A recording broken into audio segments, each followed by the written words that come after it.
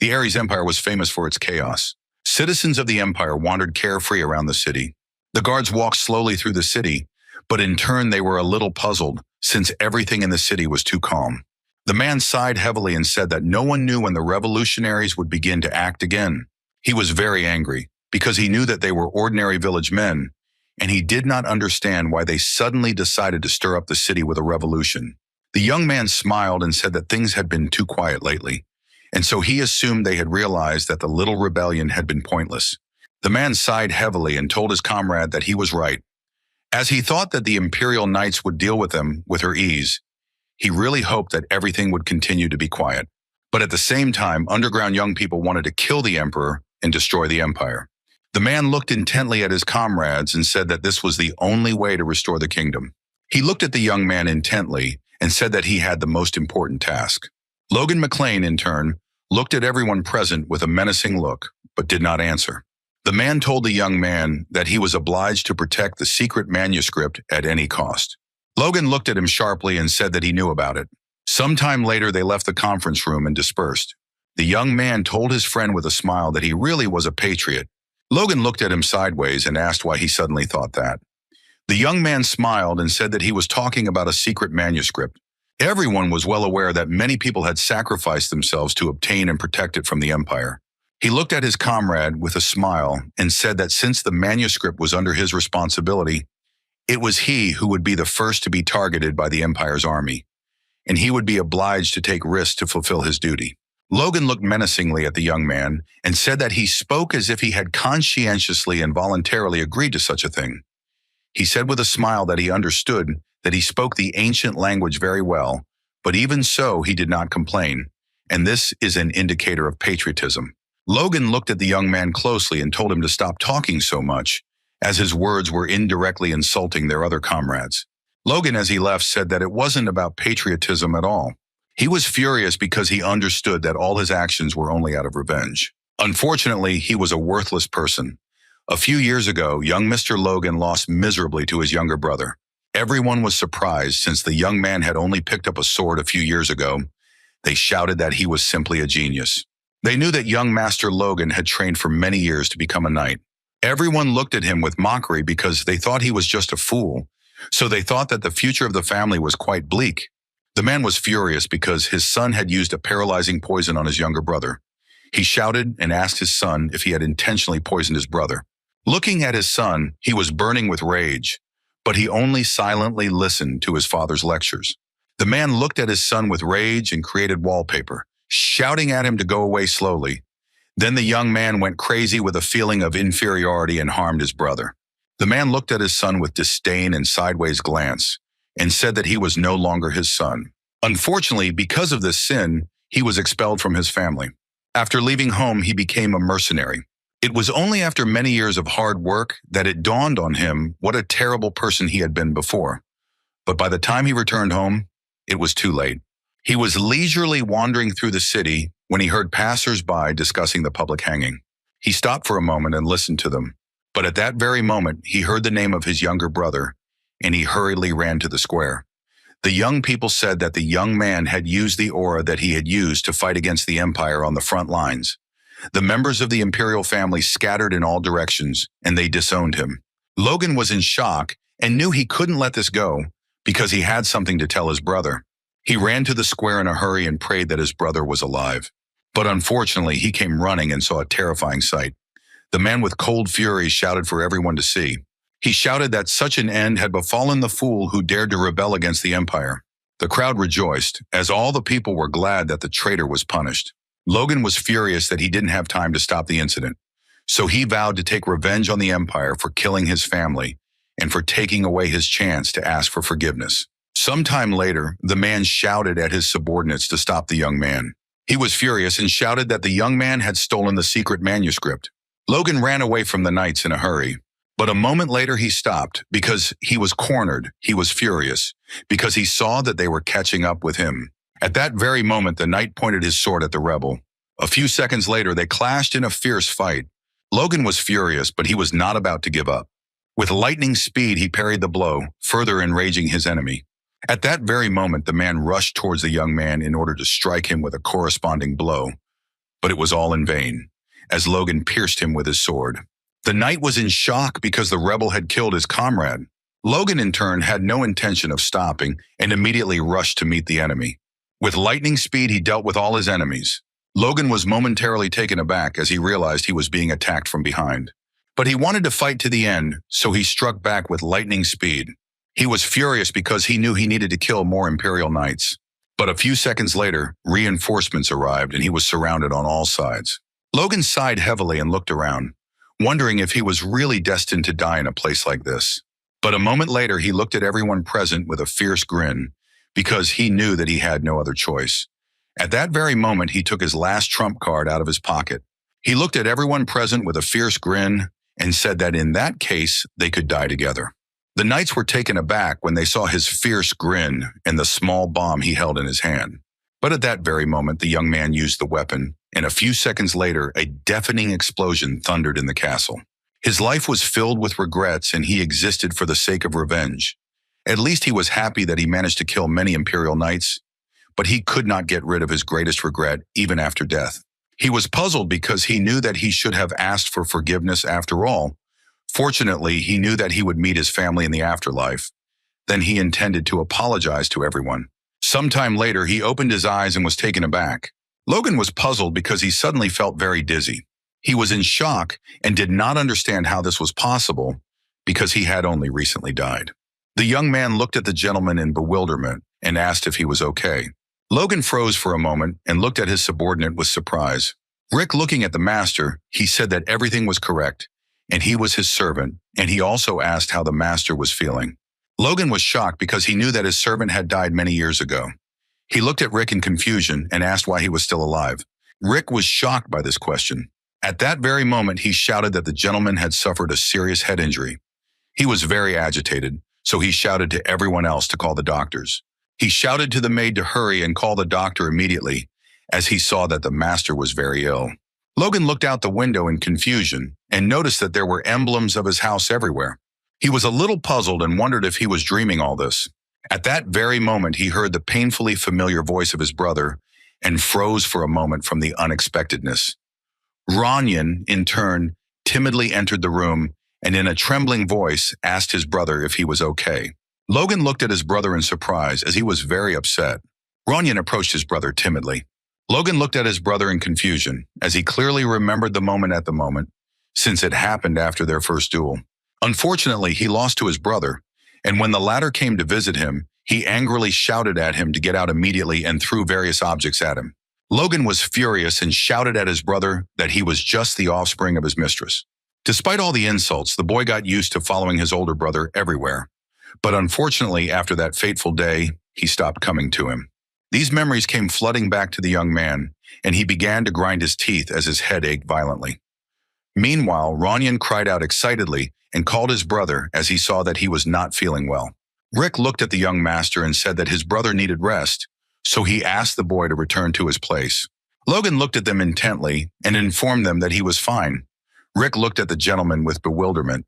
Logan looked at his brother with a gentle smile and asked him to come closer. Ronyan was taken aback, as he did not expect this. But in turn, the young man slowly approached his brother, while Rick, in turn, slowly walked towards the exit, as he was a little surprised by the behavior of his master. Ronyan bowed his head and apologized to his brother, knowing that he should have been more careful. Logan smiled and told his brother that he was okay and didn't need to apologize. Logan looked at his brother closely and said with a satisfied smile that he had done nothing wrong. He started to speak, but at the same moment he began to tremble. Ronyan looked at his brother in bewilderment. He wanted to know what had happened because he saw the state his brother was in, and so he said that he needed more rest. Logan was taken aback because looking at his brother, he saw that he was kind and cheerful, but unfortunately, due to some circumstances, his life was taken away unfairly. Logan knew that his brother was fighting on the front lines under the orders of the kingdom. Unfortunately, he died. Logan looked closely at his brother and with a trembling voice asked him for forgiveness. A moment later, he could not bear it any longer and, bursting into tears, told his brother that he was very much to blame before him. At that moment, Logan hugged his brother tightly. Ronyan was confused and did not understand why his brother was crying. Ronyan looked at his brother with bewilderment as he was trembling and bursting into tears. But in turn, he also could not bear it and burst into tears like his brother. For a while, they stood in silence, hugging and crying. After some time, they both calmed down, and as they left, the young man told his brother that he would visit him again a little later. Logan looked at his brother with a smile and agreed with him, asking him to go and rest. Logan looked at his brother with tenderness as he walked away, as he was glad that he was able to apologize to him, and he was glad that he was still alive.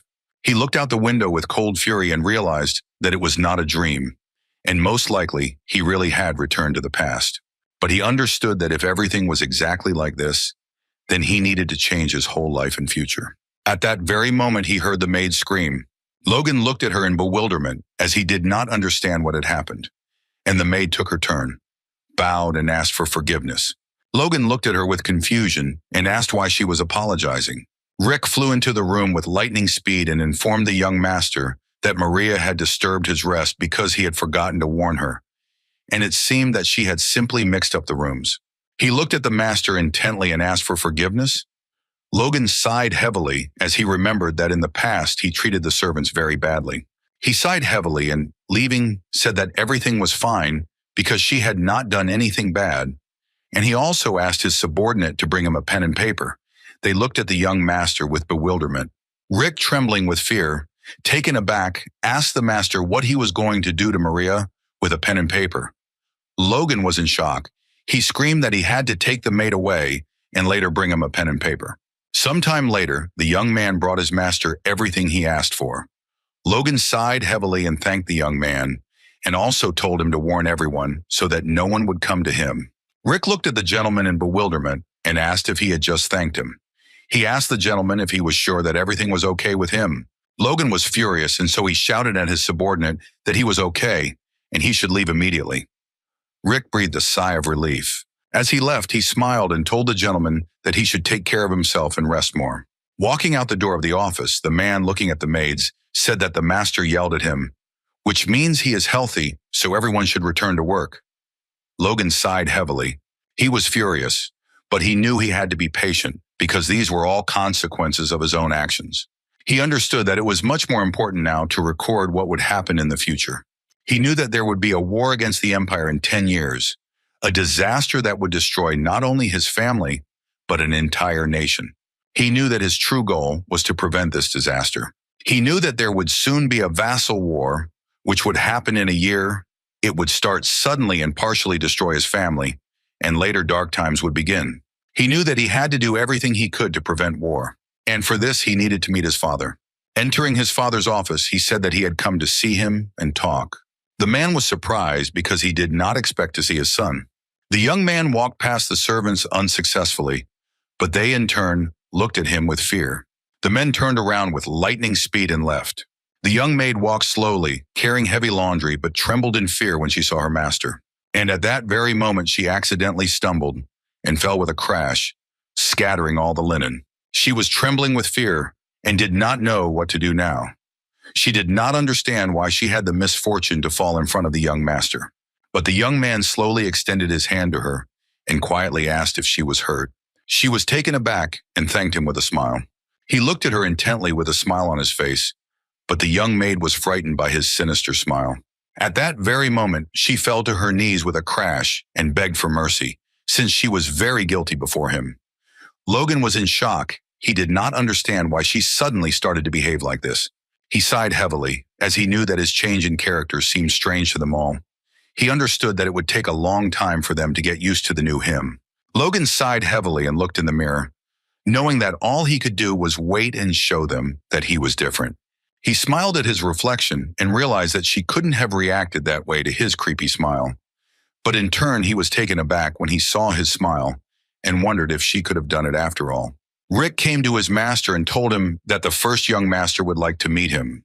Logan froze in place for a moment, knowing that he was about to meet his father. He remembered his past life in the moment when his father told him that he was no longer his son. In his past life, he had resented his father for many years after he was driven away. He thought of him as a cold-blooded man who had given up hope for his son. He thought of him as a cruel, heartless father who had cast out his own child and had not even stopped by to visit him after he had passed out from an injury during an official duel. He knew he was being foolish at that moment. He knew that having to send his own son away would break any parent's heart, so he looked tenderly at his father and called out to him. Entering his father's office, he announced that he had arrived and greeted him. The man turned and looked intently at his son. Logan, in turn, looked at his father with sadness and regret.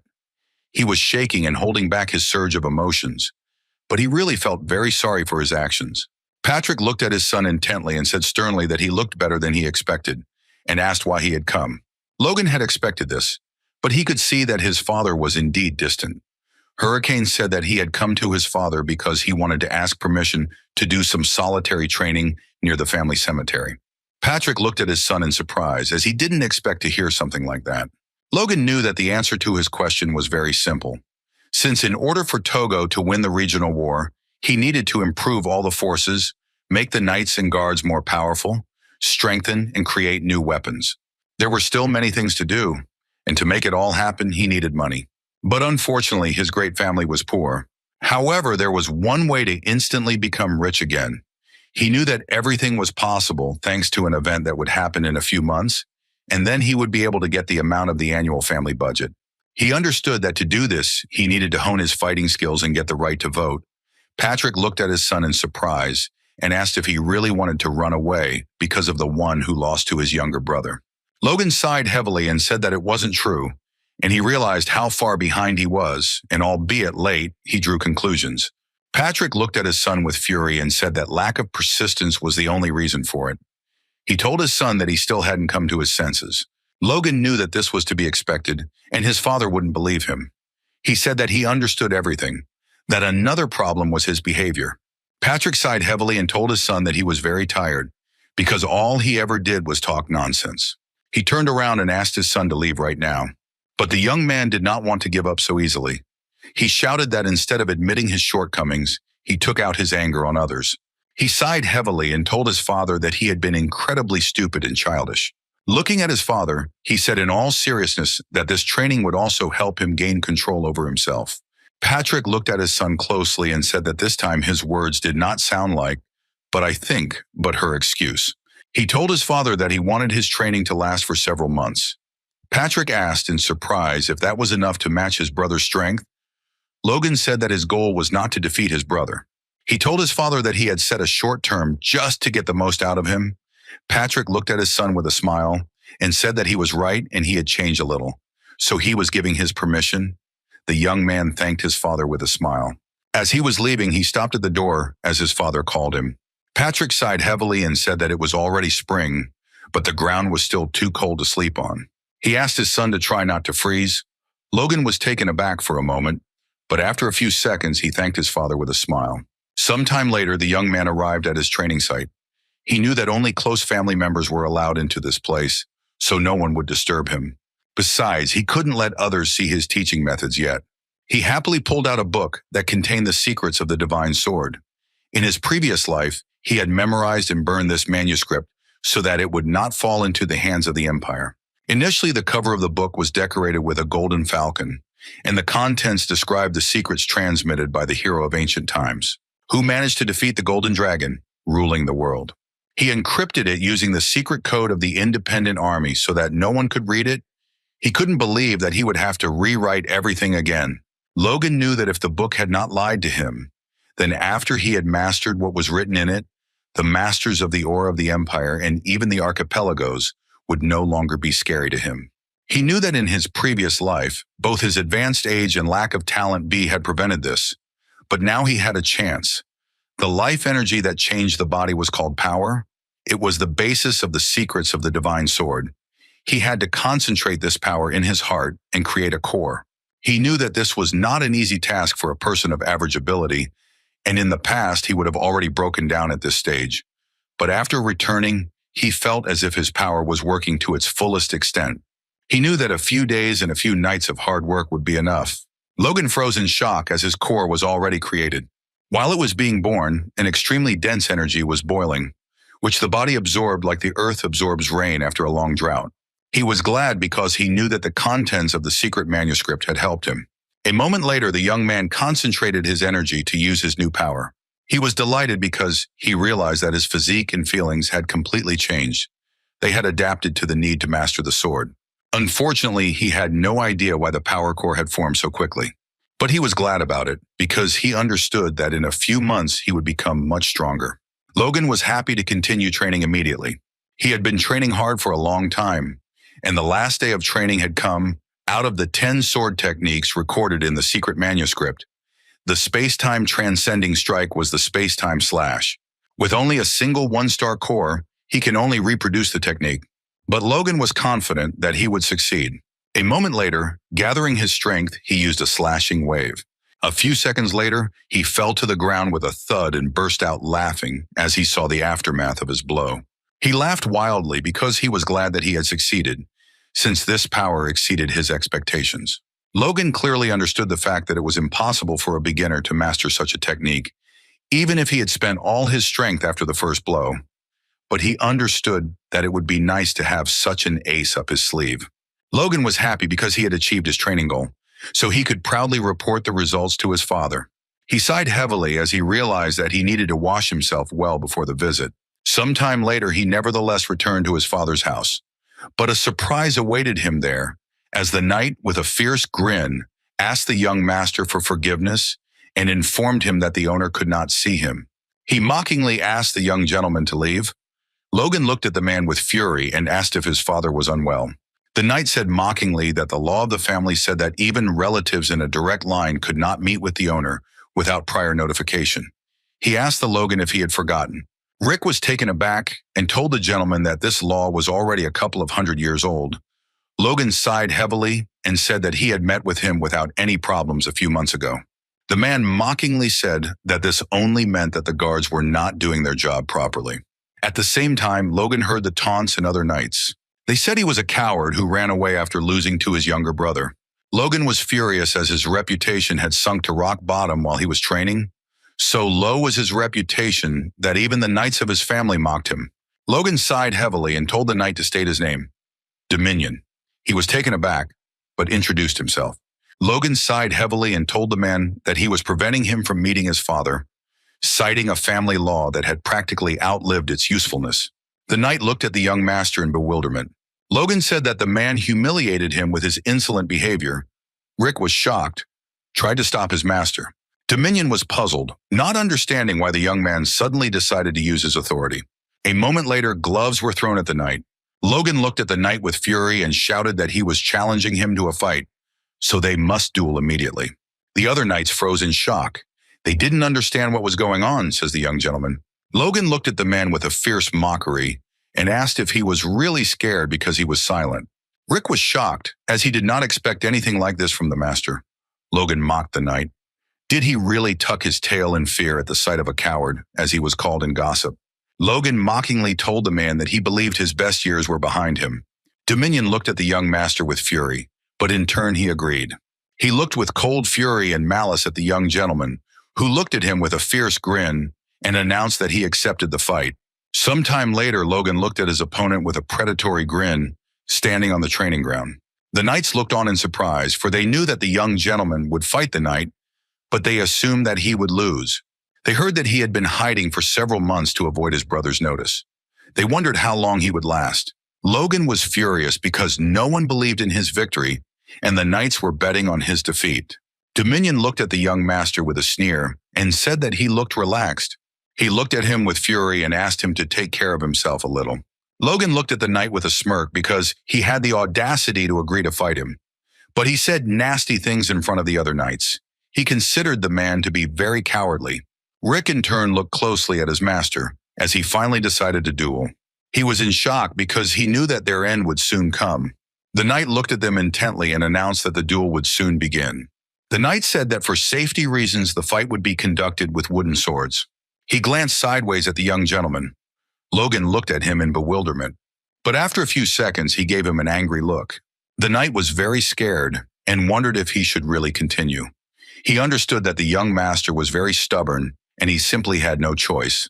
He clearly understood that they were given the wooden gun, but the knights mainly used force, so even with it they were able to kill each other. But he knew that it was not his responsibility at all. A moment later he gave the signal and the duel began. Dominion in turn looked at the young man with their cold and furious expression. Everyone froze in surprise for a moment, As the knight was about to use his power, they were surprised as he was going to do it against a normal person. Rick was shocked as he understood that this was a scam on the knight's part, and in this case, his young master would come under attack. Logan looked at his opponent closely, knowing that this might frighten the one who knew nothing of power. But looking at his opponent, he realized that he was clumsy and was handling the power inappropriately. He knew that it was coming from him due to a lack of control. He looked at his opponent with a sneer and told him that he saw that he was on edge. Logan did not understand what had upset him so much. As time went on and the juniors rose in rank, Dominion at 40 was the weakest in the order of knights and planned to retire. Dominion went about his business while awaiting retirement. But when the boy said mockingly that his best years were already behind him, it made him very angry. So he rushed towards his opponent with cold fury to show that he still had strength. Rick was shocked and asked the knights to stop the man. As the young master could die, the knight was shocked as he did not understand what he should do because the young master himself agreed to this. Dominion looked at his opponent with fury since he was going to retire anyway, so he wanted to finish him off with a secret technique. At that moment, he rushed towards his opponent. But he was a little puzzled, for he saw that the young master was standing still and staring at him. At the same moment, Logan easily applied his strength and with the same ease parried his opponent's blow. Dominion stood frozen for a moment, holding back his rage and pain. At that moment, he threw away his sword and fell to the ground with a crash. Logan looked intently at his opponent, but did not move from his place. Logan looked at the man with disdain and said that he called himself a knight. He asked if that was his maximum. The knights froze in shock as they did not expect to see anything like this. The servants were also taken aback as they did not expect to see such a thing from their master. At the same time, Dominion sat on the ground, holding back his pain. The knights were in shock. They shouted that the spectacle was truly incredible, and they did not even have time to follow what exactly happened. Looking at the young master, they wondered if he had used force. Despite their screams, Logan called for the judge. The knight ran up to the young master with the speed of lightning. Logan looked at the judge with a predatory grin and said that he would like to give the man another chance. He asked the judge what he would say. The knight hastily said that he agreed with this and also ran up to his comrade. He looked closely at the man and asked if he was okay. Dominion was confused and did not understand what had happened. He looked at the young gentleman with bewilderment and asked whether he was really weaker than him. He was burning with anger and fury and shouted that this simply could not be. At that very moment, he raised his sword and rushed towards the young master. Logan noticed that his opponent was furious, and because of this, he was putting too much pressure on himself. A moment later, they clashed in battle. But the young gentleman, with the speed of lightning, dealt a crushing blow to his opponent, and he flew to the ground with a crash. Logan looked with fury at his opponent, who was flying towards the ground. Logan was furious because he gave him another chance.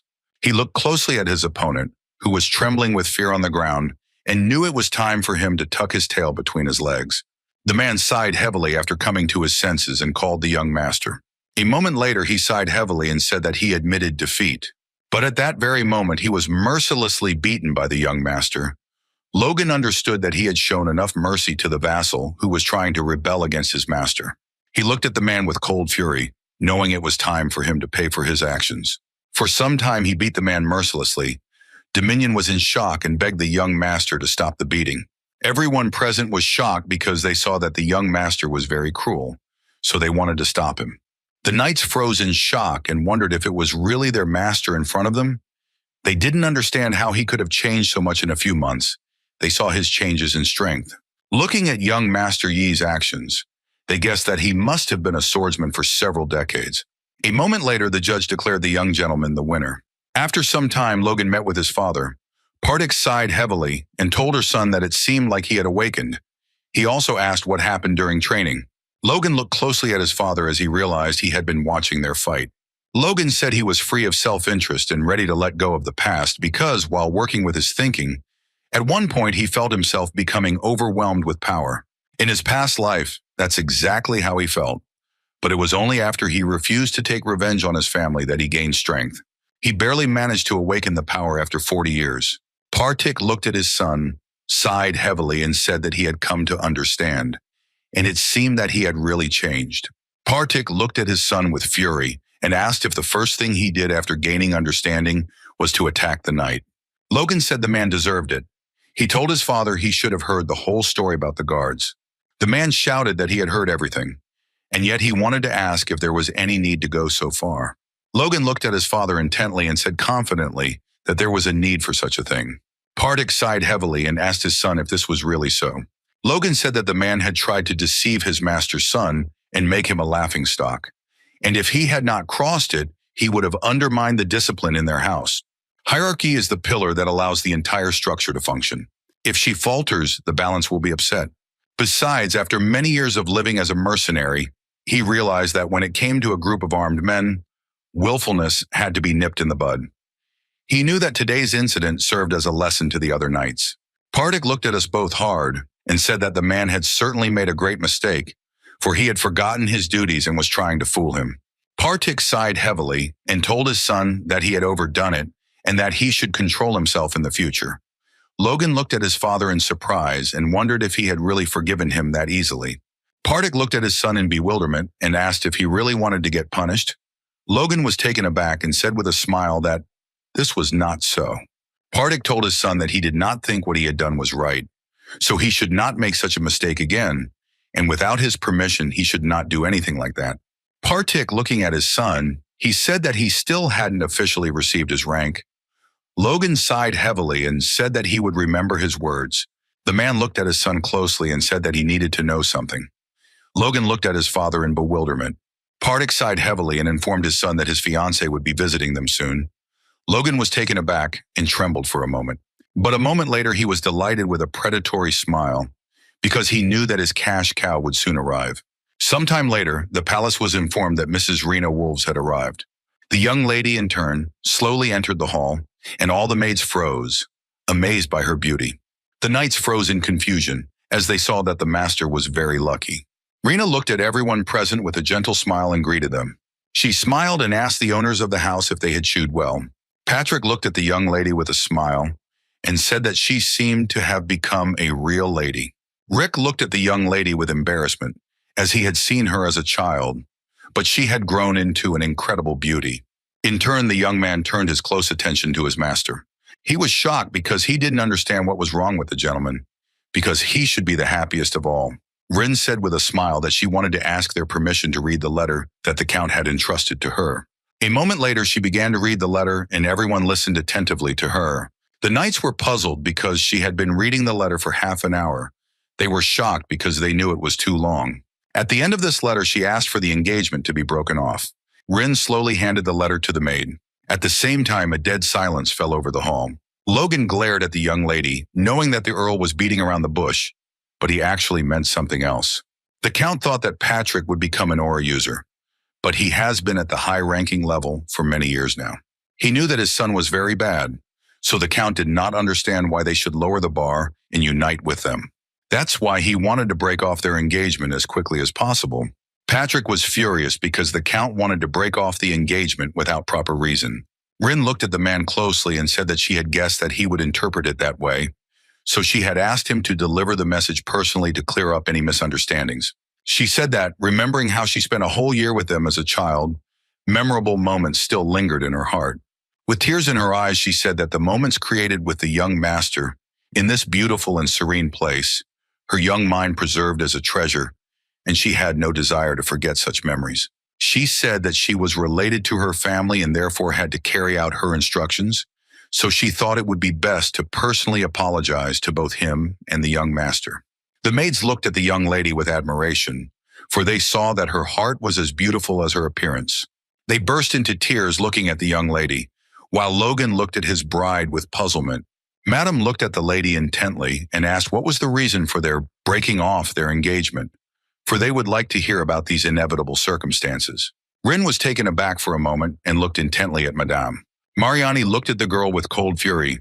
She was also the stepmother of the young master and the biological mother of Ronyan. Logan knew that she had long considered him her enemy because of the succession poll, and so he thought she would not interfere. However, he knew that part of the family was a different matter. The lady sighed heavily and asked for forgiveness, because she could not tell them anything definite, since she herself did not know the reason. She asked the lady in surprise, did she really not know the details of her marriage?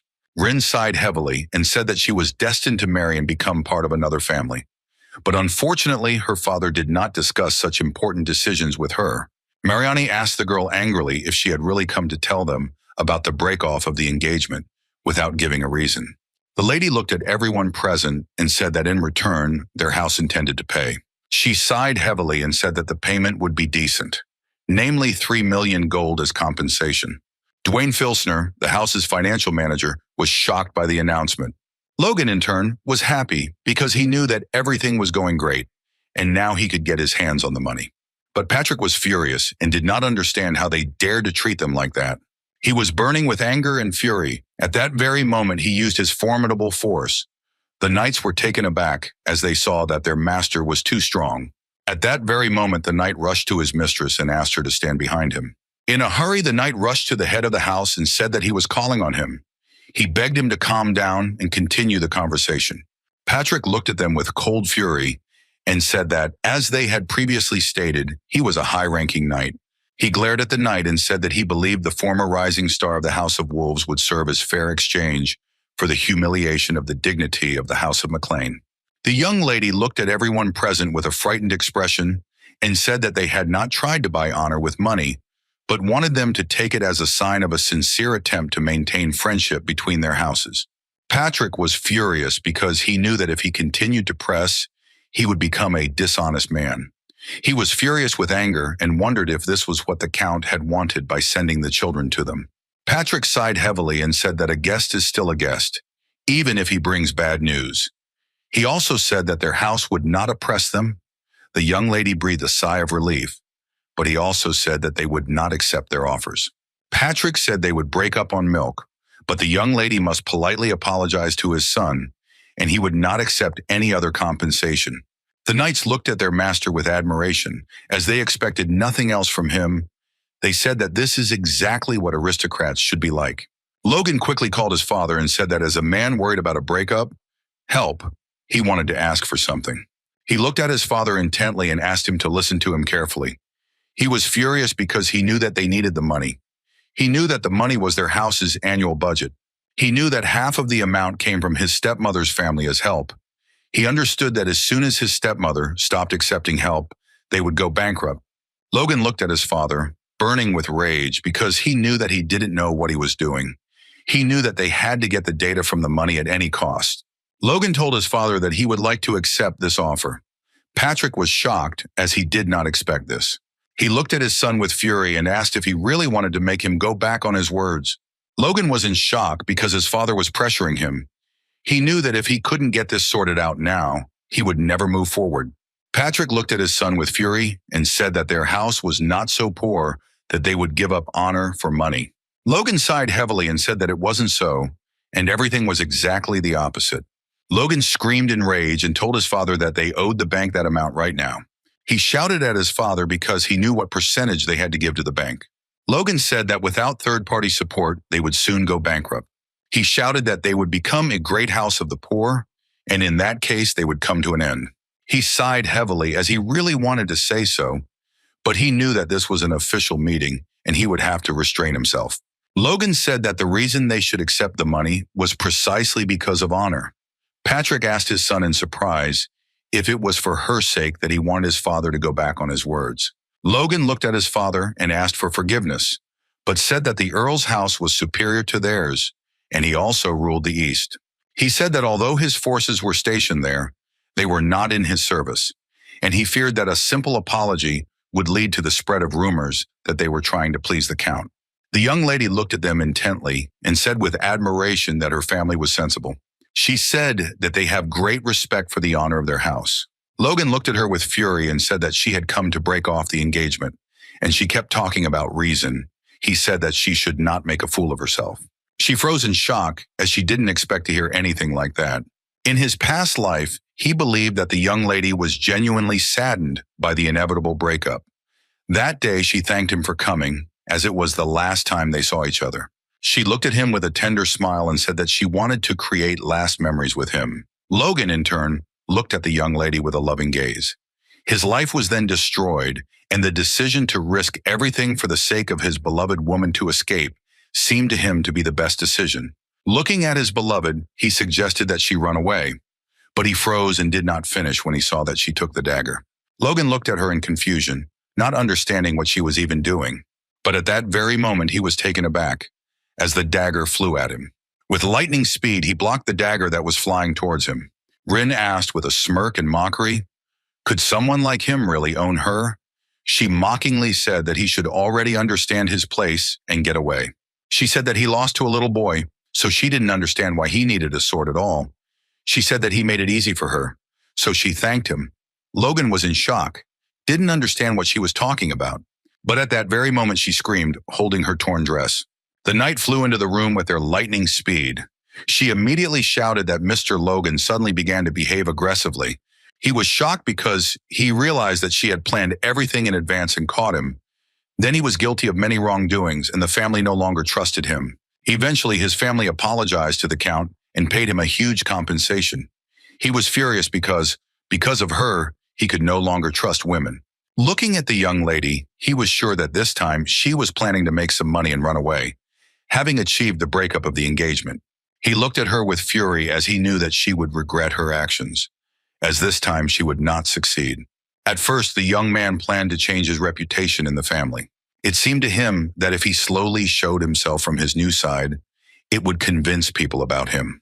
He hoped that one day his family would also reconsider their attitude towards him. These were his thoughts, but since the battle with the Dominion, he realized that the guards had turned a blind eye to how he was being disrespected, and during his absence, many rumors had begun to spread. He wondered if it was possible to influence his family by gaining recognition from such people. Logan was a little confused about the situation, as he knew that there were only a few months left before the regional war, and his reputation was not important now, as he had to save his family. He looked at the young lady intently and firmly said that he accepted her offer of compensation, despite the family situation. The young lady was taken aback, as she did not expect such a thing. Patrick was furious and called for his son. He did not understand how he dared to contradict his will. Logan sighed heavily and said that empty apologies did not suit him.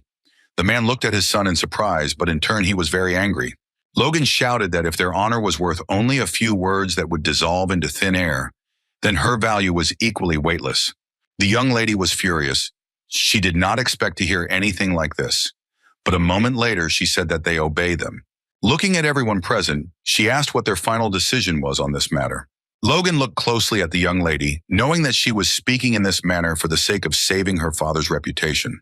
He knew that she must be bursting at the thought that she had to pay them. Patrick looked at the young lady intently and said that as a representative of the house, a sincere apology would be sufficient for him. He sighed heavily and said that the final decision would be his son's. The lady was taken aback and called her husband in surprise.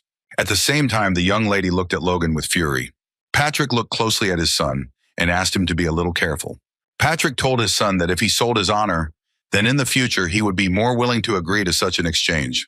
He looked at our son with fury as he expected an answer from him. The young man mentally asked his father for forgiveness, but he knew he could not give in on this issue. He said that he was the man who had suffered from the breakup of the engagement. Logan looked at the young lady with fury and said that he would accept money from her house as compensation. The lady looked at her stepson with a fierce grin. At the same time, the young lady looked at him with fury as she expected something completely different. Patrick sighed heavily and, as he left, told his son that he thought he had changed a little, but it turned out that he had only changed for the worse. Patrick sighed heavily and said that it was his own fault for not explaining to him the true value of honor. Logan endured all his father's words, but he did so only for the good of their family. Sometime later, Logan looked at his money with a satisfied grin. He knew he had to take a calm look at the situation and not get too excited, because he had to put them in the bank first. A moment later, he heard a knock on the door. Logan looked at the man in confusion, as he thought that his servant had come to him, but in turn he recognized the man. Dwayne Filsner looked at the young gentleman with a satisfied smile and introduced himself. Logan looked at the man closely, knowing that he was the financial manager and his father's most trusted man. He looked at the man with fury, because he knew that he had come to him for a reason. He wondered what he wanted. Dwayne Filsner, in turn, looked at the young gentleman with a satisfied smile. But he knew that he was now faced with the greatest difficulty of his life. As the financial manager, he had to cut the budget for the entire castle. Previously, he was forced to make up for the lack of money by begging his father-in-law for help. He was a little puzzled and wondered if he was the financial manager or the chief poor man. He knew that if this was not his hometown, he would have quit long ago. But now he understood that he had a chance, because he could settle the situation at least for a few years. He saw that the opponent in front of him was not very smart, and in other words, one could say that he was just a stupid child. He looked at the young gentleman with a predatory grin, as he understood that he would have to share his money. So he said with a smile that he just came to say hello. Dwayne shouted at the young master that he was very surprised by him, because he stood his ground and did not pay any attention to the unreasonable pressure on him. Dwayne Filsner said with a joyful smile that he was literally amazed at the successor he was growing up to be. He looked at the young gentleman with all his soapiness, because he knew that his help would help in this matter, because he had previously done only all sorts of nonsense, and therefore he assumed that he was the first to praise him. Logan sighed heavily and asked the man what kind of nonsense he was talking about. The man was taken aback, as he was not prepared for such a reaction. He said that in their difficult times, this amount is like rain during a drought. Dwayne looked at the young man and said that his savvy would allow the family to breathe a sigh of relief. Logo looked at him in bewilderment and said that it was his money. The man froze for a moment in shock, but with a smile on his face. He had, unfortunately, expected this outcome, but he still knew that he should try. He was furious. Looking at the young gentleman, he wondered if he was really going to spend all the money on himself. He understood perfectly well that he had been in a similar position for many years and was accustomed to such conversations. He also knew that he had long been accustomed to humiliation, and now there was a similar situation. Logan looked at the man in confusion, not understanding why he was crying. Logan sighed heavily and asked his opponent if things were really that bad. Dwayne looked at the young gentleman and said that he didn't know if he knew, but they owed the bank $3 million. He started to talk about percentages, but the young gentleman interrupted him and was the first to name the percentage amount. Dwayne was momentarily taken aback. He looked at the young gentleman in surprise and asked if he really knew. Logan looked at the man closely and said that it was harvest time and they could pay the interest. The man was surprised and did not understand how he knew so much. Dwayne smiled and said that, as a rule, running the barony requires money, and they are always short of it. Dwayne looking at the gentleman, he asked him for help, but he refused sharply. Dwayne was surprised, since he assumed that the gentleman would oppose his father for the sake of the earth. Dwayne continued speaking, but the young gentleman said that it was all true. Logan looked closely at the money and informed the man that he would use the money for the benefit of the family, not to cover current expenses. He sighed heavily and said that he needed to think about the future. Dwayne looked at the young master with fury, since he wanted to get the money. Logan asked what if he paid the debt. He wanted to know how it would change the situation with the family as a whole. Dwayne said their budget would increase and the castle would become easier to manage over the next couple of years, giving them a chance to breathe. Logan looked at the man intently and asked what would happen next. The man froze for a moment. Logan said they would be in debt again because they didn't even have their own products to sell. He said it was just a vicious cycle. Looking at the man, he clearly said that he wanted to break the circle, so the money would go towards implementing his plan.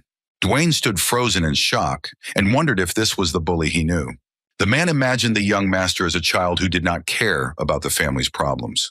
Logan looked at the man with a fierce grin and said that he had a favor to ask, and if he did him a favor, he could help cover some of the family expenses. The man perked up and looked at the young gentleman in surprise and asked what favor he was talking about. Logan said that he needed him to gather some mercenaries. Rick looked at his master with concern and asked if he was really leaving here. Logan sighed heavily and said that everything was right. Rick was shocked. He did not understand what was happening to his master because he had just returned from training. Logan sighed heavily and said that he had to earn money. The man asked the gentleman in surprise if he didn't have enough. Logan said in a calm manner that he needed a lot more money. Rick said he was sure the Lord would be against it, and the atmosphere in the castle was too tense right now. Logan sighed heavily and said that everything was right, so he would leave secretly. Rick was shocked because he did not expect this. Logan sighed heavily and asked his subordinate to shut up. Logan knew that if he couldn't change his reputation now, he wouldn't be able to change anything else. He knew that he needed to organize an army outside as quickly as possible. Luckily, he knew what was going on there, because it was at that time that he was kicked out of the house. He knew he had to visit one person first. Rick was furious and didn't understand what his master was even thinking about. He didn't understand what kind of escape was possible at his age. Logan sighed heavily as his subordinate was so damn persistent. Rick fell to the ground with a thud and shouted at his master that if he wanted to escape, he would have to go through him. Logan sighed heavily, but a moment later the young man saw his master's big foot in front of him, and he screamed and flinched in shock. Logan looked at his subordinate with a smile and told him not to worry, since he left a letter for his father so no one would blame him. The young man was taken aback and looked at his master in bewilderment, as he did not know what he had written in his letter. But Logan just smiled back and said nothing. Sometime later, the young man about the task but looked at his master. He did not know what to do or where to turn because he saw that his master was burning with anger and fury. Logan wrote to his dear father that the break in the engagement had broken his heart, and he had decided to take a short break, but that he would soon be back. Patrick was furious, and at the same time his servant was bursting into tears and trembling with fear, because he knew that his master was a complete madman. 200 years ago, the House of McLean was not in such a position as it is now. A vast and extensive county, stretching from the neighboring Viscounty of Tesseron to the Viscounties of Sylvan, Parana, and the plains of Bafron, was revered as the ruler and master of the southern part of the kingdom of Grandia. But the fruitless rule of several generations before the current lord led to his family's demotion in rank and a significant reduction in the territory under his control. The vast grain holdings that were once called the McLean Plains were given to a powerful vassal, and the fertile lands were divided among various landowners, eventually ending up in a place where there was a harsh and dry land near the mountains. Logan knew that there were no worthwhile regional products there, nor were there any copper mines, typical of the highlands. Under such conditions, even if they won the regional war, they would have to forever turn to Kiros for help. He knew that breaking the vicious cycle would require a lot of money, much more than he had at the moment. He looked into the distance, for he knew that he was now in the greatest trading city of the kingdom, and in the city there was someone who could give him a lot of money. He slowly wandered around the market, while the sellers were calling customers to their shops. He sighed heavily and looked back, as the road to the city reminded him of how far away they were. From his memories, he knew that the man he wanted to meet had spent his youth in the city. He wanted to meet the gold bug Philip Cloud. The Ares Empire was the strongest nation on the continent, a powerful centralized government that operated on a merit system. Regardless of gender or age, a person with talent could succeed in the empire and enjoy power and wealth. Even foreigners had this right, and a great example of this was Philip of the Kingdom. He is one of the richest merchants, influencing the empire and the greatest military, whose merchant was considered a traitor to the kingdom. However, in reality, despite his nickname, the Gold Bug, he supported his countrymen and used money and power to make Grandia a sovereign state. Logan looked into the distance, wanting to meet him as soon as possible. But a moment later, he froze in bewilderment and wondered if the young man he was now seeing was the same gold beetle. At the same time, the young man was very puzzled. He did not understand how they dared to deceive him. He did not know how he would live now. Logan looked at the young man closely, as he had heard in a past life that his business had failed due to deception. He knew that it was a sad sight. The young man was puzzled and wondered if he should just die. A few seconds later, Logan approached the young man. He looked at him with a smile and asked if he was that same Philip. Philip looked at Logan in surprise and said that it was so, but he wanted to know who was in front of him. He saw his red hair and strong-willed look. Logan looked at the young man with a satisfied grin, as he was glad that he had managed to find him after all. He smiled and asked if he had time to talk. Philip was puzzled, as he did not know who was in front of him and wondered if they knew each other. In Logan's gaze, Philip immediately saw something that he, as a businessman, had encountered many times: greed. Philip looked at the young man closely, as he judged by the time he approached, and looking at his old armor, he thought that the young man was a mercenary. Logan looked at the young man with a satisfied smile and spoke, but he only managed to say one word before the young man interrupted him. Philip shouted that now was not the time to pay off the debt, since he would receive the proceeds from the sale of commercial property in a few days. Logan was taken aback and said that he had not come to collect a debt, but the young man shouted that he had not yet received the proceeds and that he should leave immediately. But a moment later, there was a dead silence between them. Philip looked intently at the young man and mentally asked him to leave. Logan smiled and asked the young man to stop being hysterical and calm down, since he didn't come for money, but rather he wanted to invest in him. Philip was taken aback, as he did not expect to hear anything like that. He calmed down and realized that the young man did not come for money, but in turn he thought that the young man was just a madman, since he wanted to invest in the one who had completely failed. Philip looked at the young man closely and asked how much money he wanted to invest. Logan smiled a predatory smile and asked how much was needed. Logan said he thought he had enough money to cover his debts and get back on track. Philip was shocked because he didn't expect that. But a moment later he was taken aback and froze in place as he saw the young man's dirty armor. He looked closer and wondered if he had come from far away. A moment later he changed his gaze and looked angrily at his companion. Logan looked at the young man with a satisfied smile and asked how much money he needed, since he wanted to try to help him. But at the same time, Philip only swore at him. Logan looked at the young man in confusion, not understanding what he was muttering. Philip shouted furiously at the young man that if he wanted to deceive him, he should have prepared better, because he was the same as the others. He understood that he was not an investor at all. He looked closely at the young man and pointed to his own symbol on his armor. Philip cried out that his family was poor because they asked their father-in-law for help. He did not understand how the young man wanted to invest when his master was unable to pay off his debt. He shouted that if he was caught posing as a nobleman, he would lose his head. Philip shouted furiously at the young man that he had picked on the wrong guy. He rushed at the young man and shouted that he was completely bankrupt, all the while bursting into tears. Logan sighed heavily as he knew that even when he was at rock bottom, he had not lost his insight. He expected nothing less from the future tycoon. Logan sighed heavily and looked at the young man with bewilderment, as he did not know how to calm him down.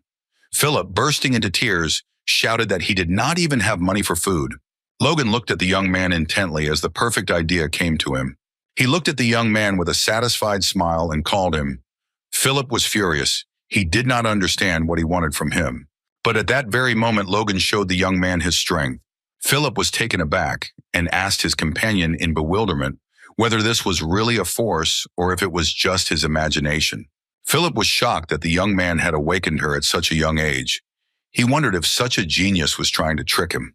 Philip was taken aback and asked the young man for forgiveness, since because of Togo, who had switched from a little trouble, he began to react rather sharply to everything. He asked his companion with a smile what business he had with him. Logan sighed heavily and said that he wanted to hire him forever. Logan told the young man that he would pay off his debt as a bonus. Philip looked at his companion in surprise. He asked for forgiveness, but still said that he knew that they did not have that kind of money. Logan threw a bag of money in front of his companion and informed him that he would pay off his debt and also pay him the extra money. He looked at the young man intently and, showing him the bag of money, asked if 300,000 gold coins would suit him. But after calculating all the expenses, he smiled and said that the total came to 550,000 gold coins, and he also said that he would pay everything at once. Philip, in turn, froze for a moment in shock. He was shocked because he saw an angel in front of him with gold in his hands. A few minutes later, they signed the contract. The young lady looked at them with a smile and said that the contract had been signed successfully. And now, if a subordinate tries to harm his master, he will feel monstrous pain as if his soul was being torn apart. She said that if he was not satisfied with this, then he should awaken the power and become at least a high-ranking knight, or he should pay a mage of the fourth circle and above to remove the curse. She said goodbye to them with a joyful smile and also invited them to come to her again. Philip was taken aback and wondered if he had signed his own death warrant. He looked closely at the young man as he realized that he had been out of his mind when he spoke of the angel. He realized that the young man had drawn up a magical contract to make him his slave. Logan said with a satisfied smile that they met for the first time, and they could trust each other through customs. He looked at the young man closely and said that since he was investing in him, he needed a guarantee. Logan looked at the young man with a smile and said that once they got to know each other better, he would immediately terminate the contract. Logan smiled and suggested that the young man work together properly. Philip thought that this was some kind of nonsense, since the young man did not stipulate any terms or conditions to him, but he had no choice but to believe him. Philip looked closely at the young man and asked what he was supposed to do. Logan smiled and told the young man that he had to buy some monster meat first. Philip looked at the young man with a smile and said that he really was crazy. Logan smiled and said that. He said out loud what he was thinking. Logan knew his confusion was understandable, since the monster's blood and flesh contained poison, which is why it was burned. But in a couple of years, the situation will change dramatically, when it becomes known that it is possible to neutralize the poison with ordinary ingredients. In some areas where there is a shortage of food, people will begin to eat monster meat. And already in winter, the number of those cured of incapacity will increase among them. Consumption of monster meat leads to the appearance of Kalok. Even those who became infertile after being injured will see the effect. A year after the Imperial Magic Tower confirms this, Kalok will disappear from the shelves across the continent, all because it will have a good effect on male potency. Logan clearly understood that he could make a lot of money this way. Philip, in turn, looked at the young man with bewilderment and wondered whether he should run away. Philip looked at the young man in surprise and asked if he had really gone crazy. He couldn't understand who in their right mind would spend $1,000,000 on monster meat. Logan sighed heavily and asked the young man to tone down his tone, because they would make money even if he bought more. Everyone looked around and looked at the young people with bewilderment. Philip sighed heavily and said that he was against it, and he also asked the young man if he was sure of his decision. Logan said he was completely confident in this idea. Philip asked what he thought was the price range for monster meat. Logan said it wasn't worth much right now. Everyone was getting excited about whether to buy it or not.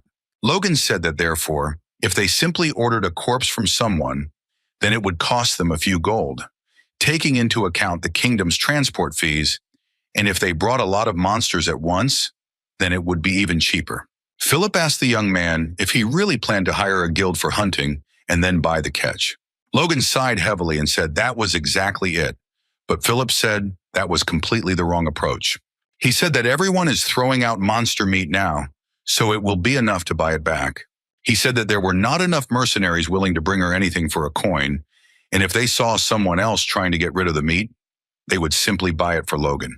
He said with a predatory grin that he was sure that if he just asked, they would bring all the meat in the kingdom to his feet, and even butchered. Logan was taken aback and froze in shock as he realized that he had already recouped his investment in it.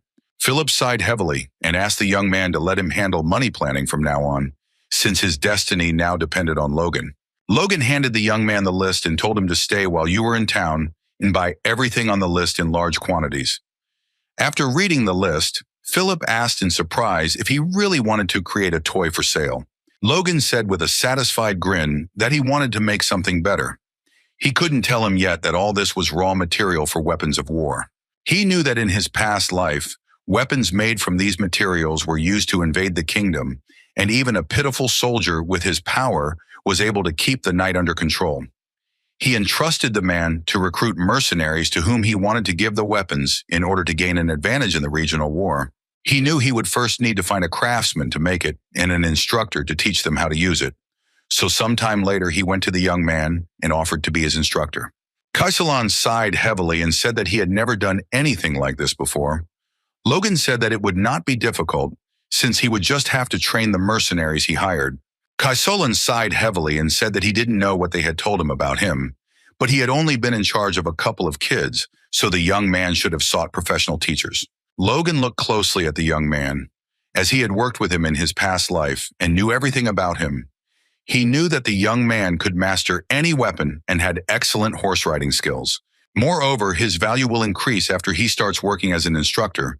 After all, the mercenary squad he raised after Togo was seriously wounded, and his skills after retirement are not comparable to the poor.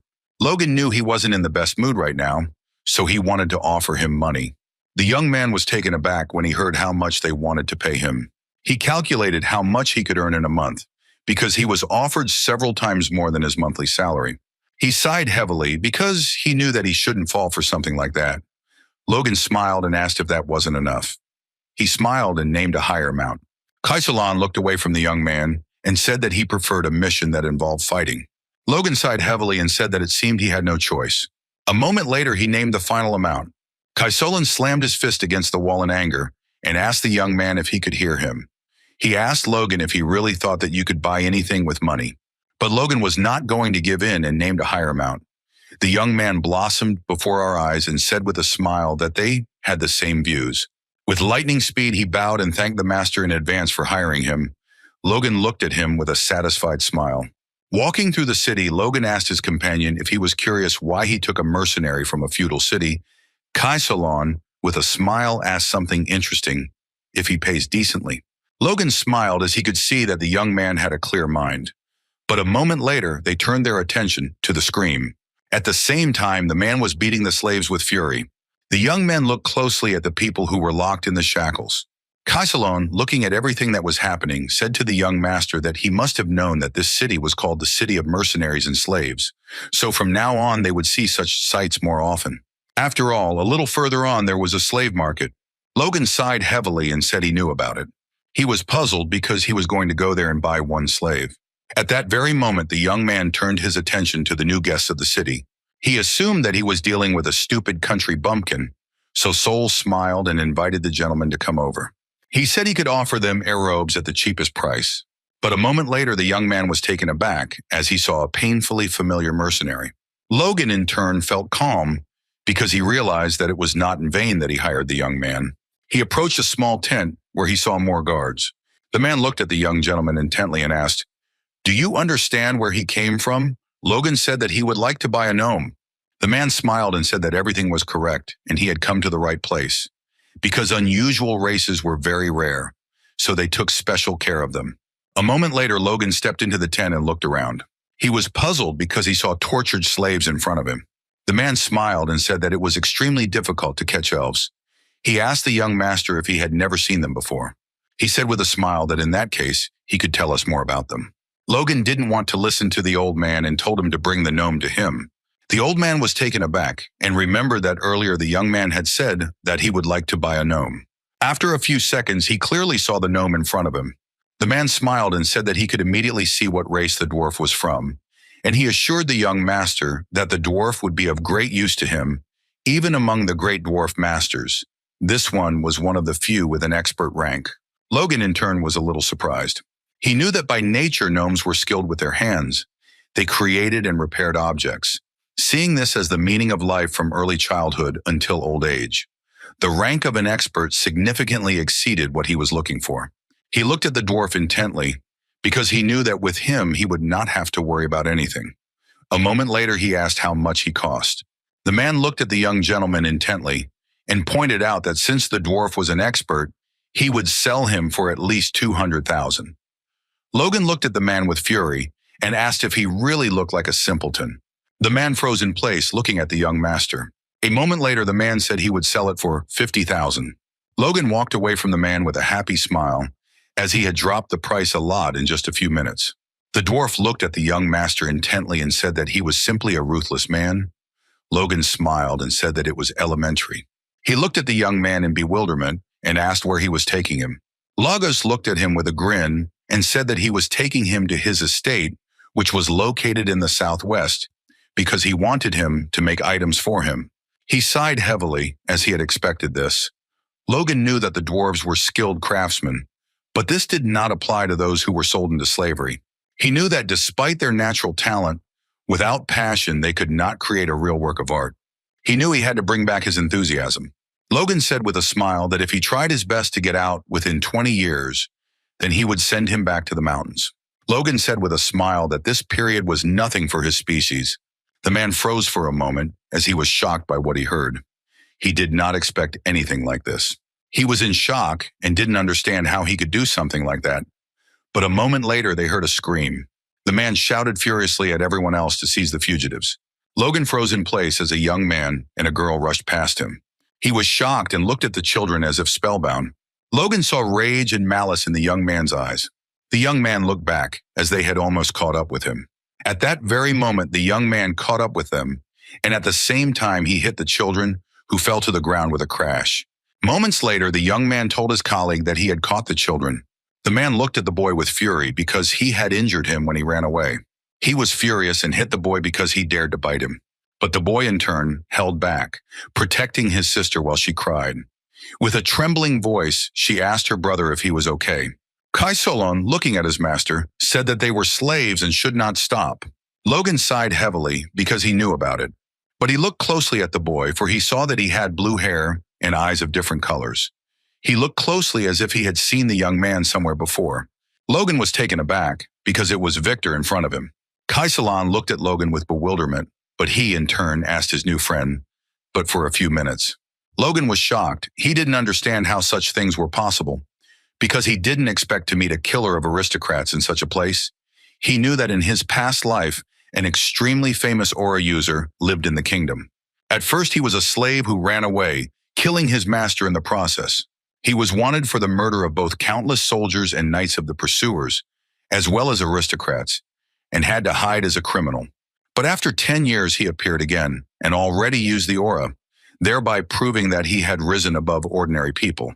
He killed the entire family that previously owned it, and since then he has been killing every noble that came his way, earning him the unusual nickname of the aura user who kills nobles. Logan thought for a moment, since the incident with the young man's disappearance happened a year after that man became a mercenary, so that man shouldn't have been bought yet. He knew that if he saved the boy, he would have an aura user on his side in the future. But there was a small problem. The man was screaming furiously and demanding that someone help him remove the boy, as he had bitten him again. Logan looked at the boy closely as he realized that he was an unstoppable maniac killer. He knew that if the boy was a deadly weapon, killing his allies, then he could lock him away. The man looked at the boy with fury. He wanted to hit him, but who dared to stop him? Logan blocked the man's path so he didn't hit the boy. The man consoled her, as he did not understand when the young man managed to approach them. A moment later, the man saw the coat of arms on the young man's armor and realized that he was their client. He smiled and said that when a product doesn't obey, it is disciplined. Logan looked at the man closely and said he wanted to buy them.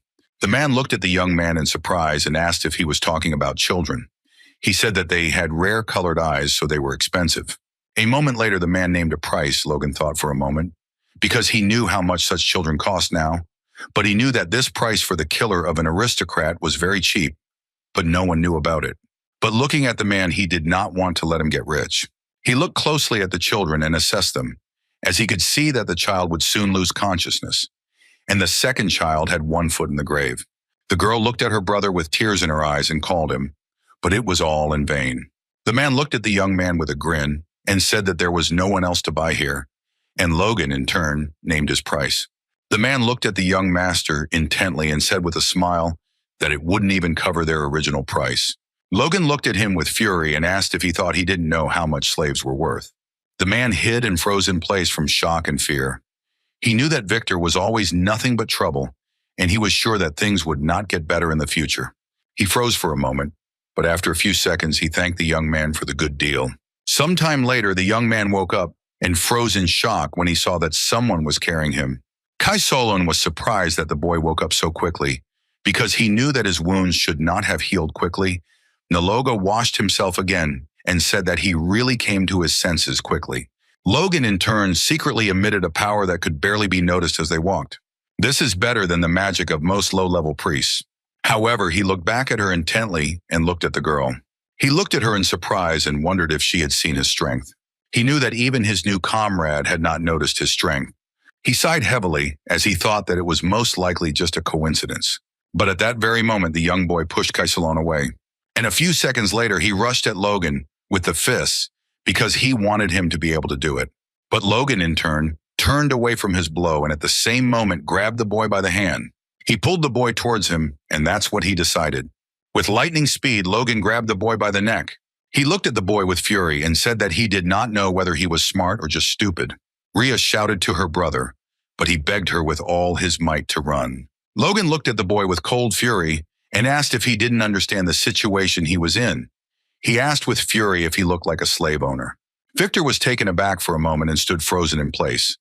Logan looked at him intently and said that he had a fighting spirit, but he had to learn to choose his opponent wisely.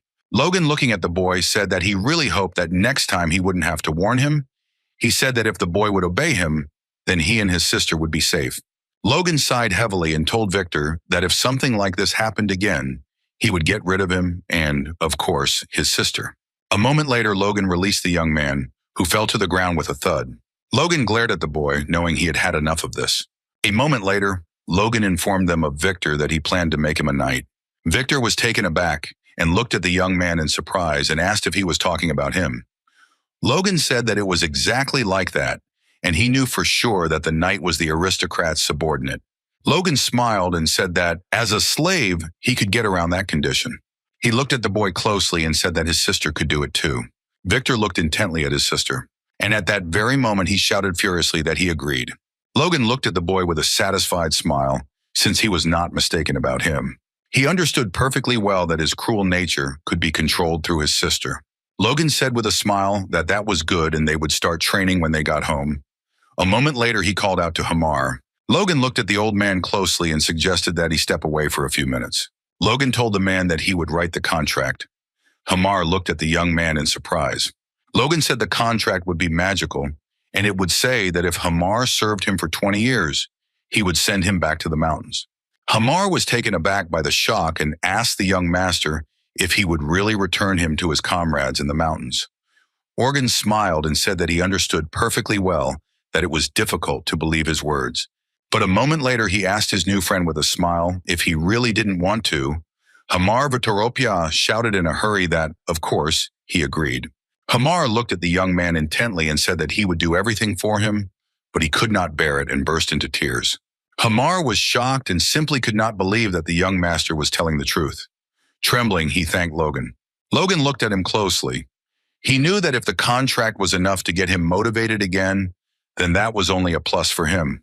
Logan knew that with this, he could get everything he wanted, although he got even more, since he managed to get himself the killer of an aristocrat.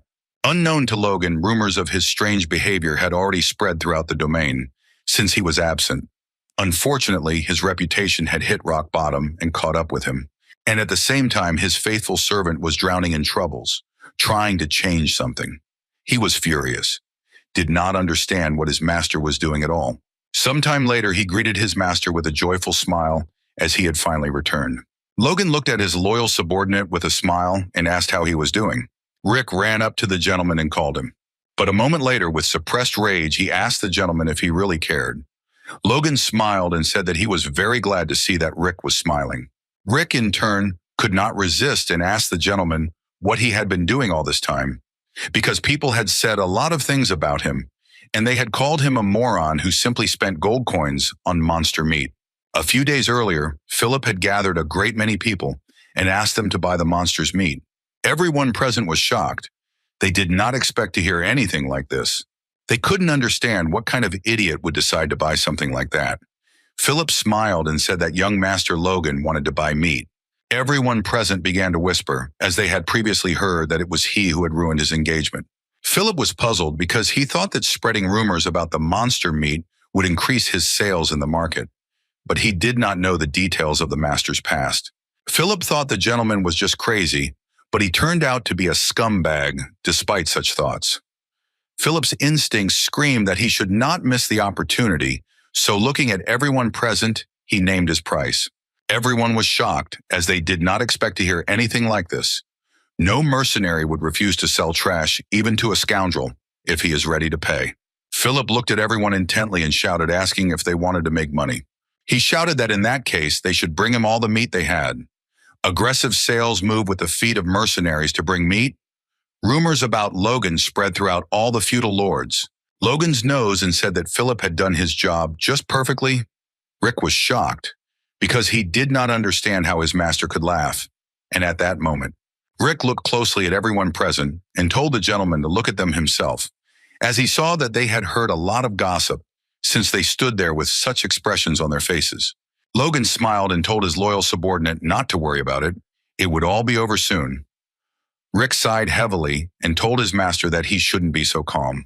He informed his master that the head of the house was burning with rage and anger.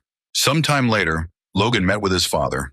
Patrick looked at his son with fury and asked if he enjoyed running away from home. Logan sighed heavily and said that it had indeed been a rewarding trip. Patrick was seething with anger and fury and said that he had heard rumors of mad deeds, but he was glad that his son had spent his time usefully. Logan looked at his father and said that rumors were just rumors, because he was not the least bit ashamed of what he had done.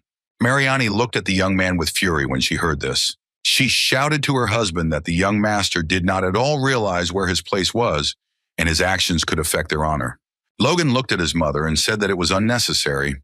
He spent almost nothing, and the funds received for the dissolution of the engagement. She looked at him with fury and told him to repeat it. She looked at her husband with fury and asked if he would really stay on his son's side. She screamed that the young master was entirely to blame, but Patrick shouted angrily for them to be silent. She was taken aback and looked at her husband in surprise. A moment later, Patrick said he wanted to talk to his son alone. She was shocked, not understanding how he could do this to her. Patrick looked at everyone present with fury and said that he would give him a final warning. Logan froze for a moment and looked at his father, puzzled. Patrick sighed heavily and asked his son what was going on with him. He wanted to talk about what was happening now. He wanted to know why everything was going the way it was. Logan, looking at his father, knew that this time he would not back down. He told his father that he would not understand him, even if he told him. Patrick looked at his son and asked if he understood what he was doing. He asked his son if he realized how people treated him. He said that everyone thought he was cruel, evil, and obsessed with money, and lately even crazy. He was furious, not understanding how much longer he would have to cover for him. Patrick shouted at his son that if this was such a period, then he should tell him when it was over so that he could at least apologize to his late mother. Logan was surprised and couldn't believe that his father mentioned her, because in his past life, such a thing never happened, even when he was kicked out of the house. He looked closely at his father, as he supposed that he had not yet lost hope in him. A moment later, Logan asked his father to give him just 1 year, and after that time, he himself would understand why he was doing this now. Logan sighed heavily and asked his father to do him this favor.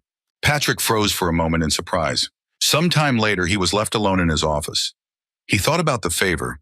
He realized that the word he had given sounded very strange in a conversation between a parent and a child. Patrick understood that if Logan didn't answer for his words, in a year he would have to make a decision, because he was first and foremost the head of the house, and only then his father. Looking at the small medallion of his late wife, he asked for forgiveness since he had no idea what their son had planned. He sighed heavily because he promised to protect him at any cost so that he would grow up to be a good man. Now he realized that he should have been attentive to his son. Sometime later, Logan met his brother and was taken aback. He looked at his joyful brother in surprise and asked if he had already awakened his power. Ronyan smiled and told his brother that he knew he could do it too. Logan was very happy because he knew his brother was still very young. He learned that in his past life the power did not awaken until the war, but now it was faster. Ronyan looked at his brother with admiration and said that it was all thanks to him, because the knights tried to prevent him from meeting his brother when he returned, and then he awakened the power. Logan looked at the knights in surprise, as he did not expect this. The knight in turn froze for a moment without saying anything. He looked at them in surprise and wondered if his brother had awakened the power to see behind him. He was shocked because he realized that when something like this happened, he managed to break through the knights. Logan looked at his brother with a happy smile and praised him. Logan knew that if you were to teach your brother the secret of the divine sword, then when the power stabilized, he would be able to become much stronger than in his past life. Sometime later, Logan went to meet Dwayne. Dwayne Filsner looked hard at the young gentleman. A moment later, he informed the master that he had found the mercenaries he had previously asked to hire.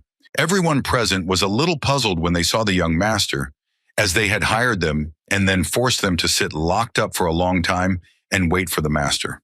They stared at the young master as they saw that he was carrying a sword and armor, and in their opinion, he was trying to act like a knight. Logan was furious as he knew he had to subdue them, otherwise he would not be able to control them. A moment later, Logan called out to one of the crowd. He looked at him intently and asked if he thought he looked funny in armor with a sword. The man backed away and said that he didn't understand what he was talking about. He was shocked and didn't understand how the young master heard him. Logan smirked and told the man that of course he didn't think so. Otherwise, he would simply answer for his words. Logan said that the mercenary did not have the abilities that would allow him to look down on others. He asked the man with a smirk if that had offended him. He mockingly said that it seemed that even the destroyed man had pride, so he asked him to come forward. Logan looked at the man closely and said that if he could hit him even once, he would immediately pay him his wages for a year and let him go. He also bet his honor as an aristocrat on this, and the others would witness his promise. Everyone was shocked. The man in turn informed the gentleman that he agreed to this. He looked at the taxman closely and asked if he would retract his words later. A moment later, he walked up to him and looked at the gentleman with a fierce grin. Everyone looked at the man intently because they saw that he was very big. They knew that he would rise in rank when he completed this job. Logan sighed heavily as he realized why he was so confident. The man looked at the young gentleman with a grin and said that he could begin. Logan looked at him with a smirk and asked if he should start first. He told his opponent that he would regret it. The man said that he had been using the sword for much longer than the young master, so he should not worry. The man asked the gentleman with a grin if he should give the young gentleman an advantage. He didn't notice the fist that was flying towards him. At that very moment, Logan used his strength and dealt a furious blow to his opponent. Everyone froze in shock, as they did not expect to see anything like this. At that very moment, the man fell to the ground with a crash. A moment later, Logan asked with a satisfied smile who else wanted to discuss him. Everyone present was shocked because they did not know that a young man of such an age had already used force. Kaisolan looked at the young man in amazement, as he thought he was unusual, but had no idea that he was so good. Logan looked at everyone present with a satisfied grin and said that it seemed like there were no takers. He smiled and said that he would now formally introduce himself, and also said that he was the one who invited them here. He said that many people were probably curious as to why he was spending money on mercenaries. Looking at everyone present, he said that he planned to make crossbowmen and cavalrymen out of them. Everyone froze in place in front of the man. They were puzzled by his words because they knew that they should use the crossbow on a horse, but they knew that it took a long time to reload. Kaisolan quietly told the gentleman that the crossbow was not a suitable weapon for the cavalryman. Logan said that he knew about it. Kaisolan froze for a moment in shock. Logan knew that a crossbow was more powerful than a bow, but that it took inexperienced shooters more than a minute to reload. But on horseback, a man would quickly lose the ability to shoot, even if he had several loaded crossbows, and he understood their confusion. Logan sighed heavily and told everyone present that they could consider him throwing money away by pretending to be soldiers. He knew it wouldn't make any difference. Logan looked sideways at the young man and asked him to carefully train everyone else, because later he himself would understand why it was necessary. He knew that the young people would be a powerful force even after the feudal war. Kaisolan looked intently at his master, but in turn, sighing heavily, agreed with him. A few days later, he read a report about the mercenaries. Most of the mercenaries went for a simple test. A moment later, he looked back as someone called him. Hamar slowly approached his master and asked what was depicted on the paper. Logan asked Hamar with a happy smile if he had already read this information. He said with a smile that this was the diagram of the crossbow that he was going to make. Hammer froze for a moment, but Logan smiled, knowing it looked a bit rough to a professional's eyes. He knew that this was a weapon. He had used it for several decades in his past life, so he had roughly outlined its structure. He saw that the person in front of him was an expert-ranked dwarf, so he should be able to handle it. Hamar sighed heavily and said that he needed to place the container that would hold the projectile in the back of the crossbow. Make it self-reloading. Hammer thought for a moment and said that he should shoot several times in a row. He was puzzled because he did not understand who came up with such an idea. Logan said that the idea came to him. Hamar froze for a moment and stared at the drawing. After a few seconds, he said with a smile that, if you think about it, it was a very interesting idea. Hamar said that the intertwined cables in such a mechanism would not hold up and could break, and the wooden box at the back would make it uncomfortable for the shooters. He did not understand how they could cope with this. Logan looked at the man with a smile, as he did not know the answer to his question. So he smiled and told his companion that he had to figure it out himself. Hamar, in turn, was burning with anger and fury. Logan looked at him closely and said that he should reduce the size of the projectiles and where they are located, and in exchange, they can make the container volumetric so that it can be reloaded with each shot. Hamar froze for a moment in surprise. Logan smiled and said that, for convenience, they could call it a store. Hamar was shocked because he knew that this was simply unbelievable, because even a crossbow in the hands of a professional would not fire several times in a minute. He looked at the young man intently and shouted that this would be a weapon of the new era. Logan knew that it was, because it would be invented in the future. Hamar was surprised and shocked, because all that was needed was a container, a spring, some wood, glue, and a bowstring. He said with admiration that this was a very motivating challenge, so he wanted to start working right away. Logan looked at him intently and asked how long it would take. Hamar asked the master if he was really asking him to create something he had never heard of in a certain amount of time. Logan said with a smile that this weapon was invented by people. Hamar was shocked by this statement. He wanted to know where those people were and who invented it. Logan smiled and said it didn't matter, and if he thought he couldn't do it, then he should give up. Hamar sighed heavily and said he could do it. Hamar looked at the master intently and said that in a month he would create something much better. He said that the master would still find out what it was like to deal with a dwarf. Logan looked at his subordinate with a satisfied smile. Sometime later, Logan was training Victor. He yelled at him that he was slowing down, but he could do better. Victor in turn fled with all his might. Logan watched the boy closely. Until they arrived, he only fed them and gave them sleep. He knew that food could change you beyond recognition, and Victor was an example of that. After a few seconds, Logan saw that the young man was already on the edge, and so he allowed Victor to rest a little. While Victor in turn fell to the ground with a crash, Rhea ran hurriedly to her brother. Logan in turn looked at the boy with admiration as he ran many kilometers without a break. He saw that the boy was talented, but what struck Logan most about him was his tenacity and endurance. He understood that he had worried in vain. Logan knew the boy wasn't a killer by birth. Looking at his brother and sister, he realized that his life had changed a lot because of his sister. Looking at Victor, he said that the break should have been enough for him, and it was time to move on to the next stage of training. Victor looked at the young man in surprise, but stood up in a hurry. Logan looked at the boy closely and said that he would learn the sword technique of the kingdom, because every knight student had mastered it. Logan looked at the boy closely and told him to watch him closely and study. A moment later, Logan showed the boy his power. Victor looked at the gentleman intently. He was puzzled as he was very tired. He wanted to pass out and fall asleep, but he knew that was the price of good sleep and food. Gathering his strength, he bit his lip in anger. And at that very moment, he swung his sword with fury. He showed up, "I'll take my power to the master." Logan was taken aback and looked at the boy in surprise, because he exactly repeated his movements and even size. Logan was surprised since it was the first time he showed them. He knew his brother would hardly be that good at that age. He looked at the boy with a satisfied smile. And a moment later, he said that if he broke the stamina and perfectly executed the kingdom technique more than 1,000 times in a row, he would be able to explode into a knight. Victor looked at the young gentleman with hope in his eyes.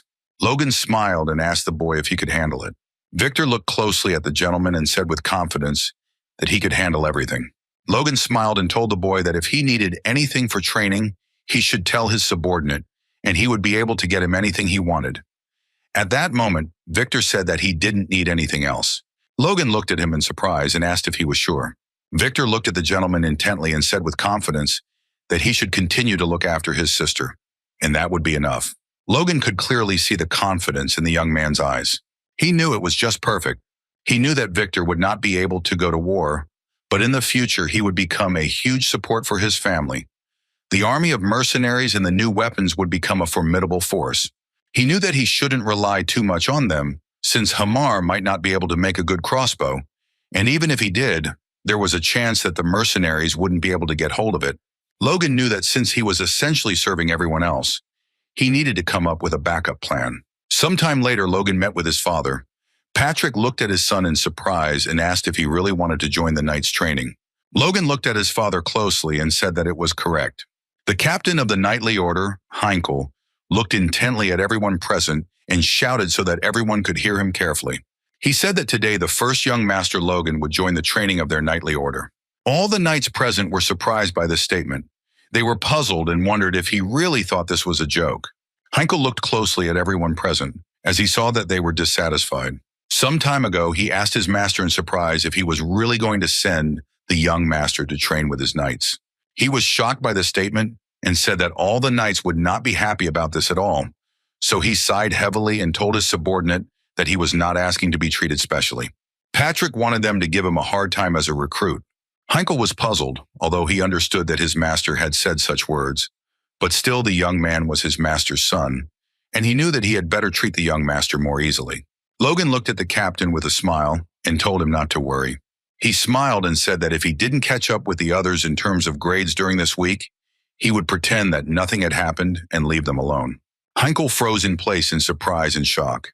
But a moment later, he still agreed with the young master's words. Heinkel looked at the young gentleman with a fierce grin, as he knew that this week the difficulty level of his training would increase several times. Sometime later, the knights were exhausted from training. They were in shock as the training was terrible. Heinkel shouted at everyone present, asking angrily if they really didn't know what it was like for horses. He shouted that they themselves should feel how difficult it is for them when they are fully equipped. The knights were in shock They did not understand what kind of nonsense their captain was talking about. The young man sighed heavily because he was surprised when the commander said that they would be training and in armor, but they had to go through such hell because of the new troublemaker. They knew he wouldn't last long and assumed he would run away on his own within a few days, but they were shocked to see he was full of strength. All the knights present froze in shock as the young master passed by them with ease. Heinkel was shocked by what he saw because he knew it was simply unbelievable, but in turn he could not believe his eyes because he saw that the young gentleman was in the lead. They were shocked as he rushed forward with a joyful smile. Heinkel looked around with fury at his knights, as he understood that at this rate the young gentleman knights would fall behind the program. He sighed heavily and ordered everyone to stop. Looking at all his subordinates, he said that they could rest for a few minutes. Heinkel looked closely at the young gentleman, as he seemed to be in good order. Heinkel approached the young gentleman and asked if he was coping. Heinkel asked with a smile if the young master was tired. He understood that the master was very tired. He wanted the master to answer honestly so that he could cancel the mad training. But Logan just looked at the captain and said with a smile that he was patient for now. Heinkel froze in surprise. But Logan said that the training was very good. The knights go through this every day. That's why they are very strong. He said with a smile that he was looking forward to the next training session. Heinkel was shocked by what he heard, as this was not what he wanted. Logan, in turn, looked at the young people with bewilderment. That same evening, he looked back to make sure that all the knights had left. Training with the knights was his insurance in case all plans failed. He knew that if all else failed, he would join the knights and fight on the front lines, so he wanted to get close to them now and establish connections. He sighed heavily as he knew that his strength could be developed through meditation, but it was also important to train his body. And in this case, the training of the Order of Knights came in very handy for him. After he used his power, he smiled because he knew his plan had worked. As the power core grew, he didn't even feel tired. A moment later, he decided to test his strength. At that moment, he swung his sword and was a little surprised as he felt the power of the one-star core. He understood that when he reached the second star, he would gain strength befitting a high-ranking knight like his father. Sometime later, he looked through the various crossbows that Hammer had provided him, but unfortunately, they were all failures. He was furious and asked the man where the carving he had asked for was. Since all the crossbows on display only fired one shot, he told the man that he had previously told him that a magazine needed to be installed. Hamar, in turn, was burning with rage and anger. Logan sighed heavily and apologized as he forgot about a small detail. Hamar shouted that everything was correct, and even though he was its owner, he still had the pride of a craftsman. Logan sighed heavily and looked at the man, saying that if this was all he could do, then there was nothing he could do about it. Logan was confused as weeks of work had simply gone to waste. He sighed heavily as he realized that he had expected too much from him, and it was his fault. Logan said that he probably overestimated his abilities, and therefore was wrong. Unfortunately, he wasted a lot of money. A moment later, Logan froze and looked away from the man. Hamar Baile, in a fit of anger and fury, said that he would create a new crossbow in a month and return to his master. At that very moment, he furiously broke the last crossbow. Logan looked at the man closely, as he could see that he was very angry. He wondered if he was going to start over again. Logan watched the man with a fierce grin, because he knew that if he angered him more, he would build something amazing. He understood that he should expect nothing less from the dwarf. A month later, the man presented his master with a new crossbow. That same day, he showed him an example of how his crossbow worked. He pulled the trigger with ease and fired the arrow straight at the target. Hamar, pleased with himself, asked the gentleman what he would say about the new technology, since the crossbow made one more shot, and it was easier to hold with one hand, and it was also possible to change the magazine. Logan was shocked by what he saw because in less than a few seconds, he reloaded it. Logan saw that the range was not as large as the weapons from the past, and it was smaller, but it was more suitable for a cavalryman. He knew that his subordinate had exceeded all his expectations. Logan was in shock and simply couldn't believe that they had already come so far, although there was still a whole month left before the war. Hamar looked at the gentleman angrily and asked if he was listening to him. At that very moment, the man was taken aback as the gentleman lifted him up.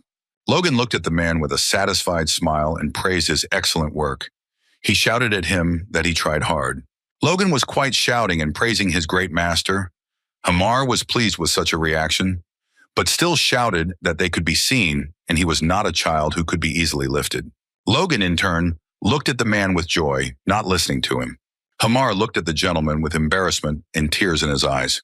But he, in turn, with a fierce grin and a satisfied smile, asked his comrade if he could make 400 crossbows in a month. Sometime later, the young mercenaries were testing the new weapons. They were shocked by the result, as the arrow flew very far, but they were even more amazed by the fact that they could shoot several times in a row. Kaisalon was shocked and at the same time delighted. He did not understand how a crossbow could do such a thing. Kaisalon understood that if they equipped the army with a crossbow, which they now possessed, then all their enemies would retreat. Kaisalon looked at his master with admiration and said that he was truly an amazing man, because now he understood the main idea of his master. Logan looked at his subordinate with a satisfied smile, as he knew that Hamar had had a hard time. He knew that he had other craftsmen helping him, but it was impossible to predict that he would complete his order several weeks ahead of schedule and even make additional crossbows. He understood that a dwarf with an expert rank was something. He really wanted to share the crossbows with both the knightly order and the soldiers, but he had financial problems and was afraid of a technology leak, so for now he decided to wait with it.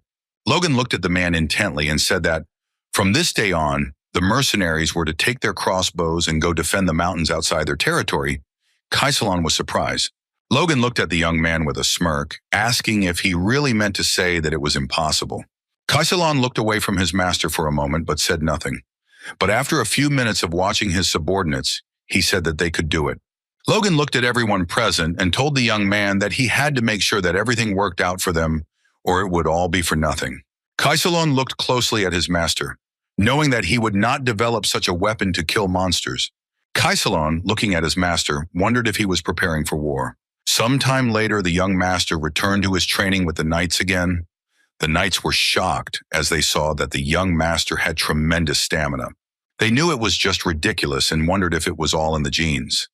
They saw how many people he carried at once, but at the same time they understood that if he took after his father in genes, he should be good with a sword. A moment later, the knights remembered the duel with the Dominion, but they understood that they could compare the young master to an old man, because he lost to his younger brother when he had not even awakened yet. But despite this, they saw that he was quite an amazing person, since he had already been training with them for a whole month. The training that was originally designed for Togo to supplant Logan is now entrenched within the order. After the training, they discussed everything that happened, because they knew that it was a difficult race, but they still understood that such training should be in the order.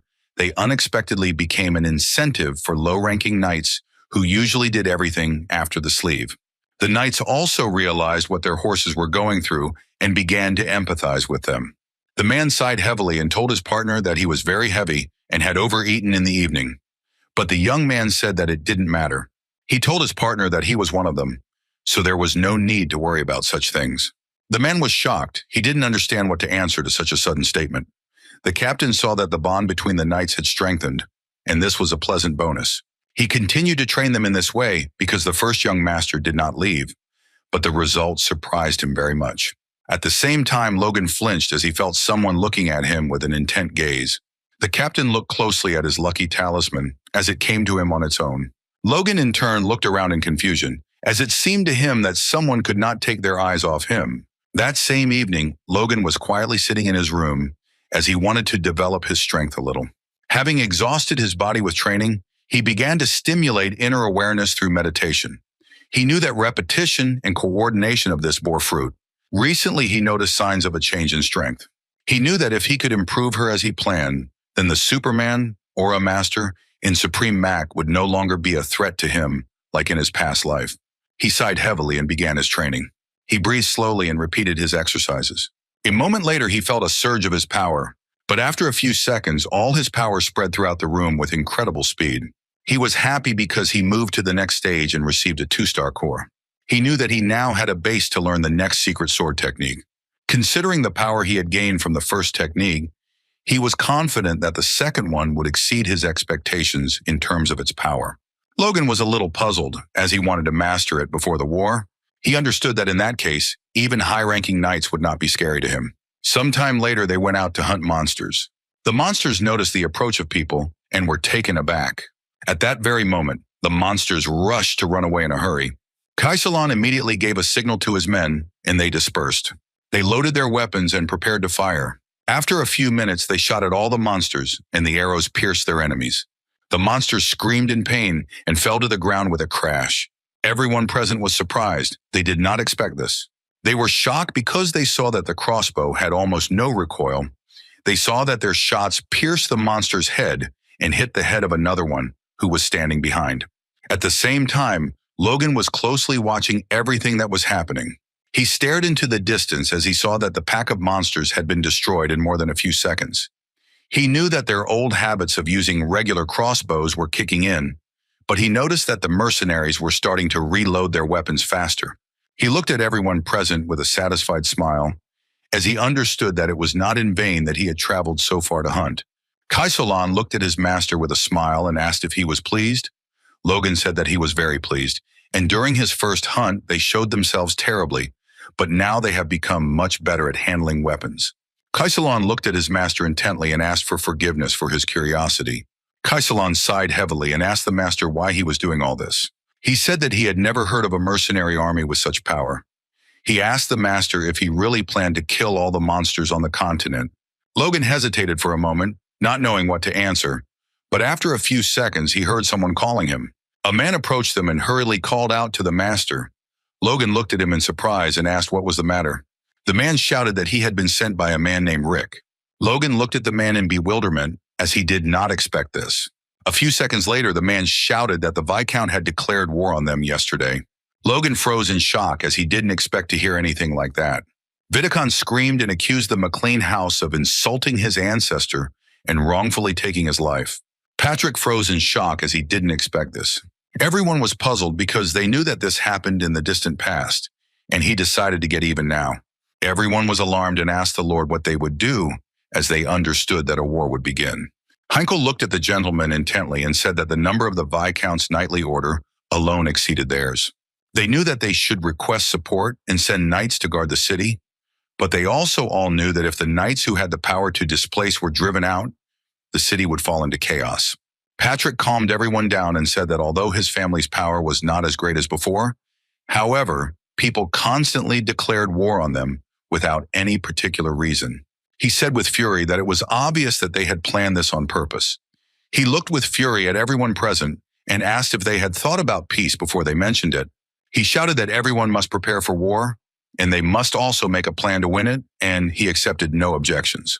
Everyone looked intently at the Lord. The man looked timidly at the gentleman and asked if the young gentleman would participate in the war. The lady was taken aback, as she did not expect such a question. A moment later, Patrick said that his sons would go to her along with the others. He said that his youngest son had already awakened the force, and Logan was old enough to make his contribution.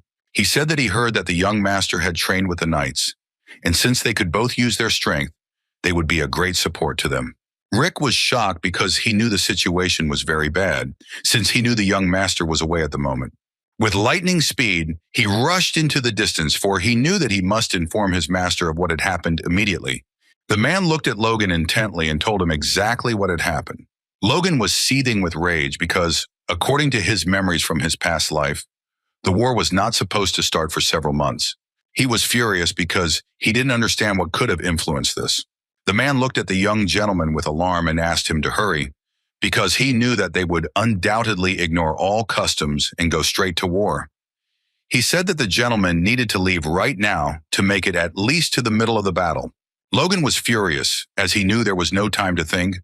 Kaisalan looked at his master with a smile and said that their squad of mercenaries was always ready to take on the job. Logan looked at the young man in surprise, as he did not expect this.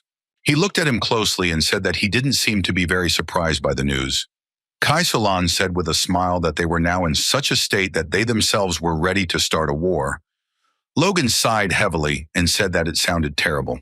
Kaisalan said with a smile that they now had excellent weapons in their hands, and it was obvious that they wanted to use them. Logan looked closely at everyone present, as he saw that they were overly confident in themselves. But Logan knew that they didn't give the pack of monsters a chance. That had grown since last winter. He knew that all they had to do was win. He looked at everyone present with a grin.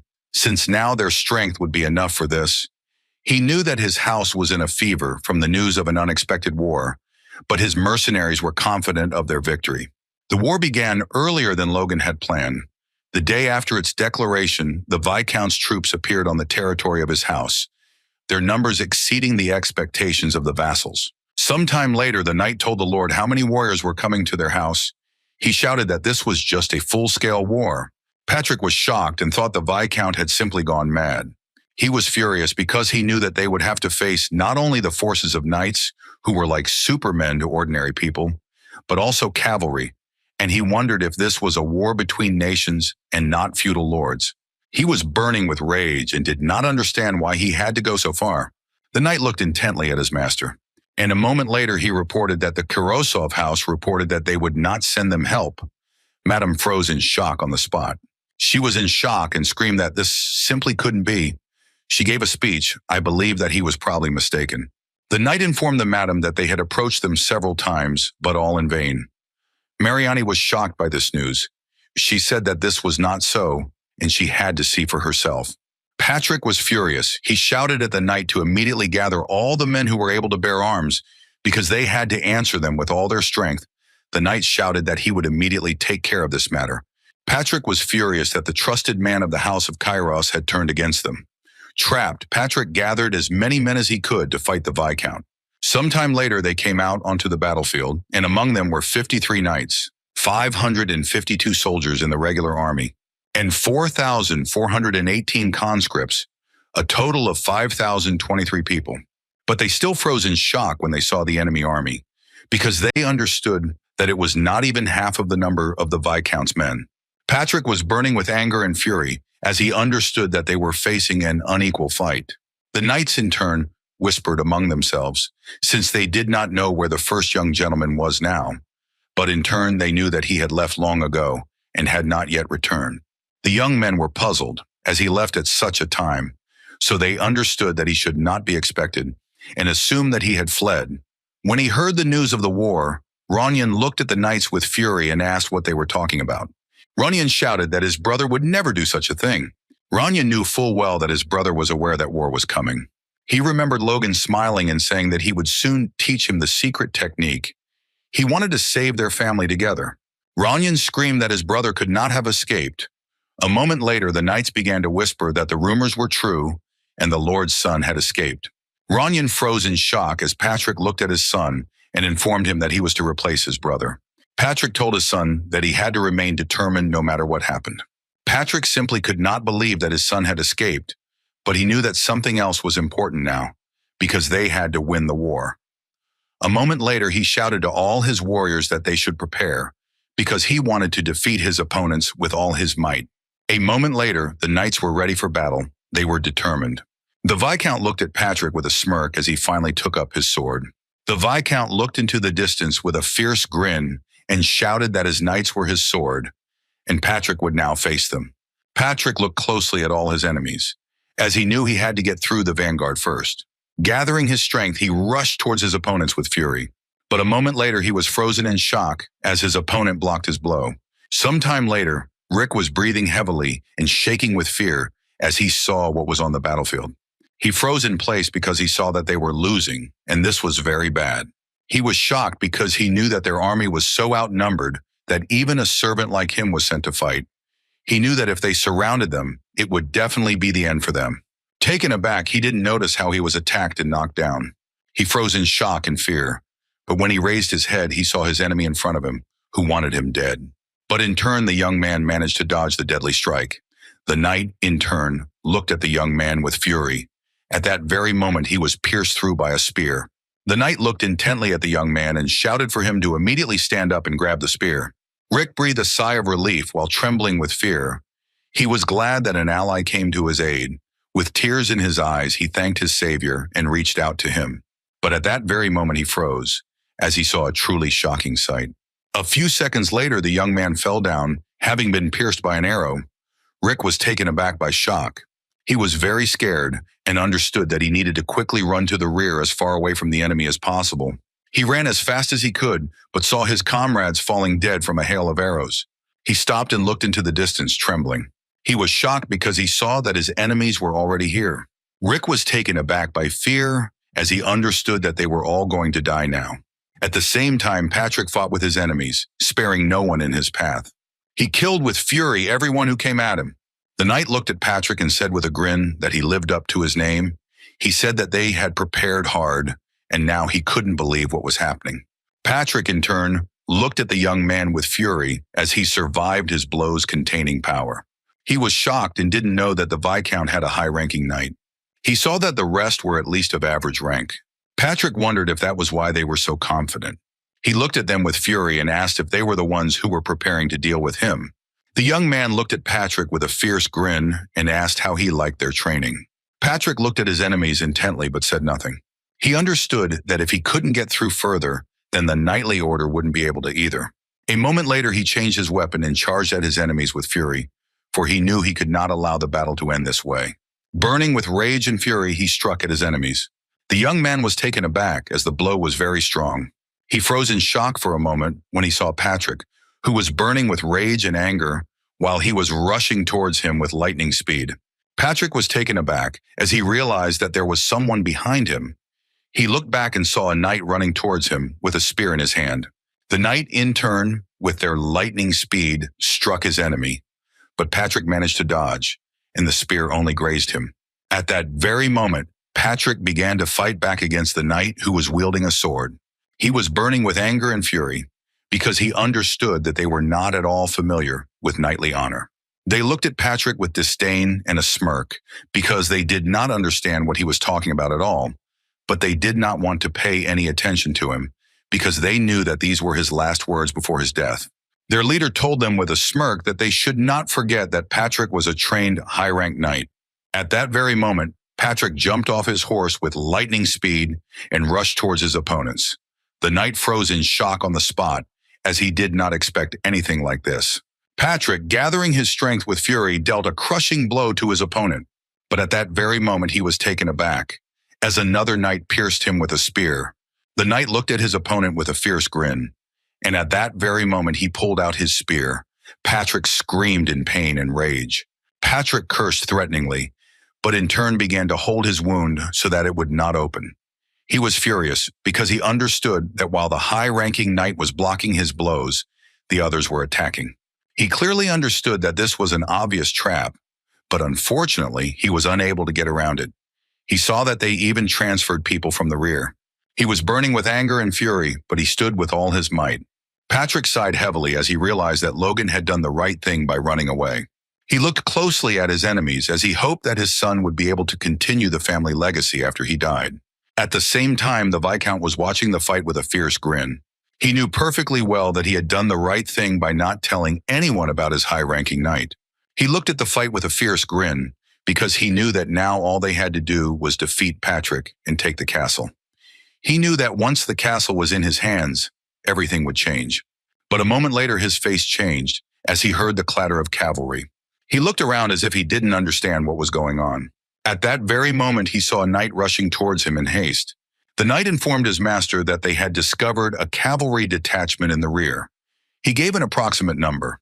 The Viscount looked at the knight in surprise and asked if their enemies had an elite squad.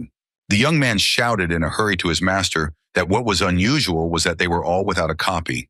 He shouted that their only weapons were small crossbows. The Viscount looked at the knight with a sneer and told his subordinate to send soldiers from the rear and archers to get rid of them.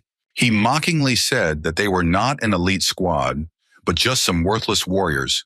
The knight looked closely at his master and said that he would immediately carry out his order, but at that very moment the knight was pierced in the head by an arrow.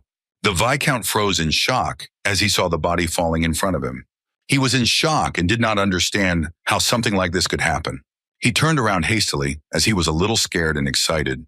He froze in shock and surprise when he saw a whole cavalry in front of him and a young man with a crossbow in his hand. Logan, in turn, froze in place with rage as he saw a whole mountain of corpses. At that very moment, the knight with tears in his eyes asked the young master for help, but a few seconds later, the enemies killed him with fury. Logan, burning with rage and anger, ordered his comrades to shoot immediately. The Viscount froze in shock as he had not expected this. He was very frightened because he saw a hail of arrows rushing towards him. The knights froze in shock as they saw a hail of arrows raining down on them. They were shocked and wondered if their enemy had such a unit. At that very moment, the arrows fell to the ground and pierced every enemy. The men were taken aback as they managed to dodge the hail of arrows. He was shaking with fear because he realized that those who had not managed to hide behind the bills were dead. He understood that if he had delayed even a little, he would also be dead. A moment later, the knights prepared to strike back. They fired their arrows, but unfortunately, not a single arrow reached the enemy. The man was taken aback and froze in shock as he saw that the arrows did not reach. He was shocked and did not understand how the enemy's arrows reached them. He froze in place when he saw that the arrow was aimed straight at him. At the same moment, arrows pierced the remaining knights, and they fell to the ground with a crash. The Viscount was in shock and did not understand why the entire rear was destroyed in a second. He was very scared because he knew that they didn't even use magic, but simple crossbows. He was shocked and didn't understand what kind of weapon Patrick had created. A moment later, he ordered the knight to call the cavalry from the front. To their defense, he wanted them to immediately seize a new troop. A few minutes later, the Viscount shouted furiously at his subordinates to rush forward and finish them off. Logan looked at his enemies with a fierce grin as they walked into their arms. At the same time, Ronion fought with all his might against his opponents. He was shocked because he knew that the forces were unequal. The enemy attacked him and struck, but he easily dodged. The knight looked at the boy with fury and said that he was dodging well. The knights looked around at each other, knowing that they had no time for the boy as the tide of battle had strangely changed, but they knew that the boy was no joke. The knight looked at his comrade in surprise and asked what he was doing. Ronion, in turn, was very tired, because having been in a real battle, he realized that he was not a genius. He realized that he was just a boy who had recently awakened his powers, but he knew that he could not lose. He remembered his father telling him that he would have to replace his brother. Ronion, in turn, looked intently at his enemies as he understood that he could not die on the battlefield. He froze in shock as he did not understand why his ravines were turning their backs on him, and besides, they were waving swords. He understood that whatever the reason, this was his chance. At that very moment, the young man rushed towards his opponent in order to strike him. After a few seconds, he still managed to deliver a crushing blow to the enemy. He looked at his opponent in bewilderment as he fell to the ground with a thud and wondered if he had really just wounded him. But a moment later, he saw the arrows. He was taken aback and looked at his enemy in surprise as he fell to the ground with a crash, completely covered in arrows.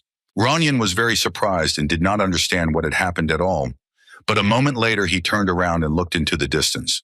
He was shocked because he saw reinforcements, but he was even more surprised when he saw his older brother. Ronion looked at his brother with a joyful smile and called him, but at that very moment he was taken aback as he saw enemies rushing past him. The knight shouted furiously to all his subordinates to attack the enemies, namely those who had crossbows. Logan looked at everyone present with a fierce grin and asked if this was the famous serpentine shield formation. A moment later, he ordered all his subordinates to aim diagonally at the ground. The mercenary looked at our master in surprise, but Logan said with a satisfied grin that their target was the horses.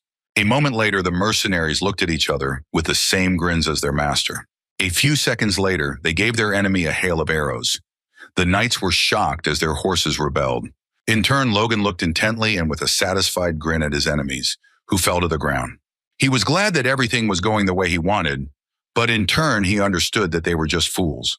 He was glad that he arrived in time to help his brother, but he also knew that there was still a father left. He understood that since he had decided to save his entire family, there was no point in winning the battles if his father died. Logan shouted to his comrade that he was in charge. Kai Solon was in shock, shouting that they were planning to attack beyond the range of their bows. Kai Solon was puzzled, as he knew that victory was almost within their grasp. He did not understand why Logan did not try to earn it himself. Kai Solon knew that his master was stronger than him, but if he faced a knight of average rank, he might not be able to defeat him. Kai Solon cursed and after a few seconds ordered the mercenaries to cover the master. At the same time, Patrick fought with his enemy with all his might. He was furious because his enemy was strong and would not give up. The knight looked at Patrick with a grin and said that he simply could not believe that he ran towards him, knowing that he would be stabbed. At that very moment, a knight with a sword in preparation pounced on Patrick. In turn, Patrick jumped back with lightning speed and looked intently at the enemy. He burst into anger and fury, looking at his opponents. But at that very moment, they headed towards him. He understood that it was very strange, because they were literally throwing themselves at him against their will. He did not understand where so much despair came from if the advantage was on their side. A moment later, they clashed in battle. Patrick was furious because he knew he could lose to them at any moment. He fought back with fury, not looking at anyone. At that very moment, his opponents looked back. They were shocked as they saw the young man rushing towards them with fury. At that very moment, Logan struck them. Patrick was confused because he didn't understand what had happened. He looked into the distance, but saw only a young man who was surrounded by force. Logan said with a smirk that he barely made it in time. Patrick was in shock. He did not expect to see his son on the battlefield. Patrick looked at his son with confusion as he saw Logan and a squad of mercenaries approaching from behind enemy lines. He was surprised because he was sure that his son was far away. He was puzzled and did not understand how his son managed to make such a journey through the enemy to him. At that very moment, he looked back, but he froze in shock when he saw a whole mountain of corpses. He wondered if they had all been killed by his hand. He looked at his son in surprise and asked when he had become so strong, but in turn sighed heavily because he knew that it didn't matter at all now. Patrick was puzzled because he didn't know what was happening. He understood that since his son was on the battlefield, it meant the advantage was on their side. Logan said with a satisfied smile that that was exactly it. Patrick walked closer to his son and patted him on the back affectionately, as he knew he had done well. Logan looked at his father in surprise, as he had not expected this. The knight looked at the young man in surprise, as he had simply bruised several knights of the middle rank at the same time. He was shocked and couldn't believe that a pathetic boy could do something like that. He knew that at his age he was working himself to death to become a knight. The man was furious and raised that it was not important now.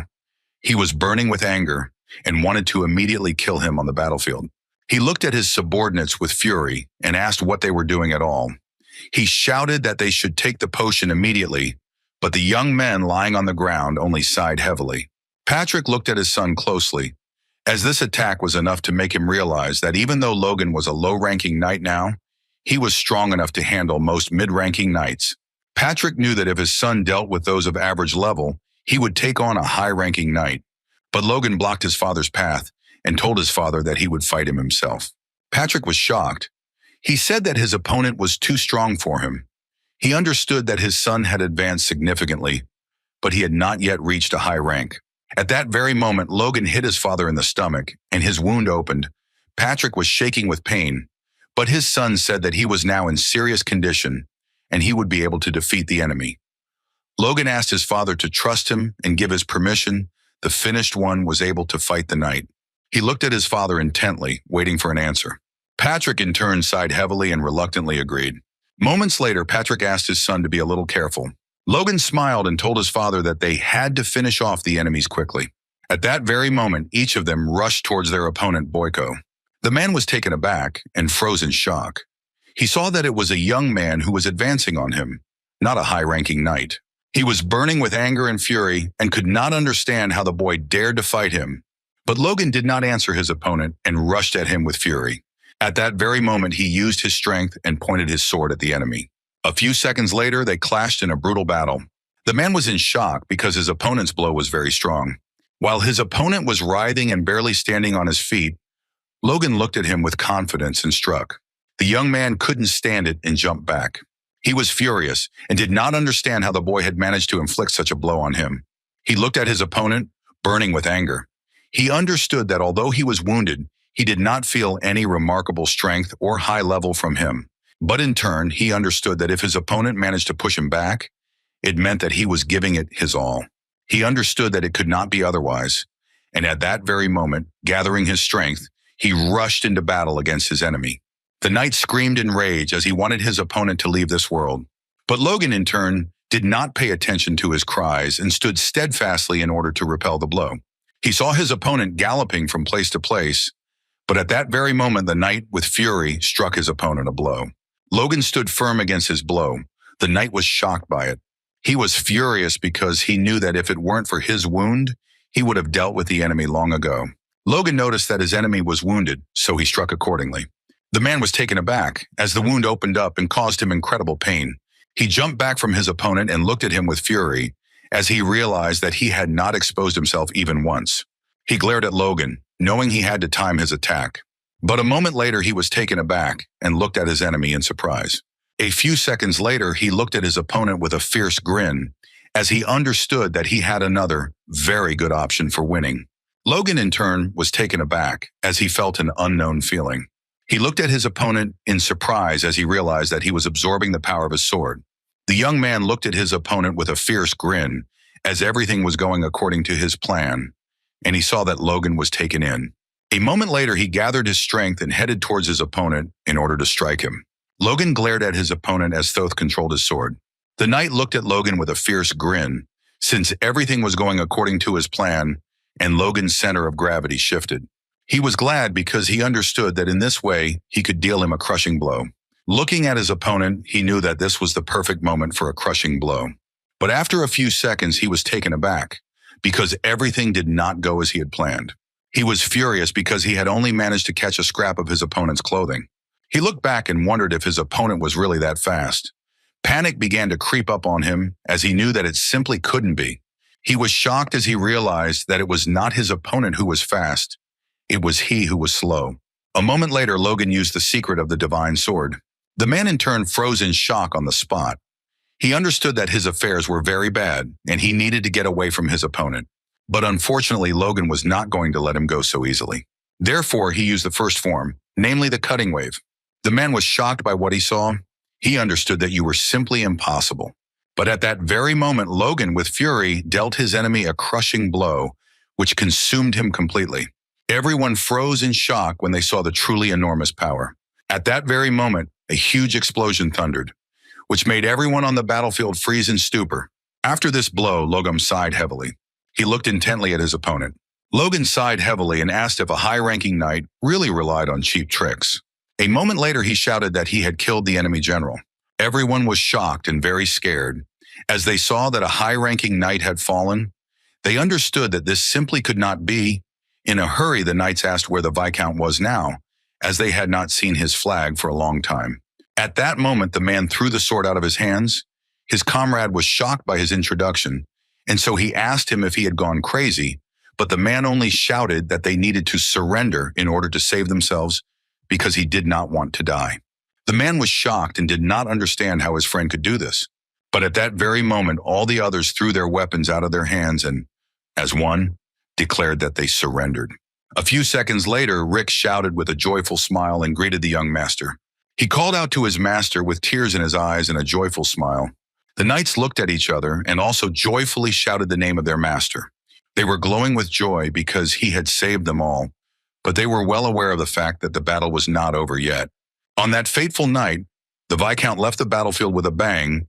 He was puzzled and did not understand at what point everything went wrong. He had been preparing for such a fight for several long years. He even asked for help from other aristocrats and gathered 100 knights. He was burning with anger and fury, as he realized that because of Logan and his cavalry, he had lost the long battle. He understood that he must first return to his home castle, because that way he would stay alive and then think about his actions. He came closer to the knight and shouted for him to open the gate immediately, as their master had returned. The knight was taken aback, as he did not expect to see his master. But a moment later, the knight told his master to look back, as someone was approaching him. They were shocked because they saw the cavalry approaching. The Viscount looked back and froze in place in shock because he did not expect this. Logan was a little puzzled, as he saw that the Viscount was running very fast. A moment later, he shouted angrily at the Viscount that he had lost. Logan shouted at the knights to open the gates and let the winner through. The knights were shocked because they did not expect their squad to lose, but they now understood why the Viscount returned in such a hurry. The man looked at his subordinates with anger and asked if they had lost their nerve when they heard the enemy's chatter. The young men were taken aback and said that this was not so. The knights shouted that there were few young people and they would not break through their blockade. At the same time, Logan sighed heavily and enveloped himself in his strength. The knights were frightened because they did not understand what he was doing. But at that very moment, Logan disappeared from their sight. They were shocked because they didn't expect anything like this. And at that very moment, they saw a young man hovering above them. Everyone present was shocked by such actions of the young warrior. A few seconds later, Logan moved his sword to the commander-in-chief's throat and furiously told him to open the gates immediately if he did not want to die. At the same time, the Viscount was hastily collecting all his belongings, since he knew that he needed gold for his escape. But a moment later he was taken aback, as he heard the voice of his enemy. For him, it sounded like a bolt from the blue. He was frightened and did not understand how his opponent ended up in his humble abode. Logan said his maid had shown him the way before he even threatened her. Logan looked at his opponent with a smirk and said that such behavior spoke volumes about his reputation in the castle. The Viscount looked at his opponent with fury. At the same moment, the butler looked with contempt at the Viscount through the crack of the door. But after a few seconds, he turned away from his master and left. The Viscount was burning with anger and fury. He did not understand how his loyal subject dared to betray him. He backed away and shouted at his opponent to stop, as he intended to surrender. The Viscount said in a hurry that he was ready to pay both reparations and the share in accordance with the convention concerning feudal wars. He asked to spare him and his family. Logan looked at the Viscount with a fierce grin, knowing that he had declared war for no reason and invaded them the very next day. He was furious because the man had now mentioned the convention. He came closer to the Viscount, who was trembling on the ground. Logan glared at his opponent, knowing that he had no conscience at all. The man backed away and shouted to the young man that he still had the honor of an aristocrat, and if caught by the enemy during the feudal war, his life was guaranteed according to the convention. Logan sighed and said that he respected the honor and traditions of his house, so he intended to keep him alive, and he also wanted to give him time and permission to take the gold and leave. The Viscount beamed with happiness and, trembling, thanked the young man. Logan looked at him with a grin and said that these were exactly the words his father would have said. Logan said he was a man of honor to the core and would spare a surrendered man without any conditions. A moment later, Logan glanced sideways at all the Viscount's wealth. He noticed a small but beautiful blade, and with a grin said that it was very beautiful. The Viscount backed away and told the young man that he could have taken it, since it was forged by the master of the realm. Logan looked closely at the blade and said that he would not do that, and thanked the Viscount for such a generous offer. He gave the Viscount the blade and said that he should take it with him. The Viscount was taken aback, as he did not expect such a thing.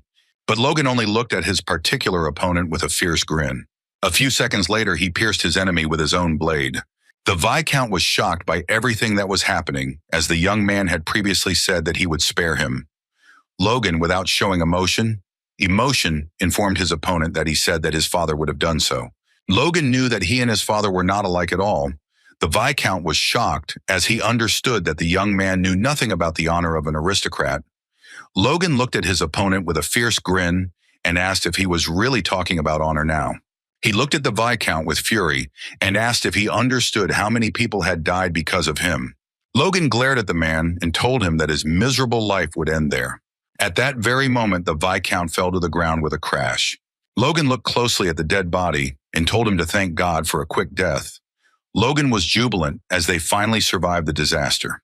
He knew it was time for him to end this. A moment later, he shouted that the Viscount had committed suicide. He sighed heavily because he knew that this would be enough. At that very moment, he saw his subordinate. Logan looked at the young man in surprise and asked if what had happened to Kaisel and Zal was telling the master that he should look into the castle's underground dungeon. Logan was surprised, but still agreed. A few days later, Patrick met his son, and they had a very interesting conversation. Patrick informed his son that he had arrived at the Viscount's castle as soon as he had recovered from his wound. But Patrick was still surprised and asked his son if the Viscount had committed suicide. Logan looked at his father closely and said that the Viscount must have been desperate, and that was why he had decided to do something like this. Patrick looked at his son closely and asked if he had killed the Viscount. Logan flinched at the unexpected question. He looked away but saw that his father was approaching him, his eyes insistently demanding an answer. A moment later, Logan sighed heavily and informed his father that it was true. Looking at his father, he said that they should take his property back under their control, because he did not want his family to live and cause them problems in the future. Patrick sighed heavily and told his son that he was already growing up like him. He understood that he had his own reasons for doing this. Logan looked at his father closely because he could see that he had changed. Patrick looked closely at his son and said with a joyful smile that no matter what anyone said, he played an important role in this battle. Patrick quietly thanked his son for this. Logan looked at his father with a tender smile. He saw that his father was proud and pleased with him, Patrick looked at the taxman closely and said that he would become the official heir to the house. Logan was shocked because he didn't expect to hear something like that.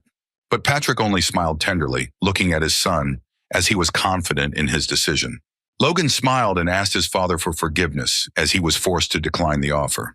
Patrick was shocked because his son refused the offer to become his successor. He didn't understand why he refused and asked his son if he was really worried about his reputation. Patrick shouted that if that was the case, then his contribution to the battle had completely changed his reputation. Logan sighed heavily and said that it wasn't about that. He looked at his father and said that the McLeans were a family of knights and his brother was better suited for the position. Looking at his father, he said that his brother started using the power several years earlier than him. He also said with a smile that it was impossible to predict what feats he would perform in the future when he reached his age. Therefore, he was firmly convinced that he should hand over this position to his brother. Patrick sighed heavily but said nothing. A moment later, Patrick told his son that although he was right, one did not become the head of the house for military achievements.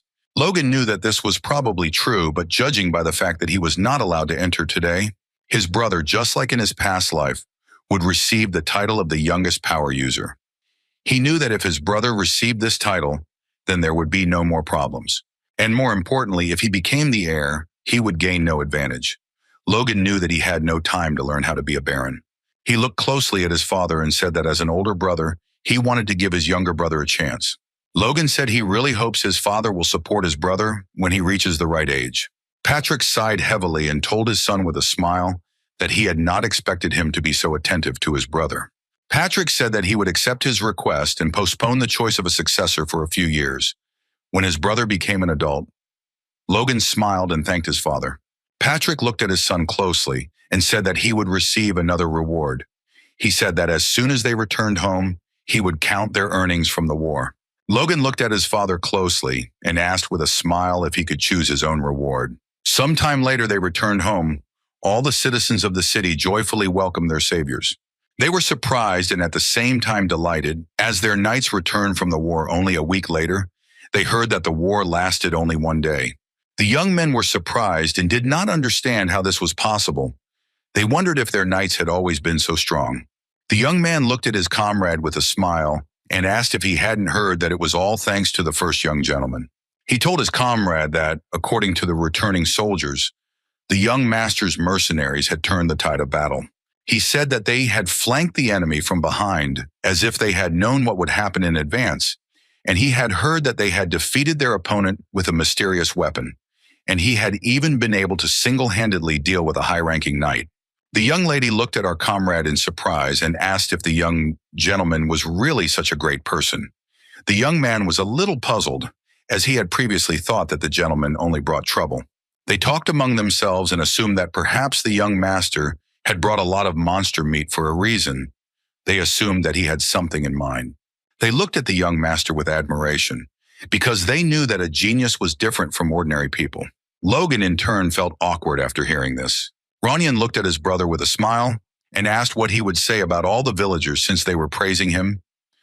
Logan sighed heavily and said that it made him blush, and at the same time he asked his brother not to overdo it. Ronyan asked with a smile how could he say otherwise if it was true. So he told his brother that everyone was happy to see him and he should at least smile at them. Logan in turn looked at his brother with bewilderment. He saw the delighted and joyful eyes of all the residents and their smiles. He turned and looked at them intently, but at the same time all the inhabitants became gloomy. A moment later, Logan gave them his beaming smile. The young people froze in shock, as they did not expect such a gift from the gentleman. They did not understand how to interpret his smile. They wondered if this was a warning about murder. They were shocked because he showed them the finger, and now they, trembling with fear, wondered if he would really use his finger to cut off their heads.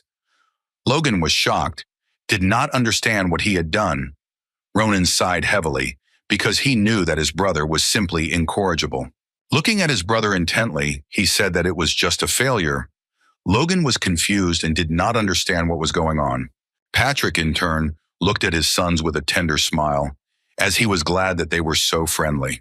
A moment later, he shouted with a joyful smile that everyone should greet the victors of the war, and everyone joyfully rejoiced and congratulated them. Sometime later, Logan was returning to his place. He was a little puzzled, as he knew that the welcoming ceremony would last until the morning. He smiled and sighed heavily, because he knew that for people who had just returned from the war, they had good stamina. At that very moment, he heard someone's voice and was taken aback.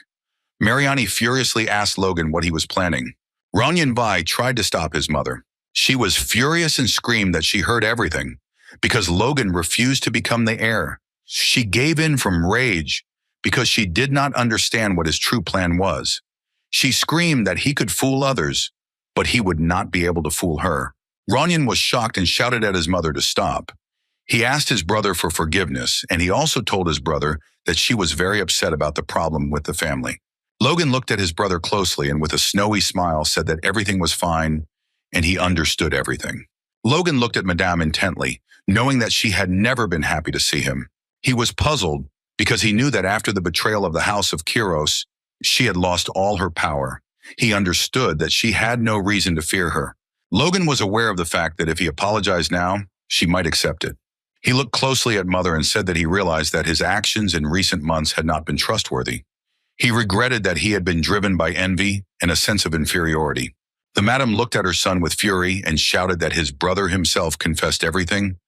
Ranyan was in shock and asked his mother to stop a little. Ranyan, looking at his brother, said that his mother was not in a good mood right now.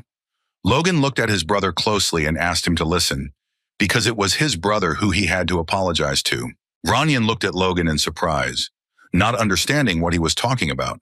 Logan sighed heavily and said that he apologized to him after he returned, but never said what for.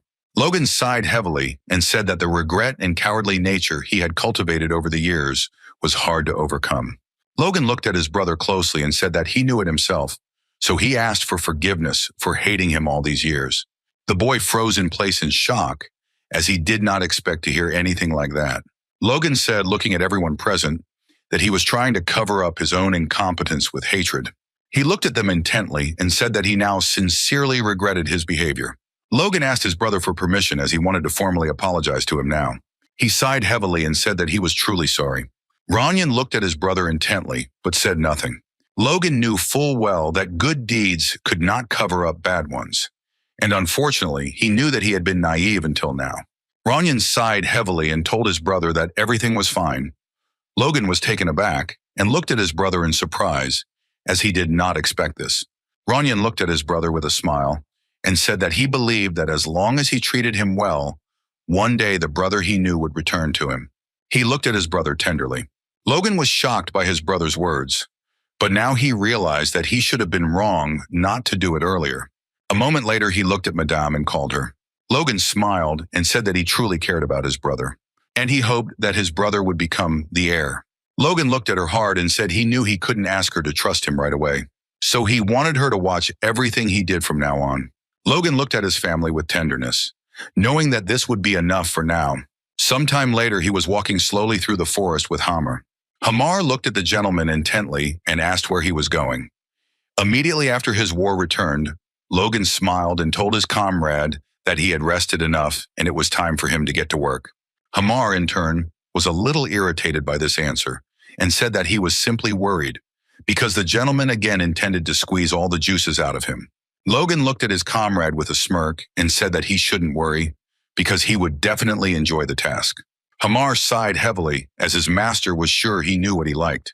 But a moment later they stopped and the man froze in place. Logan looked into the distance with a smile and informed his friend that from now on they would be developing the mine. Some time ago, Patrick looked at his son in surprise and asked if he really wanted the right to develop the mine as a reward. Patrick asked his son if he was really talking about the one in the mountain near the Viscount's borders. Logan said that was exactly it. Patrick knew that there was nothing special on this mountain. He did not understand why his son chose it. Logan said with a grin that no one knew what was really there, and they might not find the buried gold for a long time. The reason why the Viscount's house started the feudal war, it only became clear years after its end, because the Viscount was mining gold from a mountain in the captured territory of the MacLeans, and that alone made him far more influential than any other average duke, until Ronan MacLean destroyed his family out of revenge. Kaisalan looked closely at the gentleman and informed him that they had entered the underground prison of the Viscount's castle. He said that there were unusual people in it, so he decided that the gentleman should take a look for himself. The man was shocked and shouted that they had done nothing wrong. He shouted that they were simply mining gold and that they had been hired from the mine for this purpose, and that the evil Viscount had locked them in a dungeon. Logan sighed heavily. He was furious and couldn't believe that the Viscount had simply jailed several mining experts. The man was taken aback and looked at the young gentleman in surprise. He asked him if he was really angry. Logan, in turn, was very pleased with this catch, as it was an unexpected find. The man froze in shock. He didn't understand what was going on. They had won the war against the Viscount, but he knew it was like riding a small wave. Logan knew that if the Empire's invasion led to the collapse of the country, the last obstacle, the event that will happen in a year, it will be the beginning of the destruction of the nation. After all, soon the news will thunder about the death of the current king, Samuel von Grandia. His sudden death will lead to a conflict between the three princes for the crown, followed by 3 years of civil war, which will greatly weaken the fighting power of the kingdom. The Empire will invade just at the moment when the kingdom's strength has not yet been restored. He knew that this was the first reason that led to the collapse of the kingdom. Unfortunately, their family was not part of the faction, maintaining neutrality which would allow them to remain simple observers. However, Logan knew he couldn't pass up this chance. He wanted to take advantage of the chaos to reclaim the lands that had belonged to them before. He wanted to become the ruler of the South from the West again. He knew that if he could do it, he would stop the civil war and move forward. Hamar looked closely at his master and asked what he was thinking about so intently in broad daylight, since he didn't even respond to his questions. Hamar sighed heavily, but at the same time he saw people looking at them with puzzlement. Logan sighed heavily as he hadn't noticed them. He realized that he needed to pull himself together. After all, he had just recently prevented a major disaster. He understood that for the sake of the future, it was necessary to quickly increase his combat power, but now his proposal would sound like nonsense. He looked closely at everyone present as he understood that he would have to rely only on his own money. He looked at the big mountain with a smile as he knew that it would become his cash cow to fund his endeavors. Logan looked at everyone present with a smile and said that there was gold in the middle of the mountain and he would like them to develop the mine. He looked closely at everyone present and asked him with a smile how much it would cost him approximately. Everyone froze in surprise, as they did not expect to hear such a thing. Hamar was furious, as he knew that this was another ridiculous task from his master. The man looked at the young master intently, because he knew that the Viscount had promised to pay a lot, so he immediately agreed. He wondered if the young master was telling the truth. He looked timidly at the young gentleman and asked if he was sure there was gold there. Logan sighed heavily and said that he was sure of it. The man looked at the young master with disbelief and asked how he knew about him. Logan said that he himself witnessed it. The man was taken aback. He did not understand where and how the young gentleman managed to see the gold. Logan looked at everyone present and said that for their information, this mission was secret, so they would not work in 6 people. Everyone present was shocked and wondered if he really wanted to kill them. The man was furious. He did not understand how such a small number could develop the mine. He shouted that it was an exorbitant amount of work. Looking at the dwarf, he said that even with him, they had little chance. The man looked closely at the dwarf, hoping that he would support him. Hamar looked away from the man and thoughtfully said that they could simply prepare for death in advance. He looked at the man intently and said that he should sleep less and should give up normal human life. The man was taken aback as he understood that the end had come for him. Logan looked closely at Hamar because he understood that he already thought like an Arab, or rather, like a worker. He smiled and asked if they were ready to begin. He said that he would also like to hear about the payment. The man, taken aback, said that first they needed to get to the gold to determine the scale of the work, but as a down payment, 5 million gold would do. Hamar, looking at the gentleman, he said that the safe development of the mine would take a lot of time, the preparation alone would take half a year, and then the same amount of time would be spent on the work I would do. Logan was puzzled because he knew that it would take a lot of money and time. He knew that giving her gold made the Viscount richer than other dukes. He understood that he needed to get it at any cost. He knew that if he could only sell the monster meat now, he would invest the proceeds into the mine. He knew that the effect of the meat would only be known in 6 months. He was taken aback and wondered if he should wait at all, because if he removed the toxins, he could already use the meat as a medicine. He knew that he had used a neutralizing agent to do this when he was a mercenary, and he knew that he could do the same now. Logan knew that if he did it himself and sold it, he would make a lot of money. A week later, the young man worked tirelessly. Rick sighed heavily and informed the gentleman that he had made a cloudy medicine from the night grass, of the herbs from the plot, and the herbs of the Lika. Logan looked at his subordinate closely and said that earlier he asked not to call him cloudy because it was a neutralizing agent. Rick sighed heavily, but still agreed with him. Logan looked at his comrade closely and asked where the monster meat was now. Rick told the master that the meat was in storage, as he requested. Logan smiled and said that it was very good, so they should go there too, because he wanted to use the prepared remedy on him. Rick was taken aback and asked the gentleman in surprise if he really wanted him to go to the storage with him. Logan looked at his subordinate in bewilderment and said that of course he wanted it. The young man was shocked by this statement.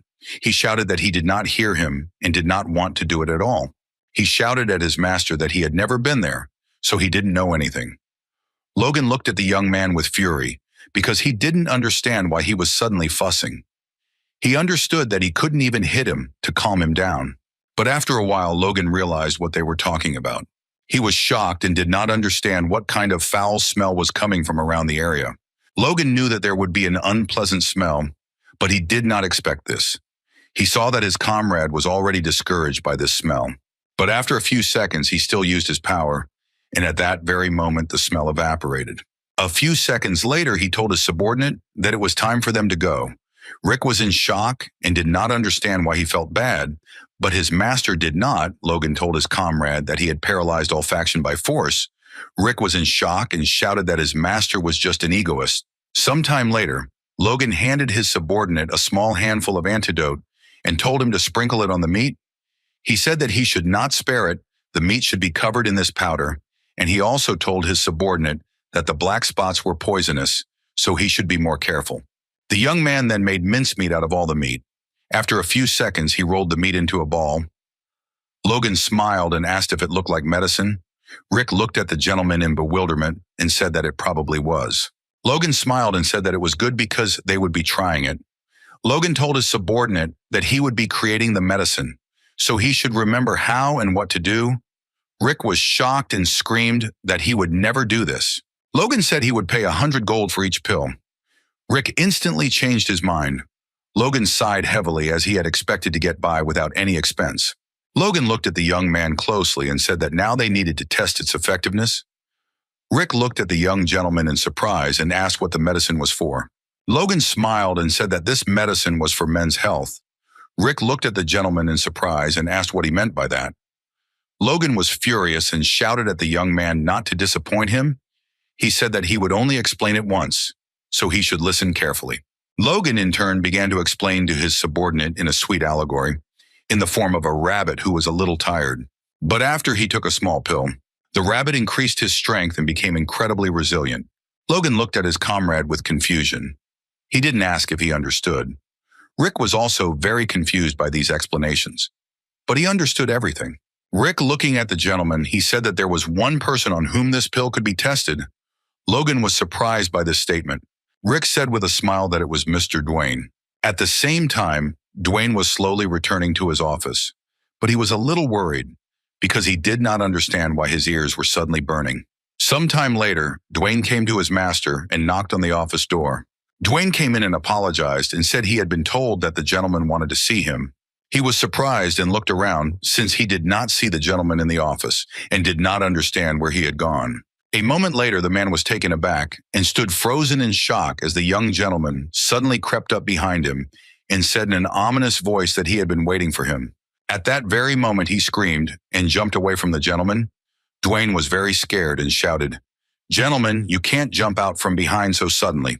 Logan smiled and said that he just wanted to give him a shoulder massage, since he had been very tired in recent days because he had a lot of things to do after the war. Duane was taken aback and said that he was fine, and, unlike him, the Lord was doing worse. Logan said he knew full well the man had been having a hard time the last few days. Logan says that things were going badly for them because he spent every last coin on the war. He shouted that the night services do not know about this and asked for payment. He told the man that the department was going through difficult times right now. Duane looked at the young gentleman with tears in his eyes as he knew about the situation better than anyone. Dwayne looked at his master with tears in his eyes because all this time it seemed to him that he misunderstood him. He did not expect that his master would be so caring, and even mentioned all the nuances of the estate. Logan asked the man if this was the reason he was having problems in his bed. The man froze in shock, not knowing what to answer. At that very moment, he asked the gentleman for forgiveness and resolutely moved towards the door. Logan was in shock. He shouted at the man to stop and listen to him. Logan quickly handed him the pill and said that he wanted to give it to him. Dwayne was a little confused and did not understand what the gentleman had given him. Logan said with a smile that this is a patented product from a merchant, and the result is guaranteed after the first pill. Although he had never tried it himself, he knew the result would be excellent. Logan looked at the man closely and asked him what he thought about it, since he decided to give this pill to him. Sometime later, Dwayne was shouting and calling for the young master in a hurry. Rick looked at the man in surprise. Rick sighed heavily and told the man that he was the manager and asked if it was okay to run down the hallway like that. Dwayne hurriedly asked the young gentleman how much the pills cost. Logan was not to say happy because he knew that this was simply a success and a breakthrough. Rick sighed heavily and looked puzzled, but looked at everyone present as he did not understand if they could hear him. Logan looked at the man intently and told him to hold out his hand. Dwayne immediately knelt down in front of his master. Logan looked at the man intently. At the same time, Rick looked at everyone present with confusion as he did not understand what was happening. A moment later, Logan handed over a whole set of pills to the man. After the first successful time, the men bowed their heads to Logan and the experiment continued further. Sometime later, Logan called the captain of the Knights and said that he had heard rumors that they had you as a wife in their last days. There were many quarrels. The man was furious because he did not understand who was spreading such rumors. Logan looked at the man closely and told him to calm down and just take one pill. At that moment, he shoved the medicine into his mouth. Logan sighed heavily and told the knight to go to his wife immediately. Logan smiled and said that he would talk to his father himself. He smiled and thanked his master for his understanding. With a joyful smile, the man returned home to his wife. The third subject was his father. Patrick timidly asked his son to give him the same pills as the others. Sometime later, Logan asked his brother for forgiveness, as he knew that they would soon have another brother or sister. Rick was shocked by his master. He did not understand why he did not offer him these pills, since he worked harder than everyone else. Logan looked at his subordinate in surprise as he did not expect this. He turned his gaze to his work tool. But a moment later, he left his subordinate, who in turn screamed because he did not understand what kind of look this was from his master. A moment later, he looked at his master in surprise as he stopped suddenly. Logan sighed heavily and told his servant that he had no one to test the effect of the pills on. Rick was shocked by this statement. Sometime later, Logan contacted Philip. Philip asked the gentleman what price he wanted to put for the pills.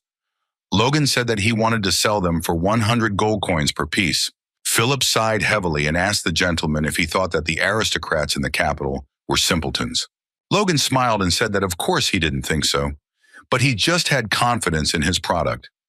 He knew that in his past life it had been bought so often that the price had gone up terribly. He understood that if they could sell the sawdust in limited quantities, they would be able to make more money. Logan told his subordinate that he was convinced that the result would be excellent, and it was enough for someone famous to try the pill and express his opinion. And it should be someone who desperately needed the medicine. Philip did not know which aristocrat would spread the word that his impotence had passed. Logan smiled and said that the conversations of aristocrats are always overheard by many ears. Even if it is a secret, rumors will still spread, and other customers will flock like bees to honey. Philip wondered for a moment who they might sell the pills to. Philip asked the gentleman if he wanted to go to a banquet in the capital. Logan was shocked and asked his subordinate if he was serious. He only went to celebrate victories when he was a mercenary, since unfortunately his family did not have money for banquets. Philip said that it was easier to establish connections there, although he would have to spend time to promote the business, since he wouldn't be able to sell medicine at a banquet. Logan was taken aback when he heard about what could be sold at the banquet. Philip was in shock and shouted at the gentleman that he shouldn't do that because his house would become an outcast if he pulled something like that in high society. Logan smiled and said that it wouldn't happen if he wasn't the one selling. Logan told his subordinate that he had previously told him about an informant in the capital, so he should go to him and find out about anything they might need. Philip was a little puzzled and didn't know what his master was planning. Logan mooned and said that he would be arriving in the city soon, so he would find out everything as soon as they met. Philip sighed heavily as he had a bad feeling about this. A week later, the young man arrived in the capital of the kingdom. Philip was shocked. He did not understand how his master managed to get the permission. He wanted to know how the master got the permission to sell the aphrodisiac. Logan said that, of course, he didn't tell anyone about it, although it was not easy to bring 3,000 boxes without servants. He was surprised because his father agreed faster than he thought, and this was most likely due to his success in the war. Philip looked closely at the gentleman and said that when he first arrived, he also had no servants with him. He asked the gentleman if he thought it was normal for the son of a noble house to move around like that. Logan sighed heavily and said that when there were servants around, it was difficult to choose a route, not to mention that they had their own work to do.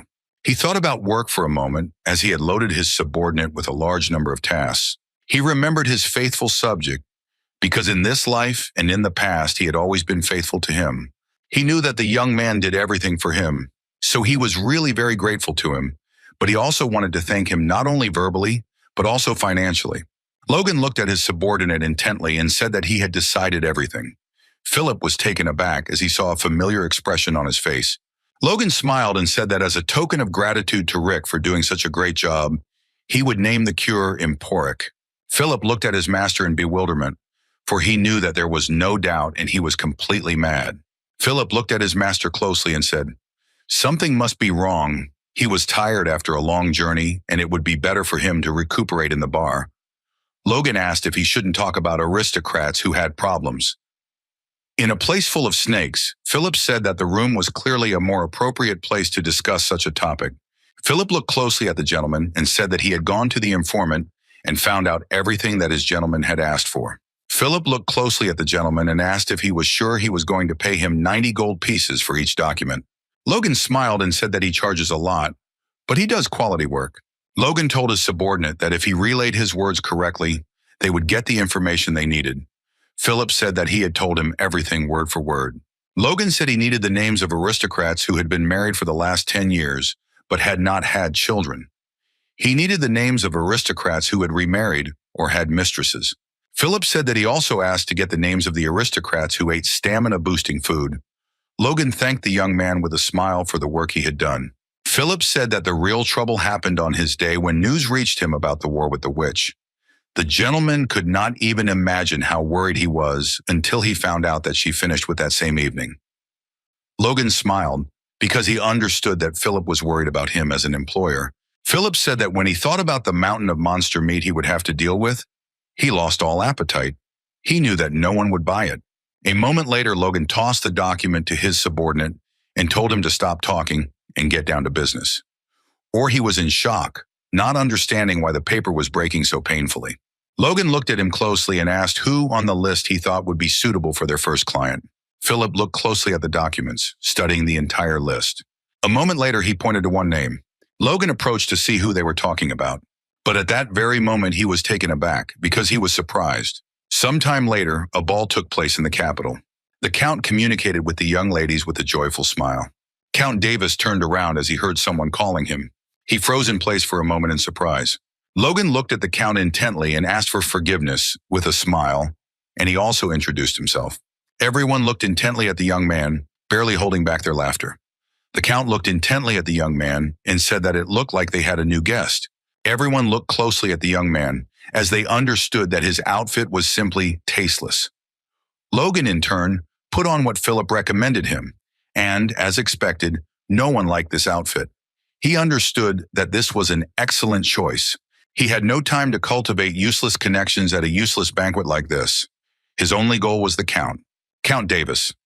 Despite being an important figure in the matter of preserving the kingdom and having married at the age of 20 as a man, he is a complainant and still childless.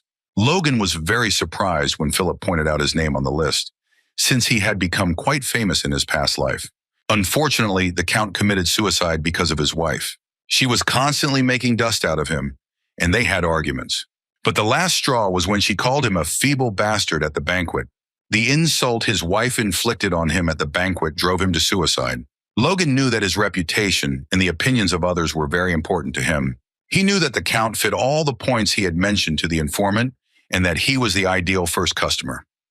Logan said with a smile that he had come to the capital for business, and having heard of his authority, decided to meet him personally.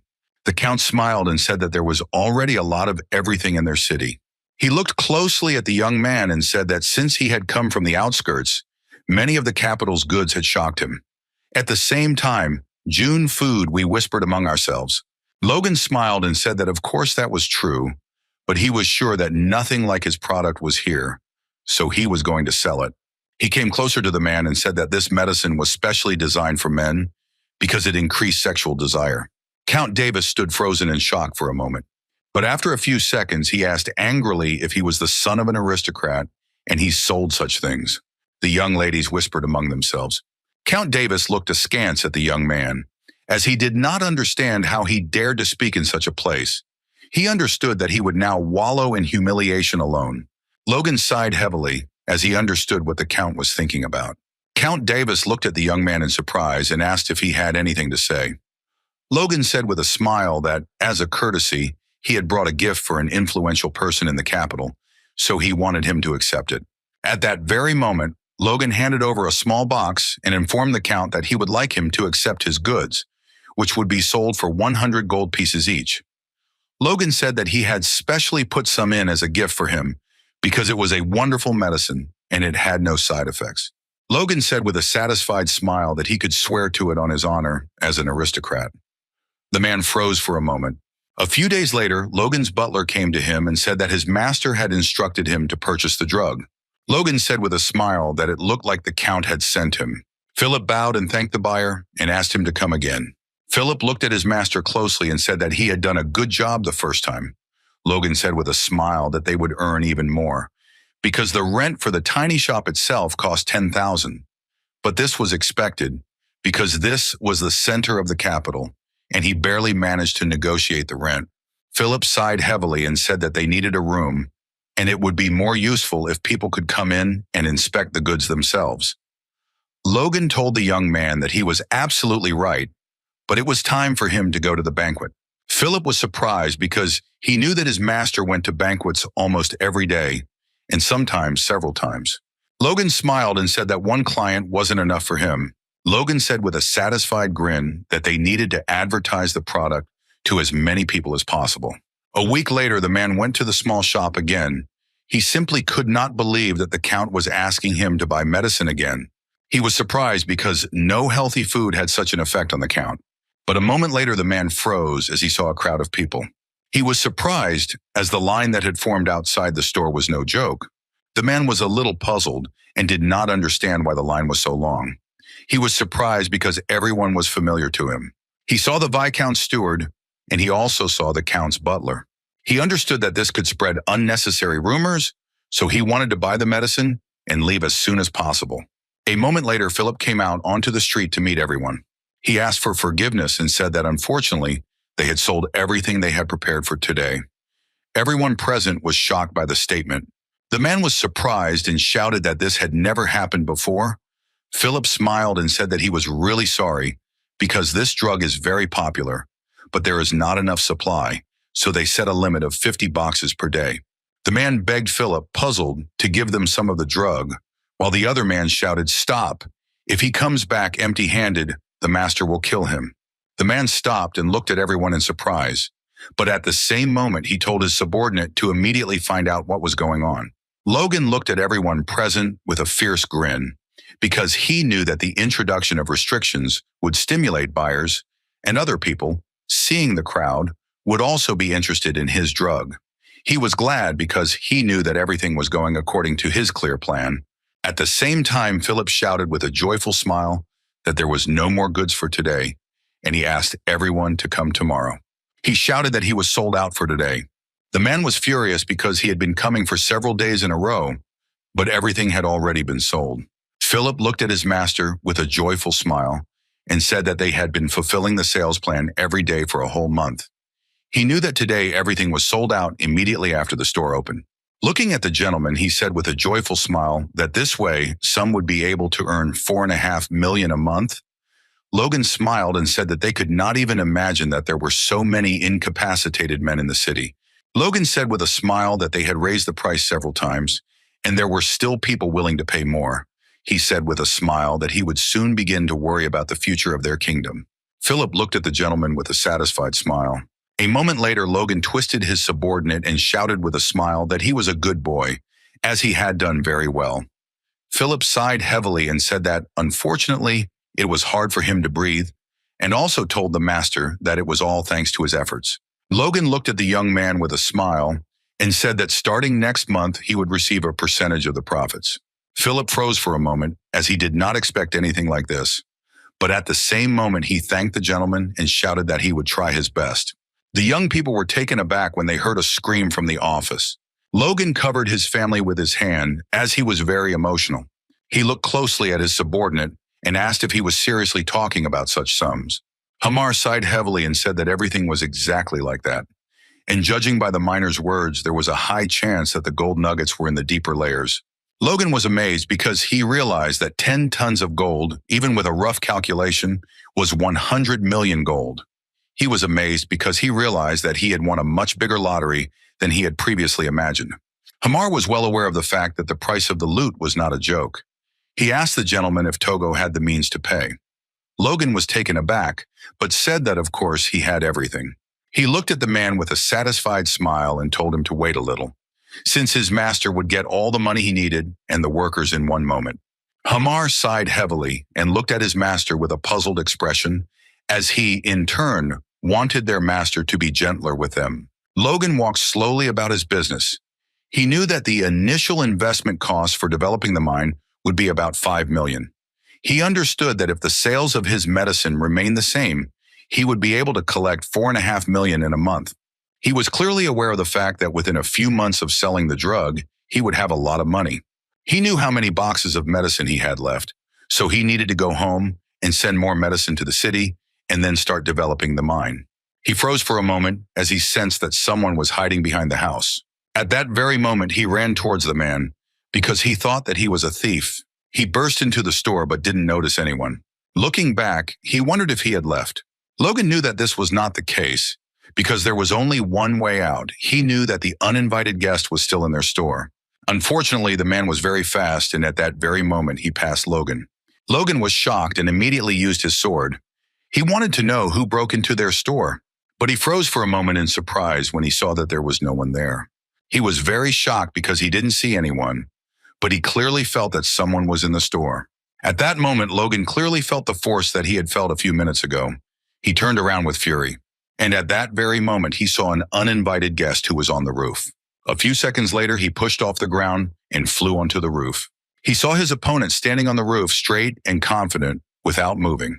With lightning speed, he aimed his sharp sword straight at his enemy. He still managed to latch onto his opponent. The man was a little puzzled as the young man managed to cut him. A few seconds later, Logan landed on the roof where his uninvited guest stood. He looked at the man with fury and asked who he was. But the man did not answer the young man, and after a few seconds, it easily evaporated. Logan was shocked by everything that was happening. He was shocked because he realized that there was no trace of his presence left, although he had just been in front of him. But after a few seconds, he saw a small piece of the cloak. He was puzzled and did not understand what had happened at all. The next day, Philip asked his master in surprise if an aura user had really sneaked into their store. Logan sighed heavily and said that it was just a guess, but at the very least, he was an advanced force user. He was alarmed because he knew that it was not just for nothing that he felt he had a high rank. Logan understood that he was obviously significantly different from him. Philip was alarmed and did not understand how the user of the aura could be an enemy, and at the same moment, a thief, and he learned that the one who possessed it was capable of becoming an aristocrat from an Arab. He asked his master if such a man would stoop to robbery. He wanted to know if he had stolen anything. Elbow sighed heavily and told Philip that he thought correctly. Logan told the young man that he had only stolen a few pills of the drug. Philip said that in that case, he was not interested in the money, and he took them for himself. He asked if there were any incapacitated men among the aura users. Logan looked at his comrade closely and said that there should be an aura user on his list.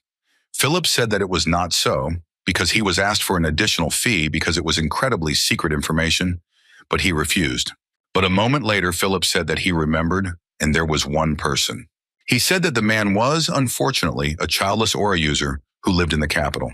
The man looked intently at the children who were having a good time. He looked at them tenderly, without taking his tender gaze away. The lady looked intently at her husband and asked why he was looking so intently. He smiled and said he was just enjoying the views of the street. She turned her gaze to where her husband was looking. She sighed heavily as he looked at the children again.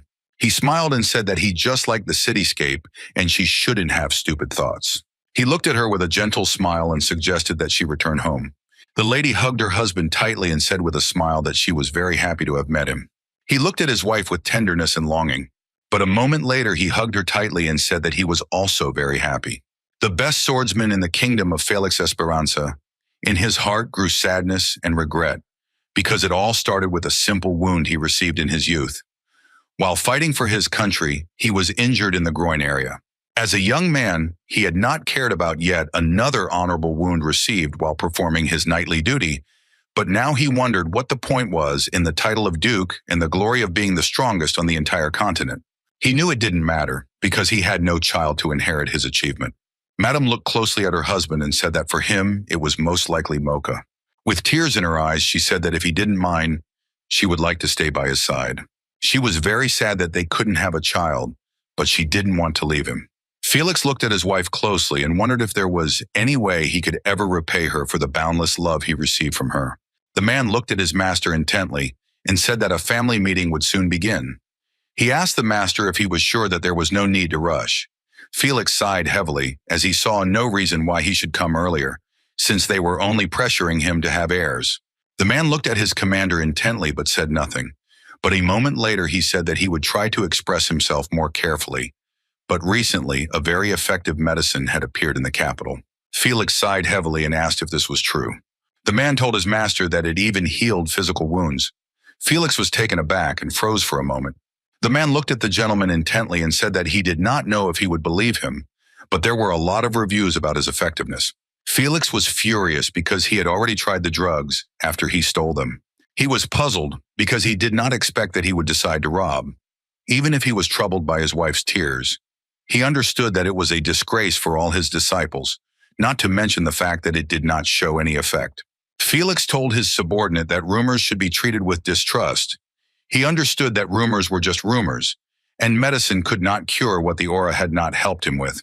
The knight was taken aback, and looking at the young man, said that he could not meet the Duke without an appointment. Logan said with a smile that for this reason he asked to be named. Logan said with a satisfied smile that he would definitely want to meet when he heard his name. Some time ago, Philip anxiously asked the gentleman whether he was really going to visit the Duke in person. Logan smiled and said that everything was correct. Philip was worried and asked the master not to say that he was planning to go to the strongest man in the kingdom and ask him if he had robbed him and how things were with his wife. Philip hoped that his master would not do anything like that. Logan looked at his subordinate in surprise and asked if he had just been mocking him. Philip was alarmed and told his master that he was asking for trouble. He wanted his master to pretend that nothing had happened. Logan knew that if anything went wrong, it would be the end of them. He knew that his subordinate was speaking on business, but if that man really was the Duke, then they should not miss such a chance. A moment later, Logan saw the butler. The butler smiled and showed the guest where to go. Logan knew he had a chance to form a strong bond with one of the strongest men in the kingdom. He bowed and greeted the Duke and introduced himself. Logan knew that the Duke was around 70 years old, but he looked much younger. He wondered if the Duke had slowed down his aging or was using his strong aura. Felix looked at the young man closely and said that his home was in the southwest region. He wanted to know why the young man had come such a long way from there. Logan in turn understood that it was still too early to get straight to the point. He smiled and said that he had recently opened his own business in the capital and decided to present his goods to the Duke as a gift. He presented him with a small box containing a medicine for men's health, its effectiveness proven by many aristocrats. The Duke looked at the small box in surprise and asked if this was true. Logan looked at the man closely, as he saw no reaction, and was now sure that he was indeed the thief, and that was why he wanted to go in, on the other hand. He told the man with a smile that such a thing would not suit a Superman like him. So he brought something more special. Logan looked at the man with a fierce grin, because he saw that he reacted correctly. At first, the Duke did not show interest, because this drug did not work on him. The poison in the monster meat used in the current version of the medicine has been neutralized for use as an aphrodisiac and dysfunction treatment, but this normal poison will not work on a superhuman. So, having accumulated it, Logan created a powerful concentrate. He held out a small box with a smile and informed the Duke that in front of him was a limited version of the drug. Felix froze for a moment in surprise as he knew this was his chance. Logan called the version limited because it concentrated the effect of 50 ordinary pills, and he had the chance to use it on himself so he could safely guarantee that the effect would be. He felt a deadly pain after taking this pill, and if an ordinary person without a power core took this pill, he would die. Logan told the Duke with a smile that if he liked the effect of the pill, he should let him know, and he would be more than willing to send more. Logan said that they would also take every precaution to maintain confidentiality. Duke froze for a moment, not knowing what to answer. The next day, the Duke, beaming with joy, asked the young man what he wanted, because he was ready to do everything in his power for him. Logan was seething with rage because he knew he had succeeded, but he smiled and said he didn't understand what he was talking about. Aura Master is a martial artist and a master of the power of using life energy. It can be said with complete confidence that Felix appreciated the effect of the medicine, and from his expression, one could tell that the medicine really worked. Felix knew that the medicine was not a one-time thing, and after several uses of the drug, the effect would accumulate and he would be completely cured. He understood that his long-term melancholy and chest pain on the nest had come to an end. He couldn't believe that the young man had brought him a gift and hadn't even mentioned his misdeeds. After all, that day he saw his swordsman abilities. Felix understood that for a young man this was very good, and he believed that Logan was the owner of the miracle drug. The Duke smiled and said that it seemed he had been hasty. He looked at the young man closely and said that thanks to his gift he had gained a chance to be cured of the lingering ailment, and he was willing to pay a very good reward. Looking at Logan, he asked what he would say about this. Logan smiled and asked the Duke if he could borrow a useful book on swordsmanship. Sometime later, they went to his library. A few seconds later, the Duke handed the young man a small but old book. He smiled and said that the workouts described in it would make your body hurt, but it was worth reading because it had some eccentric moments. Logan happily thanked the man. He also asked the Duke if he could write a letter confirming that he had given it to him. The Duke was a little surprised, but said with a smile that he would of course do that. Logan looked at the man intently, as he was glad, because he got what he needed. He was sorry to take only the book from the Duke, although he was ready to give him anything, but his goal was accomplished in another.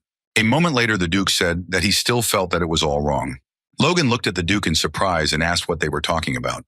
The Duke sighed heavily, but a moment later, looking at the young man, he said that he would personally teach him the sword technique. Logan froze in shock on the spot, as he did not expect such a thing. He was shocked, as he knew that the greatest swordsman in the kingdom wanted to teach him. Felix sighed heavily, and looking at the young man, said that he understood that he was very modest and did not need much, but he was embarrassed to repay him with only a book. Logan thought for a moment, since this was the first time in his past in this life that he had been spoken of in this way, because he did not consider himself humble, he knew that even if he had the secrets of the divine sword, there was no need to refuse the offer of the strongest man in the kingdom, so he happily accepted. The Duke looked at the young man with a smile and said that judging the talent of remarkable young warriors was one of the joys of the old man. He looked closely at his young opponent and asked him to concentrate, because he had no intention of giving in. Logan looked at the man intently but said nothing. A moment later, the Duke looked at the young man closely and using his power ordered him to draw his sword. Logan was taken aback and backed away as the great power pressed down on him. He was in shock as a huge force pressed down on him and he couldn't even grab the sword. Now he understood what kind of aura user he had in front of him. Logan clearly understood that he was just a small bug in front of a great warrior. He was puzzled and wondered if all aura users were able to restrain their entire body using force. He understood that if this was true, then all the battles on the continent would end with the aura users, or the rest. He understood that it was not a matter of strength at all. He was sure that it was some kind of special ability, so he gathered his strength and tried to pull out his sword. The Duke looked intently at the young man. Logan used the force to enhance the perception of his senses, not his body, and then he wanted to analyze what was holding his body back. Every time she tried to move, the Duke's power stimulated her activation. Logan saw that the Duke was dissipating the power he put into the movement. Unfortunately, he didn't know how that was possible, but he did understand how to counter it. When he was just about to suppress his power, he had to react a little faster. The Duke froze for a moment in surprise, as he did not expect such a thing. But a moment later, he looked at the young man in surprise and said with confidence that he was talented. At the same time, Logan stood with concentration, pointing his sword at his opponent. He was breathing heavily, as it was very difficult for him, because the Duke's power was pressing on him. The Duke looked closely at the young man and said that he was holding up very well, and now he must watch carefully. Logan froze in shock as he saw that the Duke was concentrating the power that was overwhelming him on the tip of his sword. He wondered if it was the blade's aura. But a moment later, he was taken aback as he realized that this was not the case. The Duke looked at the young man with a grin, and at that very moment, he directed his power at Logan. Logan sat down at the table in shock. He was shocked as the Duke used the power of his blade. Logan looked closely at the man as he saw that his sword was moving very slowly. But unfortunately, he could not move, because the Duke's power permeated his entire body and interfered with the work of his senses. He saw that the power of the red blade was growing. He was puzzled and wondered what he could do even after understanding the principle. For a moment, he was taken aback, as he realized that his power itself was neutralizing the Duke's power. His intuition told him that he wouldn't be able to dodge this blow. But Logan knew he had to do everything he could. A moment later, he surrounded himself with his power. The Duke was surprised as the young man created a barrier in powers. But in turn, the Duke had no intention of giving up. And at that very moment, he attacked his student. At the same time, Logan gradually surrounded himself with his power. He looked at his teacher with fury, but he still struck him. And a few seconds later, Logan, with lightning speed, flew into the wall with a crash. The Duke looked at the young man with a satisfied smile. Logan was shaking as he sat on the ground, but he used his last strength to get up. He was surprised and at the same time puzzled, but he saw his sword crumble into pieces. The Duke looked at the young man intently, asking if he really thought he would teach him something he could not master. He looked at him intently and said with a smile that he had just seen the full version. Logan sighed heavily, but said nothing. The Duke sighed heavily and said that towards the end, he had unconsciously taken the fight a little more seriously. At that moment, Logan fell to the ground. The Duke was surprised and couldn't believe that he was facing him face to face. He knew that some were simply destined to succeed in this world. He looked closely at the young man, as he understood that it would be very interesting to watch him from the side. The butler looked intently at the young man and asked with a smile if he was already leaving. The butler smiled and told Logan that the Duke said to let him rest until he was fully recovered so he could stay in the residence a little longer. Logan smiled and thanked them, and also said that he was fine, and thanks to the land he gave him, he was fully recovered. The butler said with a smile that he understood him, and also said that he would accompany him to the gate. The butler bowed and wished the young man a good journey. Logan thanked the butler with a smile for showing him the way. Logan ran like lightning, wanting to escape as quickly as possible, and the butler looked at him in surprise. Logan turned the corner with lightning speed and sighed heavily, as he felt terrible pain. He was puzzled, and he could not use such an expensive potion for such wounds. He could not believe that the Duke gave him a potion of excellent quality, which could not be obtained anywhere. But he had not given anything else from the Duke. He had developed strength recently, so he could heal the wounds on his own, although it was very difficult, because they were inflicted by the Grand Duke. But he knew that he still gained more than he lost. The Duke gave him the coordinates of the communication channel, his estate, and said that if Logan encountered difficulties while mastering the power of the blade, he could contact him. Logan could not think that the Duke would be so favorable to him. Logan was surprised, as the Duke treated him almost like a student. He understood that the imposed contact with him would be very useful to him in the future. A moment later, Logan was taken aback as he heard the voice of his subordinate. He looked at his subordinate in surprise and fear, and still did not understand why he was near the Duke's estate. Philip said that he was nearby and was waiting for his master to come out, but he did not understand why he looked pale. He hurriedly shouted and asked the Lord if he had been rude to the Duke. Logan sighed heavily and said that he had only learned a little swordsmanship from him, and at that very moment he started coughing. Philip was shocked by the state of his master because he saw that he was very bad, because he was coughing up blood.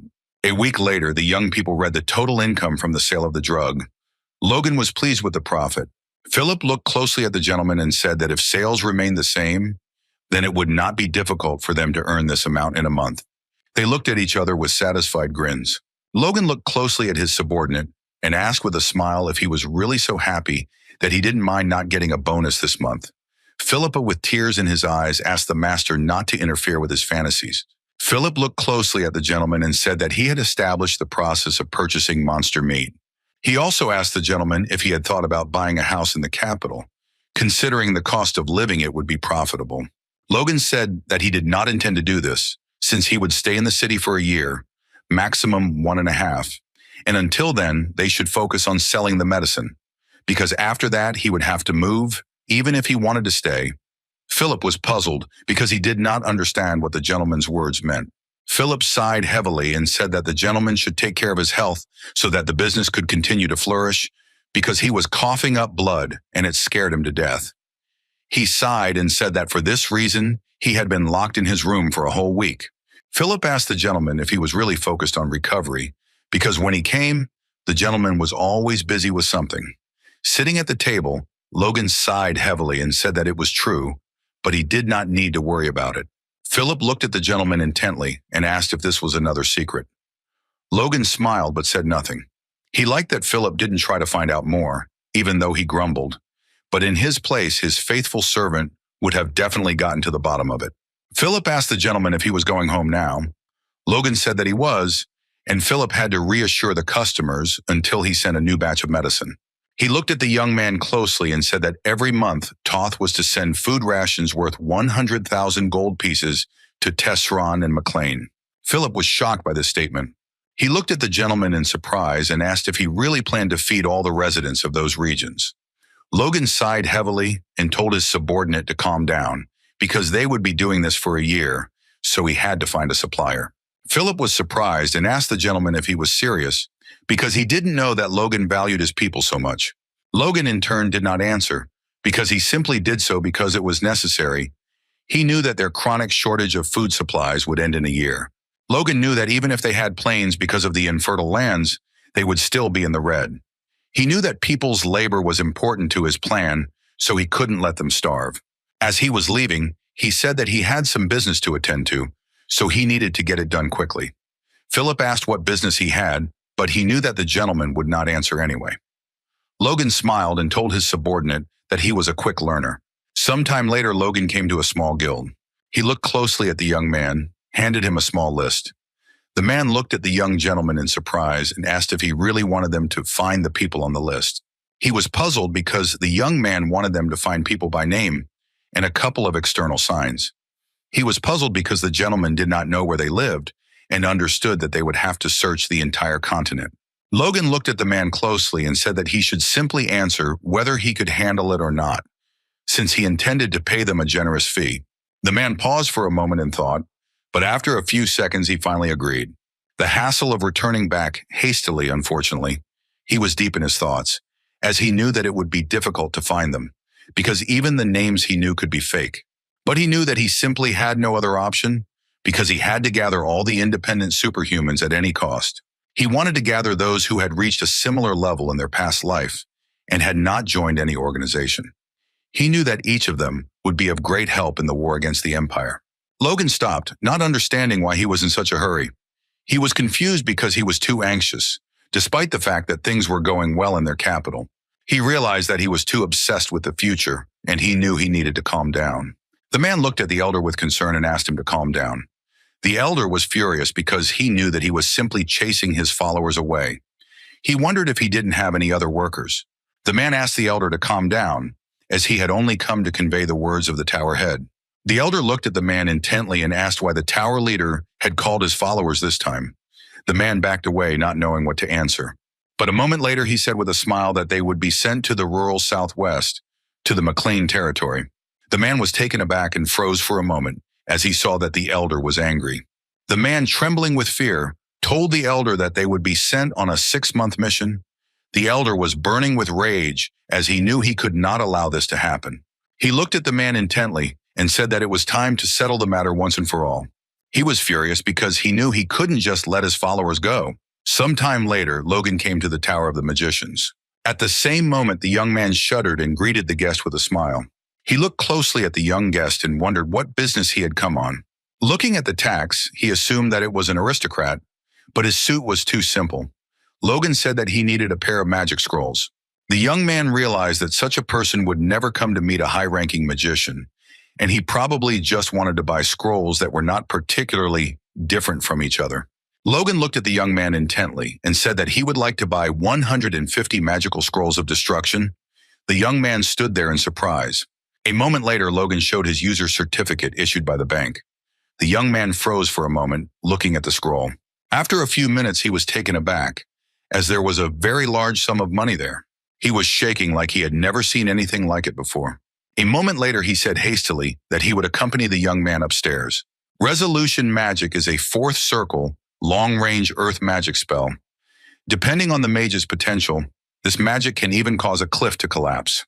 But due to drawbacks such as the time it takes to activate and show signs of use, and the fact that it only works on rocks and dirt, it is not used in combat at all. Logan knew it was perfect for construction, hoping to speed up the development of the mine and solve his other problems at the same time. The old man looked at Logan in surprise and asked if he really wanted to buy a large number of scrolls. Logan smiled and said that that was exactly it. The old man said with a smile that they had not had such a generous buyer for a long time, and they even began to worry a little. Logan couldn't even imagine that the head of the tower himself would come running to him. He was the head of the tower in the 5th generation, but he acted like this just because of money. Logan wondered if things were really that bad for them. Logan knew that his trading partner's weakness was an advantage to him. He smiled and said that his home was a small fief in the southwest, and he would understand, and if they had not heard from him. Radio smiled and said that it seemed like his intern had made a mistake, and so he asked for forgiveness, and also said that he would be given a severe reprimand. Logan of the nose, and said that there was no need to do this. It was all nonsense. Radio smiled and told Logan that he was very good-natured. The young man in turn realized that his end would soon come. Radios is very angry because he almost lost Logan due to an intern's mistake. He knew that in peaceful times, earth magic was only used for farming or planting, arming with their trees. He didn't understand why some strange nobleman was wasting precious scrolls on such trivial things when he could just hire people. Radios was seething with rage, as he knew that it was precisely such ignorant golubtsi who were chattering about the magic tower becoming weaker and weaker even after he became the head of the tower, although he had actually spent the budget for this month a little earlier. In any case, he knew that he needed to butter up the young man and shake more money out of him. Radios looked at the young man closely and said that there was a small problem. Logan looked at him in confusion. The man said that he should have known that the creation of the scroll required a minimum of a max with the 5th circle. Radios said with a grin that there weren't many such specialists in their tower at the moment. Logan looked at the man with bewilderment and asked what was wrong with him. Radios backed away, as he had not expected such a reaction at all. He understood that he should still test the waters again. Radios told the young man that he should know that each scroll was expensive to create, so they couldn't make them in advance. Logan stood up, sighed heavily, and said that in that case there was nothing they could do. When he left, he said that he planned to purchase a lot of scrolls this month, but if it was difficult for them to strengthen such a quantity, then he would simply turn to the ruler family's magic tower.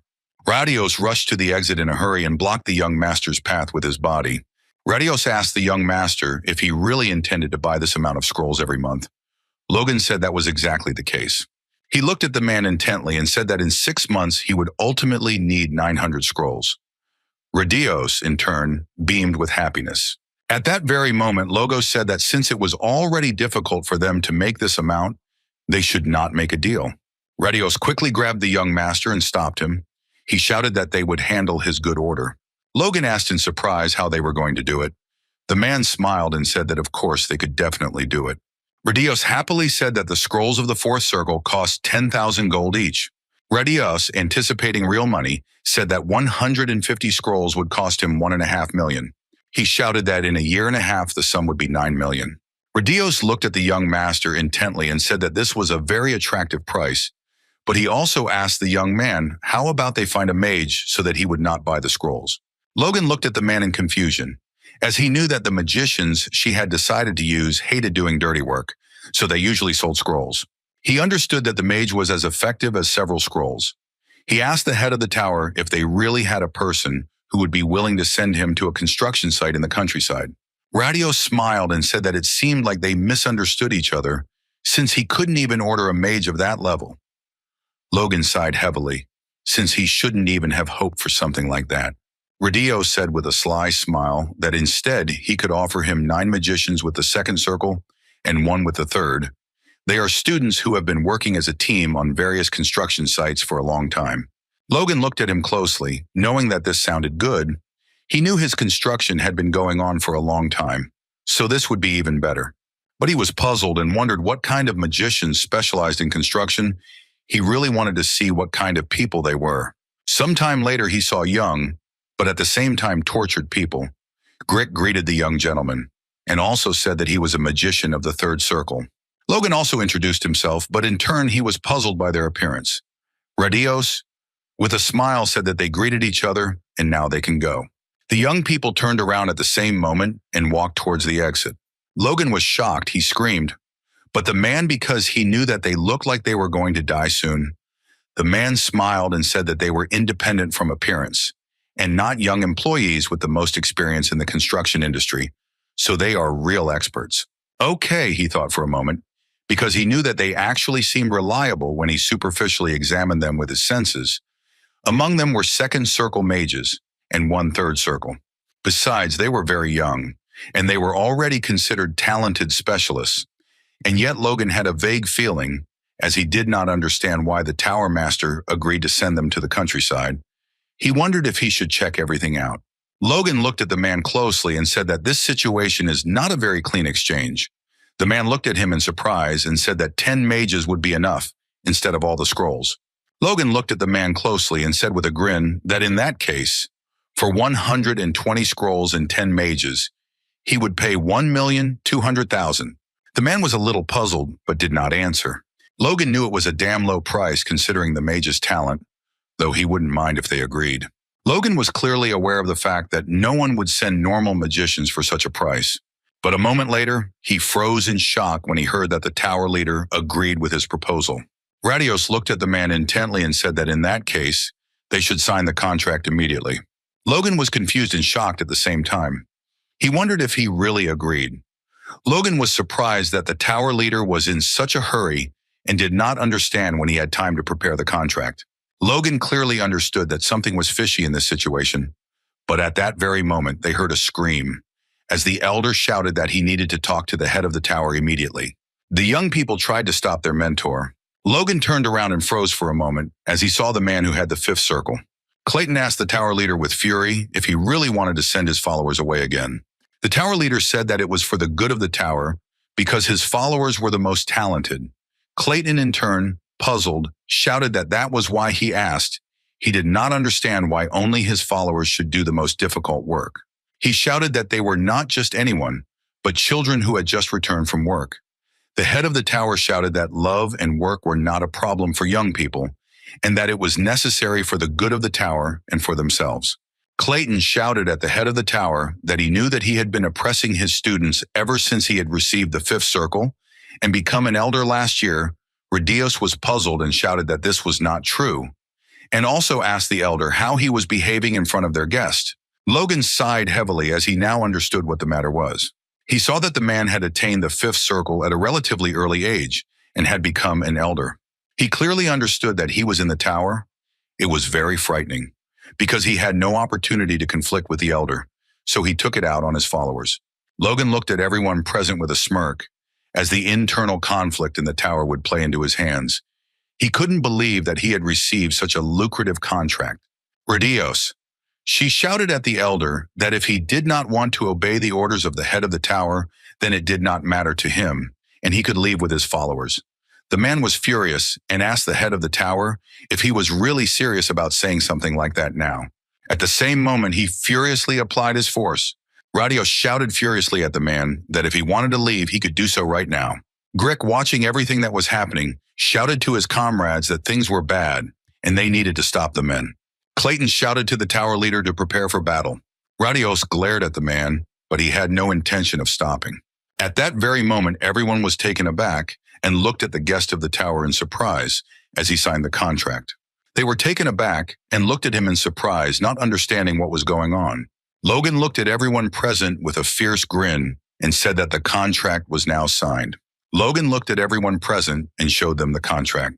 He looked at the young people with a smile and asked them to follow him.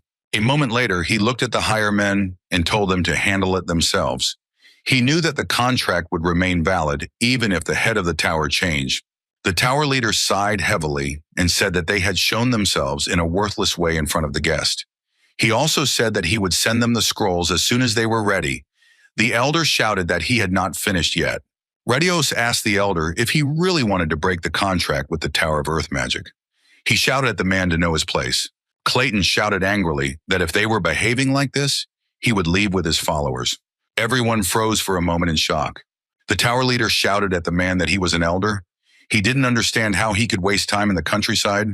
Logan shouted that he never hired a mage with the fifth circle. Clayton sighed heavily and said that he would not ask for payment. He would simply help his guys get the job done as quickly as possible. Logan immediately bowed and thanked the man. The head of the tower was furious. He shouted that they had not finished speaking. Clayton, looking at his students, asked only to postpone the trip for a day since his followers needed to rest before leaving. Logan said with a smile that he did not mind, and tomorrow he would wait for them at the western gate. The next day, Logan was at the west gate, watching all the newcomers. Yesterday's contract was an unexpected stroke of luck. He knew that hiring one fifth circle mage would cost him 1 million. Logan wanted to get home as soon as possible, but a moment later he flinched as he heard someone's familiar voice. The young lady looked at the young man intently and with a grin said that they had not seen each other for a long time. He was surprised by her and called her by name. She asked with a smirk if they were close enough to call each other by name. Logan, holding back his anger, smiled and said that they had known each other for a long time, and also called her according to all the rules of etiquette. He knew that she, as always, was rude. She looked at him intently and said that she had heard rumors about him because they said that a rather shameful business had opened there. She asked with a smirk if his house had really started having problems. She wanted to know if his family had really come to an end, so she asked in a veiled way if he wasn't ashamed to walk around the neighborhood like that. He smiled and said that she knew how ambitious he was about money, so she didn't have to worry about anything. He wanted her to know that it was none of her business at all, and he hoped that she would stop thinking about his business and go about her business. She sighed heavily and said that the amount she had given him was not small, and it seemed difficult to realize it, since he lived on barren lands. Logan sighed heavily and said that she was stealing, and also informed him that it was time for him to leave. He knew that she was just disgusting, and he would do well to avoid her. Rena said with a smirk that she heard about his great contribution during the war. He used special weapons. She looked intently at the young man and said that she had one proposal. She smiled and asked if he wanted to sell the gun to her. Logan said with a smile that the weapon was nothing special, and he felt awkward, but he would have to refuse her for the rest of his life. Logan ran away from her with lightning speed. Rena sighed heavily and looked at him with fury. He knew that even after he became famous for selling the medicine, none of the aristocrats showed any interest in the war, but the young lady was aware of everything. He understood that most likely her entire family became interested in him, and quite quickly. He knew that crossbows were simple, so he hoped that he would be able to use them a few more times. Clayton looked at the young gentleman with a smile and said that he clearly remembered that yesterday they had agreed to meet at the western gate. He did not understand why he was walking towards them. Logan smiled and said that he just ran away from someone annoying. The man looked at him in bewilderment, as he did not understand what the gentleman was talking about. But Logan said with a smile that it was time for them to hit the road. Sometime later, they rode in the carriage in silence. Clayton looked closely at the young man. It turned out that several large carriages were enough to carry 6 people each. He also saw that the coachmen were experienced, so he came to the conclusion that Logan had spent a lot. Clayton sighed heavily and told the young master that he shouldn't have bothered so much because he had wasted a lot of money. His student was puzzled. Logan looked at the man intently but said nothing. It was not the first time he had encountered very proud mages. He volunteered to go for free, so Logan knew it would be easy to sweet-talk him. Logan smiled and said that he had wonderful magicians with him, so what he did was quite natural. The man sighed heavily but did not answer. Sometime later, Late in the evening, they stopped to rest a little before continuing on their way, while Logan sat quietly by the fire. But after a few seconds, he felt someone's presence. He ducked when he felt a dagger coming towards him. But after a few seconds, he calmly asked who threw the sword. The man was taken aback for a moment. He just couldn't believe that Logan managed to dodge. He said that it was very impressive for a young man. The man looked at the tax with a grin and said that he had previously heard rumors about him in the capital because Logan had made a lot of money selling some kind of medicine. Logan looked closely at the young men who surrounded him. He wondered if they were all thieves. He sighed heavily and said that he wanted to try out what he had learned earlier, meditate in a calm environment. But a moment later, he looked at them with a smirk and said that since they had interrupted him, he should practice the technique on them. The man looked at Logan with fury and asked what he was talking about. But at that very moment, Logan, with their lightning speed, rushed to his enemy and dealt with him on the spot. The man did not have time to do anything. He only screamed and fell to the ground. Everyone present was in shock, as they did not understand when he managed to get so close to their comrade. A few seconds later, the man rushed towards the young master, as he wanted to take revenge on him for his comrade. But Logan wasn't going to give up so easily. He looked at his opponent with a dull expression, because he was screaming with anger and heading towards him with his weapon at the ready. But Logan easily repelled his opponent's attack. At that very moment, Logan easily directed all his power at the enemy and sent him flying. Everyone present was momentarily stunned with shock. They were puzzled because they saw that the young gentleman with his ease had dealt with several of his opponents in a few seconds. The man was taken aback and shouted that it was time for them to leave. But at that very moment, he began to tremble with fear and confusion because his legs did not move. He was very frightened because he could not understand why he could not make a movement. At the same moment, Logan looked at everyone present with fury, but at the same time, he was practicing the technique that the Duke had shown him earlier. A moment later, he used his power freeing her. But after a few seconds, he decided to point his terrible sword at the enemies. At that very moment, his sword reached its target, and he heard a cry of despair and pain. Logan was taken aback and looked at his opponents in surprise. He was puzzled, as he still found it difficult to hold her for long, but he was glad that he still managed to achieve such a result. At the same time, the man sitting on his knees was trembling and crying from fear. Logan knew that the concentration and compression of power through a new source generated an aura. That day, along with the pressure blade, the Duke told him the blade of power, which was at a weaker level of aura, but he thought that it was too early for him to try to repeat it. But now he was glowing with joy, because he simply could not believe that he had managed to use the blade of power, even for a moment. A moment later, he turned and glared at his enemies, throwing all his thoughts away. He saw that there was still one opponent left, but the man in turn was puzzled. He did not understand what was holding him back. A moment later, he flinched and cried out in pain. Logan knew that using the power of the draining sword to forcibly disperse and overpower the enemy was characteristic of a pressure blade. Logan was very pleased because he knew he was good enough to use in a real fight. At that moment, he raised his knees over the man. The man could not bear it and screamed with tears in his eyes. Logan sighed heavily and wondered if he had gone too far. But a moment later, he clearly heard a familiar voice. The man said that he saw everything. Logan was taken aback, as he did not expect such a thing. He turned around and froze as he saw Clayton in front of him. Logan was confused and didn't understand why the man was so angry. He wondered if the man thought his treatment of the thieves was too harsh. Logan knew that if he refused to cooperate with him, he would be in big trouble. Clayton looked at Logan closely and said that he had amazing abilities. Logan froze with a puzzled expression on his face. Clayton said that he knew little about force users. Looking at the young master, he said that he was a little surprised by his abilities and understood how unusual it was that at such a young age he was capable of such a thing. Logan smiled and said that he was making him blush. Logan realized that despite his angry appearance, he was not angry at all. Sometime later, they returned to the camp, but walked in silence. Logan deliberately walked away from the camp so as not to be exposed by those who were not his allies. Logan wondered if the mage had come all the way to look for him. He was puzzled and did not understand why he would do something like that. Clayton said that his followers were having a hard time because they did not get the best teacher. So while they were together, he wanted to take up their training.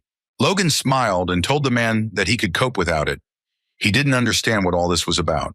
Clayton looked at the young gentleman closely and said that when they got there and started working, he wanted them to have breaks between shifts, to study, not to drill. He looked at the young gentleman intently and said in all seriousness that, in exchange, he himself would work more. Logan was a little surprised and said that it was not a problem at all.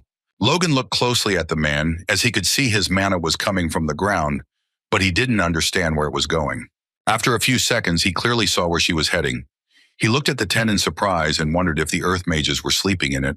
He did not understand why the man had gone so far. Clayton looked at the young gentleman in bewilderment and called him. Logan, as a young man, told the man that he seemed to value his followers very much. He sighed heavily and said that since they called him a teacher, he should have at least taught them the basics. Logan asked the man if he had gone too far for them, since he was arguing with the head of the tower. Clayton hesitated, not knowing how to answer the question. Sometime later, Logan met with his father. Patrick listened to his son and said that he had gained a lot of experience in the capital. Logan smiled and said that it was true and the trip had done him good. Patrick asked his son if he wanted to borrow anything else. Logan looked at his father puzzled, but a moment later he said that his business was going well and would soon be profitable. Patrick looked at his son in surprise, as he did not understand what kind of profit they were talking about. But a moment later he asked his son in surprise what business they were talking about. Logan said that he had started selling the drugs he had previously given him. Patrick was taken aback and asked his son if he really meant to say that he had traveled all the way to the capital and started a business there selling sexual desire enhancer. Patrick sighed heavily and said that she remembered that he had promised not to interfere in his affairs, but he still wanted his son to at least think about the reputation and dignity of his house next time. Logan looked closely at his father as he took the news better than he expected. Logan smiled and agreed with his father. Patrick asked his son if he just agreed without thinking.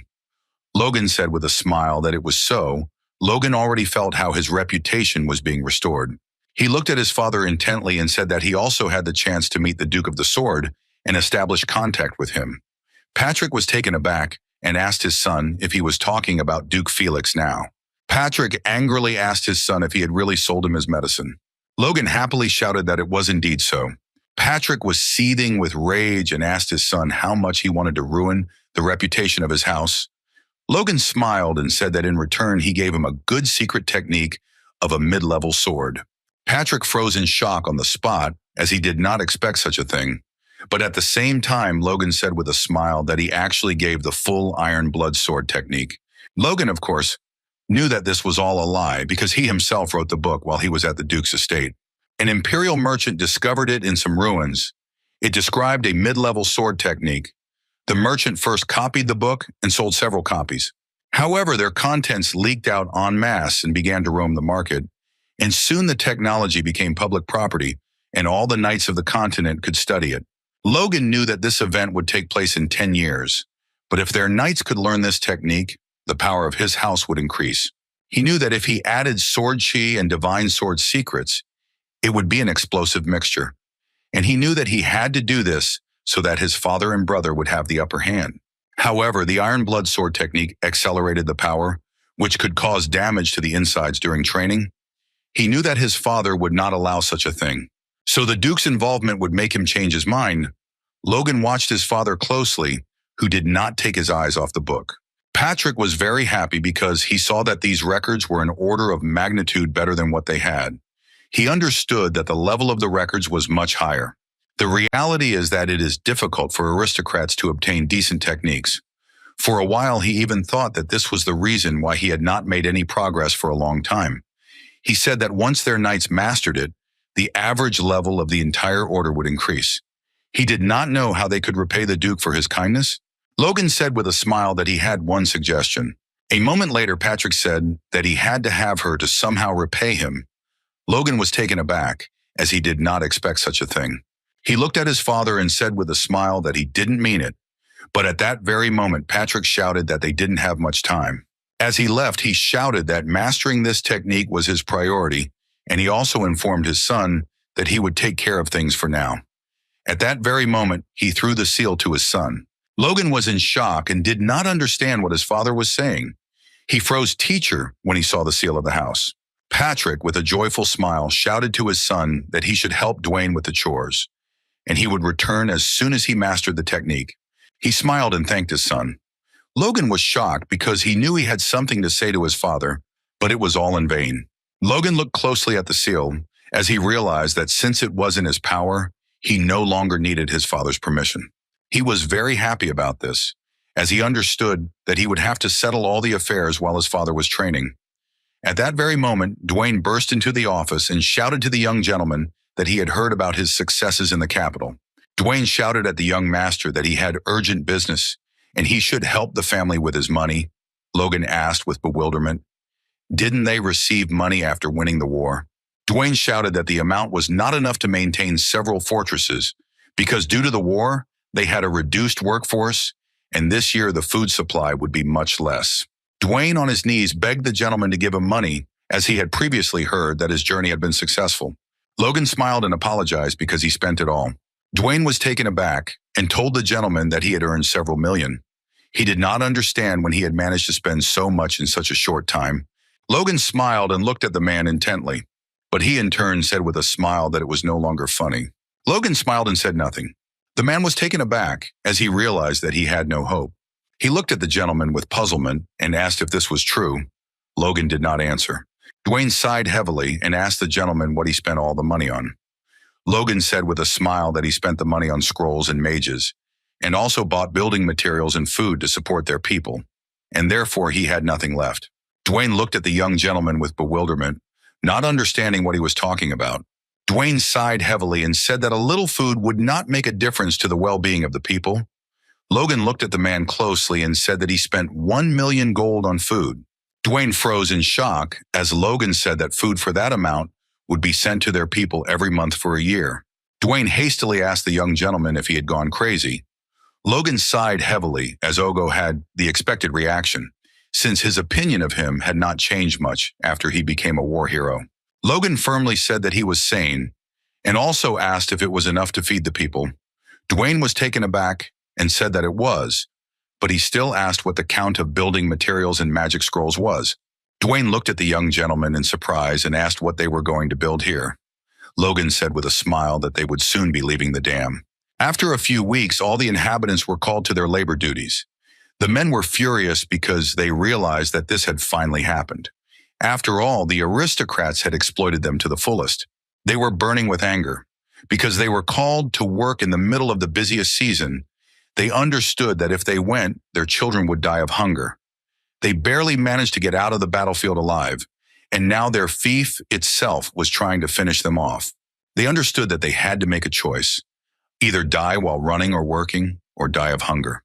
They realized that they had no choice, and knew that they had to take matters into their own hands and attack the feudal lord. The next day they came to the fortress.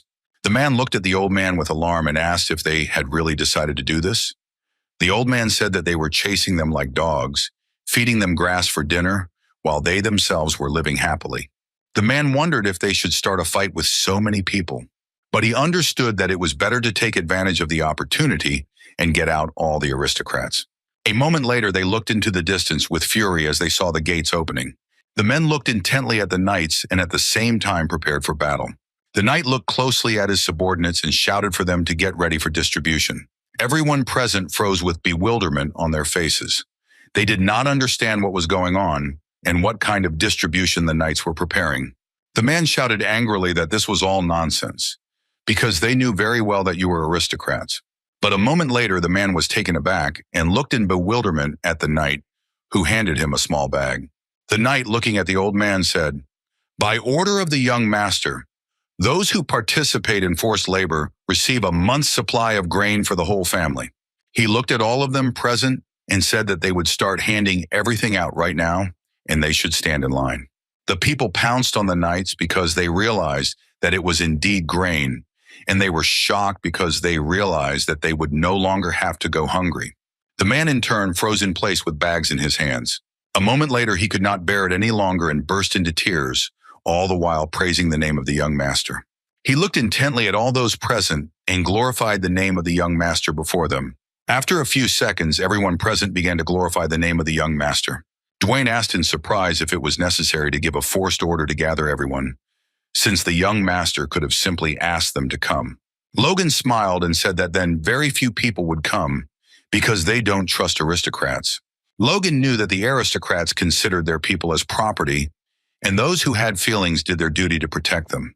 But having lived as a mercenary in his past life, he realized that for the common people, the only difference between bad aristocrats and good ones was who took more from them. Logan sighed heavily and said that even his father thought more of knights than men, as he considered them the strength of the nation. Logan knew that despite the budget shortfall, he had maintained a knightly order of 50 men, and he could guess what people thought of them.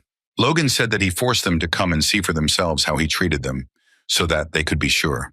Logan looked at the man with bewilderment and asked why he was looking at him so intently.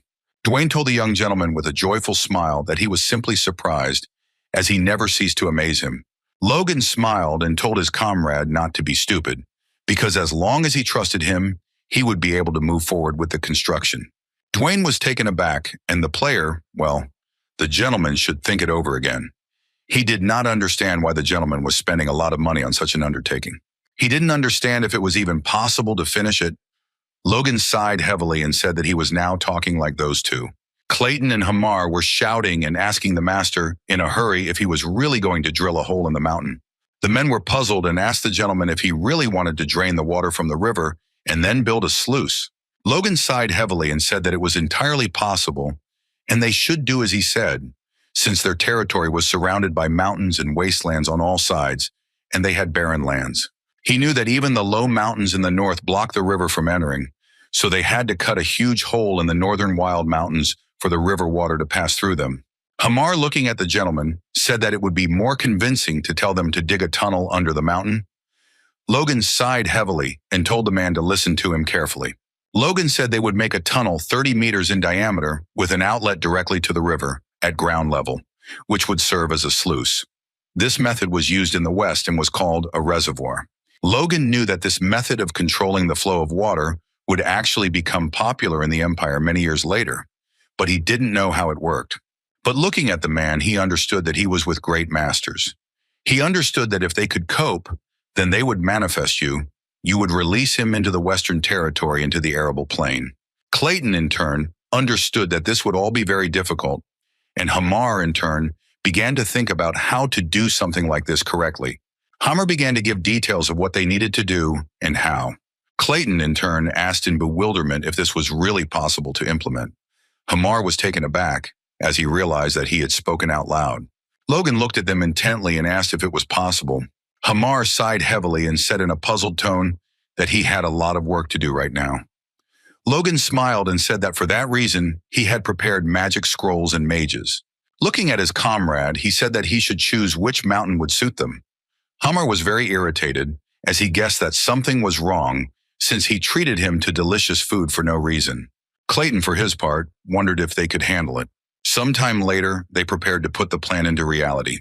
The men looked at the magician intently, as they did not know if they would be safe after his actions. But they knew that since the young master was next to them, everything would go smoothly. Hamar shouted to the man that if he was ready, he should begin. Clayton, in turn, prepared himself and used magic. A moment later, a powerful explosion thundered. The fragments flew in all directions, and everyone present began to run away in different directions. Hamar hid behind the young gentleman, while Logan stood stubbornly without moving. Hamar shouted to his comrade that he asked him to be more careful. He did not understand why he demonstrated his strength in this way. Logan looked at the man intently, as he knew that, in addition to strength, humans could master such supernatural energy as mana. In his past life, he could only barely feel it, but now he felt it clearly. He knew that the power of the earth was coming from the circle of mana in his heart, time after time, drawing the same intricate patterns stimulating the stone wall. Logan couldn't believe he was seeing this with his own eyes. He wondered if the power core had enhanced his senses. Clayton looked at the gentleman with a satisfied smile and told him to watch carefully. He smiled and said that he was not finished yet. Everyone was looking at him intently. Logan, in turn, was a little surprised as he saw that the man had used a different spell. Clayton looked into the distance and used his power. At that moment, he saw the stones coming together. Logan was taken aback and looked at the man in surprise, as he saw that he had used an unusual spell to gather all the stones together. A few seconds later, he saw a truly unusual sight. He was shocked as a golem loomed over him. Logan looked into the distance with a satisfied smile as he was amazed by what he saw.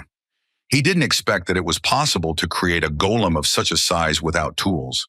Logan knew that if they could make a few more golems, They would not only complete the construction faster, but would also increase their combat power. With lightning speed, Logan ran up to the man and called out to him. Clayton was puzzled because he did not expect such a thing from the young master. Logan looked at the man closely and with a satisfied smile and a predatory look asked how many more golems he could make. Logan asked if his students could do something like that. Clayton was taken aback and said that they could, because they had their own school for creating golems in the magic tower. Logan looked at the man with admiration and asked if this was true. He said that it was, but they had one problem. He said that the spell formula for creating a golem core was only available from the 5th circle. So the students would need mana stones, but even then, they would only get very small and weak golems. Logan thought for a moment about what the man said. Logan knew that the mana stone was imbued with natural energy, which made it rare. It could not be created artificially. It was quite expensive, as it was more often used to aid in spells or in the creation of artifacts. He was puzzled as he understood that these stones were not economically viable. But Logan knew that in war, money is not important, and if you can win it by spending a little money, then it will be good. Logan asked the man if his golem would become stronger with stones. Clayton said that it was true and his speed and strength would increase, and he would last longer. Logan looked at the man with a happy smile. Clayton said that since he had a high circle, they would need a high-quality mana stone. Logan was confused as he knew that this was a bad ending. Clayton said that even so, a low-level stone would be perfect for the spell to create a second circle golem. It could last for a day, being several times stronger than a normal person. Logan was a little confused because he knew that a low-level stone was worth as much as a piece of gold, but he knew that the cost-benefit ratio was too bad. But for a short war like the last one, it would be extremely useful. Logan looked at the man closely, already guessing what he would do. Dwayne was taken aback as he saw a monster in front of him. He was shocked because he saw that monsters were destroying their land. Logan, where he lived, sighed and said that he had already said earlier that he did not destroy, but dug a tunnel. Dwayne rushed to his master with lightning speed because he knew that he had to tell him everything. Logan sighed heavily and looked after him with a smile. Logan looked at the man closely and asked him to take all the workers to the water canal, as he knew there was no point in leaving them to make the tunnel. Hammer shouted to all the workers to gather their tools and follow him. They made several structures, a tunnel and a dam, a water channel that would bring water from the river to every corner of the wasteland. They also made a cave. There were already results there while he was in the capital, since the workers dealt with it first. Logan knew that he had been busy building the dam since returning from the capital, so he had not been able to follow the development of the cave, but he knew that he had to visit it soon. The next day, Logan came to see how the construction was going. Hamar, in turn, looked menacingly at the gentleman. Logan smiled and asked if they hadn't met before. Hamar looked at the gentleman in bewilderment and asked what he was talking about. He was furious and asked the gentleman whose fault it was that he had to run from the mine to the water channel. He screamed furiously that he couldn't take it anymore, so the master should just kill him. He was furious because he just wanted to rest. He asked if the work would stop if he wasn't there. He didn't understand if he had to carry everything on his own. Logan froze in shock because he didn't expect this. A moment later, Logan walked up to the man and called out to him with tenderness in his voice. Logan smiled and told the man that he understood every word he said and that he was doing a great job of handling things, so he would be handling all the organizational work from now on. Logan smiled and told the man to use this opportunity to report back to him on the progress of the work. The man was furious and asked the gentleman if he was trying to dump all the responsibilities on him. Logan said with a smile that it was, but he wanted to promise that when everything was ready, he could rest as much as he wanted. Hamar was taken aback by the gentleman's behavior and said that the bit immediately moved away from him. Logan smiled and said that it was a pinky promise. Hamar was shocked and shouted that the gentleman would break his finger. Logan was glad that everything had gone smoothly, but he knew he had still been brazen. He was glad because he knew that the mine would now be developed faster than in his previous life, but he was not sure about the dam. But he was absolutely sure that he would succeed. Sometime later, he contacted his assistant, who informed him that the building materials would be delivered without any problems. Philip said that they had come to an agreement easily regarding the lumber. Logan smiled and said that was good news. Philip smiled and said that when they developed the mine and cleared the land, the area would be completely transformed. He said with a smile that he would come to them one day. Logan was silent for a moment, but after a few seconds said that he should come next year. Philip was a little surprised and wondered why he said that, but he still knew that the gentleman would not answer. Logan said he had heard earlier that the ruling family had a problem. Philip was surprised because he did not understand what problem was being discussed. Logan said that he heard about it in the Duke's house, but he did not know the details, but he knew that the matter was very serious.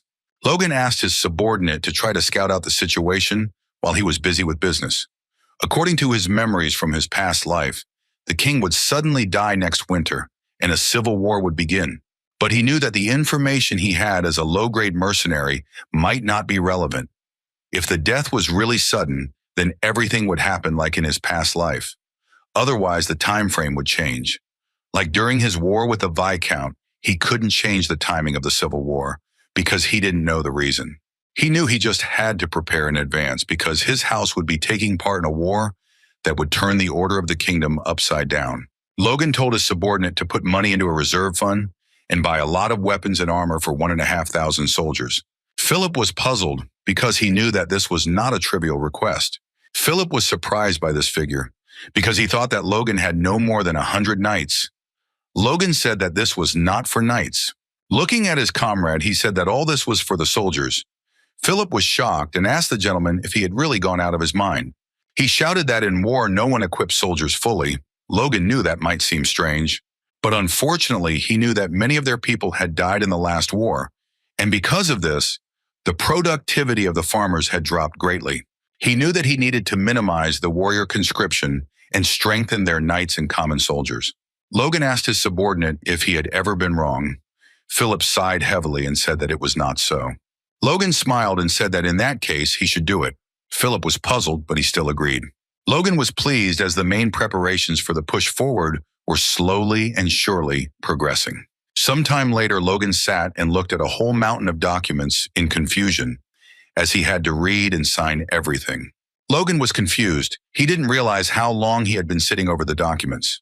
Dwayne thought for a moment and said that it would soon be a month.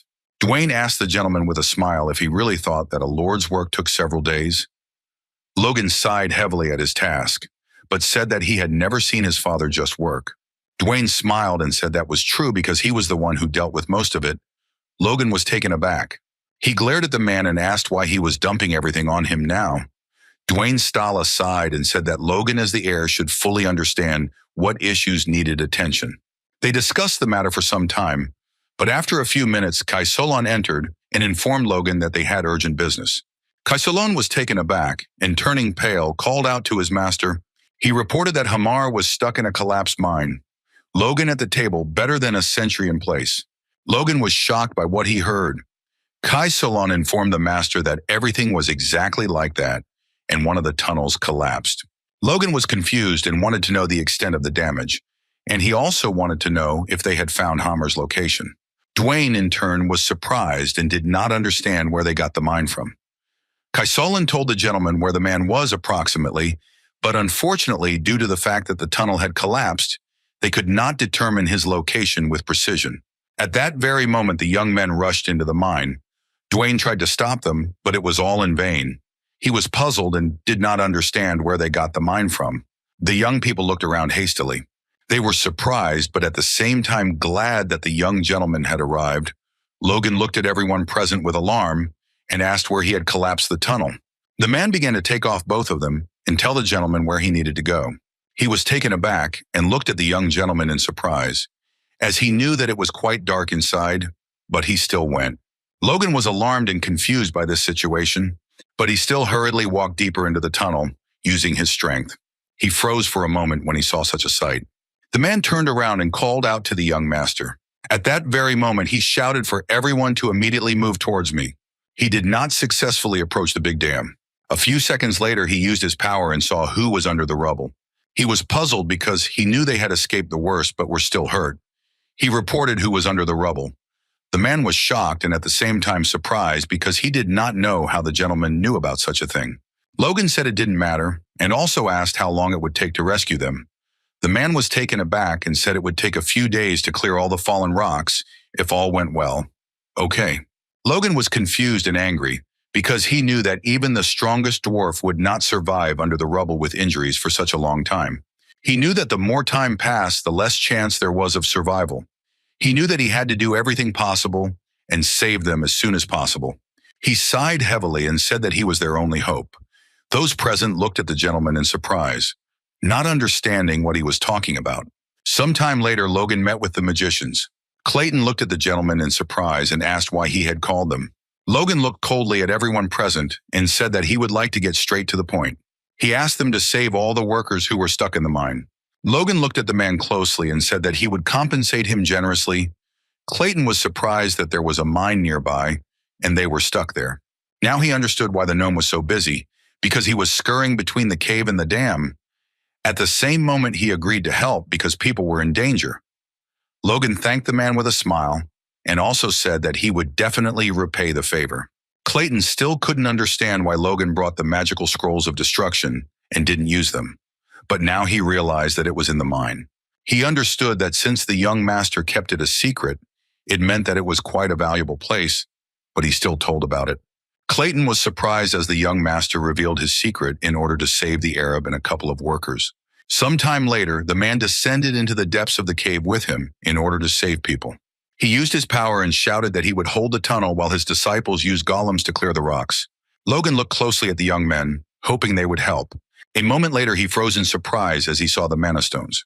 After a few seconds, Logan clearly saw that the stones began to tremble. Everyone present was shocked as they saw that the rocks that fell on their comrades had turned into golems. Logan was shocked and couldn't believe that they had cleared several meters just by creating golems. Clayton shouted to everyone that they didn't know what condition the people under the rubble were in, so they had to hurry. After a few minutes, everyone started carrying stones. Clayton looked at the young gentleman in surprise, as he was amazed that the aristocrat himself was carrying stones to save those below him in rank. He knew he would never have believed it if he hadn't seen it with his own eyes. However, he understood that there was nothing surprising in this, since Logan was different from the other aristocrats. After some time, the old man shouted that they had found them. Hammer, in turn, lying under the rubble, sighed heavily. Logan moved closer to his subordinate. Logan knew the dwarf had passed out from shock, but he knew he was very lucky that they hadn't been minimal before. He sighed heavily and looked closely at the man, as he was glad that he was okay. Sometime later, the golems took out people one by one. Logan looked closely at the man and asked if he had dozed off while using the scroll of destruction. Hamar sighed heavily and looked puzzled, saying that he had been working too much lately. Logan was a little upset by this information, as he understood that it was entirely his fault. Hamar looked closely at the gentleman and told him not to worry so much, as very soon he and everyone else would recover. Logan, looking at the old man, said that they were leading. He was just resting and not thinking about anything until he was completely recovered. Hamar said that the work was not difficult, and he would be able to return to it in a few days. But a moment later, he was taken aback and froze for a moment. Hamar asked the gentleman in surprise if he really wanted him to rest. Logan looked at him in surprise and asked if he would be okay otherwise. Hamar shouted that in that case he would rest, no matter what it cost him. Logan slowly walked away from his comrade, but at the same time he was deep in thought, as he understood that magic was a good thing, because with the help of raw materials, they completed the rescue force's operation in a few hours. As he was leaving the room, he accidentally bumped into Clayton. Clayton looked at the young gentleman, shouting that his mind was amazing. Logan looked at him in bewilderment. Logan looked at the man closely and wondered if he had found out about the gold in the mine. He knew it was a possibility. Logan knew there would be a lot of trouble if this became known to others. He wondered if the man would keep a secret. Clayton sighed heavily and asked Mr. Yana why he had gone so far as to reveal the existence of the hidden mine to him and ask for help. Logan looked at the man in surprise, but in turn he knew that no one could replace his dwarf. He understood that he had to take a risk and save him. After all, if the gnome disappears, the development of the mine will slow down, and this will greatly affect future plans. Logan looked at the man closely and said that if he couldn't protect his people himself, then no one would stay by his side. Clayton looked at the young gentleman in surprise, but a moment later he asked Logan if he wanted to establish a magic tower on his territory. Logan was taken aback, as he didn't expect to hear anything like that. Clayton said it was time for him to open his own business, and this place seemed like it could support a small magic tower. He looked at the young gentleman intently and asked what he would say to such a thing. Logan was shocked, but he knew the man was not joking. At that very moment, he shouted with delight and shining eyes that this was simply an amazing idea. Logan was asking in a hurry how much support they would need, and he also wanted to know if his students would also be moving to the new tower. Clayton smiled and said that his students would stay with him. He also said that Logan should just provide them with everything they needed because he trusted him and his abilities. Logan looked at the man with admiration, as he knew that this was just the perfect opportunity. A week later, Hamar came to the young master and reported that he had fully recovered and was ready to restore the tunnel. Hamar informed the gentleman that he was going to make up for the delay, and Logan wished him luck with a smile. As soon as the man disappeared behind the door, Logan heard some noise. Dwayne crept up to the young gentleman and said that it was time for them to talk about the check. Logan was taken aback, as he thought that some kind of ghost had come to see him. Dwayne was shocked and asked the gentleman when he started secretly developing the mine. He was puzzled because he did not understand why he did not tell him. Logan smiled and asked for forgiveness, because such a thing had completely slipped his mind. The man was in shock. He did not understand how this was possible. He did not understand why the gentleman hid the mine so carefully. He wanted to know what was in there. Now Logan smiled and said that there was only gold in the mine. Dwayne sighed heavily and asked his master to do without jokes. Logan smiled and asked if such a thing was really impossible. He looked closely at his subordinate and told her how much she would bring in per year. He was taken aback and asked the gentleman if this was all true. They looked at each other in silence for a while. But after a few seconds, Logan was taken aback and reached for the man as he fell to the ground. Logan was shocked by his subordinate's behavior, so he yelled at him that he couldn't kick the bucket now. Apart from the small incident, the plan was going well and even faster than he had expected. The men walked slowly to the meeting and wondered why the meeting had been called. They did not know whether the dam was finished. They understood perfectly well that the construction was supposed to take 6 months, so they could not believe that it was finished in a few months. Dwayne, in turn, approached the young gentleman in an unfunny manner and announced that he had arrived. Logan looked at everyone present with a smile, as he was glad that everyone was there. He said that he understood perfectly well that they all had their own things to do, but they should stay until the end to see everything. The man sighed heavily, as he knew that this was just a useless and grandiose dig. He knew that this idea would lead to nothing, and wanted them to spend the money on repairing the south wall. Everyone present was puzzled, because they did not understand why it was necessary to do something like this. The man looked intently at his colleague and asked if he knew anything. Dwayne, in turn, froze in shock. He understood that this dam would not only irrigate the wastelands with water, it was directly connected to the underground part of the mountain. He was surprised and at the same time happy, because he knew that if the canals could be supplied with water constantly, the area under the shower could become a real fertile land.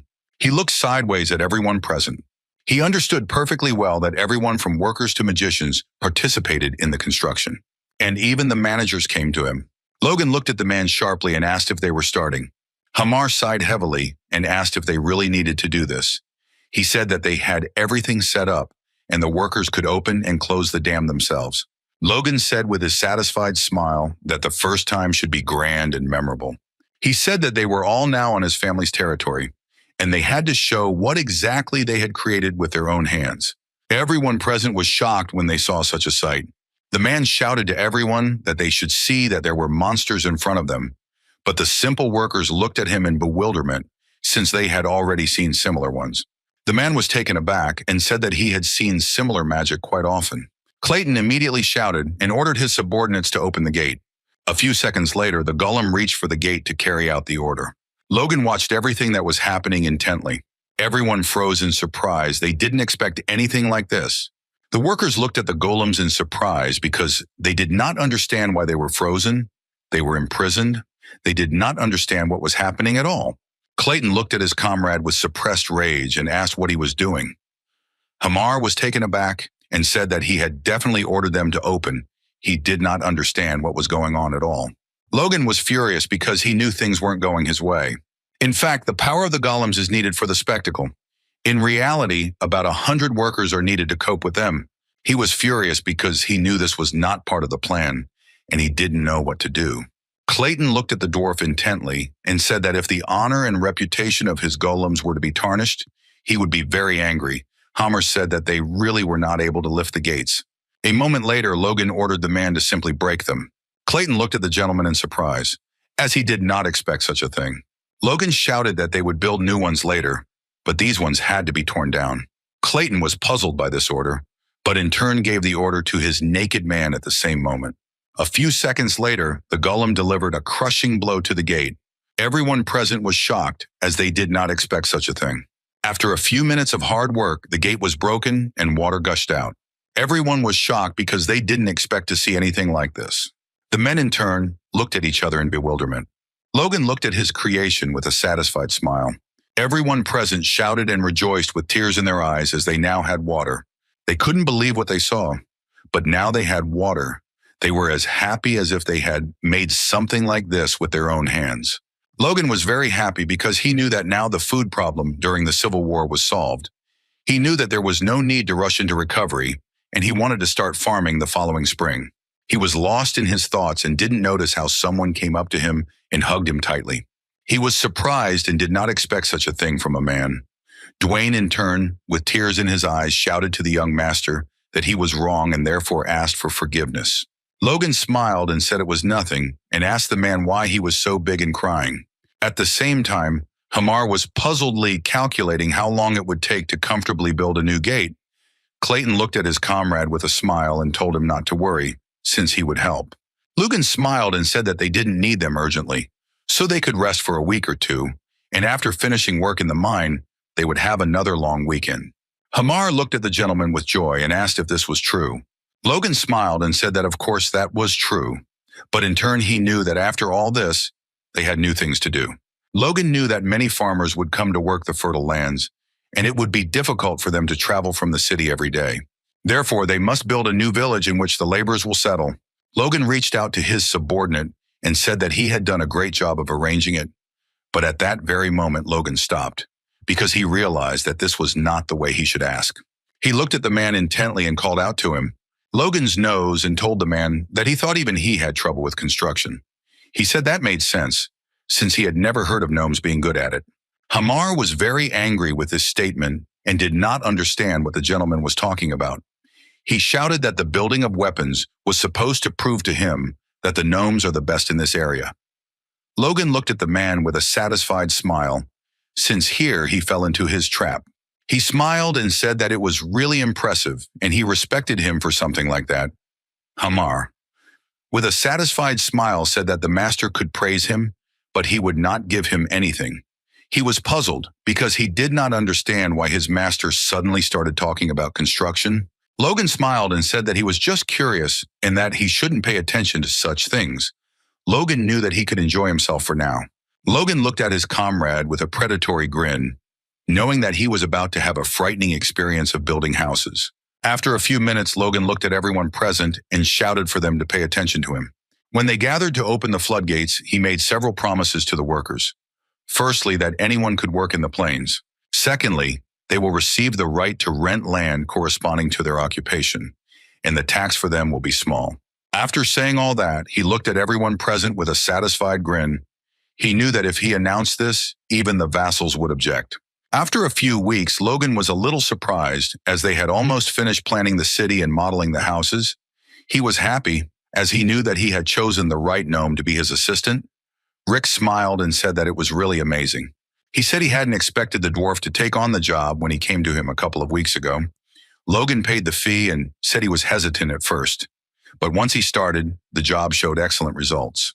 Logan was very pleased, as he saw that the roads would cross each other in the future, and the distance between houses would remain the same.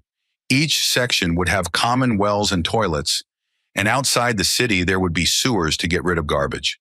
He described the layout of the city he had seen in his past life with the utmost precision, and now he knew that they would be able to successfully establish the largest settlements. Logan sat and thought about his next steps when he suddenly smelled something. He looked at his subordinate in surprise, but he only shouted that it was all because of the master. Rick was puzzled and did not understand why the drugs were in such high demand. If things were different, he would not have to suffer so much. At that very moment, Dwayne ran into the office and hastily called the gentleman. Logan looked at him puzzled and asked if he would ever knock. The man shouted that it didn't matter now. He shouted that the gnome had just sent a message saying that it was time to start developing the gold mine. Sometime later, Hamar showed his master the rare gold nuggets from the cave. He said that usually they had to be extracted in small quantities from minerals, but they had already found similar specimens. Everyone present rejoiced with happiness because they knew that now everything would be different. Dwayne joyfully kissed the dwarf. Hamar sighed heavily and asked if he could now rest. Logan looked at the dwarf closely and asked how much gold they could buy back.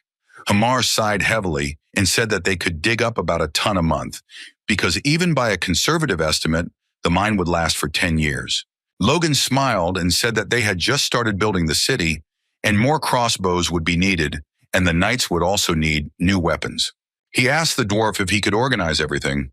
Hamar in turn was puzzled by what he heard. At that moment, he just fell to the ground. Logan knew that they still had a lot of work ahead of them, so they all needed to rest. He thought that he should still hire another gnome later. Logan looked at his comrade intently and said that as he had promised, he would give him some rest, but a whole month was a lot. At that very moment, the man rose up and ran away with lightning speed. He shouted to the master not to look for him, since he was going to sleep for a whole month. Logan looked at the man in surprise as he was carried out, not understanding what was wrong with him and wondering if his strength had awakened. He was amazed because, despite his short legs, he was very fast. At the same time, Dwayne was bursting into tears and shouting about how he had already calculated how much a ton of gold would cost. He shouted to the master that he was their savior, since they would no longer have to worry about anything. Logan sighed heavily, since he saw that the man was crying harder than when the dam was open. Logan looked at the man closely and asked if he realized that the mine belonged to him. He looked at him intently and said that of course he would give a few percent as tax. Dwayne sighed heavily and knelt down, telling the gentleman that he believed he could handle it all. After all, the dam project had been a success, and all his decisions had been right so far. He looked at the young gentleman intently and said that he had complete confidence in him. Logan was surprised as the young man readily accepted his statement. Logan said that they should already take care that the workers did not talk too much, because if the news about the mine spread, it would cause them a lot of trouble. Dwayne bowed and said that he would definitely take care of it. Logan looked closely at the man as he was acting unusually. Logan sighed heavily as he knew his father would be a problem, but he had done a lot of things on his own while his father was away training. A week later, Logan finally met his father and showed him the dam. Logan looked at his father closely, knowing that they were in for a difficult conversation. Looking at his father, he understood that he had nevertheless become a professional knight. This is what he expected when he handed over the technique to him, but he could not have imagined that his skill would improve in a few months, although there had been no progress for more than 10 years before this. Patrick, looking into the distance, told his son that he had done a lot during his absence. Logan was taken aback and began to mumble something in a hurry. Patrick was surprised, as he did not expect that he would ever be able to see water appear in the wasteland. He looked with joy at the beautiful and clear water, because he understood that this was the pure truth. Patrick looked at his son closely and said that his level advancement and the land transformation were all thanks to Logan. He looked at his son with a gentle smile, as he was very proud of him, and said that he was better than him. Logan froze for a moment, confused by his father's words. She sighed heavily and said that this was only a recent achievement. Patrick smiled and told his son that he had done a lot in a few months, and this exceeded his entire contribution in all the years of his reign. Patrick, with a smile, said that he was blessed to have a son like Logan, so he proudly thanked his son. Logan started to speak, but Patrick interrupted him and said that he could now trust him with the affairs of their home. Patrick smiled and said that he would train the knights for now. Logan was puzzled because he did not expect anything like this. He shouted to his father that he had not planned to become a lord. Patrick asked his son if he knew what he had learned during his training. Looking at his son, he said that he was already old. Although he managed to master the basics of the iron blood sword technique, the secret technique was completely beyond him. Patrick knew that if he had taken up studying it in his youth, when his power had just awakened, everything would have worked out. Patrick sighed heavily and said with sadness in his voice that, unfortunately, the son of the current force, which over so many years had formed its own specific flow, he would not be able to even create a core. Looking at Logan, he said that he had already given up, and so he thought it was time for his sons. Patrick smiled and said that thanks to this, he would finally be able to break through the barrier that had been holding him back for many years. He smiled and said that now it was time for him to let go and train those who would open the way for him. Logan sighed heavily and agreed with his father, because he knew that if he said something like that, he had no choice but to agree. Patrick turned and looked closely at his wife, knowing it was her turn now. He looked at her with a smile and said that she should help Logan to fully fulfill his role. The lady looked away from her husband in embarrassment. But at that very moment, Patrick hastily told his son to come to his mother at once. Logan walked slowly but confidently towards Madame. She sighed heavily and told Logan that his achievements were not enough to see him as a reliable heir. She said that before she only wanted success for her son, and then she fought with him. Logan sighed heavily and asked for forgiveness. She smiled and said that he had nothing to apologize for, since rather it was she who needed to apologize to him. She looked at him tenderly and said that he had already apologized before. Although she could not accept it, Mariani clearly understood that it was all her fault that she stubbornly ate. Mariani looked closely at the young master and said that she hoped that he would be generous and understanding. She also said that she heard that he was going to teach his brother the art of the sword. Logan smiled and said that it was possible, it was his genius, but in just a week he had created the power core and had already mastered the first form. Mariani said with a satisfied smile that she had not seen him as happy as you were lately for many years. Mariani looked at Logan with a gentle smile and asked him to continue to take care of his brother, because he would remain his younger brother in the future. A moment later, she said that it was time for her to leave. At that moment, Logan shouted that parents should not use respectful language towards children, and Madame froze for a moment in surprise. He looked at her with a smile and asked her to speak to him without formalities from now on, as she had in childhood. At this, Logan called her mother with a smile.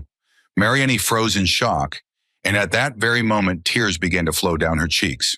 Patrick looked at his wife with a tender smile. But a moment later, he looked at his son with the same tenderness.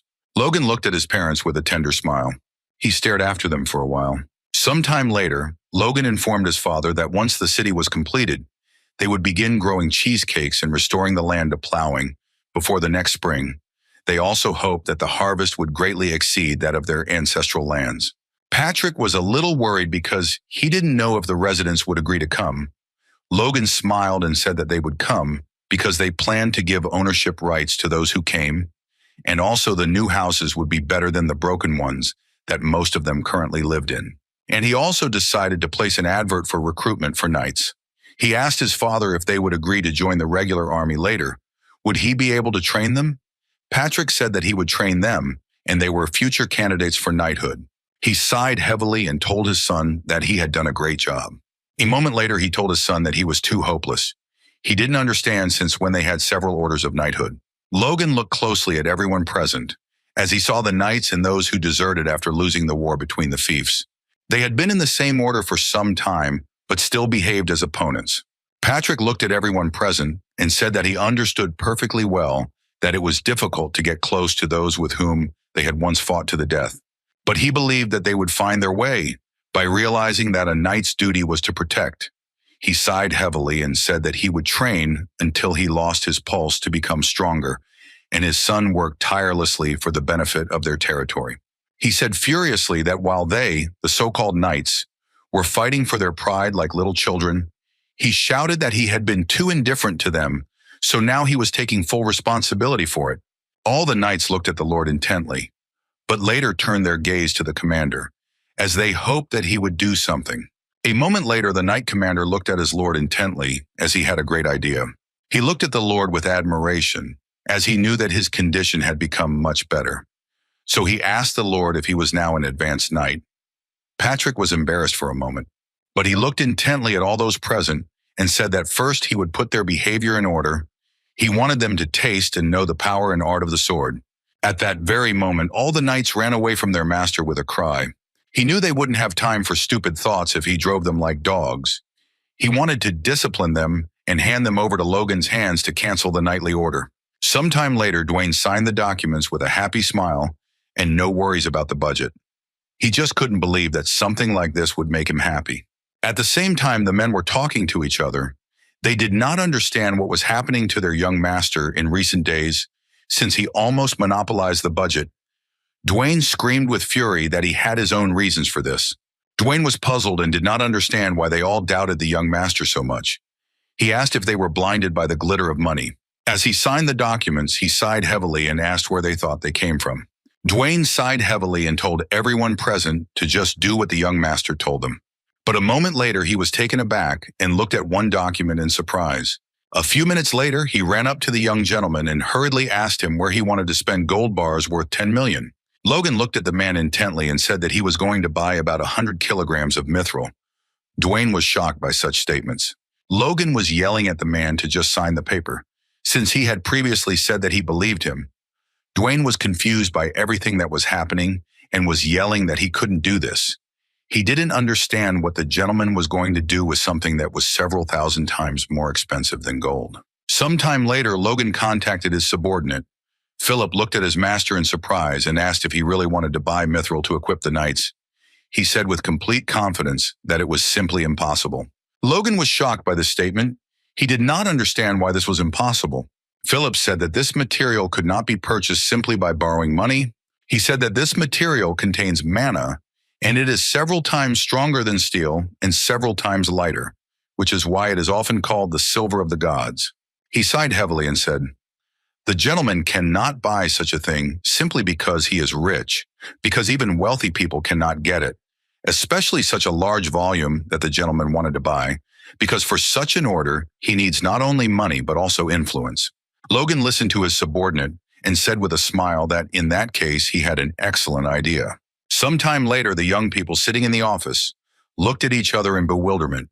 The man looked at his comrade in surprise and asked what was the matter. His colleague said that he had just received a request from the countryside, from the McLean house. He was surprised because he did not know who they were. The man sighed heavily and said that they needed to report this to the Duke, although he had too much to do to answer such calls. Sometime later, the Duke burst into their office and asked if they had received a call from McLean. The young men ran away and shouted that it was so. The young man was puzzled as the Duke had come running very quickly. He wondered how important the call was. The Duke greeted Logan with a smile and said that they had not seen each other for a long time. Logan denounced and asked the Duke if he had chewed well. The Duke said with a smile that it was so, except for the lack of news from the one whom he personally taught, and otherwise everything was fine. The man looked at the Duke with puzzlement, but in turn wanted to leave as quickly as possible. Logan smiled and asked the Duke if he could send him personal messages. He was well aware of his place, the Duke of Nose, and told the young man something also good about flattery, but still his call came just in time. The Duke smiled and said that he just wanted to express his sincere gratitude to the young man. Logan was surprised, as he could not understand whether he really helped or whether it was sarcasm from the Duke. The Duke told Logan with a satisfied smile that his wife was pregnant. Logan was truly shocked by this news and happily shouted and congratulated the Duke. The Duke smiled and thanked the young man, as it was all thanks to him. Logan was puzzled as he did not understand why the Duke was thanking him, since he had managed completely on his own. But he was taken aback as he realized that his words were inappropriate. He blessed the Duke with a smile, as well as his family, and the Duke smiled and told the young man that he was still as impudent as ever. The Duke said that heaven had helped him, but his efforts had also helped. But he knew that Logan had helped him a great deal, and he was truly grateful to him. The Duke invited the young man to the capital with a smile when his child was born, as his wife also wanted to thank him personally. The Duke smiled and told Logan that while he was in the capital, he would teach him another technique. Logan was shocked by this statement. Felix smiled and asked Logan if he didn't want to. With their lightning speed, Logan stood up and with a bow thanked the Duke for such an opportunity. Felix smiled and told the young man that being reliable was a clear trait of his. He also said that he had no more news, and now Logan needed to tell the essence of his call. Logan smiled and asked the Duke if he could help him get some mithril, about 100 kilograms, to create knightly equipment. Felix, in turn, was surprised by this as the scale was truly enormous. The Duke sighed heavily and told the young man that he needed someone like him because he had strength. The Duke also asked Logan if he had enough money. He smiled and asked if the medicine was really selling that well. Logan was taken aback and said with a smile that it was. The Duke looked at the young man closely and said that he did not invest so much in his knights. He had underestimated his generosity. Felix, smiling, told the young man that he was quite extraordinary. Logan understood that the misunderstanding was growing. The Duke informed the young man that he would take care of it personally. Logan, with a joyful smile, thanked the Duke for such. The Duke smiled and said that it was not a difficult task, but he must definitely come when the child was born. Looking away from the young man, he sheepishly said that he wanted him to call him mentor instead of addressing him by his title. Finally, the Duke said that Logan should inform him when his side's son was ready. At that very moment, Logan cried out in joy, and his cries spread throughout the entire area. The maid was taken aback and shuddered, as she did not expect such a thing. Logan was very happy. He knew that he would be the Duke's apprentice. He was very pleased with what he heard, since he asked only for a small favor, and he was given such an honor. He knew he had to talk to the dwarf about equipment made of such metal. But a moment later he stopped, for he knew that his subordinate must first rest, for he would be of no use if he did not rest. Logan was pleased with himself, as he realized that he was a very generous employer. He knew that his subordinate was blessed by his generosity, but at the same time, Hamar was having nightmares involving his master. Dwayne looked closely at the young men and informed Logan that they had come to apply for service and had passed a simple test. He was puzzled and didn't know if they needed to hire that many men. Usually it was enough to have 10 times the number of knights. Logan said that he had already told him earlier that he would handle everything himself. He understood that no matter what anyone said, building up strength was necessary because he really wanted to make the selection, even if they went into a slight minus. The Order of Knights is a symbol of the power of the territory. Its rear was covered by elite forces, which were called the regular army or the Knights' apprentices. In most fiefdoms, boys were tested for their physical abilities before they came of age, and only those whose physical abilities exceeded certain standards were accepted and trained as soldiers. Talented people among the chosen ones, we went through brutal training, testing the limits of their human capabilities, after which we awakened the power and became knights. But the Empire had a new theory. It wanted to approach this issue differently. The sages said that physical fitness and awakening of power are two different things. The sense organs are much more important. Thanks to this theory, the Empire used the overwhelming power of the knights in the war to crush its neighboring countries many years later. He knew that they were gathering all the soldiers and doing a recut among them to formulate a squad of knight apprentices. All of this would have a hard time during the Civil War that would happen in a year. Logan knew that after many years they would gain a force that could resist the Empire. He knew he could take those over 20, but then he wouldn't have enough people for the upcoming rebuilding of the city. The man was furious and shouted at the young people to be quiet. Logan looked at the man in surprise and asked how they used to choose soldiers. The man looked at him in confusion but said that they simply told them to run and chose from those who came first to the finish line. Logan understood that the selection was based on physical strength alone. Logan told the man to accept those with keen eyesight and hearing, as well as quick reactions. The man looked at his master in confusion and asked if they really needed to include this in the test. In the first test, the young people were told to walk forward until they saw an image.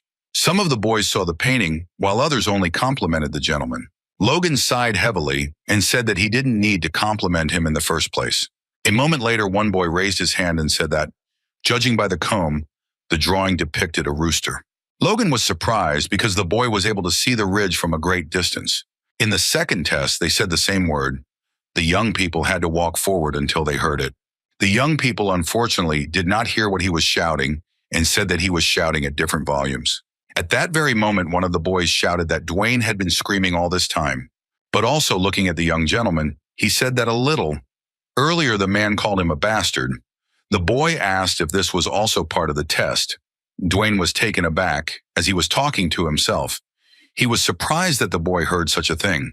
Logan looked at his loyal subject with a grin and said that the boy had passed the selection, but he was in for a thrashing. Logan was pleased and simply could not believe that 250 people passed with excellent results for the vision and hearing tests.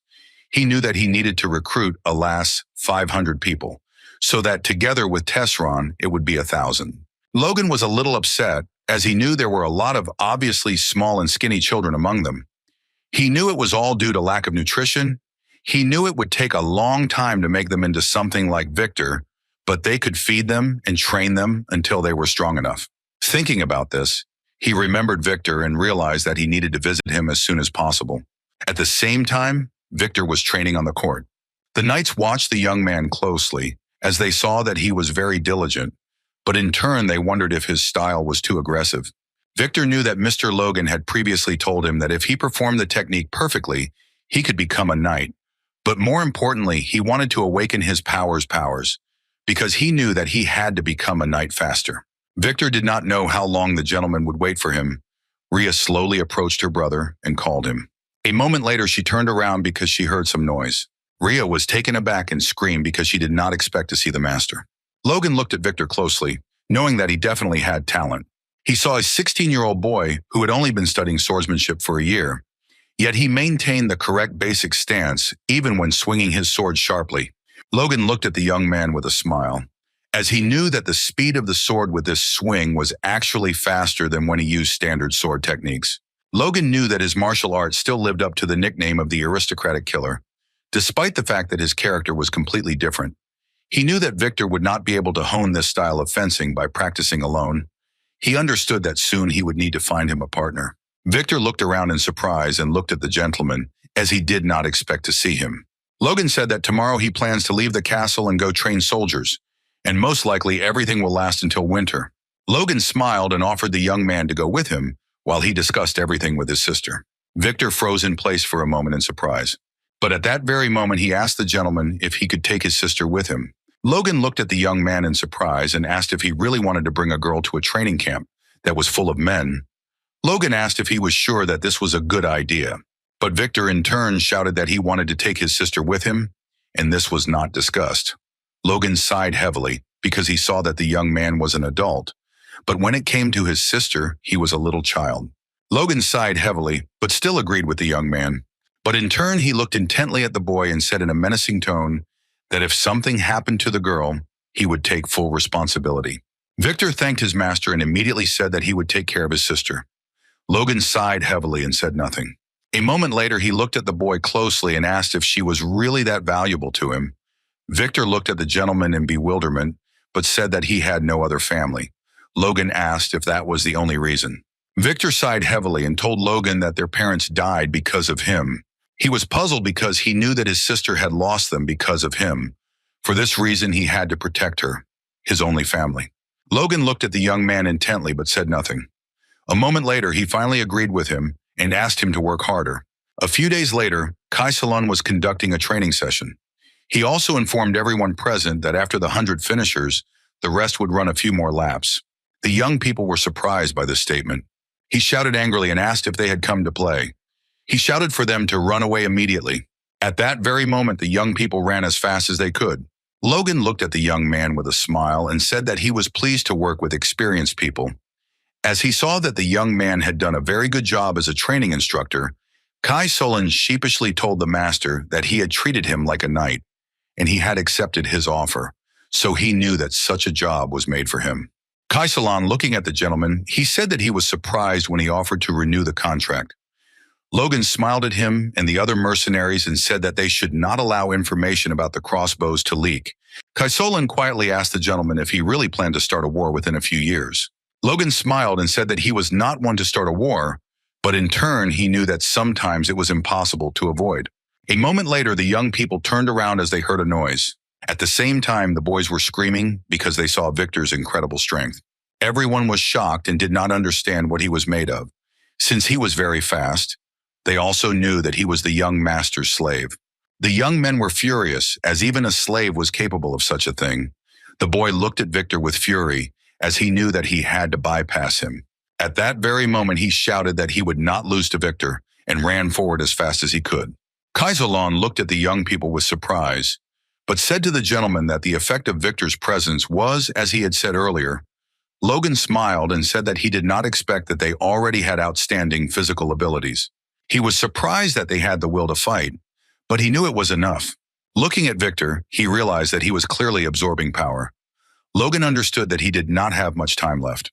Logan knew that if Victor awakened, he would become a powerful motivator for the soldiers. But contrary to his expectations, in the distant future, Victor will commit murder. After a grueling workout, the young men hurried to the canteen, smiling as they thanked for the treat. The boys chatted with each other and enjoyed such treats, since some put up with stupid training just for the sake of food. The boy said with a smile that after a few weeks of good nutrition, he had gained a little weight, and if he could always eat like that, he would have no other wishes. A moment later, the boy looked at Ria in surprise, who, with a smile, wished them bon appetit. They beamed and thanked her. The boys looked at his trail with admiration, because today she was more beautiful. They said with joy that she was simply an angel. One boy wanted to talk to her later, but his friend quietly called him. At that very moment, they looked back and were horrified, for they saw the young lady's brother. Victor looked at everyone present with fury and told them to turn away immediately before he gouged out their eyes. They were taken aback, but nevertheless agreed at the same moment. At the same time, the young lady was hurriedly serving food to everyone and collecting dirty plates. Sometime later, Victor was looking for his sister in a hurry, as he wanted to feed her a little. Some time ago, he asked the girl where his sister was, and she said that she went out the back door to throw out the trash. Victor was worried. He did not know where his sister went in delight at such a late hour. But after a few seconds, he stopped because he heard some noise. He glanced around the corner as he realized where the noise was coming from. He ran in a hurry as he thought his sister might be there. But at that very moment, Victor stopped and froze in shock. He was shocked and angry at the same time, as he saw that the man grabbed his sister by the hand. Trembling with fear, the young lady called out to her brother. At that very moment, Victor threw everything onto the ground and rushed with fury at his sister's offender. The man hesitated as if he wanted to explain himself, but Victor had no intention of listening to anything. He struck the man with cold fury and he flew to the ground. This was not enough for him, and he ran hastily toward the man. At the same time, the man screamed as if his nose was broken. He looked at Victor with anger and called him, "Very nice words to me." He shouted that Victor was a slave and he should know his place. The man angrily asked the young man if he really thought that even if he beat him, he would be safe. But Victor was burning with anger and struck the man again. Victor did not spare the man and dealt blow after blow. The young lady in turn froze in shock. She was afraid to say anything. At the same time, the man turned his gaze to the young girl and asked her for help. But at that very moment, Victor shouted at the man that he must die. A little boy watched everything that was happening from around the corner. He looked at Victor with fear and realized that things were bad and immediately ran to call someone for help. At the same time, Victor did not spare his opponent, delivering blow after blow. He was burning with anger and fury because he knew that he had to take care of his sister. But a moment later he stopped because he heard someone's voice, someone asking him to pull himself together. He turned around and froze in place. Victor was shocked as he did not expect to see the gentleman. Logan looked at Victor intently and asked him to calm down and look around. Victor, in turn, did what his master told him. He froze for a moment and looked closely at his sister, who was shaking with fear. Logan looked at the girl and said that she should go and rest, because she seemed to be in great shock. Looking at everyone present, Logan said that the rest should take care of the dead guy's body. Victor froze, not knowing what to do. A few seconds later, Victor stood before his master, his head bowed. Victor sighed heavily and bitterly asked the gentleman for forgiveness. Logan looked at Victor intently and asked if he regretted what he had done. At that moment, Victor firmly replied that he did not regret it. Logan asked in bewilderment why he apologized then. Victor sighed heavily and, lowering his head, said that he had killed one of the master's soldiers without permission. Logan sighed heavily and said that it wasn't true, but he thought Victor was regretting something else. Looking at the boy, he said he assumed he regretted bringing his sister to such a place. Logan told Victor that his stubborn nature almost got her hurt. Logan knew that dragging her around and trying to protect her wasn't the best option for the guy. Looking at Victor, he asked if he was really going to take her to the battlefield. Victor froze in place, not knowing what to answer. Logan looked at the boy closely and told him to think about everything. And soon he himself would understand that it would be better to take her back to a potential place where she would be provided protection. Logan said that he allowed Victor to take his sister with him so that he would realize for himself how dangerous it would be. Logan, in turn, did not expect that it would be like this, but he felt guilty in front of Victor. Logan sighed heavily and asked the guy if he understood him. Logan assumed that this situation would help him stop being overly caring. At that very moment, Victor asked the gentleman how he would punish him. Logan asked the guy with a grin if he was afraid. Victor said that he was not, and he would accept any punishment anyway. He said that his sister was just a victim, so he asked him to spare her life. Logan looked at the guy closely and said that murder was a crime, but he had worked hard today. Logan said that next time he must ask his master's permission. Victor looked at Logan in surprise, but he in turn said with a smile, This situation influenced his development as a knight. Victor was shocked by what he heard, but at that very moment he shouted that he understood and remembered everything. Sometime later, Kaisalan met his master and asked if it was reasonable to forgive a slave for such an outburst. Since he killed a man, Logan sighed heavily and said that Victor was his slave, not his property. He sighed heavily and said that the other students had said that the murdered man had been a womanizer in his village, and that even before coming to them, he had made lustful comments about the girl. Kaisalan sighed heavily, as he had never seen anything like it. Logan said with a grin that it appeared his slave had killed a vile criminal. Kaisalan was puzzled by everything that was happening, but still said that Victor acted on his orders and they would inform everyone about it. He also informed the master that he would publicly shame him for his crime and hang him on the castle gate, as this would be a good warning to the soldiers. Kaisalan, looking at the master, asked what he was marking on the maps. Logan looked at the map with a smile and said that this secret was an event for the soldiers. The news that Victor had killed a man shocked the soldiers, but when the details of the soldiers' crimes were revealed, everyone was furious. They discussed the man for a while, as they always knew he was some kind of weird guy, and they assumed he would do something like that one day. Logan was pleased as the incident quickly died down. Time flew by very quickly, and after a few months, they saw a wonderful result. Kaisalan looked at his master with a smile and said that they had known each other for several years. The training period took several months. Looking at everyone present, Logan counted how many people had not been corrected and how many had completed basic training. Unfortunately, there were losses, but they were minimal.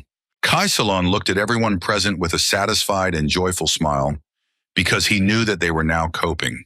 Kaisalan said that only those who had sufficient stamina and perseverance remained. Logan was glad because he knew that the basic training was almost complete. Earlier, he also asked the dwarf to make some additional crossbows. He knew there weren't enough for everyone, but that amount was enough to conduct a joint combat training session. Patrick looked at everyone present with a smile and told his son that he was right, because the forest at the foot of the mountains should be perfect for them to train.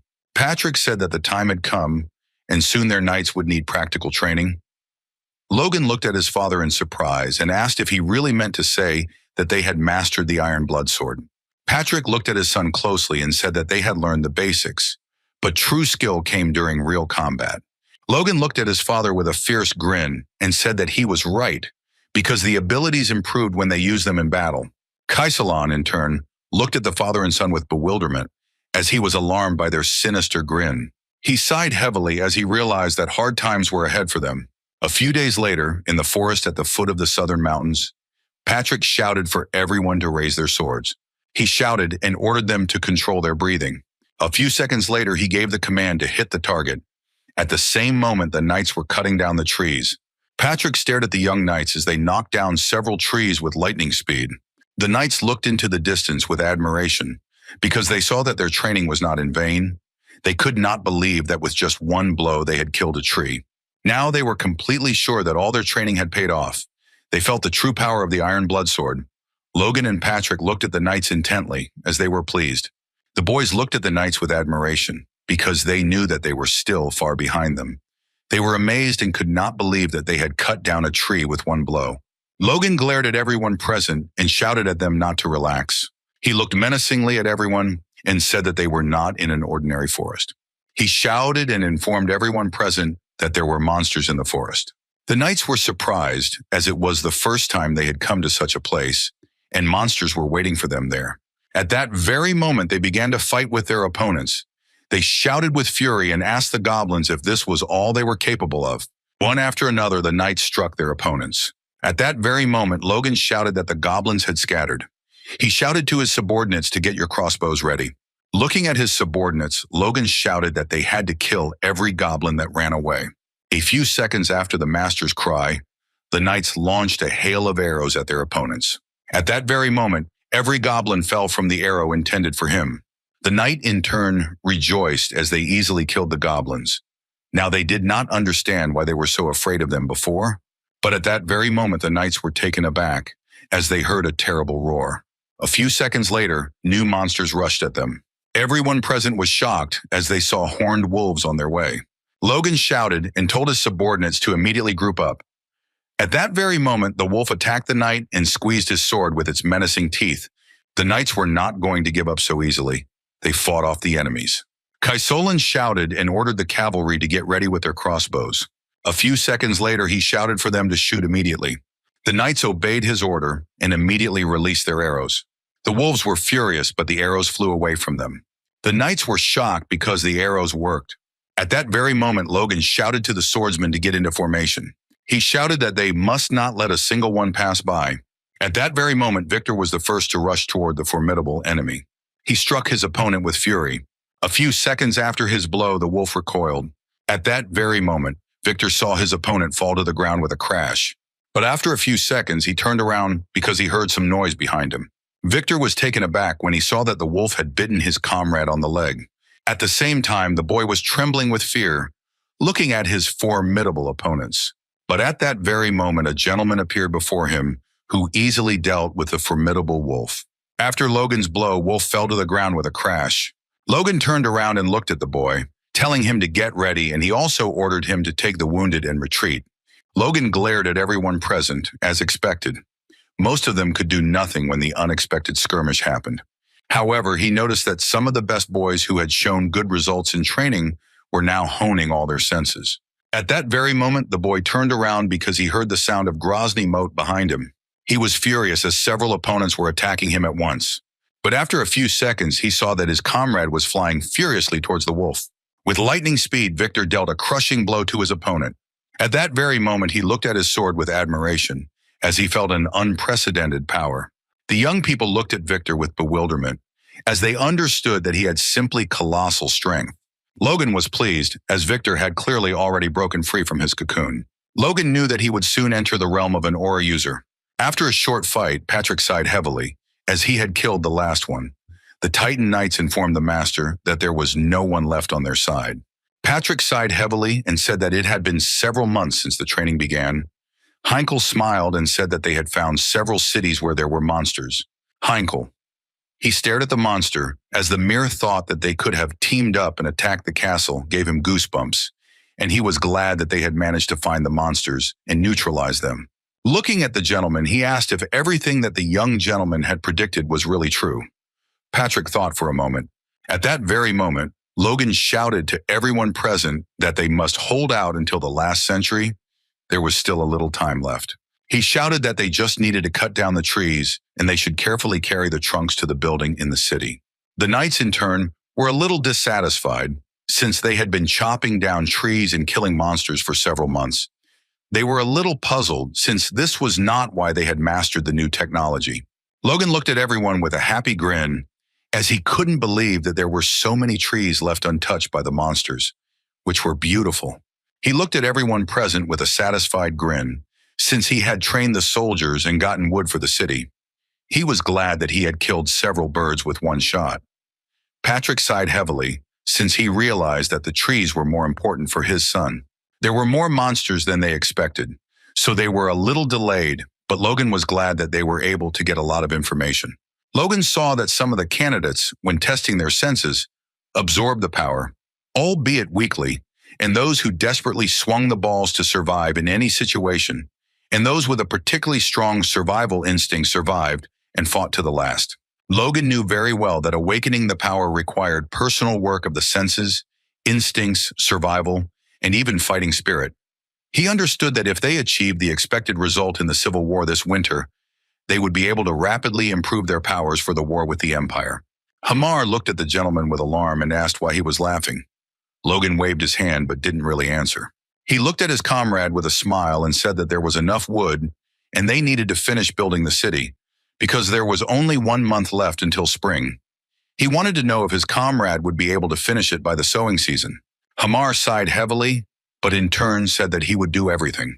Logan looked at the dwarf in surprise and asked if they were like that. Perhaps. He said that he just said it like that, but he hoped that there was some chance. He understood that the man would have a hard time. Hamar said that he would not act alone because there were magicians nearby and many fairly motivated workers after the construction of the dam. They had enough food so everything would go faster than they expected. Logan froze in place in surprise. And looking at his comrade, he wondered if he had always been so reliable. He really liked the man's condition after a long vacation. Logan also asked, by the way, if he would forget to build a magic tower in the center of the city, but the man did not answer. Sometime later, with the help of magic, they built a city. The young man was taken aback as a stone wall appeared out of nowhere in front of him. Clayton shouted at them to be less surprised and to get to work quickly. Logan looked at all the workers and thanked the man for agreeing to the additional conditions. Logan knew that he probably wouldn't be very pleased because the magic tower would be built in a small town. Clayton Gavriel told the gentleman that he was not at all offended by this, since he had previously stated that he would provide financial assistance, so it did not matter in which city it would be and what size the city was. He said with a smile that the tower would be located in the center of the city, which was the largest in the kingdom, and he was sure that the city would not be much different from other cities. Clayton said with a smile that everything was going according to his plan, and this city would become the center of the entire region. He also started talking about building a castle.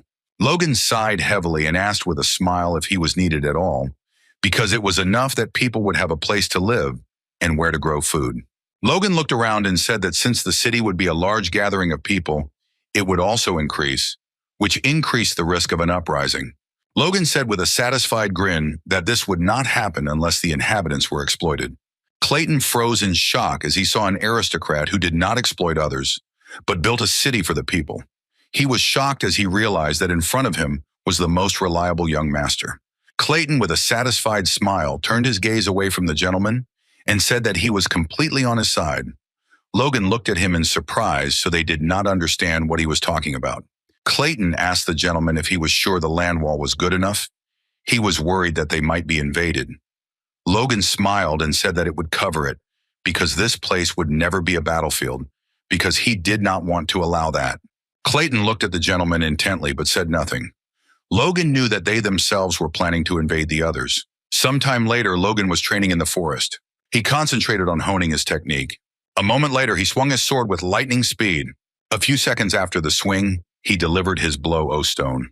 After a few seconds, Logan looked closely at the stone as he had succeeded and managed to make a small hole in the stone. He was surprised as not only did it pierce the boulder, but the tree behind it as well. He was glad that he had mastered the next form of the divine sword secrets, namely iron-piercing slash. He saw a small but powerful strike that could pierce even steel. Time flew by very quickly. Someone was busy building the city. Someone was busy with finance and all the management. But after a short time, people looked at the new city with admiration. Everyone was simply amazed as new houses were built for the residents. Ordinary people were very happy about this, as previously they lived in completely different conditions. Before they knew it, hot summer had arrived. Dwayne smiled happily and told his master that the development of the city land was going very smoothly. But still there was one drawback, that they had little male labor for such a large amount of land. Logan said that refugees started coming to them when they heard rumors, so they had to take everyone. Looking at his subordinate, he asked if there was any news about Hamar. Dwayne sighed heavily and said that there was no news because he was on vacation. This time he was gone for a long time, and it would be a long time before he returned. Logan sighed heavily and wondered if he had spoiled his subordinate too much. But he knew he had done an excellent job of building the city and creating more crossbows. Dwayne, looking at the gentleman, he said that he heard that the dwarf received a lot of mithril. Before leaving for vacation, he asked the gentleman if it was true. Logan said that everything was correct, and he gave it to the dwarf so that he could study during his vacation and make some weapons for the knights. Dwayne asked the gentleman in surprise if the dwarf hadn't been resting.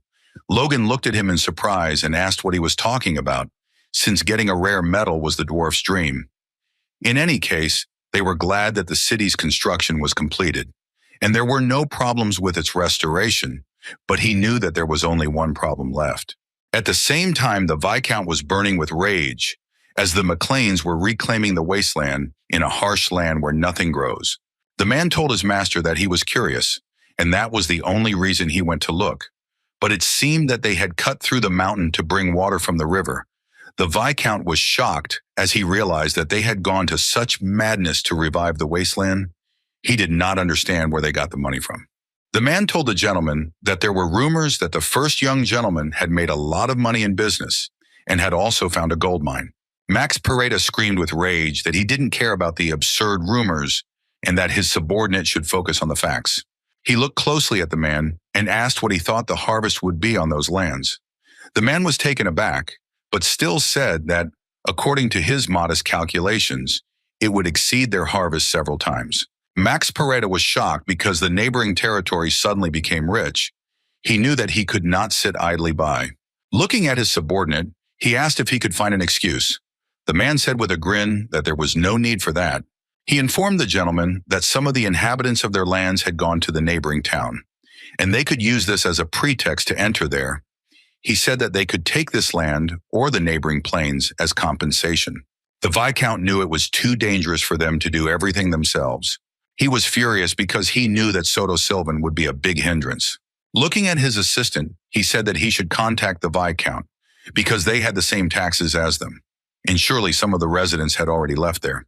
He looked at his subordinate with a fierce grin and said that if they united, they could easily capture the McLeans. The man knelt down and told his master that he had made a wise decision. Sometime later, Logan reported how many talented recruits they had selected, and he also said that they trained them separately and did not burden them with tasks. Patrick looked at his son in surprise and asked if you really wanted to say that they would all become knights before the war. Logan said that it was true, and he was very supportive of that. Everyone present was a little puzzled, as they knew that there were a lot of them, and this was simply absurd. Heinkel told the gentleman that even if they trained soldiers like mad for several years in a row, only 1 in 100 would reach his strength. Heinkel was puzzled because he knew that these 10 knights were out of 1,000 soldiers. Dwayne was shocked by this information. Logan, in turn, said that they will maintain the current training. They must continue periodically, bringing more soldiers from year to year. Looking at everyone present, he said that in addition they would strengthen the horses and weapons.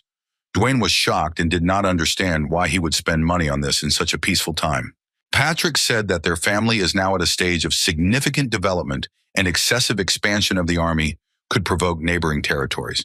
Logan, for his part, knew that they would provoke even if they didn't give them a reason. Patrick looked angrily at his son and asked what he was talking about.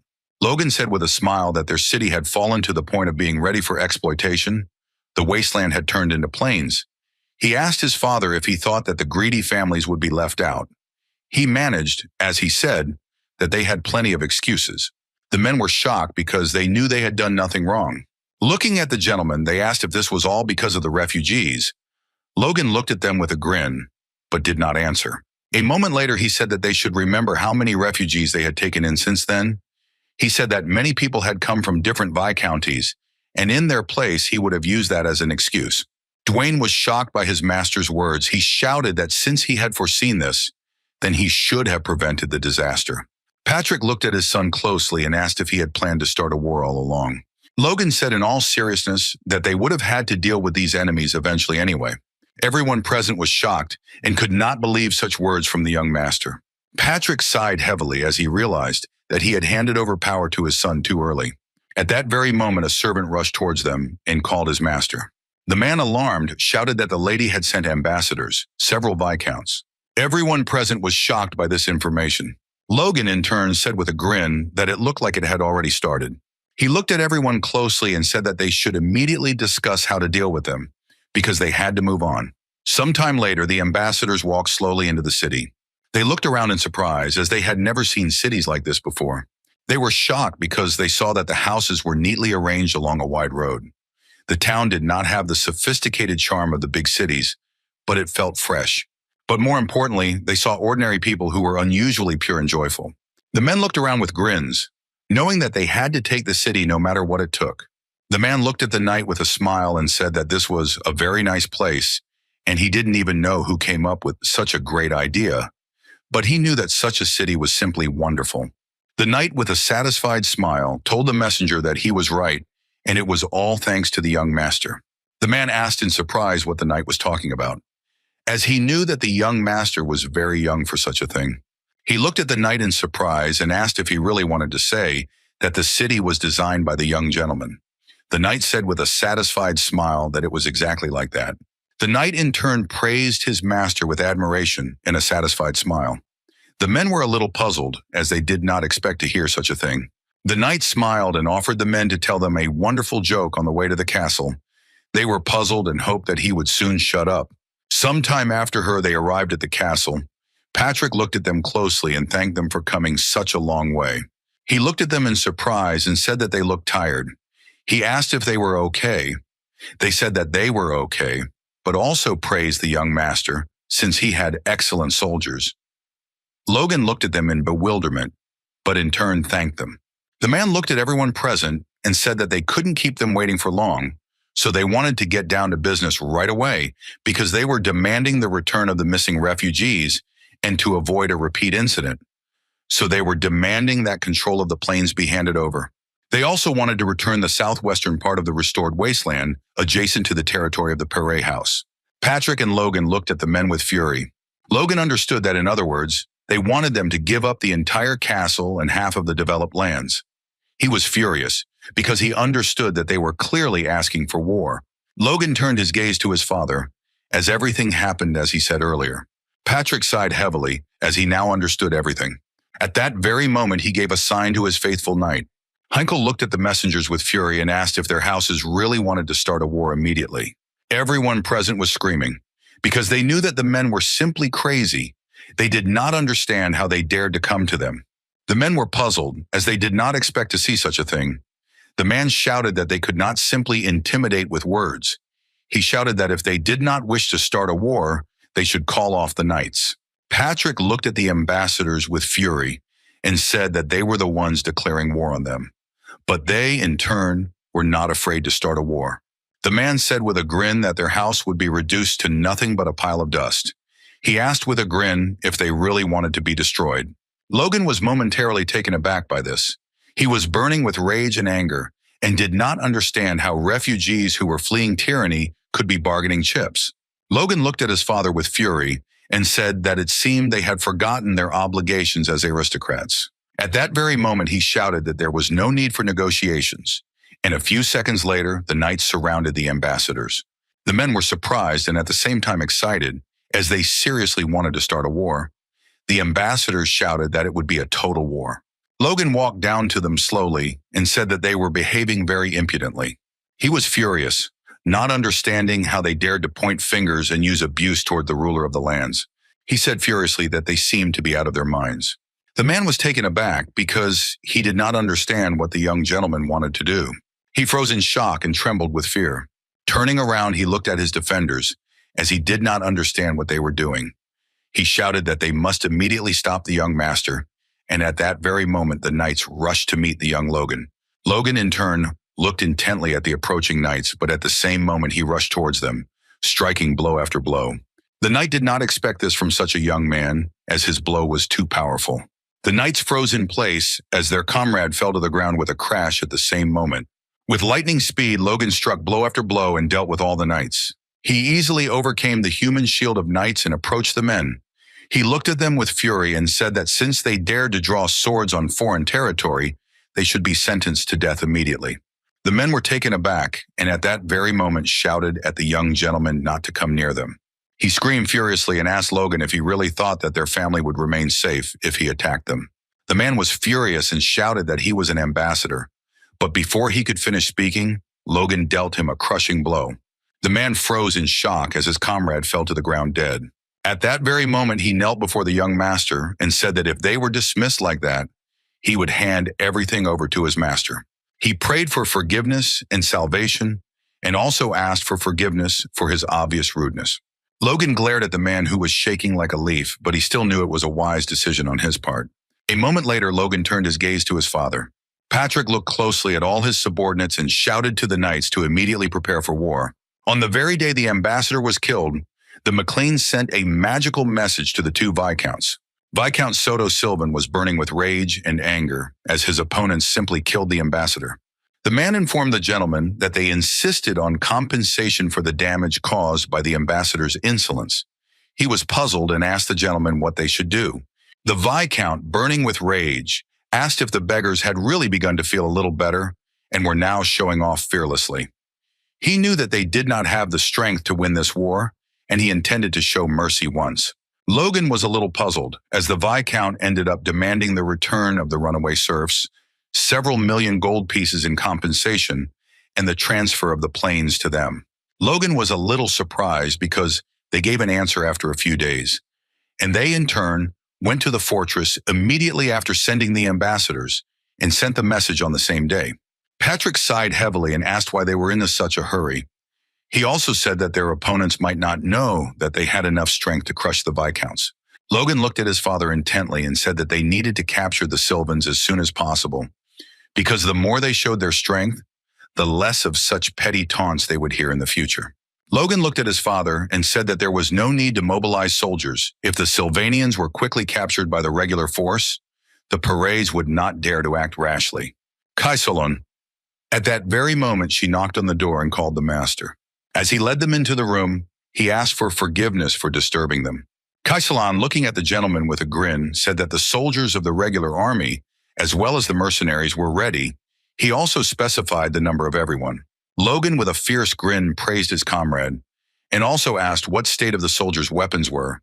Kaisolon said that they were given armor, a copy of a crossbow and horses, and he was sure that no force would surpass them. Logan knew that the crossbows had become several times more powerful than they had been during the war with the Tesserons, and Patrick and the Knights' levels had increased due to the mastery of the new technology. Logan knew that they were unlikely to lose to the Viscounts even if they united among themselves, but he knew that they should not provoke them at the same time just yet. Logan knew that once their territory was united, his family would have several strongholds, making their territory comparable to a Margraviate. And then the first and second princes who were vying for the throne would want to lure them over to their side. He understood that now they couldn't attract the attention of these factions, because he wanted to make the third prince king. In his past life, he became the first prince, but he took advantage of their family and abandoned them. His repressions greatly weakened the kingdom. The second prince was no different from the first. Dolgan knew that there was only one option left. The third prince, although he was the third, he was the son of the current queen. Despite his youth, the king considered him the heir to the throne and for his outstanding talent. But unfortunately, the prince was unlucky because the king suddenly died. But right now, he is the only one who has the power to avoid the tragedy that happened in his past life. For this reason, he wanted to win the civil war and make the prince king. But Logan knew that to do this, he had to remain inconspicuous, maintaining dignity and enough territory to hold several fortresses, making them similar in size to major viscounts. Logan looked at his comrade and asked if he had any good news, Kaisolon. At that moment, Sir shouted with a joyful smile that everything was exactly so. He was happy to say that Victor had awakened his power, and he was waiting to personally inform Logan about it. Logan looked at his comrade with a happy smile, who asked if he should call Victor to join them. Logan smiled and said to the delight of those that, of course, he should immediately call Victor. Sometime later, Victor came to Logan. Logan smiled and told Victor that he didn't need to listen to long explanations and that he should show everything. At that very moment, Victor began to demonstrate his strength. The men were taken aback and looked at the young man in surprise as his power was gray. Logan was pleased with what he saw, since it happened only a few years later. He knew that his talent as an aura user was the same as your past life. Logan praised the young man with a joyful smile. Victor beamed with happiness. But at that very moment, Victor was taken aback, as he saw in his master's hands his slave's ID. Logan looked at the young man with a smile and informed him that from now on he was a knight, so he would no longer need it. Patrick looked at his son in surprise and asked if he had really been keeping such a document with him all this time. Logan looked at the young man with a smile and said that he had a feeling that he would soon wake up, so he kept the document just in case. Logan looked at Victor sharply and informed him that his promotion to knight would be delayed until the end of the war. Victor was surprised and did not understand why this was so. Logan said that he could not allow the one who had just been freed from the status of a slave to join the other knights. Logan said that he would destroy this document immediately, but Victor still had to be patient a little longer. Logan looked at the young man closely and asked if he believed him. Victor was shocked and shouted that this was not the case at all. Logan looked at the boy with a smirk because he knew it didn't upset him. Logan knew he was just hungry for a fight, and he wanted to draw his sword as soon as possible in front of strong enemies. Logan, in turn, had already prepared a strong opponent for him. He knew that when the time came, Victor would fight him as much as he wanted. A moment later, Logan said that they should send a message to the Viscount. He said that they needed to question the legitimacy of their protest and inform him that the behavior of their sender had been unacceptably rude. Patrick looked at his son intently and said that he should drop the formalities and get straight to business. Logan looked at his father with a satisfied smile as he realized that his father wanted him to shut up and start fighting. After some time, the army advanced towards its opponents. Coming closer to the Viscount's domain, the army captain shouted for him to come out to battle. The knights were taken aback because they did not understand what was happening at all, because they saw burning flags. At that very moment, the Viscount reported that they were under attack. He was furious, and because he understood that they were just crazy and were making fun of him, the captain looked at his master and asked permission to lead the attack, and he would stop Patrick in this way. The Viscount knew that the enemy had greater numbers, but he still knew that they had the advantage. The Guardian looked at the man closely, as he knew that he had already become a high-ranking knight and now had the same strength as Patrick.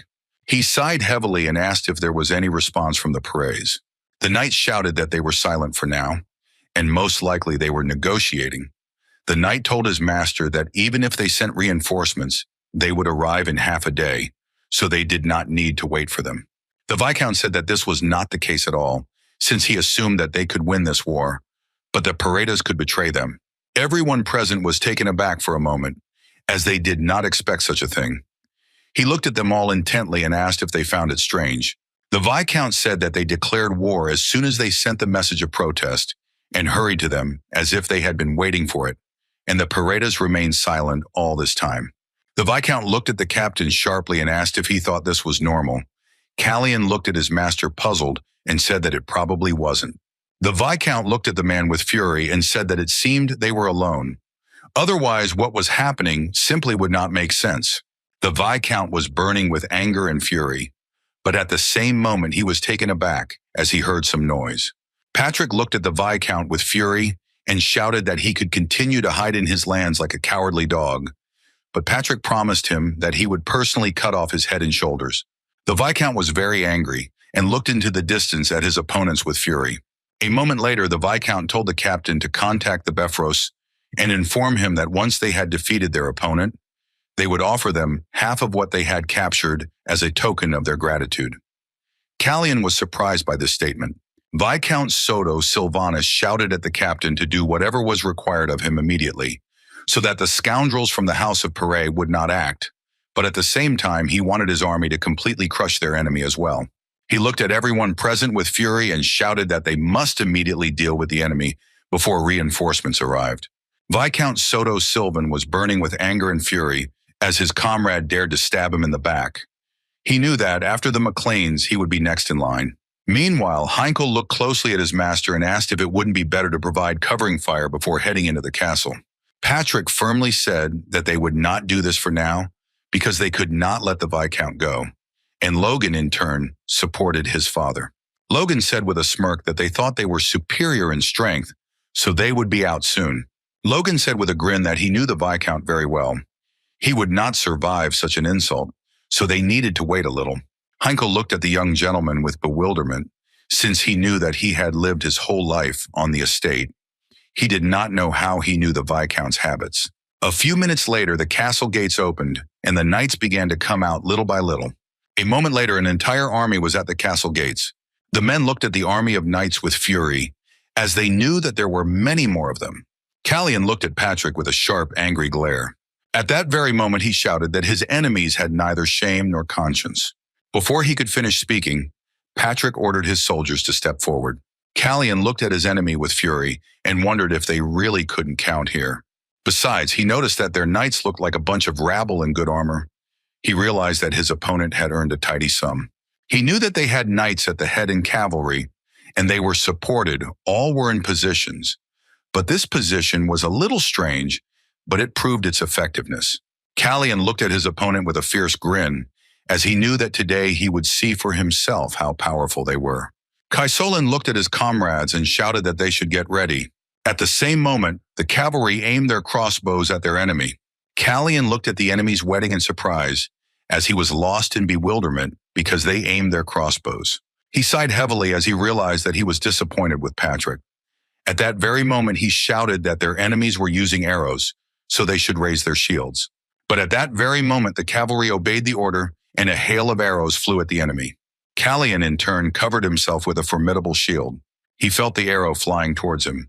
But at that very moment, he was taken aback and froze in shock as the arrow pierced his shield and flew on. He was surprised because he realized that this was not an ordinary attack. Turning around, he shouted to his subordinates to group together and increase their strength. He shouted to them that they must protect their bodies with their strength and in the meantime attack. He was furious and didn't understand how the crossbows could be so powerful. Even the knights would have died if they had reacted a little later. At that very moment, he gave the signal to his knights to advance.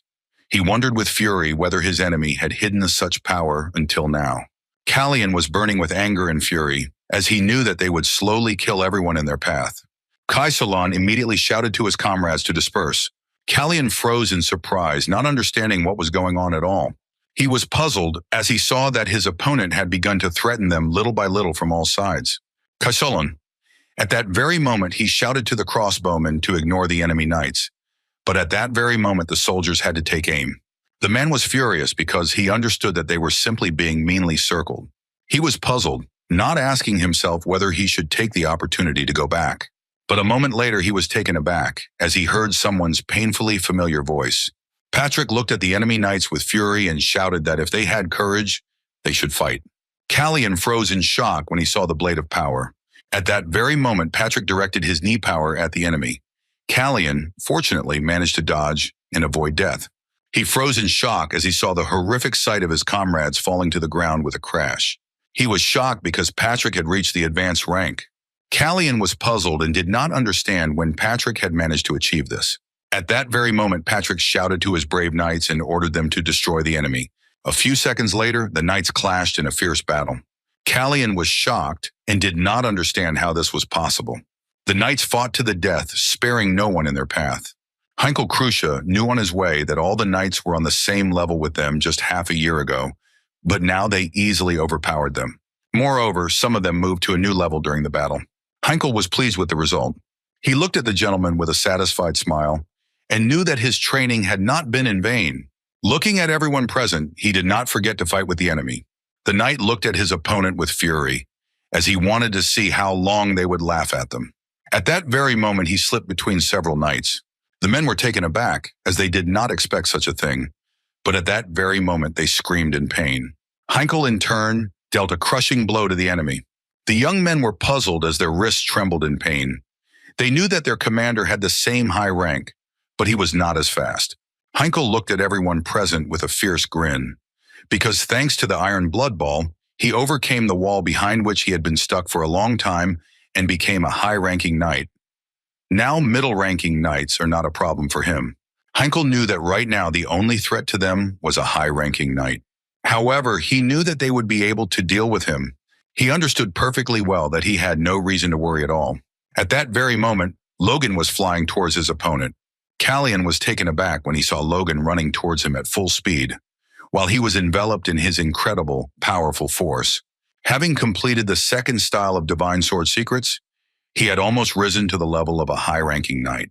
But the wall he had expected to easily pass over the last few months had been elusive to him. It was a period of anxiety when he thought he could see beyond her. But unfortunately, now he saw a high-ranking knight. He knew that he had not learned the steel blood sword like his father. Logan was pleased as he had managed to get past that wall and was now racing towards his enemy with a grin.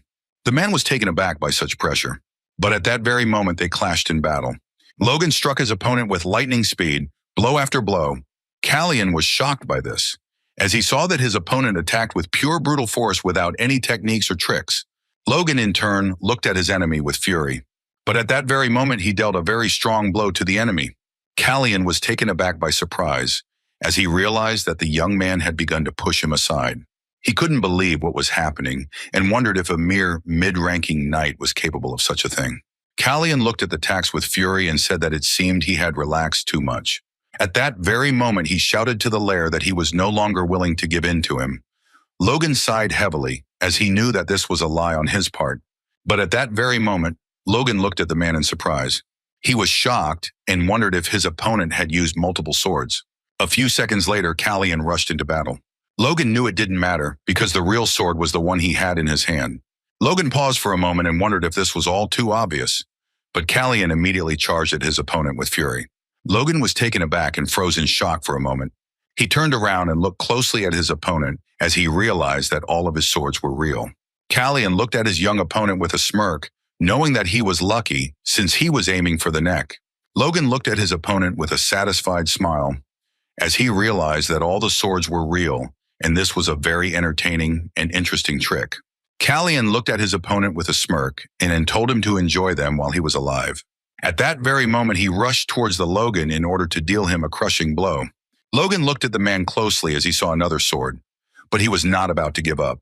Logan looked at his opponent with a grin and immediately said that he also had a trick up his sleeve. Callian was taken aback as Logan dealt him a crushing blow. He was shocked and did not understand what kind of suffering aura had washed over him. He was puzzled as he saw that his swords were shaking more and more the closer he got to the enemy. It seemed to him that Logan was frightening them. At that very moment, he angrily shouted at his opponent not to play with him. Logan, in turn, looked at the man with a smirk and informed him that he had created more swords despite being under the pressure of the force blade. The man did not want to listen to anything from his opponent, and at that very moment he struck him. Callian looked at his opponent with a fierce grin because he knew that everything was excellent because his aura had trembled. Callian dealt Logan blow after blow. Logan was taken aback because it felt like he was fighting several men. He knew he had to focus and calm down because he knew that if he could hold back even a few swords with the power blade, he could create a breach. He realized that he had to take a few steps back. At that very moment, he looked at his opponent with a grin and informed him that he was fighting very weakly and that he was bored. His words caught his opponent's attention, and he looked at the attacks with fury. At that very moment, he released all his anger and fury and attacked Logan. Logan froze in place for a moment and joked about how the energy enveloped his heart. He saw the man approaching him with his crushing force, but in order to win, once he was out, he closed his eyes and concentrated on his strength. This helped him concentrate, and at that very moment he struck his opponent, no matter what. Callian was taken aback for a moment and froze in surprise as Logan easily dealt him a crushing blow. He was in shock. He didn't understand how it all happened because he was watching everything closely. Callian was puzzled and shocked because at that moment his opponent's speed became much higher than his speed. Logan turned around with a smirk and looked at the man because he knew that he needed to reward the man for giving him experience. Callian froze and looked at his opponent with fury. But at that very moment, Logan was enveloped in his own power. The man was shocked because he did not expect to see a high-ranking knight in front of him. Logan wasn't going to just stand there. He immediately rose up with lightning speed, and a few seconds later he directed all his strength at the enemy. Logan looked at the man with a smirk and thanked him for playing with him. The man froze in shock. He knew that you were simply impossible. It was a bold move on Logan's part, and after his maneuver, the squad's morale rose, and the enemies fell into despair because they did not expect to see something like this, because they thought that their enemy was much weaker than them.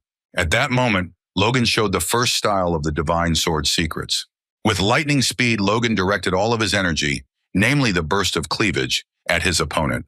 The man was taken aback and froze in place from shock, but at the same moment he was puzzled since he could not cope with such force. A few seconds later, a deafening explosion thundered, and all the knights froze in shock on the spot. They were puzzled because they saw that their commander had lost. At the same time, Logan was enveloped in his power, as well as the smoke and dust from the explosion. He quickly stood up and informed all the knights that he had killed the enemy commander. At that very moment, someone in the distance shouted that they had captured the Viscount. Logan froze for a moment as he did not expect such a thing.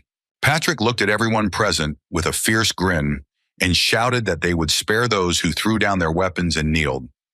He shouted that they must surrender immediately. Logan sighed heavily and looked at my father with a smile. He didn't understand when he managed to capture the Viscount.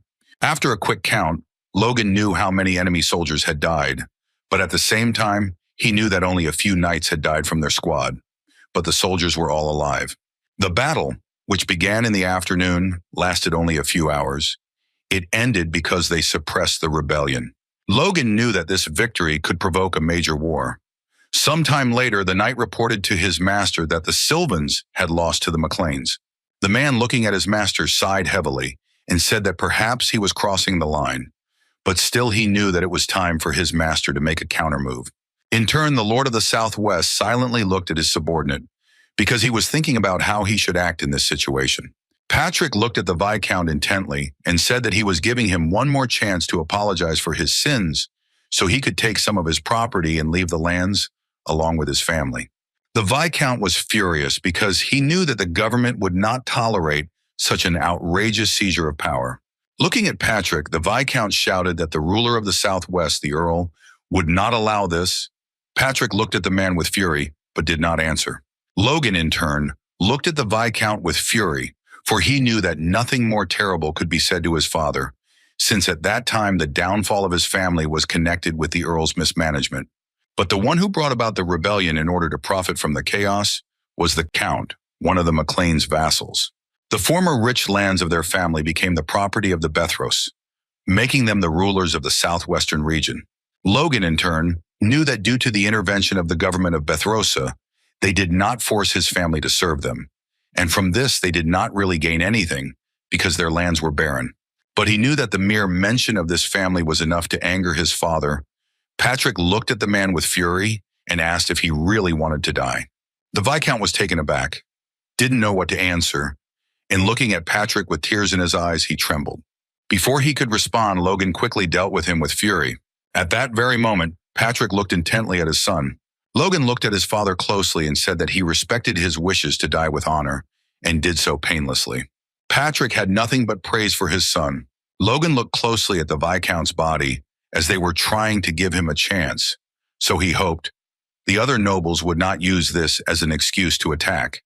He understood that they had to be careful, as they would not strengthen the enemy in the person of the Earl yet. Weeks later, Logan informed his father that they were continuing to monitor, but the Perez had still done nothing. Patrick sighed heavily and asked if they had a reason to do so. Logan asked his father about the Tesseron castle. Patrick said that Clayton was there now, and no matter what happened, he would be able to find out everything. Logan thought for a moment, as they hadn't defeated the Viscount with brute force alone. He knew that the Viscount had simply underestimated them, and they in turn led everyone as best they could. At that time, they had only one ace up their sleeve. They wanted to remain out of reach. He knew that several castles could not be held in this way, so they had to quickly reorganize everything.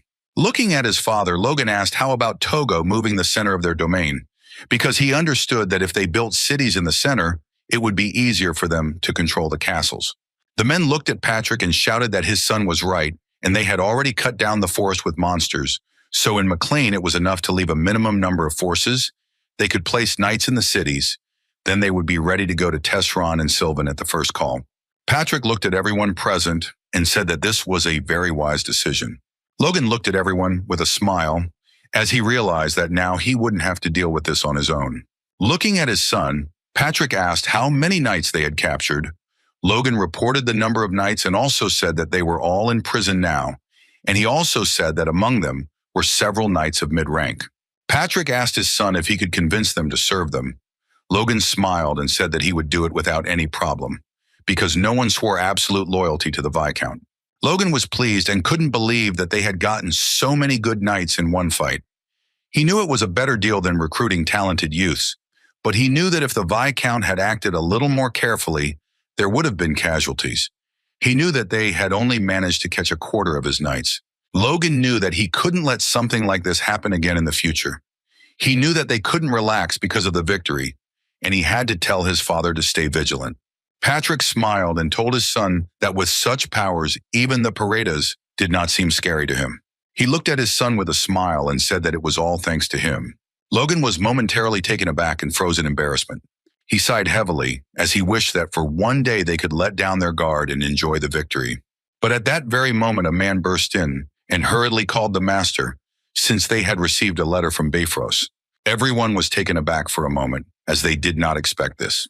The man slowly opened the letter and told everyone that he would now read everything. The Earl wrote that as ruler of the Southwest, he felt great discomfort because of the war they had started. Patrick was furious because he called himself ruler of the Southwest. The man read that at the request of Viscount Sylvan, Pereda and McLenna are obliged to immediately end the conflict. Patrick was furious as they had started it noticeably, and now they were asking them to stop. He was shouting that the Viscount had no conscience. Logan sighed heavily and asked his father to calm down, as he wanted to hear the rest. The Count wrote that he recognized the reason for the constant conflicts as being due to the fact that he did not fulfill his duties as a ruler properly and did not achieve a peaceful existence for the houses in the region. So he invited everyone to his birthday party in a month to discuss the future goals of the entire region. Patrick was furious. Because of his rage, he was unable to contain his power. With this, he directed all of his power at the man, who ended up being left without clothes, as the wave of his power was so devastating that it tore apart everything in its path. Patrick was furious, wondering if the player really thought that his family served them. Logan was shocked by the sight, as his father's energy simply and easily tore apart the clothes. The man was shaking with fear and shame, and said that after all he had written, that not attending the party would be a sign of refusal to discuss. Patrick was furious, as it was a gentle way of threatening them. He shouted that his family does not bow to threats, but at the same moment Logan said with a smirk that it sounded interesting. Patrick looked at his son in surprise and asked what he was talking about. Logan said with a smile that maybe it wouldn't be so bad to pay him a visit. Patrick froze in place for a moment in surprise, as he did not expect this, but a moment later he sighed heavily and told his son that they respected his will. But he was, however, very angry. Burning with rage, he shouted that they would not bow down to the Bifrost. He could not allow such a thing, even if he had to die. Enraged, Patrick again released his energy, which affected those around him. Logan, in turn, looked at his father with fury and asked with a grin if he really wanted to be buried right now. The man caught the gentleman and shouted that he must not allow any parricide. Patrick, in turn, sighed heavily, but told his son that he would listen to him. He didn't know what he was planning at all. Logan looked at his father closely and said that no matter what they did now, their opponent was very strong and they would not be able to defeat him. Patrick sighed heavily and said that it was true. He sighed heavily and counted their forces, because he knew that they did not have enough knights to go into battle. The men looked at each other because they were well informed. Logan looked at everyone present and said that they were doing well now, but they were crossing the line. He told his father that now that the Tesserons and the Sylvans had been defeated, the Bethros were watching them closely. Logan looked at his father hard and said that if they acted out while being so close to him, things could end badly for them. He understood perfectly well that they needed time to entice the Viscount's knights and force the Perets to serve them. They had to reorganize the troops. Logan also clearly understood that he needed to master the next style of divine sword secrets well. He knew that the other knights also needed training. Patrick sighed heavily and said that the Southwest was different from other regions. Unlike other rulers, the Bifrost cannot rely on the loyalty of other aristocrats. Patrick looked at his son closely and said that the reason was difficult to explain, but it was so, and their enemy would try to use his right as ruler, and in that case the others would undoubtedly turn away. Logan said that this was not so, because when he was in the capital, Percival and the Ruthmen, north of the Bethros, swore allegiance to them. Patrick froze in shock, as he didn't expect to hear anything like that. To be more precise, one could say that Logan knew about it from his past life. Patrick was shocked and did not understand when this happened. He shouted furiously that now he had to feel ashamed because their family had little strength. Looking at Logan, he sighed heavily and asked for forgiveness. Logan was pleased, as he understood that permission had been granted. Logan looked at his father closely and said that he knew what he was capable of, so everything would go smoothly, and he wanted to take this opportunity to see how the lands of their ancestors had changed. Sometime later, Logan went on a journey. Hamar hastily called his master and asked if it was true that he had been sold to the enemy. Logan sighed heavily and said that he had just returned to the city. He did not understand where such rumors came from. Hamar was very worried about the master and was worried that he could die. Logan looked at the man with a gentle smile, as he felt like they were close enough to care about each other. Hamar, with the speed of lightning, he shouted and asked the master, what about the promise concerning his freedom? He hastily asked the master whether he would keep his promise. Logan was puzzled as he understood why the man was worried. He shouted that he would not die and that he was not sold. And he also told the man to learn to ignore stupid gossip. Hamar shouted to his master that most of the rumors about him were true. Hamar sighed heavily and sheepishly told his master that he had to take something. He also said that he did not have time to decorate it properly, but he made something for his master. Hamar looked at the tax with a satisfied smile and said that he could assure of its excellent quality. Looking at the master, he said that he made him a beautiful sword, which was made of pure mithril. Logan was shocked by what he saw. The knight looked at the lord intently, or said that they were brought to the gates of the Bifrost castle and were told to wait until someone came to meet them. Flan Ferreira sighed heavily, but still agreed. But a moment later, he looked out the window in surprise. He was puzzled and stared at the man who was hiding his identity. The knight looked at the gentleman and asked him to wait a little. Flan Ferreira was surprised because he saw McLean. Flan Ferreira looked at the young man intently, as he could not believe that he had actually captured the Silvovans. Flan Ferreira looked at the young man with a fierce grin, since there was not even a guard next to him. He understood that his house had suffered great losses in the war. Flan Ferreira. Looking at the young master, he knew that if Bifrost had not intervened, the Ferrets would have grabbed them by the hand. A few minutes later, the young man got out of the carriage and asked the knight what was the matter. He did not understand why they were treating him the same way as someone who looked worthless. Flan Ferreira looked at Logan with a grin and said that he would hardly hear him, and if it were not for the Count, his family would fall to their knees before him, begging for mercy. Flan Ferreira looked at the young gentleman with a grin, since he couldn't even answer him. At that very moment, he introduced himself and told Logan that he had heard about him, since they had previously said that he had killed 6 knights in a row. Flan Ferreira. Looking at the young man, he noticed that he had a weapon under his robe, but the hilt of his sword was clean. He wondered if the rumors about him were just gossip. Flan Ferreira grinned and looked at the tax and said that it seemed that the rumors about him were exaggerated. Since he was younger, Logan, in turn, shook his opponent's hand more firmly. Logan looked at the man with a smirk and squeezed his hand tighter. Flan Ferreira froze in shock and became angry, as he was in a lot of pain, and now he realized that his opponent was stronger than his rumors said. Logan looked at the young man with a smirk and apologized, because he thought he was trying to conduct a test of strength. Flan Ferreira looked at the young master with fury. At that moment, he pulled out his sword and looked angrily at Logan. Flan Ferreira shouted at Logan that he would teach him a lesson immediately. A few minutes later, the knight was taken aback and said that personal duels were prohibited in this area. Logan sighed heavily and told the young man that he continued to talk nonsense for which he could not answer. He looked at the young man with fury and asked if, as the heir to the house, he did not realize his place. Flan Ferreira looked at Logan with fury, but after a few seconds, he shouted at Logan that he had dared to insult him and must pay for it. He ordered his knights to seize him immediately. The knights were shocked, but Logan was not about to give up so easily. With lightning speed, Logan passed through the knight's stream, but he also struck them. Flan Ferreira froze in place from the slag, because he understood that this spectacle was simply incredible. He just couldn't believe that all the swords and knights were cut in two. He looked at the young man with fear, as he did not feel any strength. He wondered if Logan had done it with just a sword. Flan Ferreira was taken aback, since he also did not feel any magical power, so he assumed that his opponent was using the artifact. The knight was taken aback and looked at the young gentleman in surprise, as he was amazed by his skillful sword. He asked for forgiveness for his rudeness, but still asked where Logan had bought such a sword. Logan said that this was rudeness. Flan Ferreira looked at the tax with fury, as he realized that he was simply lucky, as he found an excellent sword. But after a few minutes, a man approached them. Everyone present turned around and looked at the man in surprise. A moment later, the knights reported that the Moonlight Knight, Sir Franz, had arrived to them. Everyone present began to whisper among themselves, as they did not expect him to come in person. Everyone was surprised, as a knight of the highest rank personally came to meet someone. Logan looked closely at the man, knowing that he was one of the 2 highest-ranking knights of Bethros. Logan saw that the man had silver hair and eyes. Now he was sure that he really did stand out from the crowd.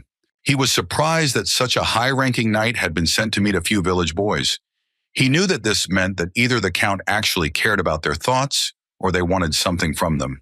Flan Ferreira greeted the knight with lightning speed, and the knight in turn said that he was glad to meet him. But a moment later, he turned his gaze to Logan. Looking at Logan, he asked if that was McLean. Logan looked at the man closely, knowing he was trying to put pressure on them. Logan said with a satisfied grin that it was exactly like that, and at the same moment he introduced himself. The man said that now that explained everything, but he was a little surprised. He looked at the young man in surprise, since Togo had a middle rank at such a young age. Everyone present was taken aback, because they did not expect to hear such a thing. They were surprised and at the same time puzzled, as they didn't expect him to be of average rank, since they all thought that he was strong due to his good sword. Logan, in turn, looked at everyone with a satisfied grin. After attaining a high rank, Knights would have a unique sharp energy that could not be hidden and could only be detected by knights of the same rank or higher, since he, having reached the rank and earned several stars for the power core, could control the power of the energy. He knew it would be better for him to demonstrate only a small amount of force while he was not on his own territory.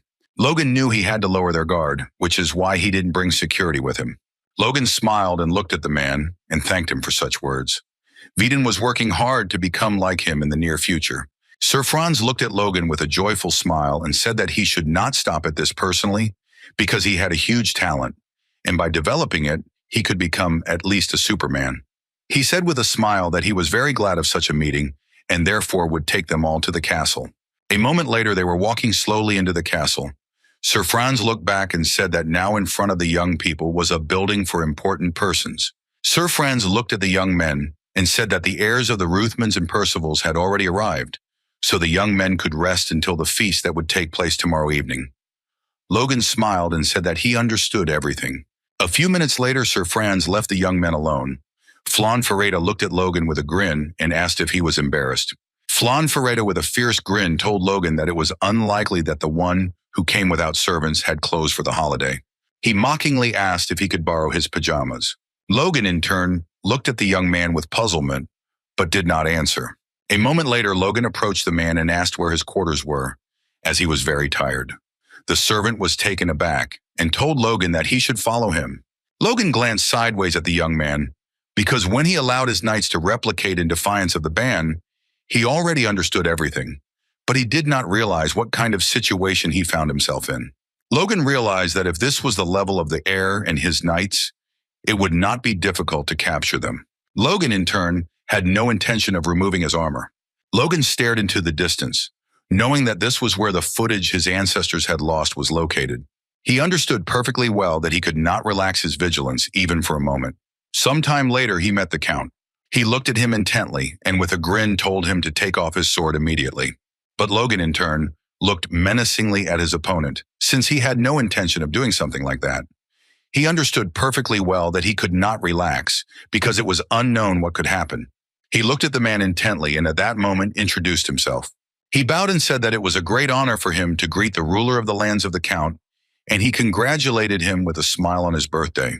At that very moment, everyone started whispering. Because he came with armor, they didn't understand what was wrong with his armor, and at that very moment they said that he was a village boy who had no manners at all. Logan knew that he was facing a potential enemy, so he did not rule out the possibility that he would have to fight. So a few days before arriving in the Earl's domain, he inspected the neighboring castles and towns. He expected the people there to be as dissatisfied as in Sylvan or Tesron, but they turned out to be quite friendly. They spoke with a smile about the Count, since taxes were low on his lands. Logan understood that their wealth was not so great, and they had no need to extort from the people. The Count greeted the other man with a smile, and also asked if he could be sure that his family agreed to follow his will. Logan smiled a predatory smile and said that thanks to her, the peace would be maintained and his family would follow her in the front ranks. The Earl laughed as he expected more resistance, but he could see that the young man understood everything. He looked at the young man with a smile and asked him to enjoy the banquet. Logan looked at the Count intently, and at that very moment he was convinced that he had the fifth circle. In his past life, there was a rumor that the Count had shown incredible strength in battle. The Count was on the side of the second prince who lost, so he didn't pay attention to him. But the fact that Togo had the fifth circle is true. The fifth circle was equal in strength to the advanced rank. Especially in war, where this strength extended far beyond individual battles, it was considered even more impressive. Logan thought for a moment, as he knew that the Count had several knights of the advanced circle. He was puzzled and did not know what to do. But a moment later, everyone was informed that the Count would like to make a ceremonial speech. The Count looked at everyone present with a smile and said that first he wanted to thank those who came to his birthday, such an ordinary person like him. He looked at everyone present with a smile and said that the young man himself did not come, but he was obliged to thank His Highness the Second Prince for gifting him with tears of the sun, as he was infinitely glad about such a gift. The young ladies were surprised by this, as they did not know that they were so close. Logan looked at everyone present. The ladies said that for a long time the aristocrats of the Southwest were separated, unlike other regions. Logan wondered if the Earl was really going to repeat the same thing that was in the letter. The Count looked at everyone present and shouted that it was time to leave behind the meaningless traditions and customs and unite. He shouted that the prince who would most likely inherit the throne wished to support their region. Logan glared at the Earl, which was a fancy way of telling everyone to shut their mouths and go serve the prince.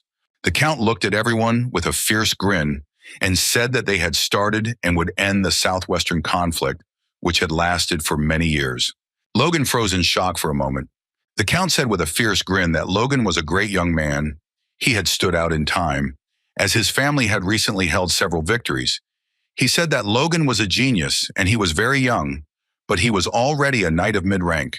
Looking at Logan, he said with a satisfied grin that even the advanced rank knights he knew were not such masters at his age. Logan continued to smile, but he did not know whether it was a compliment or the Count had something in mind. The Count looked at the young man intently and said that he had no intention of forcing or obliging such a talented fellow, because he only wanted to make him a lucrative offer. With a smile, he called Logan. The Count looked at the young man closely and said that the second prince's grandfather was looking for talented young men like him, so he would like to recommend Logan to him. Looking at the young man, he asked him with a smile what he would say. Everyone present was shocked, including Logan. He looked at the Count with a smile and said that this offer was a great honor for him, but he already had a mentor. The Count looked at the young man in bewilderment and asked if this was really his father. Logan smiled and said that it was not so, because he was lucky enough to train with a great man. For this reason, he was forced to refuse this offer. All those present froze for a moment, including the Count, as they did not expect such a refusal. The Count looked at the young man with a grin and mockingly said that he was quick on the uptake, but he also said that they would soon be visited in person by the sword of sweltering heat. So he asked Logan why he didn't learn a little from the man. The Earl told Logan that this offer was not only for him, because he intended to offer it to all the heirs who served him. The Earl also asked the young man to name his mentor. Logan got angry when the Earl said it furtively. Such words could seem to everyone that his family served the Earl. He was burning with rage, and since the Count wanted to bind them to himself at any cost, he knew that in such a situation it would be difficult to refuse him again, but fortunately he had prepared in advance. Logan thanked the Count with a smile for the flattering reviews, but he could not refuse if his desire was so strong. The Count, with a satisfied smile, thanked the young man for accepting the offer, because he knew that his choice would be the first step towards the unification of the Southwest. He looked at everyone present with a smile and said that his old friends had agreed to unite under the flag of his family. Looking at the young people, he said that as a token of gratitude for their loyalty, he would personally give gifts to their heirs. A moment later, several artifacts were brought into the room. Everyone present immediately began to whisper, as they realized that the artifacts were very valuable, and the Count had spent tens of millions of gold on them, a magical instrument that held or contained magical power, which almost always endowed them with magical properties. These artifacts were created by magicians from the magic department, more universal than what the Circle Masters did. Because of this, the artifacts were divided into classes based on the magic that permeated them. Logan was puzzled and at the same time surprised, because he knew that the prices for these artifacts were absurd. The cheapest materials used in their building were mithril, so as not to waste resources. They were usually enchanted with at least the magic of the third circle. To create a third-class artifact, a fifth circle mage was required, so no one was surprised that the prices were so high. Logan was surprised that the Earl would use something like that as a gift. At that moment, the Earl shouted and called several heirs. He looked at them intently and asked if they swear allegiance to him. The young men knelt before the Count and said that they swear allegiance on behalf of their house. The Count looked at them intently and with a satisfied grin, said that he accepted their promises. He also gave the sword and hammer to the young men. At the same time, Logan looked at them intently. The young people immediately thanked the Count for such an honor. The Count said with a satisfied smile that he is not stingy with gifts, and those who serve him receive appropriate gratitude. Logan looked at the Count intently, as he could see that he was staring at him. Flan Farida. Intoxicated with alcohol, he immediately asked if Logan's sword didn't look better. Logan froze in shock, as he didn't expect that. He looked at the man with fury, because he knew that he was a complete idiot. Flan Farida. Looking at the Count, he said that he was exaggerating, Looking around, he asked everyone present what they thought. Looking at everyone, he said with a smirk that he thought Logan's sword looked better. The Count looked at the young man with fury. Flan Ferreira began to say that the Count could not tell the real talent, but he, unfortunately, did not have time to finish, as someone suddenly closed his mouth. Logan glared at the young man, knowing he was a complete idiot because he had dug his own grave. The sword forged by Hamar was called Lux, which meant twilight in the ancient language. Its power is clearly comparable to most artifacts. The master blacksmith created it specifically for Logan, and it was precisely this kind of thing that was filled with soul. Getting a good item from a dwarf isn't that hard, but greedy aristocrats don't realize it. Logan knew that in the worst case, if his plan didn't work, the game would force him. He wanted to use it for negotiations or to buy time, but he saw that the young man, drunk with alcohol, interfered and ruined everything for him. At that very moment, the Count asked the young man if his sword was really that big. Logan was taken aback and said that he was lucky enough to receive it from the dwarf. The Count was surprised by such a statement and said that if this was true, then this sword was comparable to an artifact. The Count, looking at the young man, asked if he could examine the sword. Logan knew he would not get his treasured sword back. He smiled and said that even though he was young, as a knight it was difficult for him to hand over his comrade to someone else. The Count looked at the young man in surprise and said with a smile that he was so young, but spoke like an old man. He agreed with a smile, but asked Logan how about demonstrating his knightly skills in an exhibition match. He smiled and said that it would be good to compare him with the lords who had previously received the artifacts. Looking at the young man, he said that he was also a mid-rank knight. Ramon said with a smile that it was true, and he had become one several years ago, although he still lacked the skill. The Count said with a smile that a normal match would not be so interesting, so he wanted to bet on something. The Count with a fierce grin said that if Ramon won, he would take the dwarf's sword. And if Logan wins, he will reward him with a suitable artifact. The Count looked at the young man with a fierce grin and asked how he felt about this proposal. Logan was taken aback for a moment and looked intently at the Count. But a moment later, the Agraf said that Logan should deliver his sword if he agreed. Logan looked at the man with a fierce grin, as he knew that everything turned out to be a big surprise. But he in turn understood that he had no reason to refuse this offer. At that very moment, he took out his sword and shouted that he agreed. A few minutes later, they stood in the middle of the hall ready to begin the fight. The man looked at Logan with a smirk and said that since he was older, he reserved the right to strike the first blow to him. Logan looked at the man with a smirk and said that there was no need to do that because he didn't want to hear later that he had the advantage. He knew that victory would be his. The man said with a grin that the recognition of his genius had made him arrogant, but for his own good he intended to show that there were clouds above the sky. At that very moment, the man concentrated and showed everyone his strength. Everyone present froze for a moment in surprise, as his power was truly beautiful. They wondered if such artifacts really all shone so beautifully. Logan sighed heavily and looked at the man intently, but at the same time he wondered if he really wanted to attract more attention to himself. Logan knew that the man was now the perfect target. Logan glared at the Count as he deliberately gave the man an artifact that was more of a throwaway than truly useful. He understood that the light from his sword was rather modest in comparison, but his sword was perfectly balanced, well-sharpened, and durable. The sword was needed only for its direct purpose, and not to be called beautiful. The man looked at the tax with a fierce grin and asked if his cute sword could withstand the artifact. Logan knew that the man lacked the brains to realize a truly obvious fact. At that very moment, the man attacked Logan. Logan noticed that Franz the Moonlight Knight was also present. He couldn't hide his full power from him, but he knew it was more important to hide his confidence. A few seconds later, the man dealt Logan a serious blow. Logan knew he had to back down a few times. He knew he had to let himself be scratched.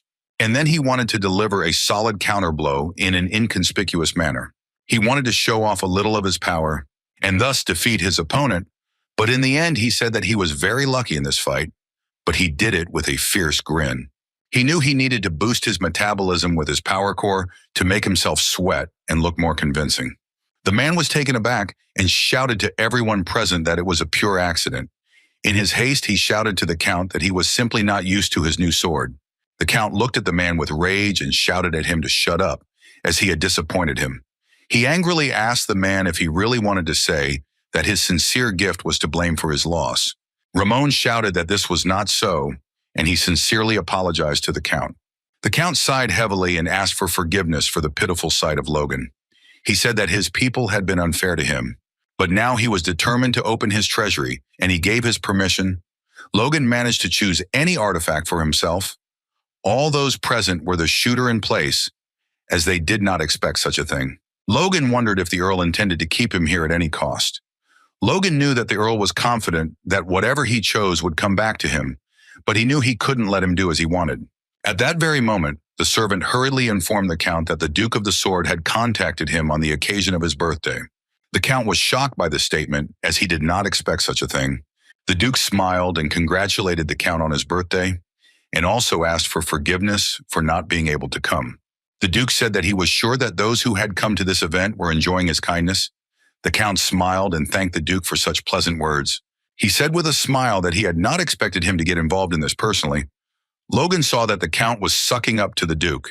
At that very moment, the Duke noticed that Logan was in the crowd. Everyone was taken aback, as they did not expect to hear anything like this. Logan smiled, knowing that the Duke had noticed him in time. Logan knew he wasn't the best actor, but since he had asked the Duke for help, he had to follow the plan. He could see that the Earl was burning with rage. Logan told his mentor with a smile that they hadn't seen each other for a long time. Everyone present was taken aback by shock, because Logan called the Duke his mentor. They were shocked, as an ordinary boy from the village was being trained by the Duke. Now everyone understood why he refused the Count. The Duke sighed heavily and said that he was speechless when he suddenly saw his student who had never contacted him. The Duke asked Logan when he would come to the capital, because he said that he would throw a banquet in his honor. Everyone was shocked, because they did not expect that they would be so close. Logan asked the Duke for forgiveness, because due to problems between the houses, he might need a little time, since he wanted to stay in the Earl's castle.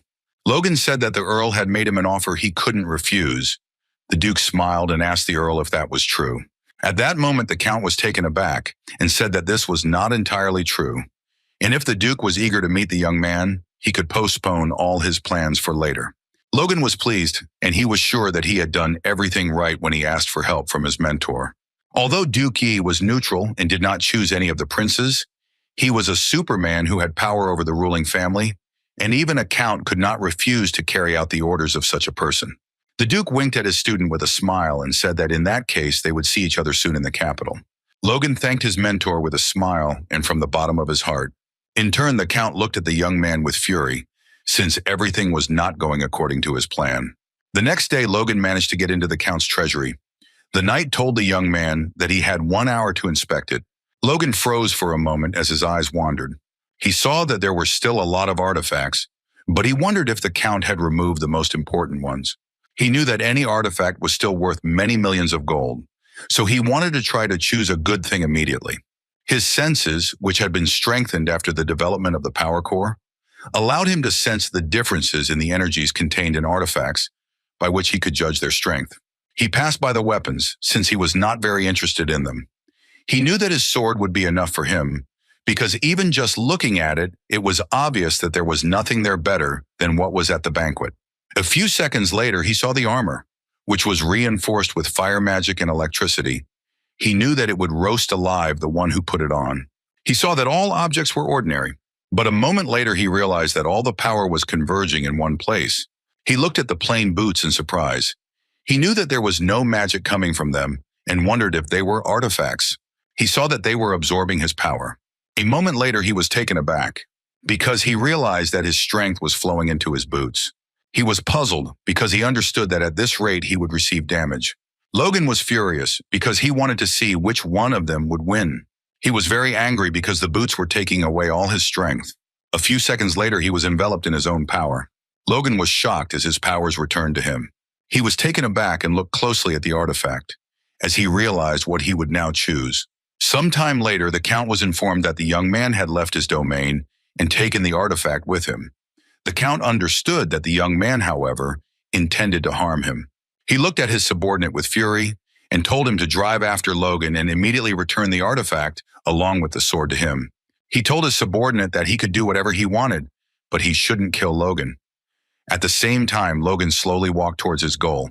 Sometime later, he made a halt in the forest, but a few seconds after he started meditating, he heard some extraneous noise. He was a little wary because he felt that someone was planning to kill him. In turn, he wondered if the Count had sent the assassins after him. A moment later, a man approached him and said with a smirk that he had a heightened sense of smell. Logan heard a distorted voice and realized that the man was trying to hide his identity. A few seconds later, Logan saw several killers. Logan looked at everyone present with a grin and asked if they were hot walking around in that kind of radiation. He knew they must be. It wasn't easy getting to him from the county. The man looked at his comrades and said that they should not kill the young man. At that very moment, the mercenaries rushed towards Logan. He looked at them with a grin because he knew that there would be a good fight soon. At that very moment, he rushed towards the mercenary in order to deal with him as quickly as possible. All the men present were taken aback for a moment, as they did not expect such a turn of events. At that very moment, Logan delivered a crushing blow to his opponent with fury. The men were puzzled. They did not understand how a knight of average rank could be so fast and strong. They were shocked because he was incredibly fast and he fought them with ease. Logan looked at everyone present with a smirk, as he now realized that he had made the right choice when he took the boots. When the boots released the power that was embedded in them, he thought it was an accident, but when he put the boots on, their true value was revealed to him. They contained a quick reaction. Moreover, they were self-repairing and adjusted to size. He knew that the boots of the Wind God were simply an excellent find for him. The man was taken aback, as it was difficult for him to keep up with his opponent's pace. He turned to his leader and asked for permission so that they could target their opponent's vital organs. Otherwise, they would not be able to overpower the enemy. The man sighed heavily and told his subordinates that it was a disgrace on their part. At that moment, the man released his power and rushed towards Logan. Logan was taken aback for a moment. He turned around and looked at the man in surprise as he saw his silver blade of power. He was shocked as the man easily released his power and directed it at him. At that very moment, Logan took the blow and was taken aback. Logan still managed to deflect his opponent's blow, but he had no intention of giving up. He looked at the man with fury and said that he had not previously known that he had earned the title of Knight of the Moonlight through cunning. He looked at his opponent intently and called his name, but he made no reply. Sir Franz, slowly removing his hood, told the young man that he was not the only one who hid his true strength. He looked at Logan with a grin and said that he had chosen an amazing artifact. Logan looked at the man with anger and caution as he understood that he had decided to reveal his identity after all. Although he understood that after using the legendary silver power, there was no longer any point in hiding his identity any longer. Sir Franz looked at the young man intently and said that he would take the artifacts as payment for the lesson. Logan looked at him in surprise and asked me if it bothered him that he had the title of Moonlight. The man looked at the young man intently and said that for this reason, the lesson would be very harsh. He also thanked Logan for going this far. Logan looked at his opponent in bewilderment. As his posture was very strange, it seemed to him that he was holding a whip and not a sword. At that very moment, the man used his power and directed it at Logan. Logan was taken aback and froze in shock for a moment as his blade of power actually moved like a whip. He saw the man's power directed at him. Logan was puzzled as he was able to feel the merciless blows of the enemy on himself. He understood that his blade of power did not work against the enemy, and he could only reflect the blows.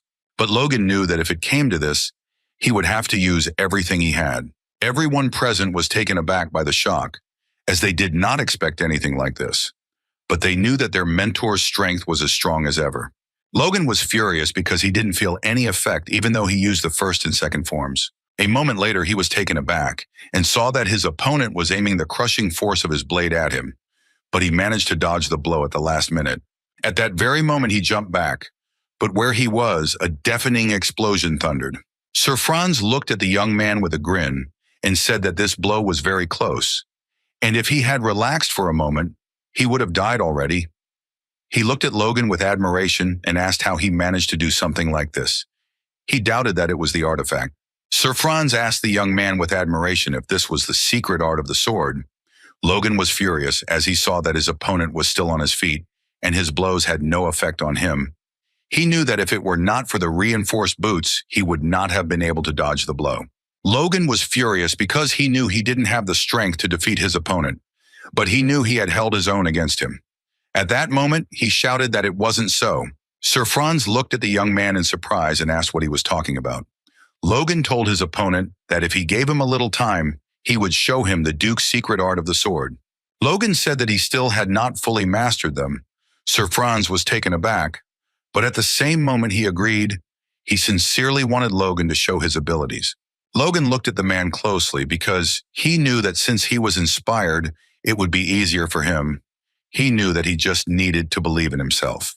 He learned that his secret arts, which he barely knew even after a month spent as a high-ranking knight, would help him, so he had to concentrate. Logan knew that if he lost here and now, he could lose his sword and boots, and the man would make sure that he would never be able to pick up a sword again. So he knew that he had to pull himself together and do everything possible to prevent this from happening. After concentrating, he slowly opened his eyes and looked intently at his opponent while giving him a command. At that very moment, Logan clearly saw his opponent in front of him, who was rushing towards him with fury in his eyes. Sir Franz shouted at the young man that he trusted his enemies too easily. At that very moment, he aimed straight at Logan's chest. A few seconds later, a deafening explosion thundered. Sir Franz froze in place for a moment. The man was sure that after this, Logan would not remain unharmed. But after a few seconds, everyone present was taken aback as they saw Logan, safe and sound, and at the same time, he was surrounded by his power. Logan looked at his opponent with a victorious grin. He was pleased with himself as he had managed to master the next form of the divine sword secrets, and at that very moment, he directed all his strength at the enemy. Sir Franz was taken aback and stood frozen in shock, as he had not expected anything like this. A few seconds later, a deafening explosion thundered. The young people were puzzled by everything that was happening. They understood that they had to find their mentor first. At the same time, the man was lying on the ground. He was surprised and at the same time puzzled, as he did not expect something like this. But with the last of his strength, he quietly said that he managed to dodge. He was puzzled because he knew that this was a serious defeat, and he quietly said that it would be better if he could instead of such a disgrace. At the same time, Logan was running away from his pursuers at full speed after his victory. He was very unhappy with himself. As he knew he had relaxed when the man attacked him, he saw a hole the size of a coin piercing the right side of his chest. He knew it was caused by the split, but then his agitation and facial expression and all this chatter were for show. Logan was furious because at that moment he could not recognize it. However, he knows for sure that with his abilities and treasures, he could definitely defeat a high-ranking knight. While thinking about all this, he, unfortunately, did not notice how bad he felt. And after a few seconds, he fell to the ground with a crash. Rick was taken aback and called out to the young gentleman in surprise when he saw him in such a state. He was puzzled and did not understand what had happened to him. Logan sighed heavily and said with a smile that he had fallen asleep while riding a horse. Unfortunately, upon his return, he had made a noise in the house. After all, the heir, who had arrived from the Earl a few weeks later, looked very shabby. This was not enough reason to formally complain about the Count, who might start a fight under the pretext of slander, so the incident was hushed up. Patrick told his son that he had to endure many hardships because their family had little strength. He sighed heavily and told his son that he simply couldn't look him in the eye.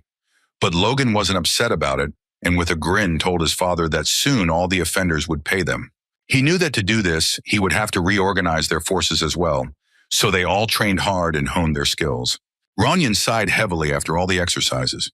He remembered his brother smilingly saying that the war would be over quickly, and he didn't need to be there, because he had to hone his skills. Ronyan was puzzled and simply couldn't allow his brother to treat him like a child. Ronyan was furious as his brother had previously faced humiliation from the Count. A moment later, he was taken aback as he heard his brother's voice. He turned around and looked at Tax in surprise as he didn't expect to see him on the training ground. Logan smiled and asked his brother to rest a little. He also said that he had decided to introduce his brother to the one with whom he would be training from now on. Victor looked closely at the young man and introduced himself, and also said that he was the new knight.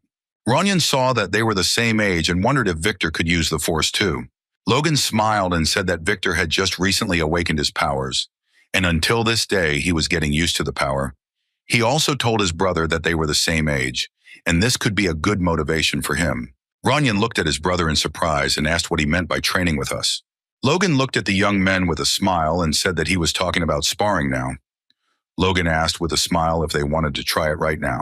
A moment later, he shouted and gave them a command. At that very moment, Victor pounced on his opponent. Burning with anger, Ronyan was taken aback, as he did not expect such pressure. Ranyan was surprised because he saw the iron blood sword. In his haste, he wondered if Victor had really only just woken up. Ranyan was very angry and decided to immediately answer him for such a blow. Ranyan opened up to his power with lightning speed. Victor was taken aback, as he did not expect this. But Victor was not going to give up, and he dodged his opponent's blow. At that very moment, he jumped up and towered over his opponent. A few seconds later, he delivered a very powerful blow, but his opponent managed to jump back in time.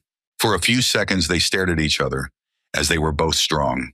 Ranyan looked at his opponent with anger and said that he was just a monster. Victor, in turn, looked intently at the young gentleman, but did not answer. A moment later, Logan, watching their fight, laughed wildly and asked his brother who he called a monster because it was very cute. Ranyan glared at his opponent, knowing he had to give it his all. Victor looked at the young gentleman with a gentle smile. Ranyan looked at his opponent with a smirk, as he knew that the fight would be very entertaining. A moment later, Logan watched their coordinated fight and in turn was happy. He knew that Victor had not only mastered the iron blood sword perfectly, but had also adapted it to his fighting style. He saw that his brother, who would surpass a mid-rank knight, even with his limited abilities and knowledge of sword styles, moved freely without restricting himself. Logan was pleased with the sight, for he saw the brutal free blade and the pure, precise blade. He knew that they must reflect the quality that they both conveyed to each other during combat. He watched them with joy as they behaved in a childish, playful, but at the same time serious manner. He knew how much time was left before the war with the Empire began, and looking at the young people, he understood that they would be ready in a few years. He hoped that Victor would soon learn the secrets of the divine sword. But still he was puzzled and wondered if he could trust him so much. He wished he had some catalyst that would bind him to this place. After some time, he found a certain foothold.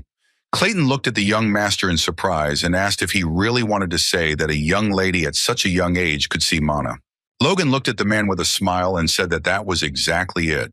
Some time ago, he looked at the girl with a smile, and when she tries to study something, she will be able to find something that will help her. She looked at him in surprise and asked if she could learn how to move the clay dolls. He smiled and said that of course she could do it, but a moment later he was taken aback with surprise and asked what she was talking about. He saw that she was very depressed, so he wanted to cheer her up.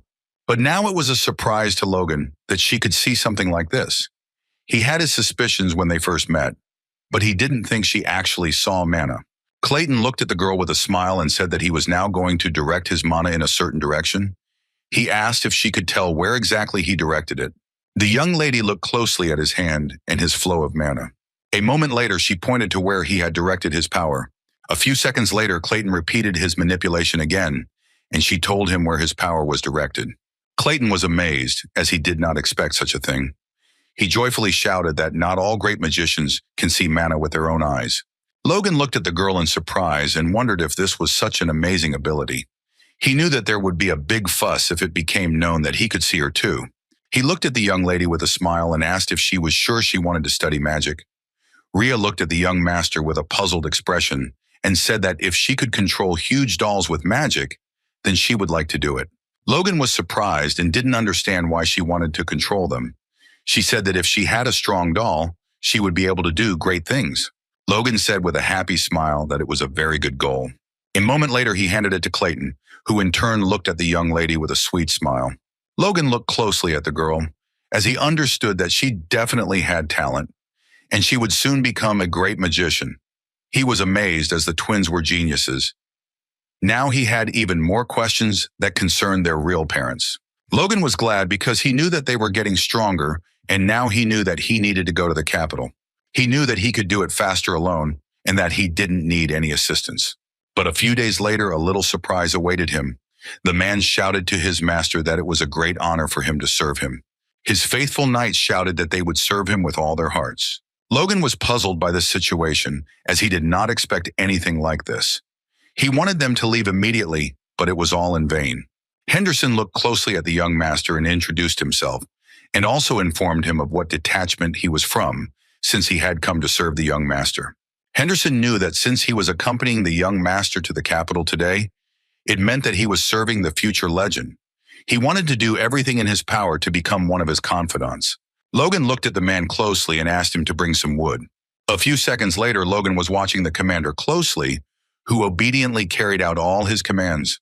Logan was puzzled, as he wanted to go alone, but his father insisted that he take at least a minimum number of assistants, since if he went alone, it would be disrespectful to the Duke. Logan looked at our subordinate in surprise and asked why he was here. Rick looked at the master in surprise and asked what kind of question he asked, since how could people think that the heir of a noble house walks around without personal servants? Logan looked closely at the young man and asked if he was sure it wasn't because he wanted to visit someone. The young man knew that piracy was pointless and immediately shouted that it was so, because no one in their estate wanted to talk to him because they thought he stank. He was very angry because he knew that he had to get married soon, so he wanted the master to take some responsibility for it. Logan was furious that everyone was slowing him down. He knew that it was not easy going to the meeting as the heir. His journey had several goals. First, he wanted to determine the social changes in the future, and then meet with the prince to establish contact. The current ruler, Samuel von Grandius, had no heirs until he was 40 years old, and therefore called several women from the ducal families to be his concubines and have several sons. But 10 years later, the queen gave birth to a third son when she was 40 years old. The third son, with a natural talent for swordsmanship and good manners, surpassed his fellow troublemakers in his prospects for the throne. The king also placed great hopes on him, but the families of the other princes did everything possible to stop the expansion of the king's favorite's influence. In Logan's past lives, in the winter just before the prince was to become an adult, a civil war broke out and the sudden death of the king was in the air. The first prince, Juan Douglas, a mage with the sixth circle, received support from his uncle. Like the second prince, Jordan Valtermim is a young superhuman. Since the third prince had no political power, some factions almost executed him and reported that this was the will of the king. The Duke looked at everyone present and announced that if they spared the prince, he would become the blade of the new king. The most prominent of the aristocrats took a neutral position, and by this phenomenon, he saved the life of the prince. After that, the first prince gained the advantage, but within 5 years, he had brought the country to ruins until the empire attacked. Logo knew that the king had used his brother as bait during the war with the empire. Logan was furious and knew he couldn't just let him become king. He knew that the second prince was a bird of a feather, and now he had to see with his own eyes whether the third prince was worthy of being king. The knight greeted the young man with joy. Logan walked slowly into his mentor's domain. His companions were amazed by the beauty of the estate. At that very moment, the young man saw a beautiful lady. He looked at the young master intently and quietly asked if he thought it would be a plus if he made contact with the Duke's maid. Or not. He asked if he could get closer to the maid. But after these questions, he received a scolding. After a few seconds, Logan looked at the man in surprise. The man looked closely at the young people and told them where they needed to go. Logan, in turn, looked at the man with distrust and asked his name. The man answered and said that he forgot to introduce himself. At that very moment, he informed Logan that his name was Louis Hayen and that he was the Duke's guardian. Logan was shocked by what he heard. After all, before him was Louis Hayen, commander of the Grandia Liberation Front. Organ knew that unlike him, a man who was burning with revenge, the man was a man with ideals. Logan clearly remembered their last meeting, because then he told Logan that he needed his help, because he was the only one who could interpret the recordings. Then he told Logan that he must remember everything, even if he had to burn the book. He must remember its contents and pass it on to someone talented. Logan knew that the commander had given him something else besides a secret scripture then.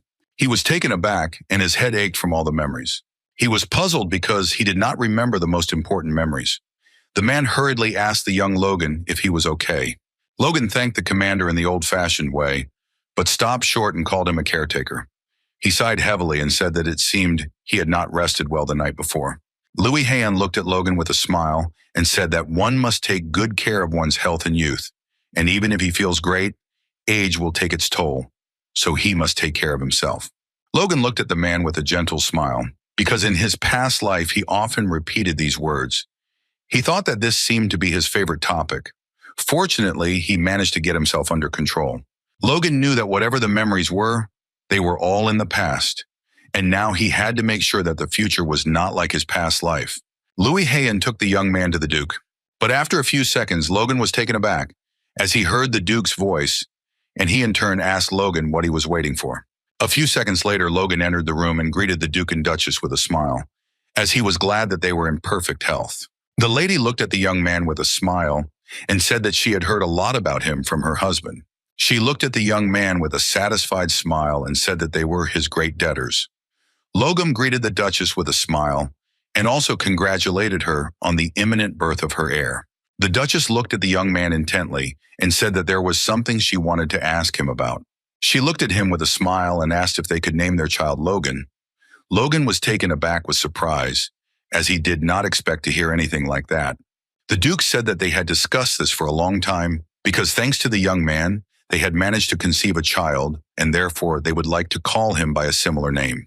The Duke looked at the young man with a smile and asked if he minded.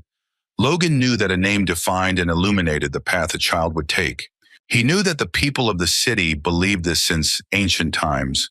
Aristocrats looked for respected people to name their child after, and they even held festivals to celebrate the names of their children. He couldn't believe that they asked him for such an important thing. He was shocked, because they had only seen each other a few times and had not had much of an impact on each other's lives. Logan knew it was a big responsibility, but he had no reason to refuse, so he smiled and said he would take it as an honor. The couple happily thanked Logan.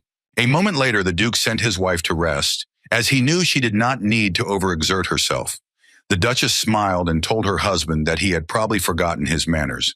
The Duke smiled and told his wife that there was nothing wrong with it and that she should go and rest, and also said that it would be to Logan's advantage. At the same time, Logan was happy as he had received a good title, because the Grand Duke's child would be named after him. A moment later, the Duke looked at the young man and said that he had difficulty communicating with words, so they could go straight to body language. Logan looked at the Duke in surprise. The Duke, in turn, said with a grin that he was amazed at how quickly the young man's level had grown in such a short time. Logan looked at the Duke in surprise as he wanted to see how strong he was now. Sometime later, they were already standing in the training hall.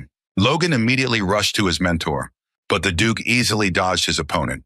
Logan was a little confused as his mentor was very fast. At that very moment, Logan struck his mentor, but he was able to parry it with ease. Logan looked at the Duke with a smirk as he easily blocked his blows. Logan knew that since this was a fight with a master, he could test his limits. A moment later, the Duke sighed heavily and asked his student to stop. He looked at Logan in surprise and asked what he was doing. Logan was taken aback, as he did not expect such a thing. The Duke looked at the young man intently, asking what he was doing. He wanted to know if this was all his power. Logan immediately said that it was not. The Duke asked if he wanted to give it his all. Logan knew that this was their first training since he became his mentor. He knew that he couldn't disappoint him now. At that very moment, he gathered his strength and directed all his power at his mentor. A few seconds later, a deafening explosion thundered. Logan looked at his mentor intently as his pulse split, and at that very moment, he used the killing iron slash. But a few seconds later, he heard his mentor say with a smirk that it was nothing to him. Logan was taken aback as his mentor, a few seconds later, was next to him and put his sword to his throat. The Duke asked the young man if after a few blows he was planning to play. Felix punched the young man, sending him crashing to the ground. But a few seconds later, he told Logan to stop immediately. Duke asked Logan if all he could do was waste his strength. Logan was furious as his mentor called his divine sword combo idiotic. He was shocked as he even managed to injure the Moonlight Knight with it. Felix told the young man to immediately show everything he is capable of, namely his true art. Felix sighed heavily and asked the young man not to disappoint him anymore. Logan was burning with anger and fury, and at that very moment shouted that they would immediately show him everything properly. A few seconds later, he jumped off the ground and flew towards his mentor. Felix sighed heavily and told the young man that it seemed he still didn't understand anything. But at that very moment, Logan rushed past his mentor with the speed of lightning. Logan was a little confused as his mentor simply disappeared, and he didn't even hear his footsteps. He didn't understand where he went. But at that very moment, the Duke appeared behind Logan, and looking at the young man with fury, said that he was right behind him. Logan was taken aback, as he did not expect such a thing. He turned around hastily as he was stunned by its speed. But to his regret, at that very moment he received a blow to the face. Logan was furious because he realized he had not given it his all. Sometime later, their fight continued. But unfortunately, Logan only received from his mentor. Logan was furious because he couldn't hit his mentor. The Duke was a little disappointed with his student and asked if this was what he called swordsmanship. He wanted the young man to try at least a little. Logan was confused. He didn't understand how he was supposed to understand his mentor's words. He didn't understand what he wanted from him. The Duke told the young man that his strength had increased since their last meeting, but his skill hadn't changed. The Duke, blazing with rage, shouted at the young man that his skill had even worsened, which affected his fundamental metrics. Because they had fallen, Logan froze in place from shock, since he had not expected anything like this at all. Felix looked at his student and asked if he really thought that in order to master the sword, it was enough to put all his strength into one special move. He sighed heavily and said that fundamental indicators should be the basis for strengthening a person. Looking at the student, he said that even if Logan moved to a new level, thanks to luck or talent, it would only increase the height of the next step. Logan was a little puzzled because he now understood everything. He easily gained power because he went back in time and retained the memories of his past experiences. Unfortunately, he spent all his time on the secrets of the divine sword. And now he realized that he had acted very stupidly. Returning to the past, he misjudged himself since everything went according to his intended plan. Logan looked closely at the mentor and said that they should contact again. Felix looked at the young man in surprise since he did not expect this. At that very moment, Logan shouted to his mentor and asked him to give him another chance. He wanted to improve his fundamentals. But unfortunately, he suffered a crushing defeat. After some time, he was carried exhausted to the hospital urgently. Felix sighed heavily and told his comrade that one must master the sword through the body, and the more painful it is, the better the training goes. Louis Hayon smiled and told the Duke that he seemed to like Logan. Felix smiled and said that maybe that was true, but that would only happen if he didn't waste his talent. But at the same moment, he said with a smile that he liked his determination. A few minutes later, they were taken aback when they heard someone calling them. The men looked at Rick in surprise and asked who he was. The young man was taken aback and trembled with fear and said that he was Logan's servant. He told the men that he had brought a message from the Baron. The Duke was surprised to receive a letter from Logan's father since he could have delivered it virtually. Rick immediately trembled and said that the lair should not know about this. The Duke slowly began to read the letter. Patrick thanked the Duke for the service he had rendered them because he had given them secret techniques, and with their help they were able to overcome many difficulties. The Duke was a little puzzled because he did not understand what was being discussed. Patrick wrote that his son had been hurt a little last year. Patrick told the Duke that if he would fulfill one of his requests, their family would be forever grateful to him. The Duke smiled, for the request was very amusing. The Duke looked at the young man closely and asked if Logan knew anything about this. Rick smiled and said that the young master thought it was not the time to worry about such things. At that very moment, the Duke broke into a predatory grin and wondered if a 20-year-old man was not interested in women. He lived with a smile and said that he would do everything he could. A week later, Logan looked at his mentor in surprise and asked what date he was talking about. The Duke looked closely at the young man and asked how the heir of the house could be without a bride in such years, because he knew that it was simply a shame. Looking at Logan, he said that he intended to find him a worthy match. Logan was surprised and asked the Duke if he didn't want him to concentrate on training while he was in the capital. The Duke smiled and told Logan that a good heart needs to be trained properly, and he realized this only after meeting his wife. Logan knew that the war would start in a few months. He did not understand where he would get the time to arrange his marriage. He wanted to say these words to the Duke, but he knew that it was impossible. He smiled in confusion and said that it was all very sudden. He did not understand why the Duke was talking about such things now. The Duke smiled and said that he was asked. She said with a smile that they were very worried about the future of their favorite student. Logan looked at the Duke in surprise and asked if it was really his family who asked him about this. The Duke, looking at the student, said that his father's worries were not unfounded. He asked if it was normal that an adult heir had not married yet. Logan was puzzled because he knew it was all useless, and he just couldn't ignore his teacher's words. At that moment, he sighed heavily and said that he would meet this girl. He knew that if he spent one day, nothing would happen. Sometime later, he finally met the young lady. Eileen Floyd greeted him and introduced herself. Rick was taken aback by the beauty of the young lady, and Logan in turn also froze in surprise. The young man looked at his master intently, for he knew that she was too good for him, but he noticed that the master was surprised, although he usually showed no interest. Logan was shocked and didn't understand how it was possible that his potential bride was a force user. He saw that she was at the peak of low rank and almost reached the middle. He was shocked that she had achieved this at the age of 18. He knew that it was simply unbelievable. But a moment later, he was taken aback and froze. As he was immersed in his memories, he remembered that the young lady was the talent of the kingdom, who died after several years of war. But she stood out from all the others, as she defended the entrance to the inner castle and killed 100 knights. She was called the Steel Rose that blossomed in a fallen family.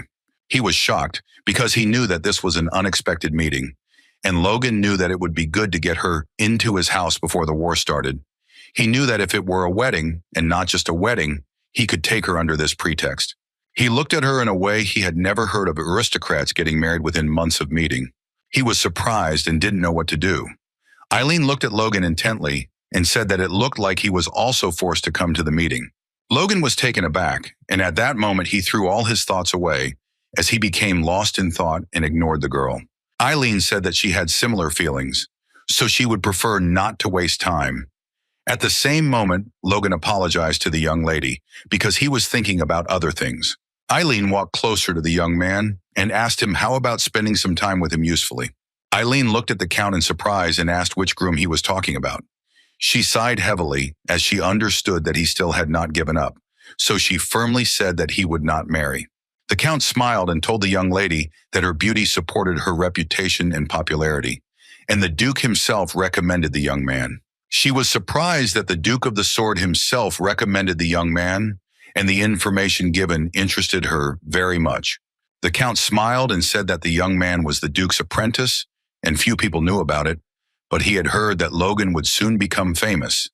But he understood that he was far from the young lady who had received her strength at an early age. The young lady's first fiancé broke off their engagement when she overpowered him, after which she was banned from training, but only for a few years. Soon she defeated another suitor who was to become a knight and proved that she was superior to many knights. She was nicknamed the girl who defeated all the knights in her path. The Count knew that because of this nickname, combined with her desire to become a knight, marriage proposals stopped coming, so he had to take this chance. But he was also very interested in the young man, since the Duke called him talented. Logan froze in shock when he heard such words from the young lady. He was taken aback and asked in surprise what she was talking about. Eileen looked at Logan intently and said that she heard that he was the Duke's own apprentice, so she cordially asked him to cross blades with her in battle. Sometime later, their servants called out to their masters in bewilderment because they had not expected anything like this. The maid looked at her mistress and asked if she really wanted to fight with her potential groom. She shouted at her mistress that the Count had asked her not to do so. Eileen sighed heavily and said that this time it was different. She knew that the past and her fiancé despised her and were rude when she taught them a lesson. She knew that she should have beaten them even worse. She glanced sideways at the young man, for she knew that he was quite different. She was taken aback when she saw that he was warming up despite everyone. Rick called his master in a hurry because he knew that if the others admitted that he hit the girl, Patrick would grind him into dust after something like that. Logan smiled and told his subordinate not to worry, as no one would know what had happened since he had asked for the training field to be closed. Logan looked at the young Liga with a satisfied smirk as he was curious about how strong she was. He wanted to know if it was true that she had killed 100 knights. He looked at her intently, as if he wanted to immediately check everything. At that very moment, the maid shouted to her mistress that since all this was inevitable, she wanted her to win. After a few seconds, the young men began to quarrel among themselves, as each was sure that his master would win. Eileen looked at the tax closely and said that she had been training with the sword alone since she was 10 years old. Logan was taken aback by this statement and asked in surprise if she really did it all by herself. She said that she had defeated knights before, so she hoped that he would not underestimate her. He was taken aback and asked for forgiveness for being so surprised. Logan said with a smirk that he was underestimating her at all, and he didn't plan on giving in to her, so he hoped she would understand if he was a little rough with her. Eileen froze in surprise as she did not expect this. A few seconds later, they prepared for battle. A moment later, the young lady struck her opponent, but he managed to parry it. A few seconds later, Logan struck back at the young lady. She was taken aback, as the blow was truly powerful. Eileen hit the ground with a thud. Logan said he hit the flat side. Logan looked closely at the young lady and informed her that she was open to attack from the sides, so she should be more careful in the future.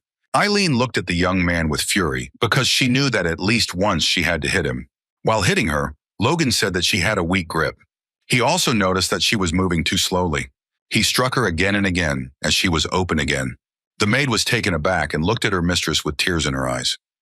Rick was shocked because he did not expect that his master would beat an innocent young lady. Logan looked at the girl closely and said that it looked like she was already tired. He didn't have time to finish speaking when he suddenly saw a sword in front of him. She was furious because even the surprise attack didn't work. Logan looked at her with a smile and said that it was a good try on her part. She was surprised since he wasn't mad at her. She froze in shock as he didn't even mock her. But at that very moment, Logan said that the movements should be more precise, and unexpectedly for everyone, he hit her on the head with fury. Eileen looked at the young man with tears in her eyes. He looked at her with a smile because he knew that she had bad habits, because she really trained alone. He knew that she needed a few comments to improve, but he noticed that she had talent. At that very moment, her Naledi moved away from her fiancé and a few seconds later rushed back into battle. She was burning with anger and fury as she wanted to take revenge on him for her humiliation. Logan looked at the girl with a smirk as he noticed her interesting leg movements. He knew that this movement was different from the previous simple acceleration. At that very moment, she screamed with rage and swung her sword to deal him a crushing blow. But Logan did not want to give in to her, and at the same moment, he repelled her furious blow. She was furious because he parried her blow again. A few seconds later, Logan stabbed her in the stomach. Logan looked at the girl intently, as he knew that she had more than enough talent. He saw that she had good potential too. Eileen, in turn, did not despair after such blows. Breathing heavily, she said that they must fight again. He saw that she had enough fortitude. Logan extended his hand to her as he wanted to help her up, but she screamed that they had to fight. He smiled tenderly and said that they would have a chance next time. At that very moment, he pulled her towards him, and she was taken aback and looked at him in surprise, as she had not expected such a thing. After a few seconds, they looked at each other intently, as they were very close to each other. He quietly said in her ear with a smirk on his face that she really did have talent, and she should come to his estate immediately. He quietly said that she should do it, not as a girl, but as a knight, and at the same time she could freely train and spar there. Logan said that he would provide her with a battlefield where she could earn glory. He looked at her closely and said with a smile that of course they would have to be conditionally engaged. Logan asked if she agreed. At that very moment, the young lady beamed with happiness and with a contented smile shouted that she agreed. Logan looked at the young lady with a satisfied smile, as he knew that she had the same sense as his brother. Now he was convinced that the rumors were not lying. He understood that probably she could become a superhuman in the future. He looked closely at the young lady, who was beaming with happiness, and realized that if engagement was the price to pay for such talent, it was a very small one. But Logan was worried because he didn't understand why his mentor introduced him to the Floyds. Sometime later, he asked this question that tormented him to his mentor, but at that very moment, the Duke said that there were several reasons for this. He said that they had not yet sided with any of the princes, and that the Count's family retained authority and influence in the capital. The Duke informed the young man that the Earl's family could be his representative in the capital. Now Logan understood that the Earl would have to wait because he was a little worried about the impending civil war. The Duke looked at the young man closely and said that something else was more important right now. Logan froze for a moment. At that moment, the Duke laughed and said that he was curious how such a wild boy would get along with such a problematic girl. He shouted that Logan liked the young lady very much. Logan was taken aback for a moment and froze in embarrassment. Logan sighed heavily as he could see that his mentor was very strange at times, but he knew that everything was fine. The Duke smiled and told the young man that he had seen him blush when she arrived, and now he was sure that Logan lived up to his status. The Duke sighed heavily and said that he had no idea how heavy the burden on his shoulders was. He told Logan that a young man like him, with the weight of responsibility for the whole world reflected on his face, was not interesting to look at. The Duke immediately became serious and told his student that he could share his burden, so he should open his heart and trust the people around him, and thus relax. The Duke smiled and said that he might be in a hurry, but from what he knew, the young lady could help him with this. Logan froze for a moment. He didn't know what to answer his mentor, because he understood that only he could handle this. The Duke looked at his student intently, and in all seriousness told him not to delay having children, as he spoke from his own experience. At that very moment, Logan cried out in embarrassment and called his mentor, as this was a sensitive topic. Sometime later, Logan was fighting on the training ground. Logan was furious as the young man failed to block the blow. Several weeks had passed since he had arrived in the capital, and he had spent all the time except for that day with the date training. He also conducted sparring sessions with young people. Logan was confused as he felt more pressure from them in his capital. He wondered if maybe he shouldn't have hit them so hard. In turn, the captain looked intently at the young gentleman with sparkling eyes. The man was furious because he said the Duke demanded that his knights be of middle rank. He glanced sideways at everyone present and said that people like them should learn how to handle a sword.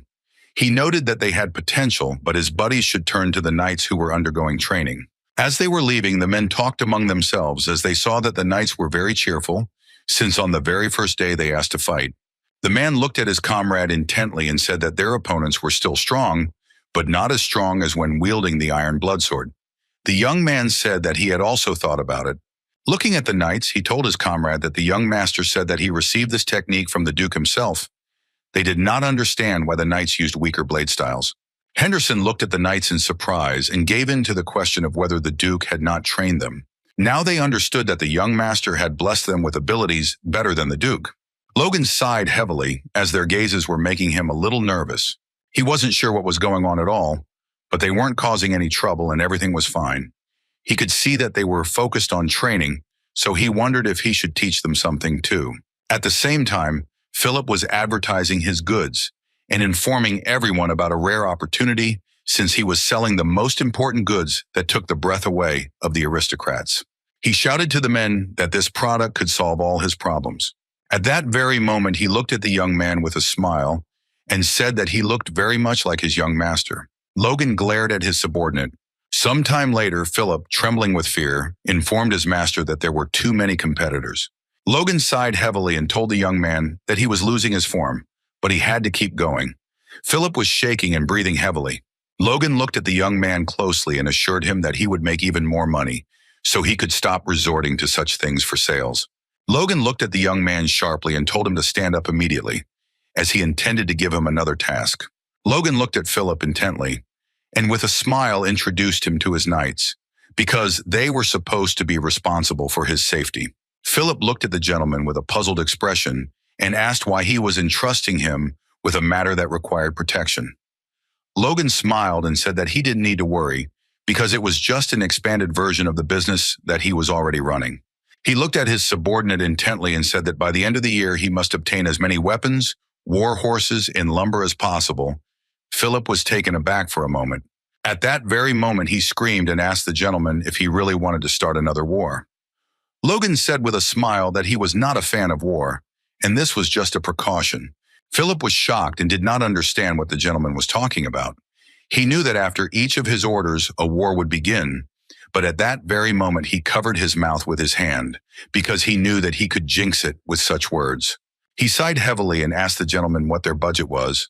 Logan smiled and said that the budget was 30 million gold, so the young man had to get good ammunition for that amount. Philip was shocked because he didn't expect the budget to be so huge. Logan learned this option against the Sylvans. He knew that if they increased the number of cavalry with crossbows, and the soldiers could take on the low-ranking knights, and as a group defeat the force user, he understood that if successful, it would change the norm of combat. In the Empire from his past life, the crossbows were different, but theirs turned out to be quite similar. Philip was shocked and shouted to the master what he was thinking.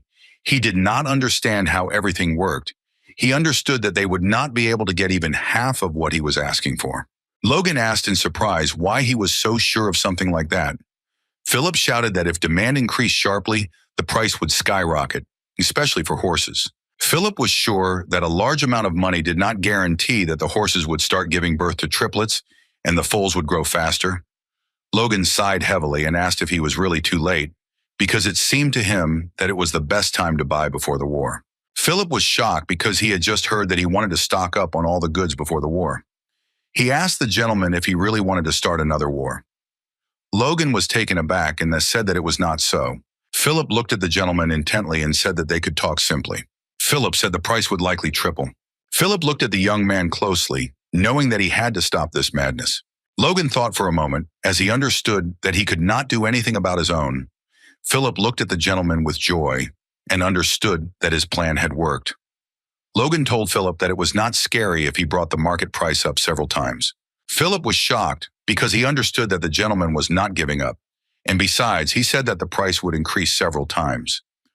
Logan, with a smile, told the young man that if the Institute could buy it cheaper than double the price, then he would receive an equivalent bonus. Philip was taken aback, as he did not expect this, and asked how much he would receive. Logan smiled and said that he would get 3% of the difference in price. At that moment, Philip froze in shock at the mass, as he was amazed by what he heard. Philip joyfully shouted that he would try his best. The knights looked at the young man in surprise, as they did not know how much he would be able to earn, since unfortunately, they were having a hard time with their mathematics. Logan was happy because he knew that money solves any problem. He had previously received advice from his mentor on how to train. Now he has found a talented girl. Logan was sure that everything was going as he planned, but unfortunately, he got stuck at some points. He was puzzled as there had been no bad news about the king so far. He had not observed any signs of internal conflict, so he wondered if the king's death was sudden and unexpected for everyone.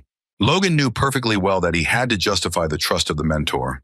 He knew that it would be nice if he had a chance to meet the prince, but in turn, he understood that it would be strange if he started to rush things.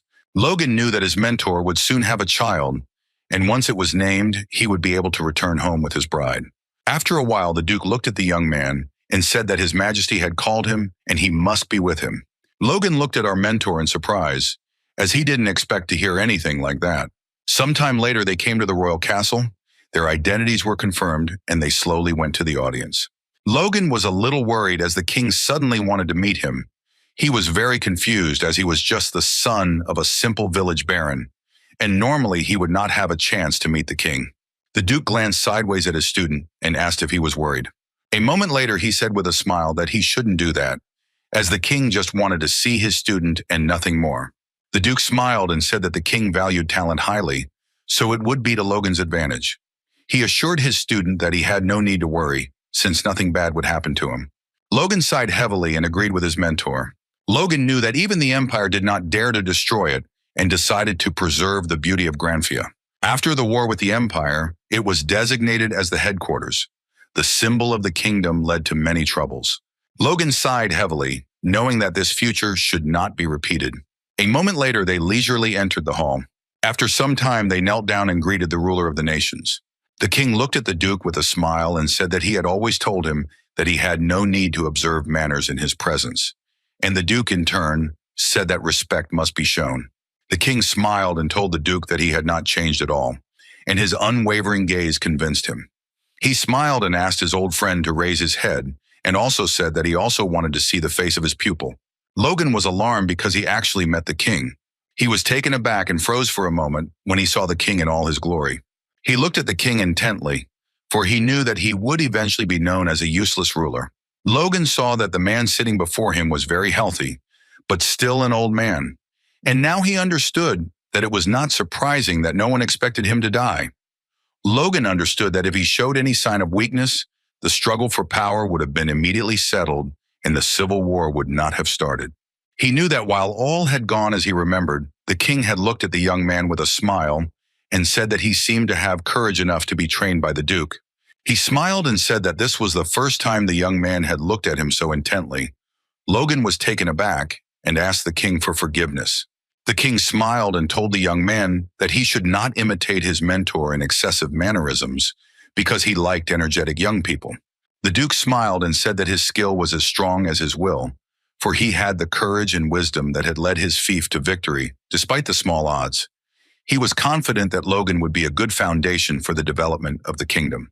The king said with a smile that Logan was worthy of being his student, so the king asked them how they met. The Duke hesitated and said that the king knew his traumatic past. After a long story, the king smiled because he realized that this was a very curious coincidence, and he did not expect anything like this. The king looked at Logan with a smile and asked his name again, but a moment later he told the young man that he was very grateful to him. Logan was taken aback, as he did not expect to hear anything like this from the king. The king grew gloomy at the same moment and said that he felt himself a great debtor to his old friend because of this injury. His regret was great, and he did not even have the strength to raise such a difficult topic. Logan glanced sideways at the Duke, not expecting this at all. The king breathed a sigh of relief as the resolution of this problem helped him to calm his heart, so he was very grateful to the young man. The Duke looked at the king with a joyful smile and said that he thought too highly of him. The king said that this was nonsense, as if it were not for the Duke, he would not be king. He smiled and said that since he was the king, he had to somehow show his gratitude to him. For this reason, he wanted to reward him properly and asked Logan to come closer. At that very moment, the king began to slowly remove the small bracelet from his hand. The Duke was shocked by all the actions of the king as he wanted to hand over the treasure of the ruling family. In turn, he shouted and said that he would take care of rewarding the young man himself. Logan was taken aback for a moment as he saw the bracelet, which was filled with mana. He was puzzled and surprised as he saw an artifact that was at least of the 5th grade. The Hare King in turn smiled and handed a small bracelet to the young man and told them that they should consider it as compensation for him settling their troubles. The king looked at the young man intently and told him to come to him at once before he could come up with an idea. Logan knew he didn't have to refuse, and at that very moment, he accepted the bracelet with a smile and told the king that he would wear this gratitude in his heart. The Duke was shocked, and at the same moment, he shouted to his student that he could not so easily accept this gift. The king looked at Logan and asked if he really considered his gift unnecessary. Logan immediately looked at the king and said that he was as superfluous as his mind would make use of it. The king laughed at the young man's words and said that he had more ambition than his mentor. Logan smiled but did not answer, but he quickly hid the bracelet. The king looked at the young man with a smile and said that it was very good that they met at this meeting, and he dressed that this gift would only strengthen their connection in the future. The king asked Logan with a smile to serve his mentor as the heavens, and to try for the people like his teacher. Logan was not sure that he tried for the people. Rather, he tried for himself. But he could say with confidence that he would certainly stop the empire at any cost. At that very moment, he knelt before the king and said that he would gladly serve everyone. Sometime later, they left the king's company and slowly returned to the duchy.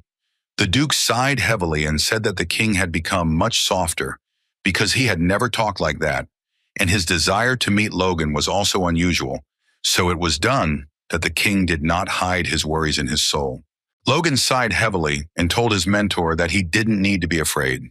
Logan said with a smile that the meeting was short, but he could tell that if he had a problem, he would have told the Duke right away. But since he didn't say anything, maybe the Duke didn't need to know about it. The Duke, in turn, looked at his student with a soft smile as he was glad of his support. A moment later, the Duke told Logan that he was right. Wind had become more restless with age, and his heart trembled already at how easily his student accepted the treasure of the ruling family. Logan was taken aback for a moment and looked away, puzzled. The Duke looked at his student with a smile and informed him that he now had the restoration bracelet with him. He said that the artifact was imbued with 5th-class magic, and at the same time, it could quickly heal wounds since it only had one spell. It was quite powerful, and most likely its power was at the level of a high-ranking priest's spell. Logan was shocked by everything he heard. He understood that this bracelet could turn a serious wound into a scratch. The Duke smiled and said that he would feel better, and since his student had received such a great item, Logan looked at his mentor with a smile and said that it was all thanks to him. At that very moment, the Duke turned around and said with a grin that now he could drive him half to death, and the bracelet would still mend him. With burning eyes, he told his student to take heart.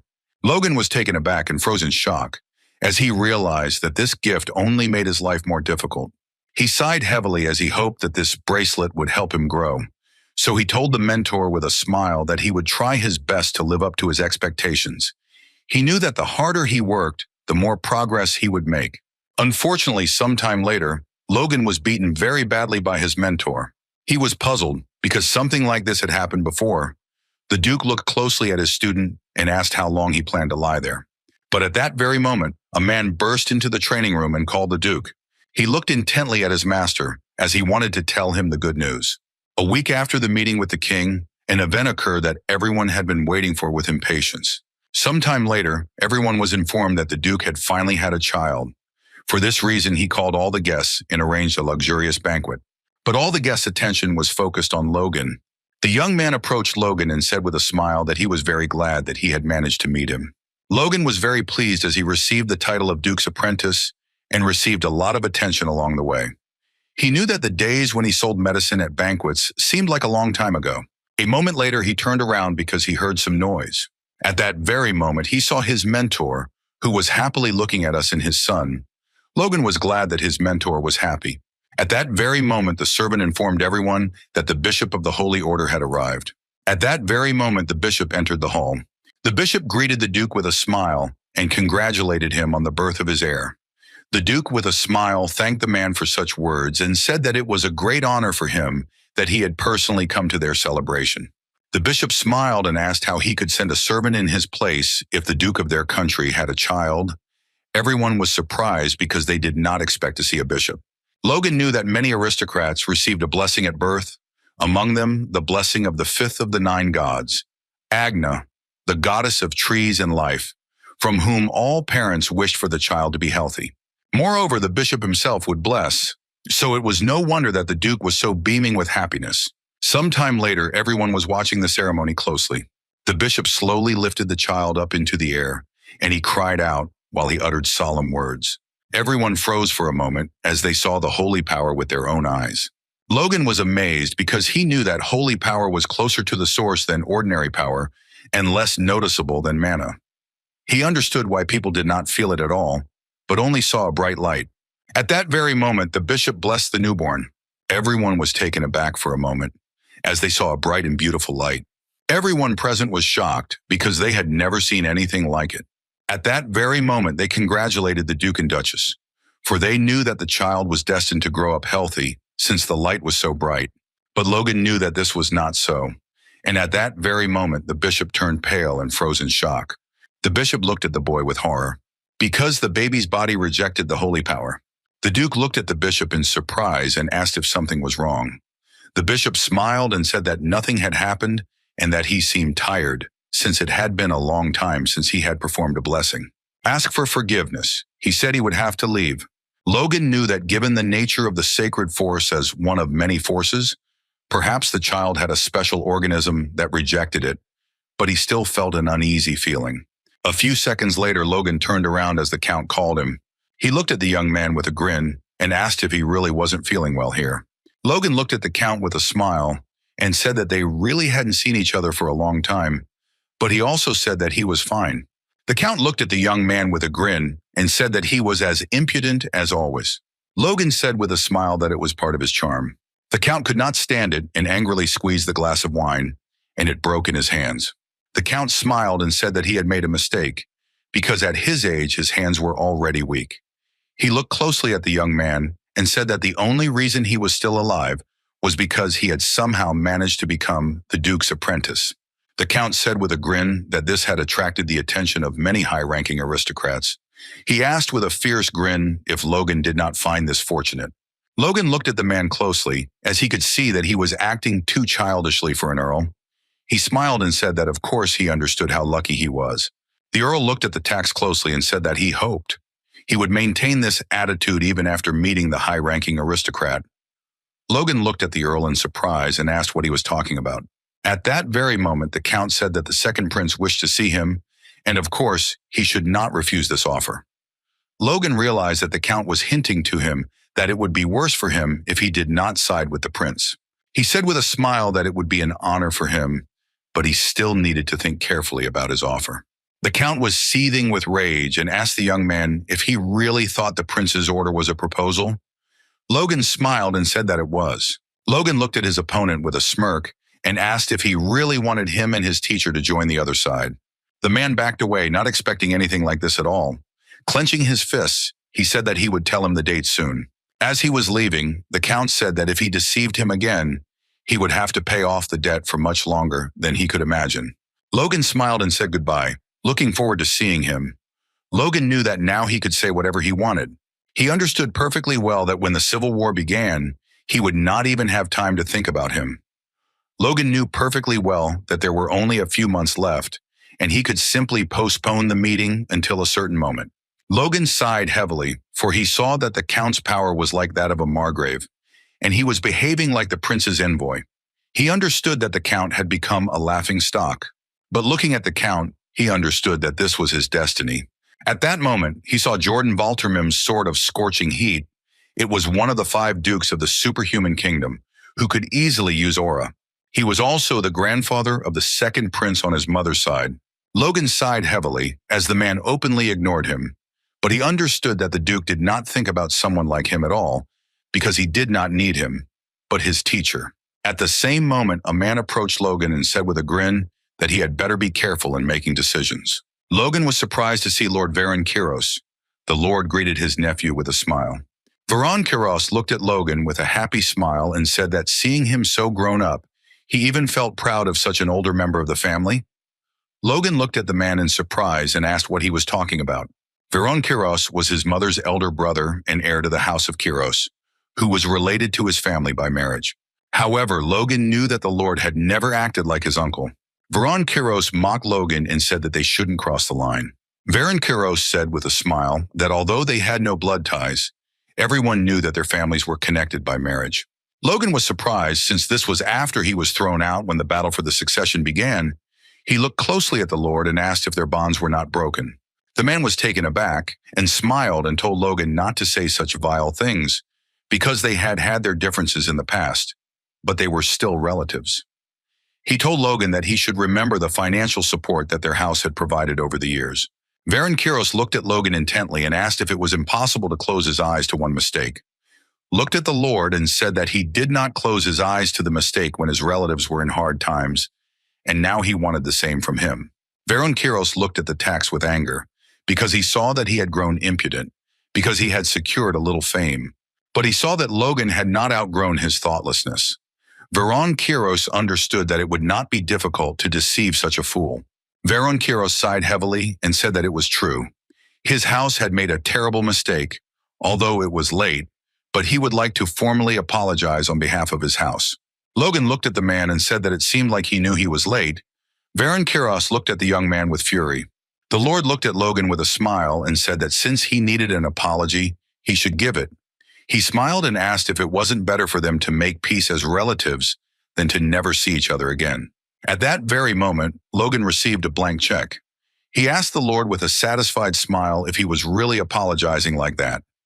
He was surprised because he said nothing and gave him compensation. At that moment, the Lord bowed and asked for help from the young man because he intended to do everything he said, and he hoped that from now on they could look to the future without looking back at the past. Logan was taken aback for a moment.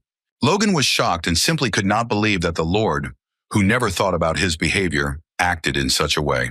A moment later, he turned his gaze towards me, thinking that he had probably been pressured. He knew that it was most likely the first prince's paternal grandfather, Duke Juan Douglas. The man was in fierce opposition, and he was also the only mage with the 6th circle in the kingdom. He saw that many people had knelt before the Duke's plans. Looking at his uncle, he smiled and told him to raise his head. Logan asked with a smile if he could fulfill a small request from his relative. The Lord was taken aback and at the same moment thanked his nephew with a smile. But a moment later, his face changed after Logan whispered something in his ear. At that moment, Logan laughed and told the man that if he did this, then meeting the first prince would not be difficult at all. The man sighed heavily and said that he understood everything. A moment later, Logan turned around as he heard a noise behind him.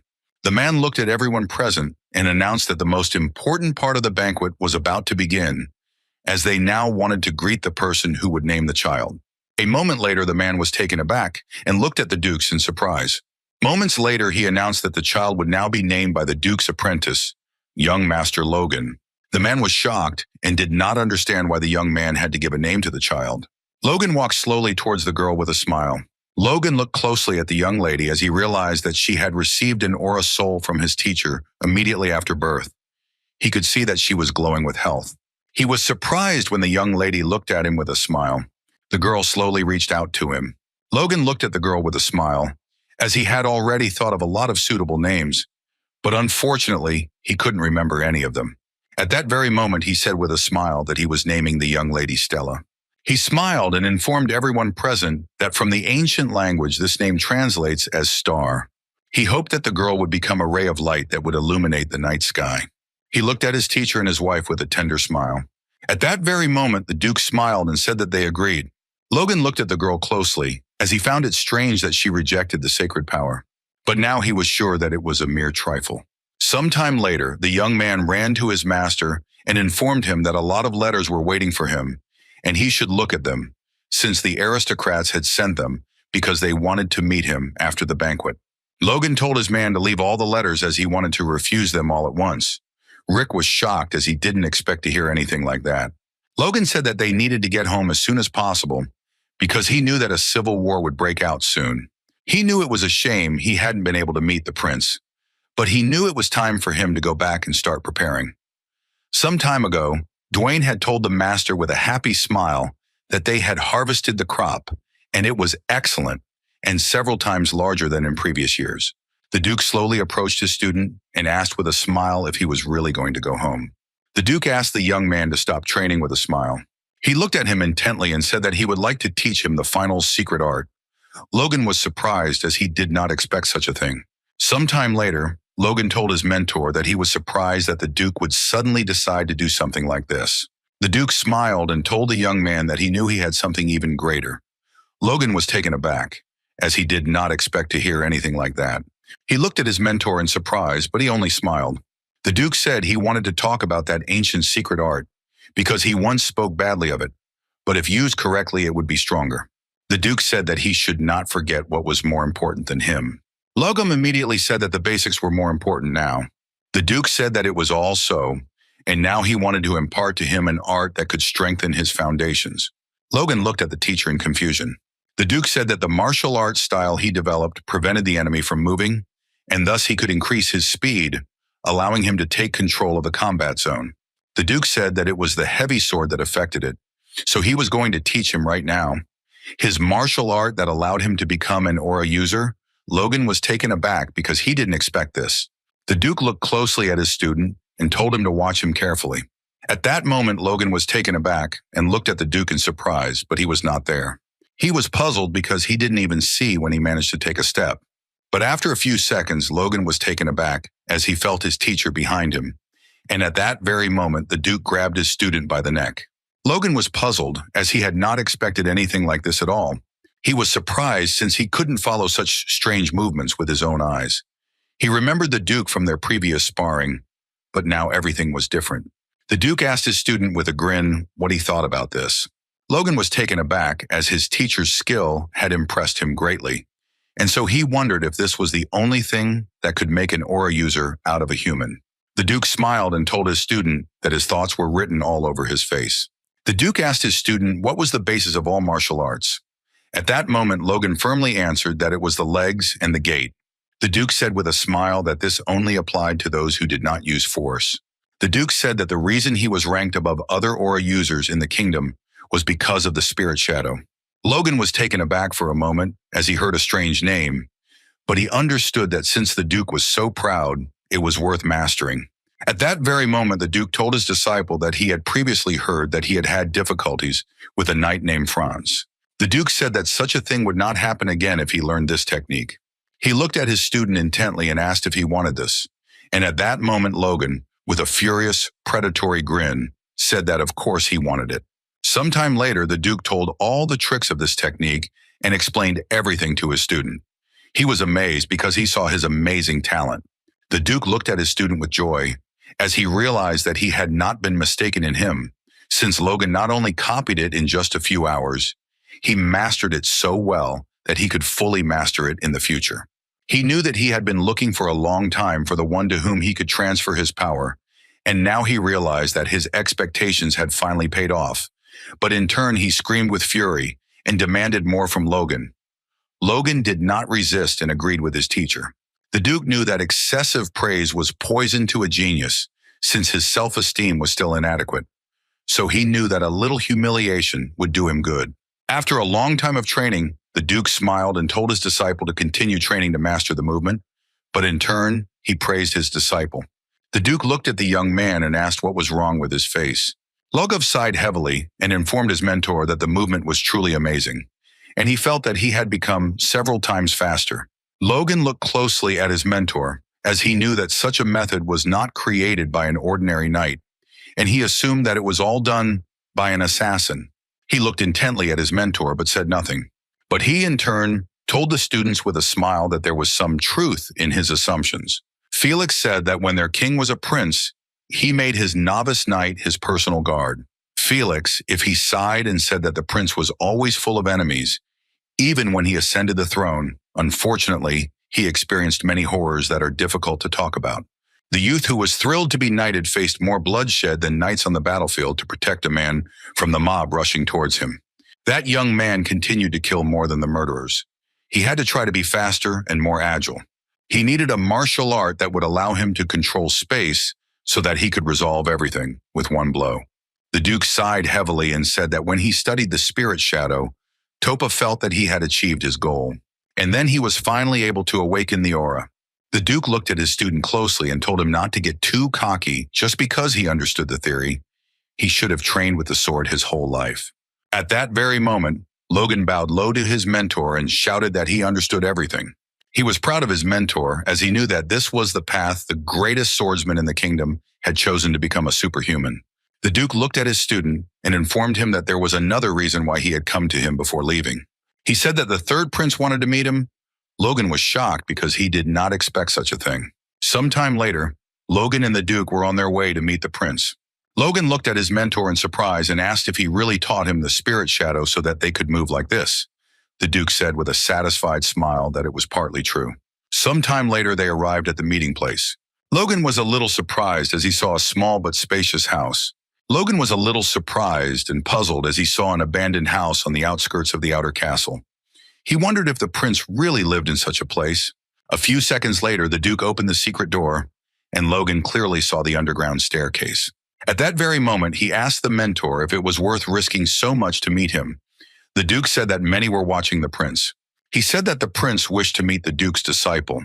The Duke also asked his student if he had heard about the prince.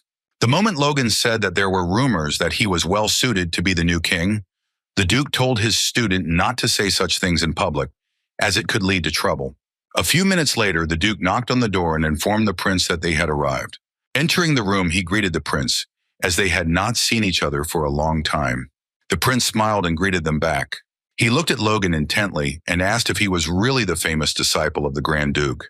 At that very moment, Logan rushed towards the prince and, kneeling, greeted him. He was glad because he was finally able to see him in person.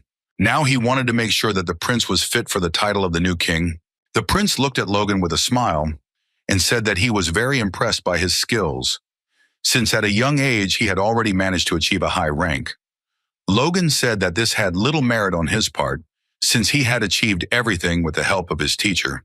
The prince said with a smile that he was destined to do great things, unlike a mediocre person like him. The prince said that he had heard stories about Logan. Not only was he a fighter, but he had saved his family from decline and even increased its influence. Looking at the young man, the prince said that he was worthy of being called a hero. Logan thanked the prince for such flattering words. He knew what was going on in the outskirts, but he also knew that most of the aristocrats didn't think it was important. The prince told the young man that since the Duke valued him so highly, he had conducted his own investigation. He hoped that this would not offend him. Logan smiled and said that it was not an insult, and on the contrary, he was grateful for such interest in his person. Logan thought he would be little better than the other princes, but he far exceeded his expectations. The prince looked at the young man with a smile and said that he was now ready to get straight to business. The prince said that perhaps he didn't know, but the fate of their country was now in danger. The aristocrats divided it into several parts and fought, trying to absorb each other. He knew there were no obvious physical conflicts now, but the situation was like a ticking bomb. The prince was furious and shouted that they were idiots who did not have an ounce of care for the common people. He said that they were a poison that was destroying the country, so he needed a force that would pull out the leeches that were drying up their country. The Duke was shocked by such words from the young prince.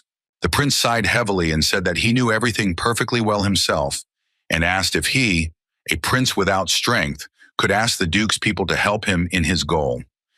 The Duke sighed heavily and said that this was not what he wanted to say at all.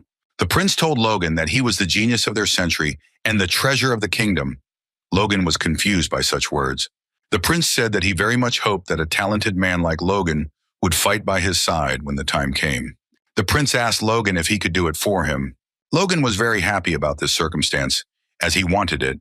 At the same moment, he said with a smile that he completely shared his opinion, and having met him personally, he was convinced that the rumors that he was the only suitable candidate for the title of king were true. The prince was delighted with this statement. At that very moment, Logan said that there were some obstacles that prevented him from serving the prince. The prince sighed and said that he understood, because he didn't have a chance for something like that. Logan said that was not true, and his potential was more than enough. At that very moment, Logan said that everyone could clearly see that his brothers were displaying disgusting behavior. All those present were on the spot, as they did not expect anything like that. The Duke shouted at Logan that he was in no position to say such a thing, but the prince stopped him, as he knew that everything was fine, and asked the young man to continue his conversation. Logan said that his family is currently having some disagreements with the Earl. He is cruel, and it is very difficult for him to resist with their current capabilities.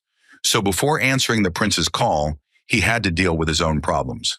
Recognize thought for a moment, since he knew whose side the count was on. Logan looked at the prince intently, and with a predatory grin said that if it gave him time, he would deal with the count. He also said that he would help the prince after he restored his family's strength. He knew that in return the prince would become his sword.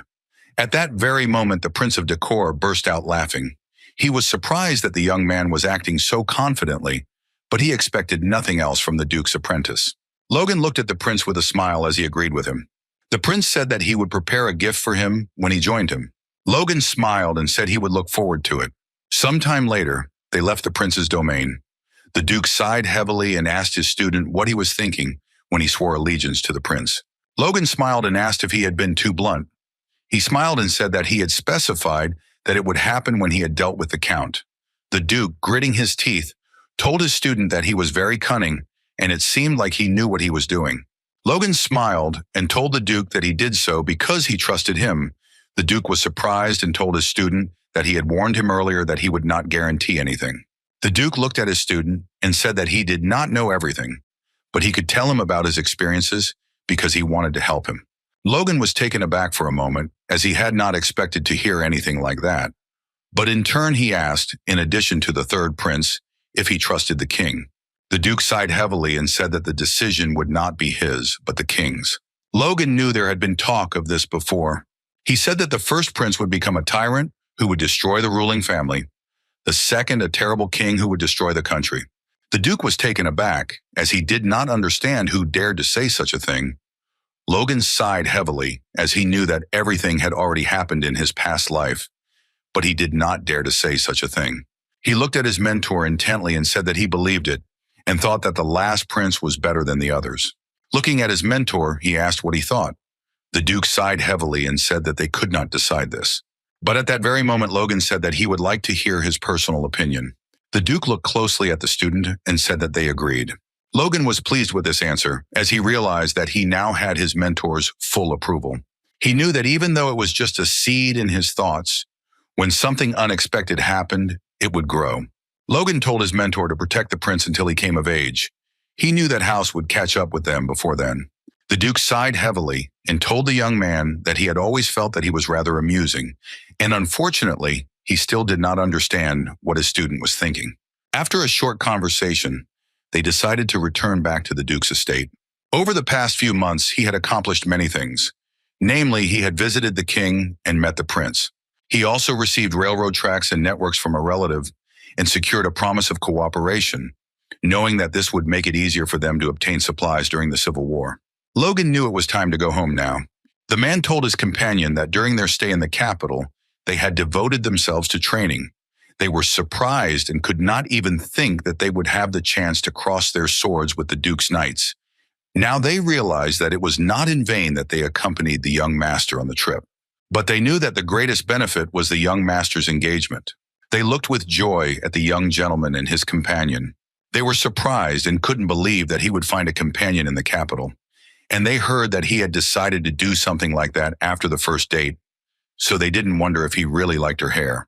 At the same time, Logan heard everything perfectly and knew that he liked her strength and fighting abilities. A moment later, he turned his gaze to the young lady. After all, he brought her to use her as a knight, but they were conditionally engaged. Unfortunately, he had trouble convincing her father, as he was seething with anger and fury over Logan wanting to make her a knight, yelling at Logan that if he touched her before the wedding, he would personally chop off his head. She looked intently at her companion and asked him to keep his promise. Logan in turn looked at the young lady in surprise. She remembered her father looking at her tenderly and asking her to take care of herself. She said she couldn't come back without results after a difficult journey, so he had to keep his promise. Logan was taken aback, as he did not expect this. He understood how she felt, because she left the house in which she had lived her whole life. He understood her perfectly, as he had been in a similar situation. And at that very moment, he said in all seriousness that he would keep his promise. The young lady beamed with happiness and said with a smile that she hoped they would come soon. He looked at her with a tender smile, just as he had hoped. Sometime later, they arrived at the estate. Logan looked at his family with a satisfied smile and told them that he was back. But all those present were surprised and at the same time puzzled, as they saw a beautiful young girl next to him. Patrick was shocked because his son returned home with a girl. He was puzzled as he knew that this simply could not be, but at that very moment he collected his thoughts and greeted his son, and also asked who was next to him. Logan introduced the young lady with a smile, and also informed everyone present that she was his fiancée. Everyone was shocked by this statement, as they did not expect anything like this from the young master. Patrick was shocked, but at the same time he was glad. He expected that they might be at the courtship stage, but it turned out that they were already engaged. He was glad because he realized that it was not in vain that he turned to the Duke. Patrick greeted them with a smile at that very moment, but Logan did not let them speak from here and said that the young lady would become part of the knightly order. Eileen looked at everyone present and said that she would serve them as a daughter-in-law and as a knight, while calling Patrick her father. Patrick was shocked by the young lady's words. The news of the young lady's desire to become a knight spread very quickly, to which everyone reacted differently. Patrick was furious, as his son wished for the fate of a knight for his bride.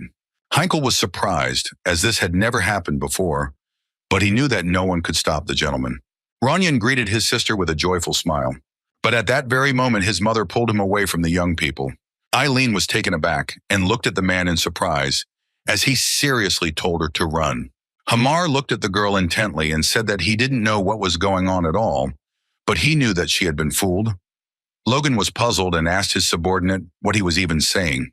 After a short time, everyone in the estate began to discuss that the master had brought a girl who would be both a knight and his bride. The man sighed heavily and said that he thought they would have to level another mountain, but the news she gave him did not surprise him at all. Sometime later, her young lady was surrounded by knights. Patrick sighed heavily, as his son was not joking about such things. Logan said that such things are not to be joked about. Patrick was furious and shouted at his son that his bride, the girl and he, in the history of their kingdom, had never been with a woman knight. Logan said that she can use force, and in their situation, they need to hire as many useful people as possible. Patrick said that their training was more intense than others, and even though she was talented, she was still a woman, and a noble lady couldn't stand that. At that very moment, they were taken aback, as the young lady cried out very loudly that she could endure everything. She looked at them intently and shouted that she would erase all their doubts about her abilities as a woman. Eileen, in turn, looked at them with a smile, as she was sure that she could prove them wrong. But sometime later, she regretted her words. She was furious because she knew they were just crazy. She wondered if all knights trained like this. She knew it wasn't just training, it was pure hell. She knew some powers had less aura than hers. Eileen was burning with anger and fury because she was weak. Logan looked at the girl intently and asked if she regretted it. Logan knew they had a few months to complete their preparations for war. He was going to let her join them, but he couldn't wait any longer. She sighed heavily and said she was sorry. She screamed that she regretted not being prepared for such training. Logan was taken aback, as he did not expect such a thing, but at that very moment she said that he promised her glory on the battlefield. But she knew he couldn't keep his promise unless she tried. They looked at each other for a moment.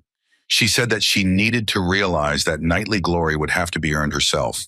Logan looked at his bride with a satisfied smile, as he was glad that she understood everything correctly. But a moment later, he said with a smile that, as he had promised, he would give her a fight in which she could earn glory for herself. Looking at the girl, he understood that the rest of the rose would stop at nothing. Because of some trifle, He smiled and said that she should eat the apple and go to the end. She smiled and agreed with him. A week later, they were training, only in a different direction. The man rushed towards his opponent, who was on a high mountain. At that very moment, his opponent dealt him a crushing blow. The man flew down the mountain with a roar, but Patrick managed to catch him cleverly. But at that very moment, he informed the young man that he was expelled. The knights whispered among themselves, for they knew that their training had always been brutal, but they understood that this was simply madness. They were puzzled and did not understand who had come up with this idea. But at that very moment, the young man with a smile told his comrade to think carefully about it, since they had no options. And they knew that it was the young gentleman. Logan looked at everyone present and said to get ready for the next one. Patrick smiled and praised his son, as he had come up with a good drill for the siege, and it was also suitable for practicing defense. He knew that although it was a little dangerous, it was also excellent. At that very moment, the young lady prepared to attack. Concentrating, she easily pushed off the ground and flew towards her opponent. And the knights looked at the young lady in surprise, because they saw that she was very fast, but they were skeptical about her victory. They saw that her exercises favored the defender. They knew she wouldn't succeed, but she had no intention of giving up just like that. For a minute, she spat loudly in the face of her opponent. The man was taken aback, as he had not expected anything like that at all. Eileen, in turn, managed to land on the mountain. And at that very moment, she rushed towards the enemy. A few seconds later, she defeated her opponent. Logan shouted happily as his companion had won. Patrick was a little confused by everything that was happening. At the same time, the young lady was screaming with joy because she had done it. Patrick was taken aback and looked at his son in surprise. But at that very moment, he asked if she was an aristocrat. Logan smiled and said that she probably was. Patrick smiled and said that she was okay. He smiled at Logan and asked his father if he had really recognized her. Patrick said with a smile that the young lady was trying her best to cope with the training and her ball skills were excellent, so he just couldn't help but recognize her. At that moment, the knights were screaming and wondering if they could play so dirty. After all, they knew that they could win in that case. Logan and Patrick looked at their subordinates with satisfied smiles. Logan knew that he should discuss this incident with his bride, since she was setting a bad example for the others. Logan could see that the knights were getting used to training and that Philip was handling the logistics, but he knew there were still a few things left to be decided. He looked at his father and called him, but in all seriousness, Logan looked at his father and said that they needed to discuss something. Philip looked at the man closely and said that he had checked the storage and they had a lot of empty space. Thanks to this, they could reduce costs and increase the shelf life of their products. The young man thanked Philip for such comments. A moment later, Philip told the man that something was wrong with the city's maintenance and the payment of wages, as he had found some kind of mistake in the documents. Philip looked at the man closely and told him about all the unresolved issues. At the same time, he was being closely watched, as he was very active, and it could not be said that he had just arrived at the estate yesterday. Dwayne smiled and told his companion that he knew that the young master had ordered Philip to help with the management of the castle, but his methods were different. Dwayne said that he had heard earlier that it was Philip who was in charge of purchasing all the weapons and the wood that had recently arrived to them. They were puzzled because they did not know what the young master was planning to do with everything. At the same time, Patrick was shouting at his son with rage and asking if they were preparing for war. Patrick sighed heavily, as his son had said earlier that he wanted to talk in person. He asked his son if this was really what was being discussed. Logan looked at his father intently but said nothing. Patrick asked his son how soon the Count would come to visit them. Logan said that it was not like that at all. Logan told his father that they were the ones who would provoke the war. Patrick was shocked. At that very moment, holding back his rage, Patrick told his son to first state the reason. Logan saw that his father was holding back, and he was already expecting a blow from him. Logan told his father that, as far as he knew, the Earl had not attacked them yet because of the Duke. He asked his father how long he would wait. Patrick said that until then, they would be able to continue to build up their strength. Compared to him, they were still lacking a lot. Logan looked at his father and said that if he were his father, he would make sure that it continued like that. Logan told his father that they needed to attack now. Patrick was shocked by his son's statement. He asked his son if he knew something he didn't know. He begged his son to tell the pure truth about everything.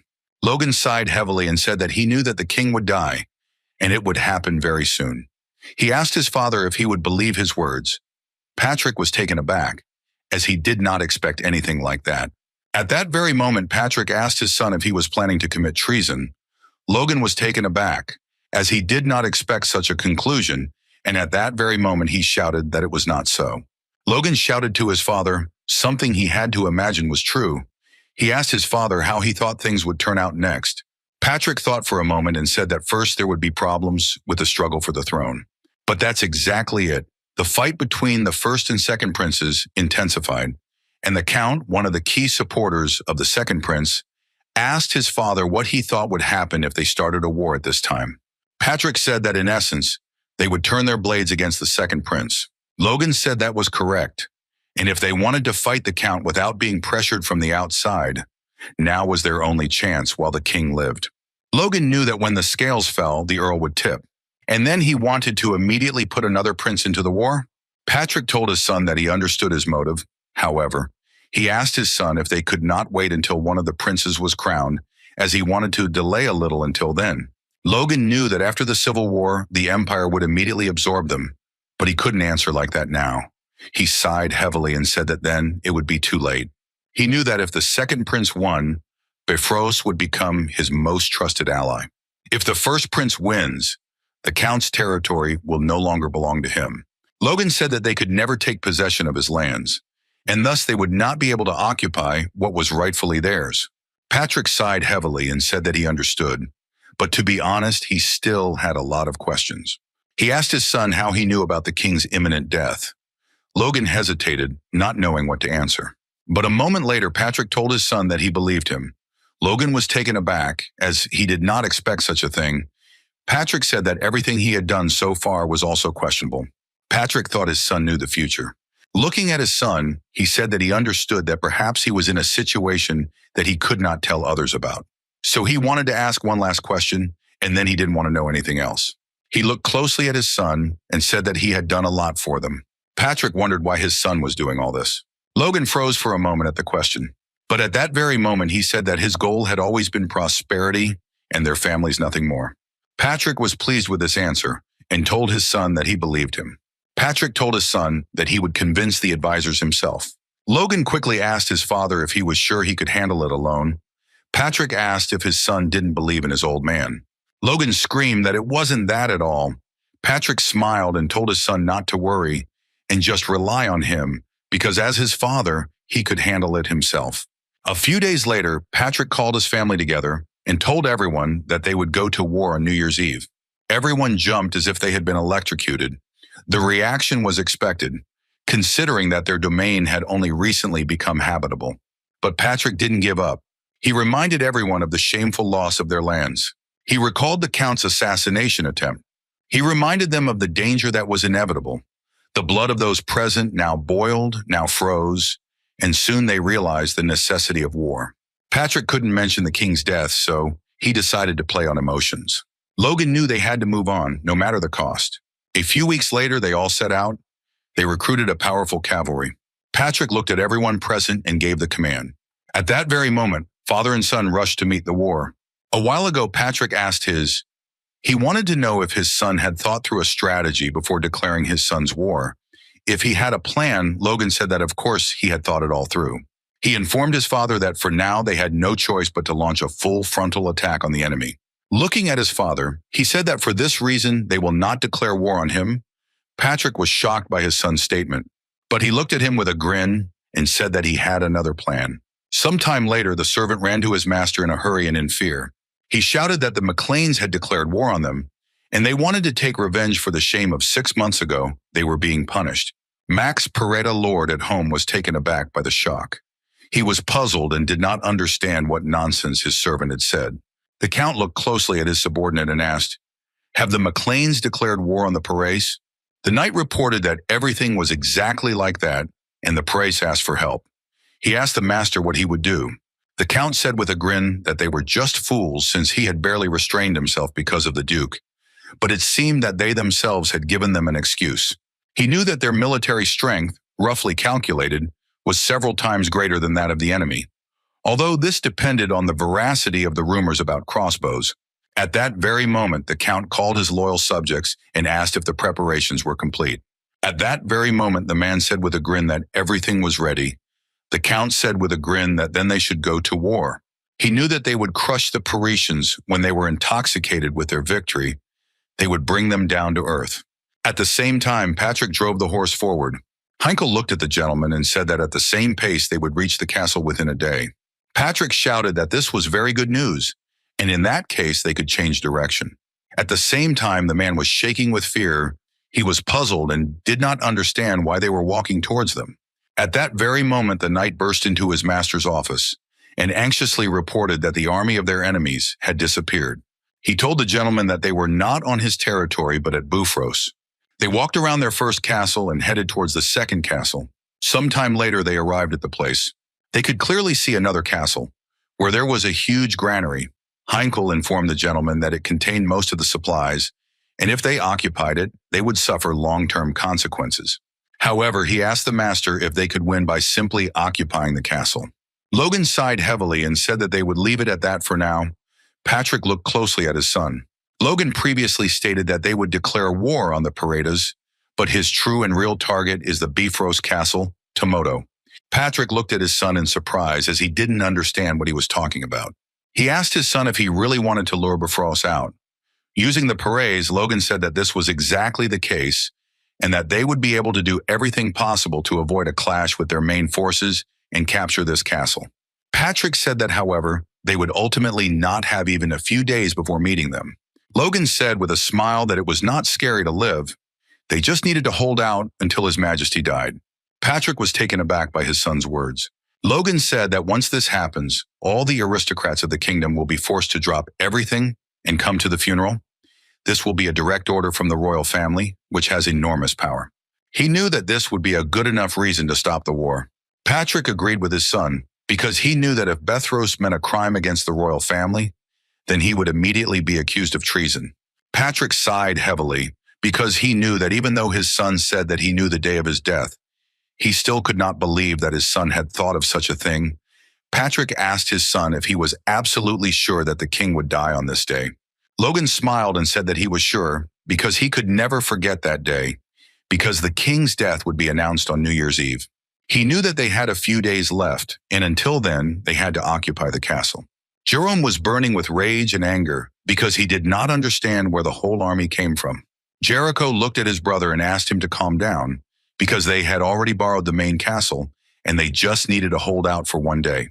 Jerome was puzzled by the whole situation as he saw how many of them there actually were. He didn't understand how they would be able to hold out against such pressure. Jerome shouted furiously that if it was the main castle, they would have won long ago. Jericho sighed heavily and said that they just needed to guard the fortress and hold out until the last, and if they acted in a coordinated manner, it would hold out. They looked at the high-ranking knights as they had to justify their maintenance.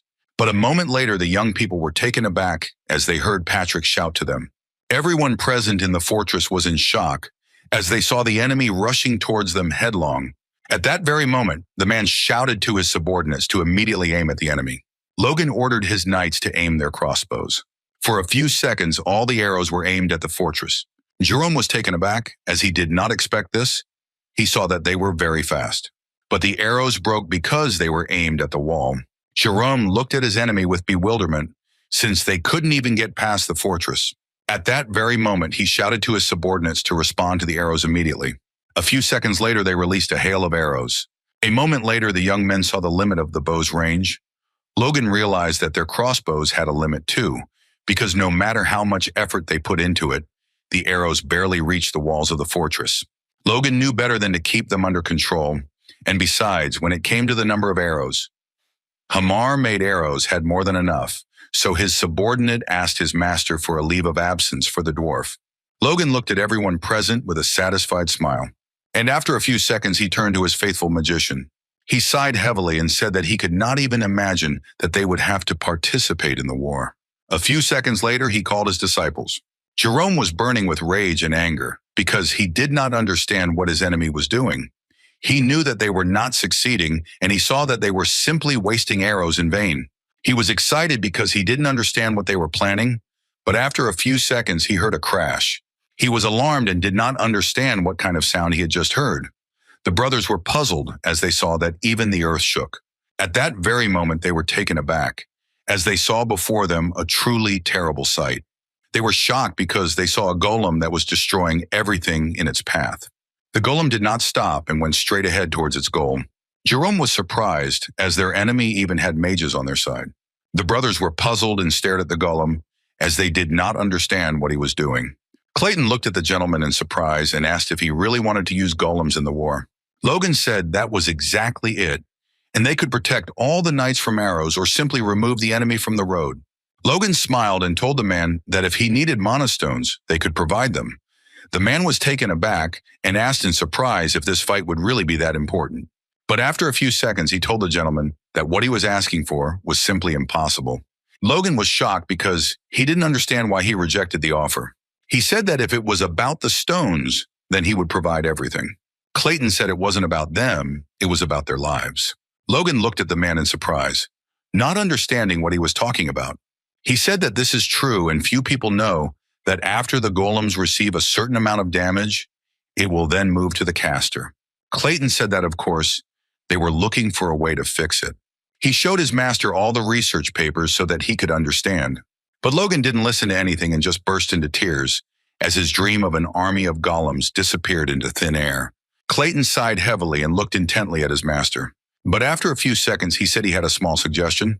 Fortunately, they came to a consensus and were therefore able to use the golems in the war. Clayton was a master of his creations. The brothers were alarmed as they had not seen the golems and wondered if they had gone underground with the magicians. Jericho was a little worried as he saw that they were no longer shooting, so he wondered what they were really planning. His brother was very worried and wondered if they were planning to dig a tunnel under the wall. Jericho told his brother to calm down and look carefully into the distance, since they had started digging in the morning, and it was already getting dark, and at this rate, reinforcements would arrive before the golems were on their territory.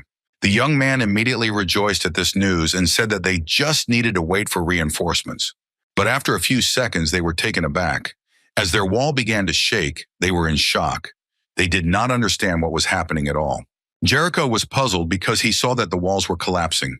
At that very moment, he shouted to his brother and asked what the chances were that the walls might collapse. The man said that it was simply impossible. Jericho anxiously asked his brother what he was saying, because he himself felt how everything was shaking. The young man sighed heavily and said that they still shouldn't leave the wall. Jericho was furious because he was worried that the wall might collapse, but his brother said that their enemies were up to something. Jericho sighed heavily and said that they needed to attack the enemy, so he intended to go down personally. His brother sighed heavily as he did not want this to happen. He looked closely at his brother and said that now he was the commander and he couldn't go anywhere, so he would sort out this issue himself. The young man looked at his brother intently, as he was unable to object to him in any way, and he, in turn, agreed with him. He sighed heavily as his brother finally calmed down. The knight looked closely at his commander and reported that the sun was already setting. The man knew that there was nothing they could do. He sighed heavily and said that they were surrounded by forest from the south and west, so it would be safer to go around them on the south side of the forest and attack.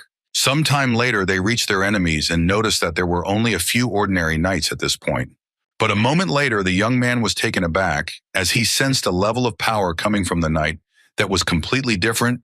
Jerome realized that this was a high-ranking knight in front of him. He was shocked because he knew that their enemy couldn't have that many high-ranking knights. He knew that if he killed his opponent now, the situation would turn in their favor. The knight worriedly told his commander that this was another trap and he should not attack the enemy. Jerome said that they had no choice and they would not turn back. He knew that they had to deal with the enemies first and then return to the western walls. The knight looked closely at his commander, as they were all worried about him, as he had been worried since the invasion began. Jerome was burning with anger and fury because he knew that he and his brother were special. They came from families of ordinary people, but at the same time, they were knights of high rank. Such a combination was a great rarity, even within the entire country. Thanks to this, they were awarded honorary titles and guards of the second castle. He supposed it might have been because of their past, but his brother had always been worried about being stripped of his command position, and he knew that unnecessary mistakes and loss of composure were the least of his problems. Unfortunately, his reputation among the knights was falling, and even his attempts to help had their limits. He understood that this fight could be their last chance, and therefore he was obliged to win at any cost. A few seconds later, he rushed into battle. The knight was taken aback when he heard the sound of footsteps. Turning around, he realized that they were under attack. Jerome looked intently at the knights. He was puzzled to wonder if they had escaped into the tunnel. He knew that their numbers were greater, but they also had high-ranking knights. He knew that it was very strange, because they had undoubtedly escaped. Now he realized that it was a trap, and he became very angry. But in turn, he had no intention of giving up and shouted to his knights. And at that very moment, he rushed forward after the enemy. But after a few seconds, he saw an arrow rushing towards him, but he managed to dodge it. He was furious and wondered if they really had gone into the tunnel. He wondered if they had wanted to shoot at them from the darkness. Jerome was burning with anger and fury, as he knew that such pitiful arrows would not kill such a high-ranking knight as him. At that very moment, he rushed to meet his opponent, but unfortunately, a small surprise from the enemy awaited him. He looked into the distance with a smirk, as everything was fine, and he had to continue to dodge the arrows. But at that very moment, he was taken aback, as an arrow hit his horse. A few seconds later, the horse fell dead to the ground with a crash, but the man managed to jump away. He was taken aback when he saw a whole hail of arrows and his subordinates who were killed. Jerome was furious as arrows flew at him. He understood that he could not help ordinary knights who were not able to deflect arrows themselves. He shouted that those who could fight off the arrows by force should do so.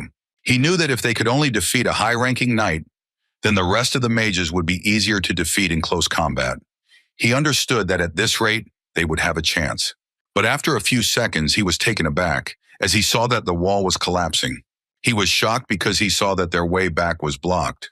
He was furious and did not understand what kind of magic was being used on them, because at that very moment, the earth became a swamp. Heinkel looked at his opponent and said that their horses were killed by arrows. The young man looked at his opponent with fury because he knew that he was right. Heinkel said with a grin that there was no way back for them. Heinkel suggested that everyone present should have a little fun.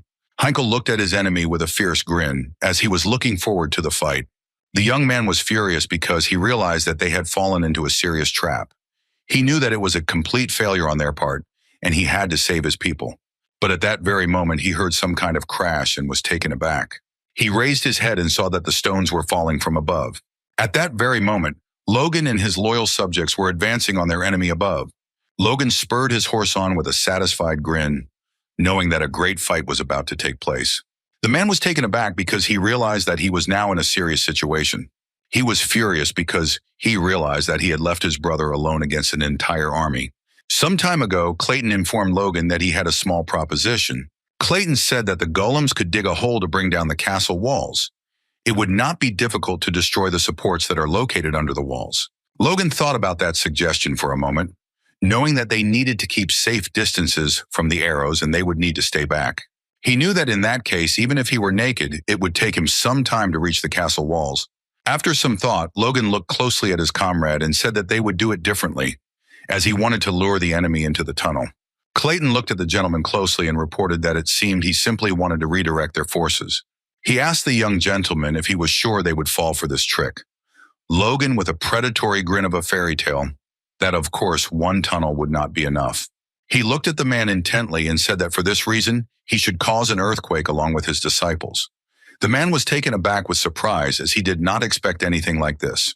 He was a little surprised, but still told the master that magic was capable of this. But at the present time, unfortunately, he would not be able to cause an earthquake. Logan smiled and said that it was not scary. Jericho was very strong, excited, and puzzled, because he knew that something was happening underground.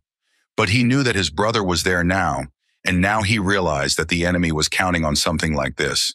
He remembered his brother telling him with a gentle smile that he panicked too easily. At that very moment, he shouted furiously and gave the command to his knights. He shouted that they all must not let the enemy pass. At that very moment, the young men were surrounded by a hail of arrows. They looked closely at the flying arrows, but at the same moment, they managed to deflect them. After some time, they rushed into battle. The young men jumped off their horses with ease and rushed towards the wall. Eileen easily pulled back and reached for the wall, as she saw that the height was approximately the same as the rock she had been training on for months. She soared upward with ease. The soldiers were taken aback as they did not expect to see anything like this. She looked at all the soldiers present with a smirk, as she knew that the mountain was significantly higher than these walls. At that very moment, she rushed towards the soldier, and he froze in surprise as he saw in front of him none other than a woman. Eileen knew that she would definitely gain glory in this war, and she rushed into battle that very moment. She easily dealt a crushing blow to her opponent. Eileen sighed heavily as she killed her opponent. But at that very moment, another opponent appeared behind her, Eileen. She was taken aback as she felt his presence. The young lady turned around hastily, but at that very moment she froze for a moment as she saw that the sword was right in front of her face. But luckily the knight didn't hit her, as her new brother saved her. Ronyan shouted to his sister to get ready and not to go far alone, as it was dangerous. The young lady was taken aback and froze in place as she was frightened. Eileen was puzzled as she had only fully realized what it was like to be on the battlefield the first time she killed a man. At that very moment, she hit herself in the face. The young man looked at his sister in surprise as he did not expect such a thing. She sighed heavily and, looking into the distance, asked him for forgiveness, which showed her unsightly side. And at that very moment, she thanked him. He was surprised. But at that very moment, the young lady looked into the distance with fury. He smiled and said that he heard she was eager to gain glory in this fight. He said with a grin that he wanted the same. Ronyan said he wanted to contribute to their victory and become stronger. He knew he had to get stronger to keep up with someone who was growing in power very quickly. Eileen looked closely at her new brother as they were on the same wavelength. Sometime later they stood covering each other's backs, surrounded by enemies. Ronyan immediately shouted to his sister that she must advance. The young lady in turn attacked the others with fury. The young men dispersed and each hurried towards his opponent. Logan stared into the distance as he realized they were being overly enthusiastic. He was puzzled because he didn't know when his brother had become a mid-rank knight. He also noticed that his brother had a new sword. He was happy about this and proud of his brother. But unfortunately, Logan knew that now was not the time for this. He understood that it was too dangerous to continue to rage like this, because at this rate, high-ranking knights would come to deal with them. At that very moment, Logan recoiled and rushed to the rescue of his comrades. The knights were taken aback, as they did not expect to see anything like this. At that very moment, Logan landed on the ground with ease. After a few seconds, he released his power and directed it at his enemies. The knights trembled with fear as they looked at the young master. Logan swung his sword with ease, sweeping away all the enemies in his path. He knew perfectly well that he needed to continue to attract the attention of the enemies. He knew that he had to defeat the commander of the castle guards, but suddenly at that very moment his thoughts disappeared as he heard his father. Patrick shouted furiously at his opponents that they could try to escape. At that very moment he rushed into battle and with ease dealt blow after blow to the knights. But a moment later he was taken aback. A few seconds later he was already fighting off the knight's commander. Jericho shouted at Patrick that he would immediately cut off his head. Patrick, in turn, only laughed when he heard such words. Now he understood who was in front of him, and it was the commander of the guard. Jericho knew that Patrick was now an advanced rank, but until recently he was a high rank and they were on equal terms. Jericho knew perfectly well that he could deal with him, but Patrick in turn was not going to give up. He struck his opponent with fury, but unfortunately the young man was out of luck, as Patrick with all his might easily dealt with his opponent. Patrick sighed heavily after cutting off his opponent's head. Jerome, however, managed to escape from the trap. The knight ran hurriedly to his commander and asked what that golden flash had just been. But at that very moment, the knight fell silent. The young man was shocked because he now realized that he had lost his brother. He was burning with rage and anger, but at that very moment, they were informed that reinforcements were already on the way. The knights rushed after them to inspect everything, since they heard about reinforcements. The young man was burning with rage and anger and shouted that he would immediately take command. He shouted at everyone to fight to the end. He shouted that they must fight and not let the deaths of their comrades be in vain, since there were no reinforcements. At that moment, everyone saw a golden flash and Logan towering over all his enemies. Logan glared at his opponent as he realized that anger was clouding his vision. The young man was filled with anger and fury and shouted that he would kill him and his family. Logan rushed towards his opponent with lightning speed, blazing with rage. Logan struck his opponent with a very powerful blow, and the latter recoiled, not realizing when he had managed to do something like that. Logan looked at the young man with fury and said that he was the only one who would die here. A moment later, Logan turned around as he heard someone calling him. At that very moment, he saw his joyful comrades. He looked at them with a smile and said that he was very glad to see them unharmed. Clayton said with a smile that it was all thanks to Heinkel. Heinkel said that 2 enemy knights had still struck through the wall. Logan smiled and told his comrade not to worry about it. The man looked at Vice in bewilderment. Logan reported that they had dealt with the enemy knights and the castle had been successfully captured. The men were surprised by such a statement, as everything had happened very quickly. Logan looked at the men and smiled and said that they won without much effort thanks to them. Heinkel smiled and said that they didn't do anything special. Clayton looked at the gentleman in surprise, and he, in turn, said that on that note, he would like to ask him for one more favor. The man was taken aback, as he could see that Logan was excited. At that very moment, Logan asked him to create a large reservoir around the castle. He said with a predatory grin that Clayton should do it before the enemies arrived. Sometime later, all the magicians fell to the ground, exhausted, as they had done everything the master had asked. Logan looked at everyone present with a smile and said that they not only surrounded the castle with a moat, but also patched it up with truth. He said with a satisfied smile that earth magic really couldn't be compared to other types of magic. Clayton sighed heavily and said, "Lord, he's just overpraising him." Clayton sighed heavily, as he had a strange feeling that their magic was starting to specialize in buildings.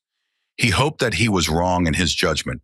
Logan looked at this creation with a joyful smile, because he knew that the ditch was very large and deep, and he understood that if he fell into it in heavy armor, even a knight would have a hard time getting out. A few seconds later, he shouted to the orgy kings not to spare the oil, because they had to fire so much of it that the knight could slip and fall. Logan knew that an army would soon descend upon them. He looked into the distance with a predatory grin, as he knew that they had arrived just in time. At the same time, the men were closely watching everything that was happening. The Count and his retinue looked at Logan with fury.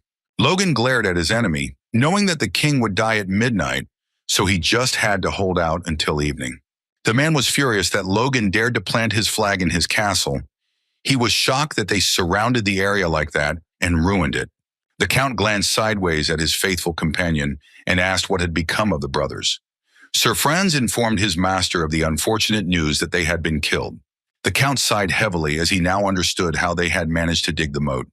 He was furious, as the brothers had not even been able to hold the castle. A moment later, the Count called Aslan. He looked closely at the knight and asked what the enemy's strength was. Aslan told him how many men their enemy had. The Count asked the young man what else he knew. Aslan said that their lord was a knight of advanced rank, and they had about 10 people who were earth mages.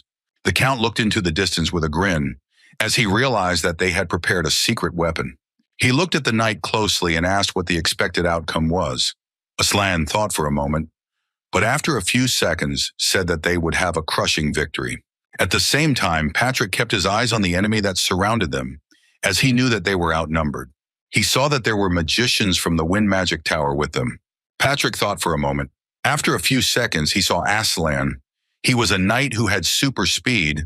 They also saw the Knight of Moonlight. Logan looked at his father closely, the difference in strength unnerving him.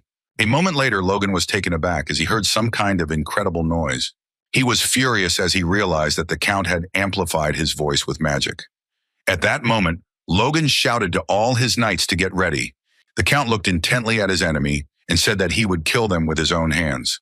At that very moment, the knights rushed into battle. Logan was surprised as they were attacking them without shields. He wondered if they were that confident in themselves. Logan knew they were about to find out. At that very moment, he gave the command, and his men fired their crossbows. They were all taken aback when they saw that the arrows bounced off the knights with ease, as they were under some kind of protective dome. At that very moment, Logan saw that the magicians had used their power and protected all the knights. The Count looked at his enemy with a fierce grin, as he knew that no matter how good his specific weapon was, it would not cope with magic. Logan was furious as he realized that his crossbows were weakened by magic, so they could do nothing to the knight. At that very moment, he shouted to his subordinates to aim at the soldiers. Logan screamed that they had to smash their heads in before they got to them. At that very moment, the Knight of Moonlight looked at Logan with intense and furious eyes. Logan was puzzled and wondered when they would attack. At that very moment, Aslan rushed into battle. The young lady looked at the knight with disdain and asked if he was going to become a knight, since he was only a dwarf. They all said he looked like a monkey. He was short, had long arms, and a distinctive appearance. He always attracted attention wherever he went, but he knew that now everything was different. He didn't listen to everyone around him and made unimaginable efforts to become an advanced knight.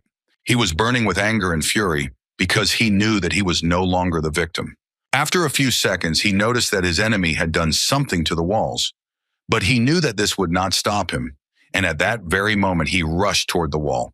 A few seconds later, he noticed a young lady on the wall. Eileen looked at Aslan in surprise and called him a monkey. Aslan was taken aback because he did not expect to see her at all. Taken by surprise, he slipped and fell to the ground with a crash. The young lady was taken aback, as she was shocked because she did not expect to see him at all. At that moment, the knight shouted to everyone else that they should be careful with the walls. As even an advanced knight could not climb it, Aslan shouted furiously at the knight and told him to shut his mouth. He turned around and looked at the young lady with a predatory grin. He looked at her with fury and said that he should amuse her properly. Patrick looked at the man closely and said that he had heard about him. Patrick looked at his opponent with fury, for he had heard that his son had displeased him. Sometime later, the young lady fought with her opponent, but unfortunately, she was slightly injured. Aslan looked at the girl mockingly and said that she had fought well after all. He looked at her with fury and mockery and asked if all the McLeans were so impudent. Eileen was furious because she saw that the knight was only aiming at her, but she knew that it would have been more correct to say that he was only having fun with her. Aslan looked at her closely and asked with a grin if something was wrong. He asked if she was really mad that she had to deal with a monkey. She sighed heavily as she correctly understood his intention. Eileen stood up straight as she knew she had to keep the advanced knight in place. He looked at her with a smirk and said that he would take his time, and so they could have some fun. The knight was taken aback as he felt pain after the blow. Logan glared at his opponents. The knights were puzzled as they did not understand what had happened at all, since they had heard that Logan was a high-ranking knight. He was puzzled and did not understand why several people of similar rank could not push him back even a step. The man trembled and wondered if the rumors about Logan wounding Moon Knight were true. Logan looked at his opponents with a smirk and asked what they were whispering so furiously about. He mockingly asked if all the Count's knights fought with their tongues. The man was furious, and at the same time he called the fire an arrogant fool, for he knew that soon they would see how long he could hold out. At that very moment, the knights rushed towards Logan. But Logan didn't flinch and simply waited for them to come closer. He closed his eyes, concentrated, and with his ease struck everyone. The knights were shocked because he was very fast. They turned around and looked at the tax in surprise, not understanding how he managed to end up behind them, because they didn't even have time to notice how he started moving. They wondered if Logan had increased his speed by force. Logan sighed heavily and said that their thoughts were obvious. The men backed away, not knowing what to answer. He asked with a grin what the matter was. Logan looked at them intently and asked mockingly if their legs were buckling from fear. The men were furious, but they knew they had to calm down. They knew they had to be careful with him. Logan knew that the knights were given a high rank for a reason, and he knew that they wouldn't fall for such a trick again. Logan looked closely at the men, knowing that they had protected their vital organs with precision and maximum use of force. He knew that he shouldn't think about the Knight of the Moonlight, whom his father had taken up, and now he was more worried about Aslan, who was famous for his speed. Logan was furious because he knew he couldn't waste time on weak opponents, so he rushed into battle at that very moment. The knights were puzzled as he advanced on them. At that very moment, Logan found himself behind the knight, and he backed away in surprise. He was shocked as Logan suddenly appeared behind him, and he repeated the same trick. The young man rushed towards Logan and asked him angrily if he really thought such a trick would work again. But Logan at that very moment stepped on the man's face and, pushing off, rushed towards the young man. They were shocked as Doug fell to the ground with a thud. At the same moment, Logan rushed towards his opponent. The man was furious and understood that Logan was just a scoundrel. At that very moment, he rushed towards him in order to avenge his friend. But Logan noticed this in time, and at that very moment, he released his power. The man was shocked because Logan used force.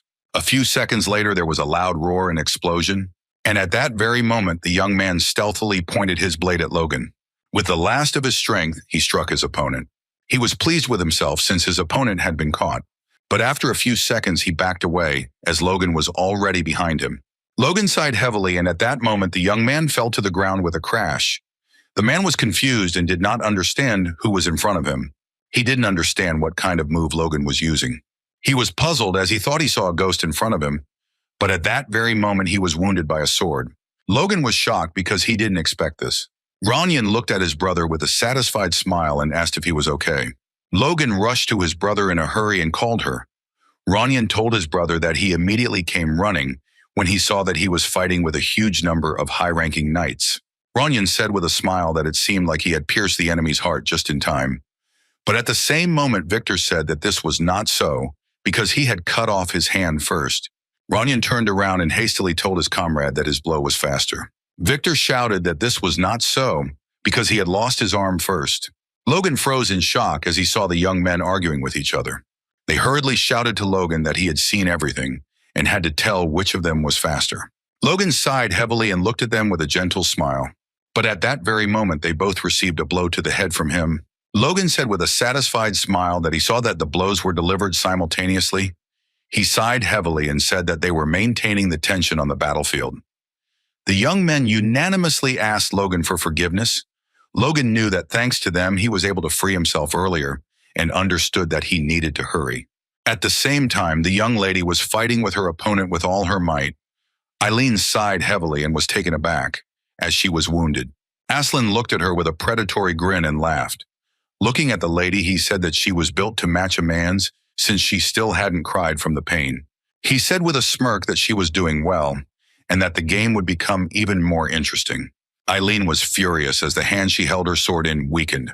She knew it was arrogant of her to think she could stand up to an advanced knight. She understood that if he wanted to kill her, he would be able to do it. At that very moment, the knight rushed toward the young lady with a fierce grin on his face. A moment later, he grabbed her by the neck. He looked at her mockingly and said that she looked scared. He said with a grin that she should decide because he intended to treat her well. At that very moment, the young lady spat loudly in his face, thus refusing him. Eileen sent him away in a rage and said that she would rather kill herself. He laughed and asked angrily if she thought she had a choice. He squeezed her throat even harder and said that if she did, he would show her hell. He mocked her and enjoyed her pain, but at that very moment he backed away as he felt something strange. At the same time, Logan released his power and pointed his sword towards the enemy. A few seconds later, a powerful explosion thundered. After a strong blow, the knight recoiled. Aslan looked at his opponents with fury. Logan looked at the girl closely and asked if she could stand. Eileen gritted her teeth and sighed heavily, but said that she was fine. Logan told the young lady that she must go to the military doctor at once, and she agreed with him at once. Aslan sighed heavily and told the young man that he was interfering with his fun. He looked at the tax closely and asked if he really wanted to replace her. Logan winced but didn't answer. He was confused because he had attacked him, but his hand had gone numb. He understood that everything would not be as it was during the battle with high-ranking knights. At the same time, the knights looked at the battle in surprise. They were alarmed and did not understand who their comrade was fighting. They saw that his opponent was fast and skillful, and, unfortunately, they could not even keep track of him. They couldn't understand how Logan kept up with his opponent. Aslan looked at his opponent with a mocking look and said that he had good speed, and it seemed that he had a good artifact in his hands. Logan looked at his opponent intently but did not answer, because he knew that he was right, because his master gave him the artifact. At that very moment, he rushed towards his opponent, striking him. Aslan managed to parry the blow and recoiled at the same moment. Logan looked at him closely, as he knew he also had an artifact. After fighting him, he realized that he had fast movements that were due to the artifact. Logan was taken aback when he heard his opponent tell him that he could hear his thoughts. Aslan said mockingly that all young lords were the same, for he knew that his enemy was before him, and he doubted and was lost in his thoughts. Aslan told the young master that as soon as he could no longer keep up with him, he would immediately lose. With the speed of lightning, he rushed towards Logan as he wanted to strike him. He looked at the taxman with a sneer and said that he would not be an exception, but Logan managed to block the powerful blow. And at that very moment, he dealt the enemy a blow of crushing force. Aslan backed away as he did not expect this. Logan looked at his opponent intently, but a moment later he was coughing up blood. Aslan looked closely at his opponent as he realized that he had used a strange technique. Logan pushed off the ground with lightning speed and headed towards his opponent, releasing his power in the process, but Aslan managed to block the blow. A few seconds later, Logan was taken aback as the enemy's sword was already near him. He froze for a moment and turned around as if realizing that his opponent had missed. Logan was taken aback and wondered if it was luck. Aslan was puzzled as he did not expect such a thing. He looked at his opponent in surprise and wondered if he hadn't intended to dodge. Aslan was furious and shouted at his opponent that he was simply mad. He shouted and asked Logan if he really wanted them to be able to do it together.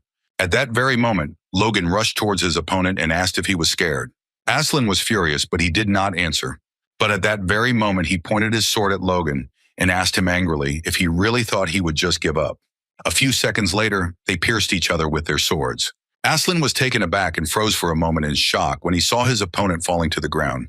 He cried out as he felt the pain of the wound. But at the same moment, he burst out laughing as his opponent lay on the ground with a sword in his belly. Aslan knew that the young man was ready to kill him, but he could barely scratch him. He taunted his opponent, knowing that victory was his, but a moment later he ran away, hearing a cry. At the same time, the young lady ran in a hurry to the Logan. Aslan looked at her mockingly and said that she was just in time. He said that he would take care of her right away. Eileen froze in shock when she saw the young master on the ground. Aslan mockingly said that he had killed him, but at that very moment he was taken aback as he saw some bright light. He turned around hastily. Aslan was puzzled because he saw the light that came from the bracelet. He knew that only priests could emit such light. He understood that he needed to quickly destroy the bracelet. But after he rushed towards his opponent, the young lady managed to stop him. She struck him with a blow, but he managed to parry it. She looked at her opponent with fury and shouted that, without knowing what was going on, he should not interfere with her master. Aslan understood that her blow would have been insignificant if not for his wound. At that very moment, he shouted and pushed her away. She sighed heavily and was taken aback as her wound reopened. Aslan froze in shock when he heard his nickname. At that very moment, he saw a bright light and heard a roar. He was taken aback and looked at his opponent in surprise. Logan looked at his opponent with a smile and said that they could start the next round, but with different weapons. Aslan was furious because he realized that he had lost his sword. At that very moment, he saw his opponent's sword, which was on the ground. He quickly rushed towards him, but after a few minutes, he was taken aback when he picked up the sword. Logan channeled the power into the sword. The mana inside him strengthened his senses. He had the feeling that everything around him slowed down. Logan looked closely at the sword, knowing that this artifact had made him a super speed knight. Logan looked at his enemy with a fierce grin and announced that the sword was now his. Aslan looked at Logan with fury, but did not answer. At that very moment, Logan rushed towards his opponent in order to strike him. Aslan shouted to his opponent that this was his weapon and he could not handle it. But Logan had no intention of listening to him. A few seconds later, Logan delivered a crushing blow to his opponent. Aslan was taken aback and froze in shock as he saw a hole in his body. At that very moment, he began coughing up blood. Logan stopped, a little confused since he was aiming for the heart. He turned around and looked at his opponent with a grin, knowing he was out of luck. At the same time, Aslan was burning with rage. He did not understand how Logan managed to heal the hole in his stomach. He did not understand how Logan was able to master such an artifact. Logan knew that the restoration bracelet the king had given him had magic that could turn any fatal wound into a mere scratch. Logan knew that if no one killed him instantly, he would be able to recover. He took a big risk when he bet on it because he could die. He looked at his opponent intently as he knew he needed to deal with him quickly. Logan knew he would deal with him soon. At that very moment, he pointed his sword at the enemy. The man was taken aback as he did not expect this. But a moment later, Logan heard knights advancing behind him. He turned around and glared at them. And at that very moment, he managed to fight them back and stop them. Logan was furious because they arrived at the wrong time. Aslan had no intention of stopping and taking advantage of the fact that Logan was attacked. He wanted to quickly strike him. He knew that he had to kill his enemy right now, but he was taken aback and turned around when he heard a noise behind him. He was shocked as a young lady was heading towards him. At that very moment, Eileen, with the last of her strength, dealt a furious blow to her opponent. She looked at him with cold fury and shouted at him not to even dare attack her from behind. Aslan was taken aback as his wound opened up and caused him a lot of pain. Logan was taken aback when he heard his fiancée's voice. A few seconds later, he saw that their enemy was running. At that very moment, Aslan jumped off the wall. Logan was burning with rage as he wanted to deal with him. Eileen looked at her fiancé and asked if she should go after him. Logan sighed heavily and said that there were strong opponents below, and chasing him would cost them more than he was worth. Logan was furious because he wanted to deal with him. At that very moment, he shouted and informed everyone that he had defeated the super speed knight. Everyone present was taken aback, as they did not expect such a thing. The Count was surprised and knew that this was simply a pitiful sight. The man came closer to his master and asked if they should interfere. The Count said that it was not worth doing, because even if they attacked now, he would be able to fight back. Besides, he knew that their enemy had trampled the fighting spirit of their squad. He turned around and asked the knight what had happened to Aslan. The knight said that they had been told that his life was not in danger. The knight also said that unfortunately they didn't bring the universal enhanced potion with them, so he couldn't continue fighting. At the same moment, the Count said with fury that it seemed that their enemy was well prepared. He was burning with anger and fury because he knew that the longer this went on, the more difficult it would be for them. At that very moment, he shouted to all his subordinates that they were retreating. The knights were surprised as their enemy ran away. Patrick, breathing heavily, approached his opponent. Sir Franz was surprised and at the same time puzzled, for he heard that his detachment was retreating. As he left, he told Patrick that he was lucky today. He looked at Patrick intently and reported that this fight was over quickly. He looked at Patrick with a grin and said that he had already found out that even an advanced knight was nothing special. At that very moment, Logan rushed to his father and called him. Patrick asked his son about the zeolites. Logan said that he was fine. Patrick sighed heavily and asked his son for forgiveness, because he was the only one who could hold the man back. Logan sighed heavily as he knew that they were both advanced knights, but the difference between them was great because his father had just recently received a new rank. Logan asked his father to rest for a while because the enemies were exhausted, so they had time until they returned. Patrick agreed and told his son that he should also rest. Sometime later, the young people bandaged each other's wounds and also rested.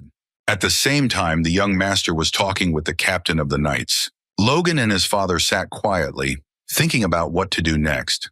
Logan hoped that it would continue like this until midnight. Sometime later, late at night, the knight saw something. He was alarmed because he saw a flag with an eagle.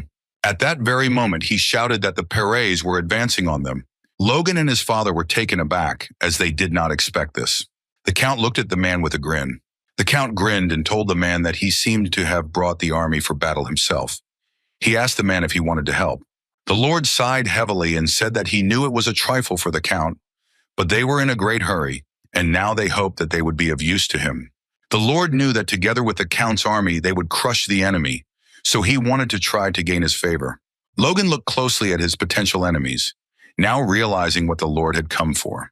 Patrick looked at his son intently and said that they simply had no choice, and they would have to do this. Logan agreed with his father. At that very moment, the magicians were preparing a backup plan. The girl was scared, looked at her mother and asked how long they should stay at home.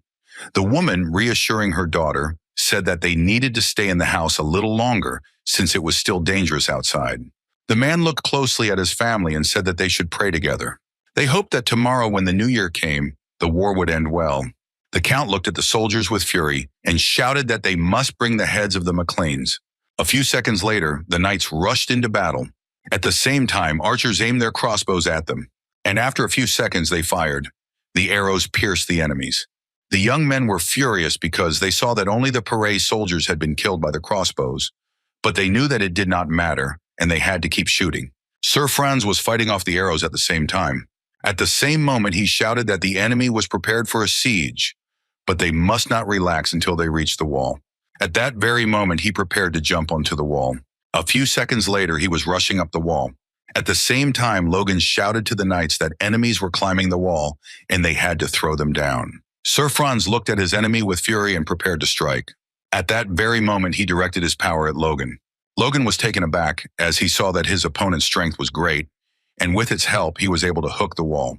At that moment, Logan saw that his opponent was towering over him. Sir Franz, with the help of his trusty ball and his strength, managed to climb the wall with ease and land on the ground. Sir Franz looked at the tax with fury and said that this time he would definitely kill him. At the same moment, Patrick's power was directed at him. The man was taken aback, and at that very moment, a deafening explosion thundered. He still managed to block the blow. He looked closely at Patrick and said that he was still very fast and with a great sword. Patrick said with a grin that the sword had the name Speed engraved on it. Patrick remembered his son saying that the sword didn't suit him very well, and so he should use it.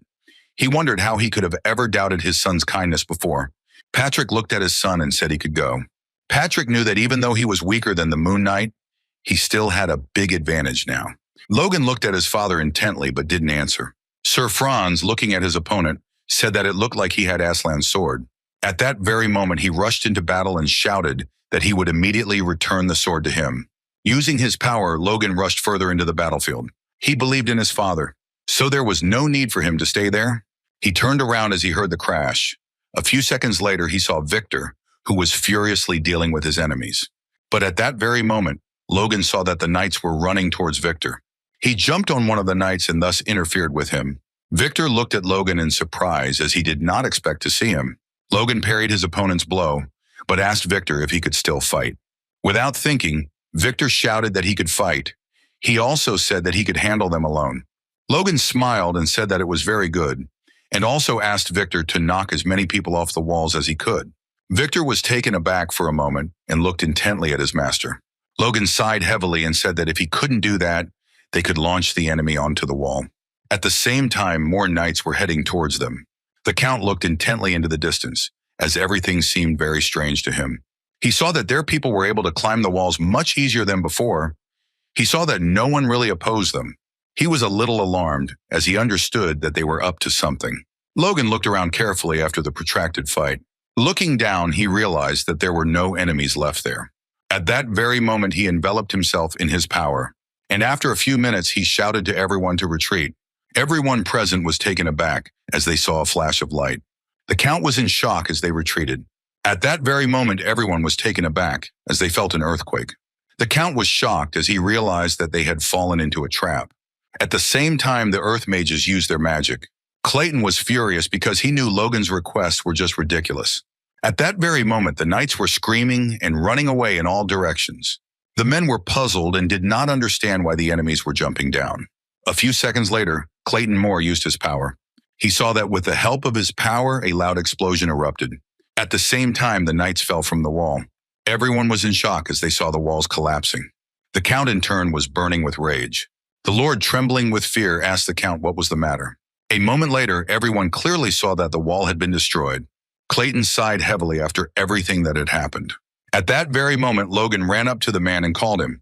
Clayton sighed heavily and used his last strength to tell Logan that as he had ordered, he and the students had used the rest of their energy to destroy all the walls. Logan looked at them closely and said that they had done well, and a significant portion of their enemies were buried under the ruins. Clayton looked at the gentleman and said that considering the knights' physical abilities, they were most likely fine. Logan smiled and said that it was okay because it would all be over soon. The Count sighed heavily. He did not understand what had happened at all. After all, Logan had destroyed his last line of defense with his own hands. He screamed that by doing so, he had brought his death closer. At the same time, he released his power with fury. Logan told his subordinate to take his men and leave immediately. A moment later, Patrick walked up to his son and said he wanted to ask him one last question. He asked Logan if he was sure he was right. Logan sighed heavily and told his father not to worry. At the same time, the Count directed his force with fury at the enemy. But after a few seconds, he was taken aback and stopped. He was puzzled because he didn't understand what was going on at all. Everyone froze in place in shock, but Logan was transported into his memories, as he clearly remembered this day from his past life. Now he was happy with a grin because everything went the way he wanted. Knew she would refuse that country's tower, a red light appeared, which notified people of the news. Everyone froze in shock. The Count, in turn, froze in rage, realizing that things were bad. All those present looked at the tower as if spellbound. Patrick was taken aback because he knew that something had happened to the ruling family. He glanced sideways at his son because he was right. A moment later, Logan looked at everyone present and asked if they knew what the light meant, because something had happened in the palace. He shouted to everyone that they must immediately stop military and fighting actions and immediately contact the king. The Count was furious and did not understand why this happened now, because he had a chance to wipe them all into dust. The man looked at his master and asked what he was going to do here. Sir Franz was taken aback, for he saw that his master was prepared for battle. At that very moment, the Count shouted to everyone as he wanted them to immediately return to combat operations. Sir Franz stood frozen in shock, but at that very moment, everyone prepared for battle. Patrick was surprised and asked the Count if he had really gone mad, since he wanted to continue the fight after the light signal. Patrick shouted at the Count that this was against the order of the ruling family. The Count asked with a grin what they were talking about, since he had no idea what order they were talking about, since he saw only them in front of him. Logan was furious as he knew his opponent was furious. He didn't expect his opponent to attack. At the risk of becoming a traitor, he knew they only had one choice now, and that was to fight. The Count shouted to everyone that they must fight to the very end. He shouted that they must execute their enemies. At that very moment, the man asked with a grin if he had really just heard the Count's voice. The Count was taken aback and froze in place from shock. Clayton, in turn, ran towards the young gentleman, along with the communication ball.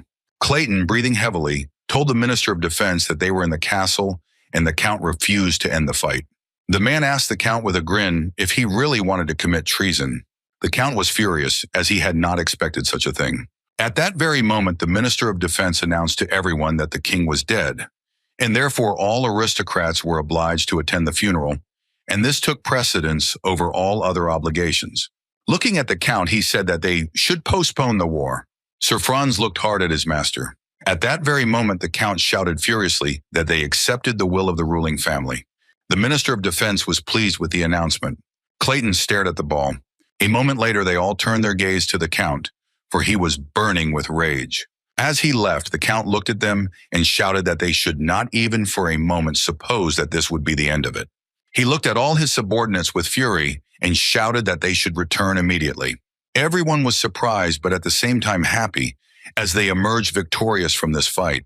The knights breathed a sigh of relief as they managed to survive. Patrick looked at his son and said with a smile that they had won. Logan was puzzled as he knew that it was very risky at the end, and if his comrade had not brought the communication sphere, the Count would have tried to destroy them with magic. He knew that he had to rely not only on knowledge and from the past. He looked at the man in surprise and asked how he knew they would need the sphere. Clayton said he was in hiding, but brought it because they were contacted through it from the palace. Looking at the gentleman, he said that he didn't know that the situation was so urgent. Logan thanked the man with a smile and also said that his tower's contribution to this war was the greatest. Clayton looked at the gentleman with a happy smile and asked if he could ask for additional funding. Logan smiled and said that of course he could do that. He sighed heavily, knowing he had to check on the others. At the same time, the young lady stood silently surrounded by the rest of the knights. She sighed heavily as she saw that it was all over. At that moment, Logan called her name and she turned around. Eileen looked at the tax with joy and called him. Logan was taken aback, as he did not expect such a reaction. He asked in surprise if she was really happy to see him, because he thought that she would be angry. Eileen looked at him in surprise, still not understanding why she was suddenly angry with him. Logan asked her in a hurry if she was scared since she almost died in her first fight against an advanced knight. Eileen looked away from Logan and said that every knight has to go through such rain. But Logan saw that she was shaking. She sighed heavily as she realized that he noticed her shaking. Logan looked at the young lady with a gentle smile and immediately said that she was amazing. He said that in his first fight, he could only restrain himself and not run away. Eileen was taken aback, as she did not expect such a thing, and at the same moment asked for forgiveness, as he did not want to offend him. Logan said that it was exactly like that, and few people knew what his first fight was like. He sighed heavily and said that he was simply frozen and could not move. For this reason, he was very worried about her. Logan smiled and said that, however, she did much better than he expected. Eileen asked with a smile if he really thought so. He looked at her with a gentle smile and said that he very much hoped that he would be able to continue to watch her progress. Eileen froze for a moment in embarrassment, as she did not expect to hear anything like that from him, but she was very happy with such words. The next day, as soon as the sun rose, Patrick ordered the soldiers who could move to inform the inhabitants that the castle belonged to them. The question of the need to immediately go to the capital for the funeral arose. Logan sighed heavily and asked who cared if the unknown baron was a little late. Heinkel knew that Logan was not exactly wrong, but he was waiting for an answer from his master. Patrick sighed heavily and said that now it was important to compensate for the losses in the war, and yet it would be good not to be too late, so they had to quickly pack their things and go. Sometime later, Logan informed his loyal mages that they must rebuild the castle walls. The young men were puzzled and unsure whether they were mages or simple workers. They understood that such a load could kill. Clayton looked at his student with a smile and said that he should hold on a little longer, because later they would go on a long vacation. Clayton shouted and stopped his student as he noticed Manu in his heart. The young man was confused and did not understand what was going on at all. He froze in shock when he saw the circle. At that very moment, he joyfully shouted that he had received the fourth circle. Everyone surrounded him attentively and began to congratulate him. Clayton looked at his student with joy, for he supposed that through this work he had raised his circle. What happened later became the basis for the mages to begin following the path of military engineering. At the same time, in the capital, the Duke was excited and was waiting for his student. After some time, he was informed that Logan and Patrick had come to visit him. The man looked at the guests closely and asked if they had come in immediately after arriving in the capital. He assumed that they were probably tired. Patrick asked what knight who was engaged in training would be tired of something like that. Sometime later, they followed their companion. Logan looked at the man and asked how the gentleman had been doing all this time. The man hesitated and said with a smile that it turned out he was very surprised, because no one expected the king to die so suddenly. Logan asked what they knew. The man said that the king lost consciousness when he was engaged in state affairs, and they went to church and said that he had suffered a cerebral hemorrhage from overwork. Logan froze in shock, as he didn't expect to hear anything like that. He knew that in his past life, he had a heart attack due to old age. He wondered if the cause of his death now was a cerebral hemorrhage. He understood that in these cases it was a matter of age, but he knew that something was wrong with this situation. After some time, the Duke finally met with his guests. They sat in silence for a while. Logan looked at his teacher intently, as they hadn't seen each other for only a few months. He was puzzled because he saw that his teacher had aged greatly. The Duke asked the student if he really looked bad, and he crossed to Logan and immediately shouted that it was not so. The Duke smiled and said that his decrepit body was now befitting his age. Louis Hayen looked at his master closely and informed everyone that the Duke had overdone it while conducting his investigation into the king. Logan looked at his teacher in particular, as the king's death had hurt him deeply. At that moment, the Duke was taken aback, as he was thinking about something completely different. Looking at Patrick, he apologized for keeping them waiting. He said that Logan had talked a lot about him. Patrick said that he heard his incompetent son owed the Duke, and he also said that it was a great honor for him to meet him, since he was his idol. The Duke sighed heavily and asked for forgiveness for not being able to meet them in a good mood, since circumstances did not allow him to do so, because last week he felt weaker than ever. Logan asked excitedly if the situation in the capital was really that bad. The Duke sighed heavily and said that she could not be called good. He was full of rage and anger and shouted that Juan and Jordan were just scoundrels. Patrick and Logan were taken aback, as they didn't expect to hear something like that. Logan knew that Juan Douglas was an influential figure in the first prince's faction, and Jordan Valtermem was in the second prince's faction. The Duke sighed heavily, as he knew that at this rate the country would be divided, since both dukes forgot that it was necessary to maintain a balance between the factions and went into open confrontation. He was in the tier and shouted that they dared to press, but they in their help the life of the third prince. Patrick was furious. He knew it was just shameless, but Logan remained calm. He looked at the teacher intently and said that it was all because he was the patron of a prince who had not reached adulthood. The Duke said that this was so, and in order to save him, he must join one of the factions. Logan said that if he continued to refuse their demands, the prince's life would be in danger. The Duke was burning with rage, as he did not know what to do in this situation. Logan knew that in reality, neither faction would risk drawing attention to themselves with the sudden death of the prince at a time like this, but he knew it would happen. He knew that, alas, in his past life there had been many attempts on the poor prince's life. Now he understood that there was no point in allowing those incidents to happen again. The Duke sighed heavily and said that he could not do that. The Duke looked at his assistant and told him to bring the prince to his estate immediately. At that moment, Logan said that this could not be done. Logan told the teacher that as much as he wanted to keep the prince close, he couldn't be with him all the time. Logan told the teacher to announce instead that they would be participating in a faction showdown. Logan told the Duke that what they feared most was not that the Duke would not be on their side, but that he would become their enemy. Patrick quietly told his son that he thought he had come to the Duke to ask for his help. After what happened to the Earl, Logan told his father that they could solve their problems themselves. Patrick was taken aback, as he did not expect to hear something like that. But at that very moment, he asked the Duke for forgiveness, since he had shown himself in an unsightly light. The Duke sighed heavily and said that he understood everything perfectly. The Duke smiled and said that he had been too stubborn and had failed to see the whole picture. So he now thanked his student. He told Logan that if he could fulfill his duty with just words, then there was nothing more to discuss. The Duke stood up and sighed heavily, walking over to the large window. He knew that the destiny of their nation would be as the heavens willed it. For a while, he looked silently out the larger, more spacious window.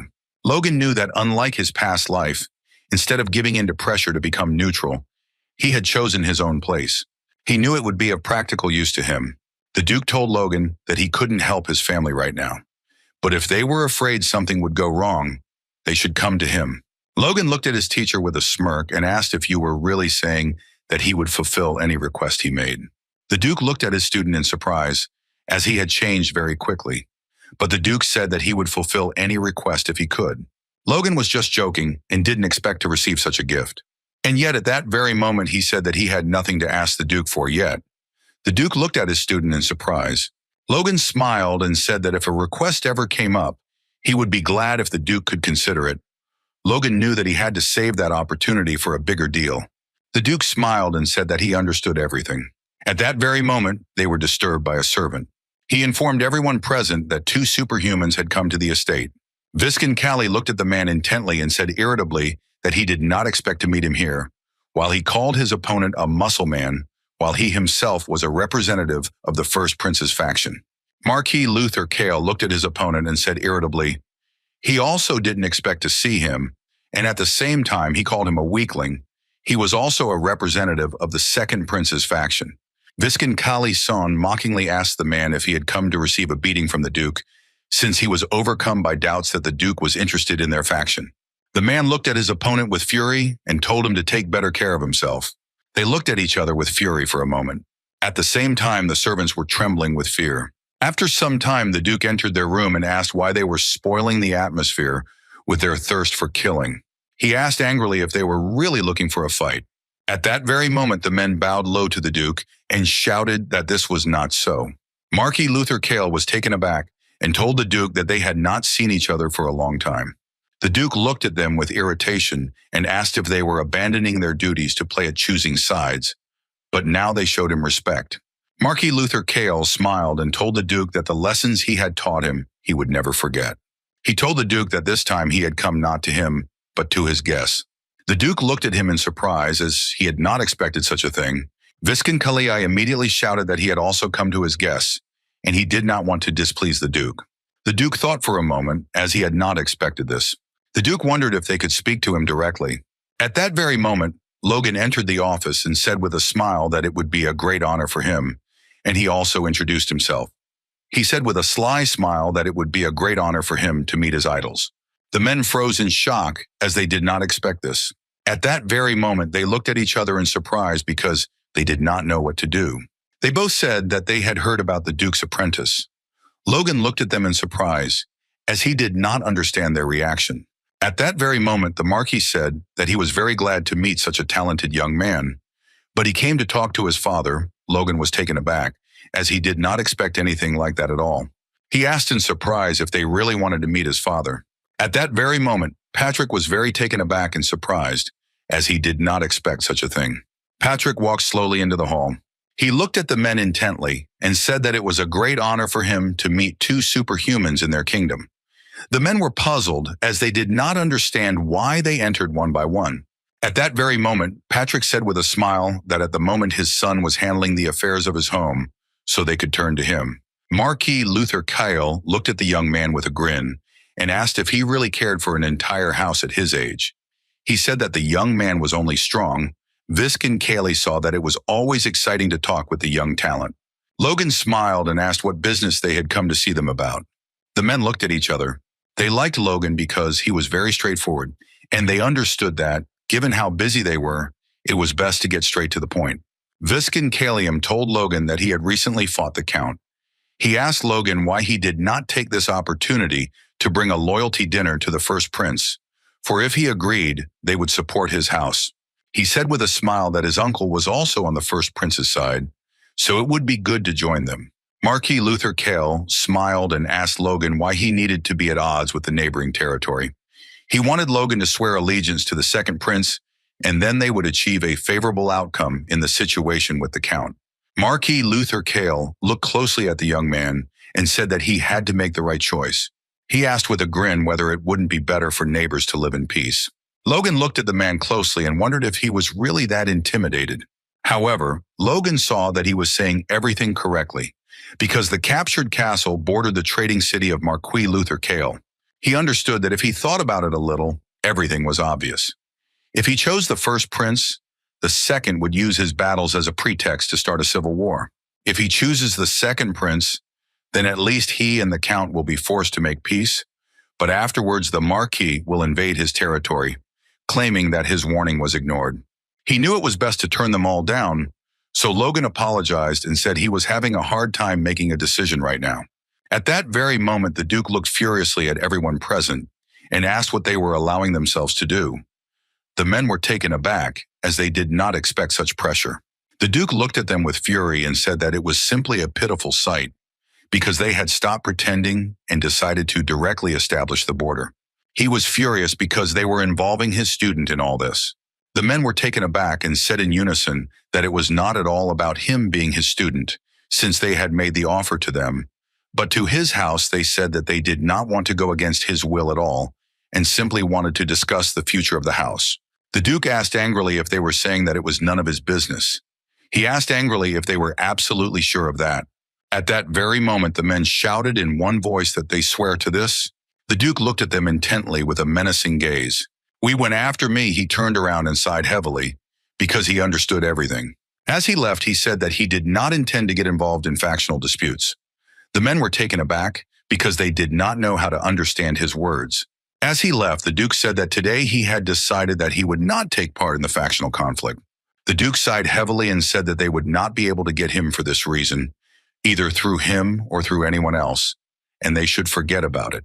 The men were a little surprised, yes, but the information was there, and they looked at each other in bewilderment. Logan sighed heavily, glad that everything was resolved. Viscount, leaving quietly, told Logan with a fierce grin that he should think carefully about the decision. He knew that they would see each other soon. The Marquis looked at the tax closely and said that this was a great success for his house. He said with a fierce grin that if Logan and his house had attacked the Earl after the funeral, His Highness would not have bothered with negotiations. Logan knew this perfectly well, and for this reason he had arranged the attack in advance. But in turn he smiled and said that this was good news. Logan sighed heavily as they left, as even the small conversation had tired him out. The Duke looked at his student and asked if he planned to participate in the faction confrontation. Logan sighed heavily and said that most likely so, because he did not refuse them. He sighed heavily and said that if it was necessary, he would do it. He looked at the Duke intently and said that he was sorry to say such a thing, but he did not yet have enough strength to stick to his ideals. He smiled and said that whatever path he chose, he would do everything possible to maintain his honor. The Duke was surprised by such words from his student, but a moment later he smiled and said that this was all he needed to know. The Duke knew that his beliefs were his alone, and he could not force them on others, even if they were his only disciple. A moment later, he told the student to go and rest. The Duke sighed heavily and informed his student that the king's funeral would soon begin. Sometime later, the funeral began. The knights carried the king into the great hall. The high priest looked intently at everyone present. He slowly opened the book to begin the ceremony, but at that very moment he was taken aback. Everyone started whispering. Logan was puzzled as he realized that instead of mentioning the deceased, they had split up and were watching each other. The archbishop, seeing this, began to tremble. Logan looked closely at the high priest. He didn't know how long the ceremony would take. Suddenly, he was taken aback and turned around as he heard someone's familiar voice. The count looked at the taxman with a fierce grin and said that he had only a week left, and he could enjoy it while he could, while counting off his last days. Logan was furious because his sworn enemy sat next to him, and he didn't know who came up with the seating chart. A moment later, Logan told the Earl with a fierce grin that he seemed not to have heard the latest news. He said with a satisfied smile that he was invited to their faction. The Count was shocked by this statement. At that moment, Logan looked at him with a fierce grin and said that perhaps they could become allies. He asked the Count for this reason to watch his words. The Count was shocked by this statement, as he did not expect anything like this. At that very moment, Logan loudly told the Count that if he thought he was lying, he could ask the Marquis himself. The Count looked at the young man with fury, but at the same moment Logan smiled and said that he was just joking. The Count was furious. He could not understand how the young man dared to say such a thing. He knew that he had to control himself, and as soon as the funeral was over, he would go and see the Marquis. He was furious because he saw before him just an arrogant boy. He understood that no one would leave unharmed after touching what belonged to him. Some representatives of the faction sat in their seats with all their might, as they were bored at this event. The prince burst into bitter tears, for he loved his father very much, and he was sorry that he had left too soon. The duke restrained himself. The archbishop looked closely at everyone present and announced that the first day of the funeral was over. Logan walked slowly into the room and sighed heavily, as he did not expect the ceremony to start in the morning and last until the evening. As he thought, after the ceremony, vassals from both factions began to approach them. He was puzzled as they did not lag behind until the very end. He was furious as he had become accustomed to rejecting their offers. Patrick looked at the hay and asked if he really didn't want to join any of the factions. Logan sighed heavily, looking at his father, and asked if he was worried. Patrick said that if things continued like this, and their home was in a precarious position. However, Patrick knew that the strength of any of the factions would help them stop the count. Logan smiled and said that if needed, they had an option and they could rely on the mentor. Looking at his father, he said that everything would resolve itself. Patrick was surprised by his son's answer. In a hurry, he asked if his son already had a plan. At that very moment, Philip entered their office and greeted them. Patrick looked at the young man in surprise and asked why he came. Logan smiled and told his father that during the funeral ceremony, he would see what he had come up with. Sometime later, everyone was announced that the funeral ceremony was over. Logan was confused, but at the same time glad that the ceremony was over, since it lasted for almost a week. He sighed heavily and looked into the distance. But a moment later, he was taken aback as he heard a painfully familiar voice. The man looked askance at the taxman and said that he was a political rat and the game was right about him. Logan sighed heavily as he kept wondering why the faction ambassadors hadn't approached him today, and it seemed like he hadn't been ranting about him for nothing. Logan knew he had no intention of joining anyone anyway. A moment later, he turned around as he heard his father-in-law's voice. He looked at the man with a smile and greeted him. The man looked at the young man in surprise, asking why he came alone as he wanted to see his father. Logan smiled and said that his father had already returned to his place. He looked at Logan intently and asked if he had decided on a wedding date, Logan writes, as he did not expect such a question. Looking at his father-in-law, he said with a smile that he knew there was constant unrest in their territory. The man said that making the connection between their houses public would help him keep the count under control.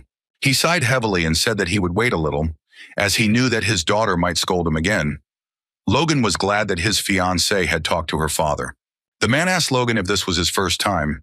He said that he would not be so calm if this was not his first marriage. Logan smiled and said that of course it was. The man sighed heavily and said that he was talking about the aristocratic meeting now. At the same time, the men whispered to each other because they did not know how much time had passed since the last meeting, because they said that even those who were dead were allowed in. They said it was to show how much the ruling family was surprised by the king's death. At that very moment, Logan collided with the man, and he fell to the ground with a crash. Logan was taken aback and asked for forgiveness. The man angrily asked Logan what he was doing and shouted that he should watch where he was going. Logan apologized to the man because he really felt sorry and wanted to help him up, but the man refused and pushed the young man away. As he left, he shouted angrily that Logan was a fool. Patrick looked at his son and said that the man seemed irritated and that his son should not take his words to heart. Logan agreed and looked closely after the man. This time, the meeting was held several weeks earlier than it had been in his previous life. With his mentor declaring his neutral stance, the factions no longer had anything to hide. The aristocrat's meeting in his past life ended in chaos. The instigator was a Viscount from the First Prince's faction. During the meeting, he succumbed to the growing tension, and he began to curse Jordan Balterman. The man was burning with rage and anger, but he controlled himself. As a result, the middle-class aristocrats started a fight that got out of control, and even superhumans joined in. What happened was called a slip of the tongue that led to the fall of the country, after which a civil war began, and the Viscount, who had started everything for a long time, was criticized.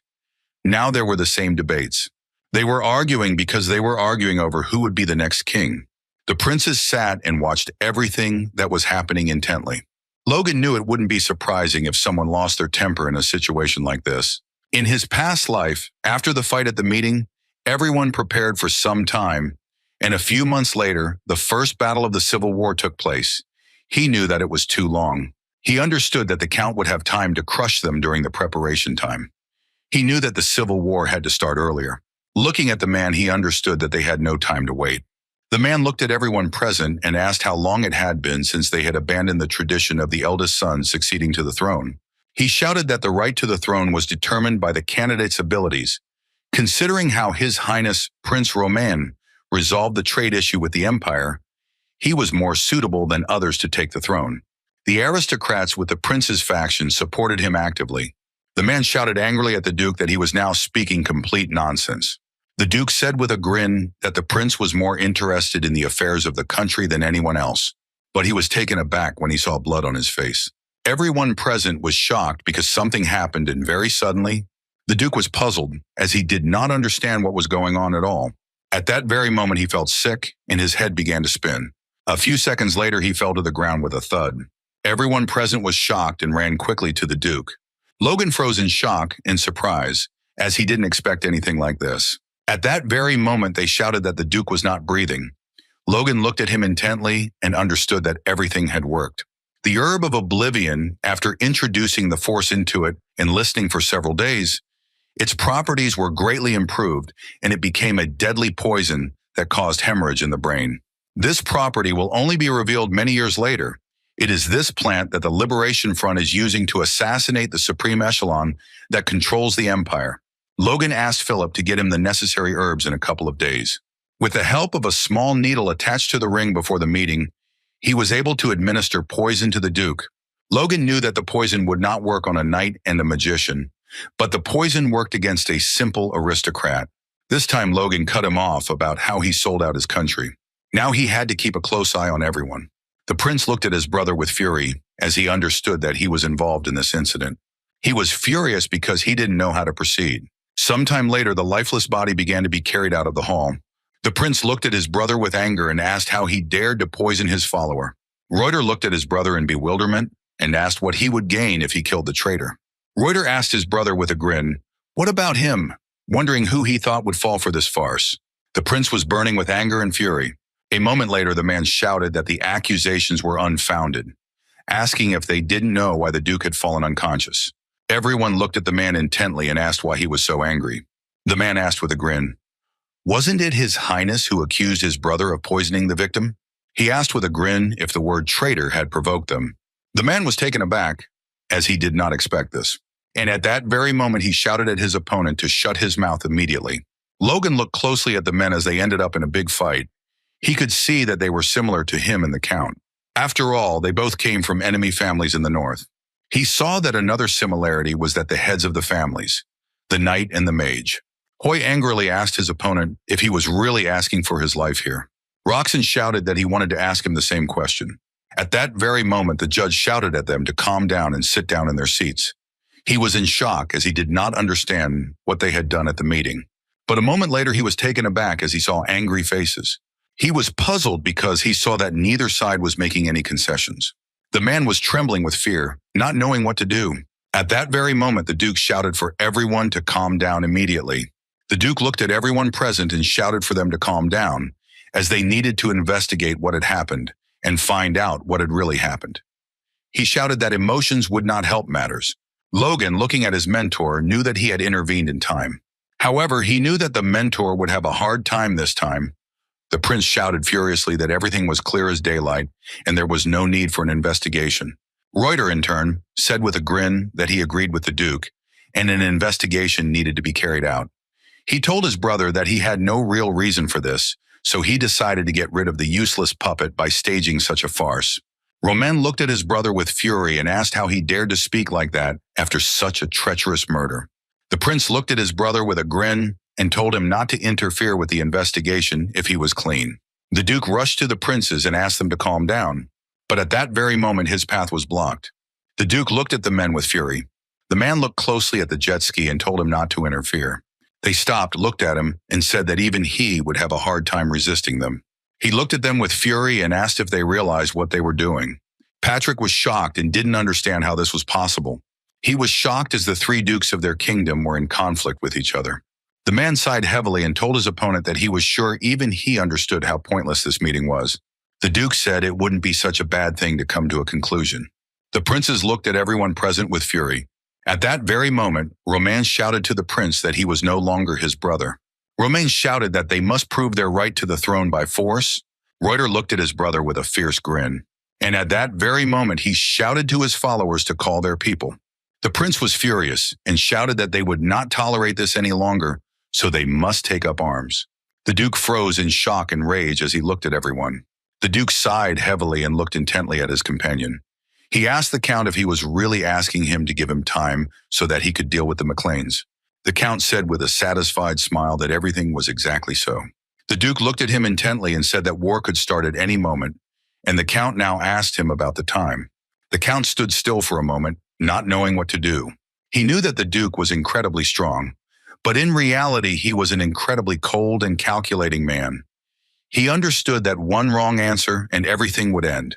The count bowed his head to the duke and said that he would not delay, since he only needed a few days. The duke sighed heavily and said that this was unwise, and that it would be wise to bring them into their own faction. Looking at the count, he said that then their forces would be added to theirs. He was shocked. The count was burning with rage, but at that very moment he bowed his head and apologized to the duke, as he was consumed by greed. The duke sighed heavily but said nothing. Looking at the count, he told him to give up greed for a while, because when the war was won, he would deliver people straight to his house. The duke said that he would give them a little warning, so the count should not worry and should gather his best men. He knew they needed to think bigger now. The man looked closely at Patrick and Logan and said that he respected their wishes to remain neutral. However, he said that if they go back on their words and do something provocative, they will give them severe punishment. Patrick sighed heavily and said that he would accept his lordship's words. Patrick was a little puzzled, as the ambassador did not even say goodbye, thus showing himself to be disrespectful. Logan smiled and said that he was from the duchy after all. Looking at his father, he said that they should not worry too much. Patrick thought about it and said that if everything was as they were told, then instead of attacking them, the count was gathering forces to send to the capital. The Baron said that with the current state of affairs, it looked like they would be able to take a break for a while. Logan smiled and said that was true and they should concentrate on what they could do. Logan knew that the civil war had started after the death of a noble and had led to physical conflict. Just a week later, at first both sides had planned to kill the enemy prince, but something important had happened. While the summoned forces of both factions were traveling to the capital, they happened to meet by chance. Eventually, a long line was formed from the original established point in the north to the territory under crown control, and both armies began spontaneous battles throughout the kingdom. This meant that the war would drag on for a long time. As events unfolded, the heads of both factions began to use the last forces they could muster, and eventually the count was forced to move to the central front. He left only a few people in his main castle. The count knew that if they were not crazy, they would not disobey the duke's order. He knew that they were not crazy at all. At that very moment, Logan informed everyone that they should take advantage of the situation to seize the count's territory. Everyone present was shocked and wondered if he had finally gone mad. For a moment, there was dead silence in the office. Dwayne shouted in a hurry, "Master, the Duke warned them." He asked the gentleman in surprise if he was really going to ignore the words of the Superman. Logan firmly replied that that was exactly what he was going to do. Dwayne was taken aback by such words and simply fainted. The captain said that the count could not fight them off while the civil war was going on. He asked the gentleman if their actions would be regarded as a challenge to the prince. They knew that in the end, those who remained neutral would take control. But at that very moment, Logan shouted that the captain was wrong. Logan said that they were at war before the Civil War, so to consider their fight between the families as the challenge to the prince would be going too far. The captain consoled the gentleman and asked him if he had really foreseen everything, and that was why he had captured the castle. He screamed that this simply couldn't be happening unless he could see the future. Logan smiled but didn't answer. Patrick zowed that the Duke is such a man that sooner or later he can make them bear responsibility for the action. He asked his son, "Have you thought about the consequences?" Logan answered truthfully that he hadn't thought about it. He smiled and said that it was all because he couldn't hold them accountable. Logan looked at everyone and said if they captured the Count's castle and became strong enough to be the trump card of both factions, nothing would happen to them. Patrick looked at his subordinates and asked them to leave. The men left in a hurry and wondered if the son and father would fight. Patrick looked at his son and called him. He asked Logan if he realized that there was a fatal error in his judgment. Logan switched because he did not expect this.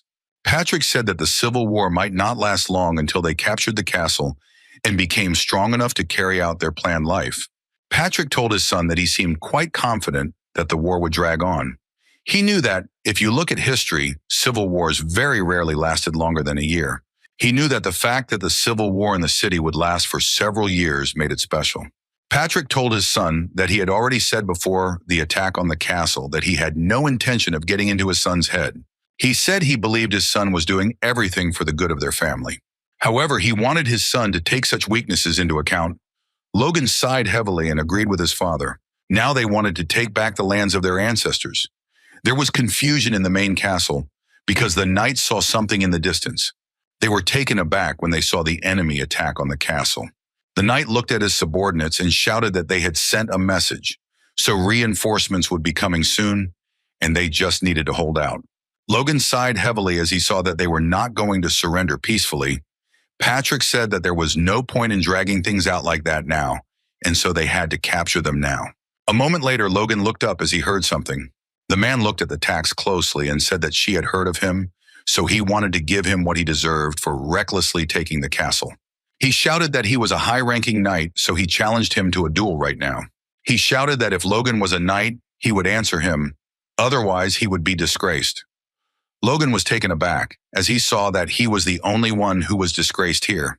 After some time, they dueled, but the man received strong blows from Logan. Logan showed no mercy to his opponent and used his strength to the fullest extent. He sighed heavily as he ended up fighting fists. Looking at his captain, he asked how his enemy was. The man sighed heavily and said that it seemed like his enemy had passed out. Logan was surprised that a high-ranking knight had fainted from a small blow. Heinkel sighed heavily and said that it seemed that things were bad in the Count's domain. He did not understand how he could leave such a chatterbox in charge of the defense. Logan told his father that they had sorted everything out. A moment later, he looked at his father in surprise as he saw his surprise. Logan walked slowly towards his father and paused for a moment. At that very moment, he saw the lands of their sellers, from which they had been driven out several hundred years ago. Patrick said with a smile that he couldn't have imagined that the land would return to them so easily. Logan smiled tenderly at his father, but as he left, he sighed heavily and said that it was not so simple. A moment later, they looked closely at their knights, who were just as happy as they were. Patrick sighed heavily and looked at everyone with a smile. Moments later, he said they had all done a good job. He smiled and said that they got their lands back thanks to their efforts. He smiled and said that he was blessed to have them as his vassals. Patrick said that this place was a recognition of their efforts, but it was also a monument to the fallen. He said that he would never forget the knights whose lives brought them here. A moment later, he began to list everyone by name. The young people froze in grief, and tears of loss welled up in their eyes. Logan looked intently at his father as he continued to list all the names of the dead. He wanted to engrave all the names on his heart so that he could remember them forever. At that very moment, Patrick said with a smile that it would be better to ask Logan about the upcoming events that awaited them. Logan was a little confused as he didn't expect this. Logan sighed heavily and said that he knew, and he himself assumed that the era of chaos had already arrived. He looked at them closely and said that this chaos had taken over their house so that they could climb even higher. He looked at everyone intently and asked them to become his wings for takeoff. At that very moment, everyone greeted the McLeans. At the same time, the Count was burning with rage. He did not believe that his castle had been captured. He was furious because he had been fooled. He shouted that he needed to return immediately because he wanted to deal with the invaders. At that very moment, the Duke firmly refused him. The Count was in shock. He screamed that his house had been attacked by savages. He did not understand why he was forbidden to return. The Duke said that the forces were concentrated and almost equal on the central front. He asked the Count what he thought would happen if his people were not with them. He looked at the Count with fury and asked if he really meant to say that his lands were more important than their mission. The Count was taken aback. I didn't know what to answer, but at that very moment he said that he didn't mean that at all. He shouted that his enemies had ignored his warning. The Duke, leaving, said that he would personally deal with them when they had completed their task. The Duke said that he would first offer them to join their faction. The Count was shocked. The Duke, with a fierce grin, said that he would lead them to the front lines and use them as cannon fodder, because they would have no right to refuse. Sometime later, the Duke contacted Logan, and Logan, in his playful manner, with a smile told the Duke that if he was threatening him, then he had no choice but to join the first prince. The Count and the Duke were burning with anger and fury. The Count was furious because he understood that the young man had simply gone out of his mind. He was shocked and didn't understand how he could threaten the Duke. The Duke told the young man that not only had he dared to ignore his warning, but he was now rejecting his advice. He asked him angrily if he realized that his actions were in direct contradiction to the will of His Highness. At that very moment, the Duke could not bear it any longer and released all his strength. The Count was shocked as he felt a monstrous energy. Logan sighed heavily and said that he was well aware that he was crossing a line, but he knew that their feud had been going on for generations. Looking at the Duke, he said that it was not a question of opposing him or the prince. The Duke said that since it was so, he had to prove it. The Duke said that if the young man would lead his men to the front and distinguish himself, then his and the prince's anger would dissipate. Logan smiled and said that unfortunately he could not do that. The Duke was burning with rage. He could not contain himself and began to destroy everything in his path. Logan smiled and said he would follow his mentor's wishes and remain neutral. He said that therefore his loyalty to the ruling family would not change, and he hoped that they would not doubt his intentions. The Duke was burning with rage as the young man was arrogant. At that very moment, the knight informed his master that the prince's men were approaching. The Duke was taken aback, as he did not expect such a thing. He looked at his subordinate with fury, and he was taken aback by fear. Logan smiled and told the Duke that he had a lot of things to do, and he had to deal with them first. The Duke looked at the young man with fury and said that no matter what it cost him, he would put an end to him, and that this would be the best way to raise the spirit of the knights. Logan grinned and said that he was very interested to see something like that, since he had heard that things were pretty tense on the front lines. He said with a grin that he was sure the Duke was not one to get angry easily. The Duke shouted furiously at Logan and said that he would soon realize what he had done. At that very moment, he threw the ball at his subordinate. The Count looked intently at the Duke. As he left, the Duke said that he would assign him a few men. He wanted the Count to deal with their fool as soon as possible. The Count was very happy about this news, because he knew that his enemy had dug his own grave. Juan Douglas laughed a wild smile after hearing that Logan had captured the Earl's castle.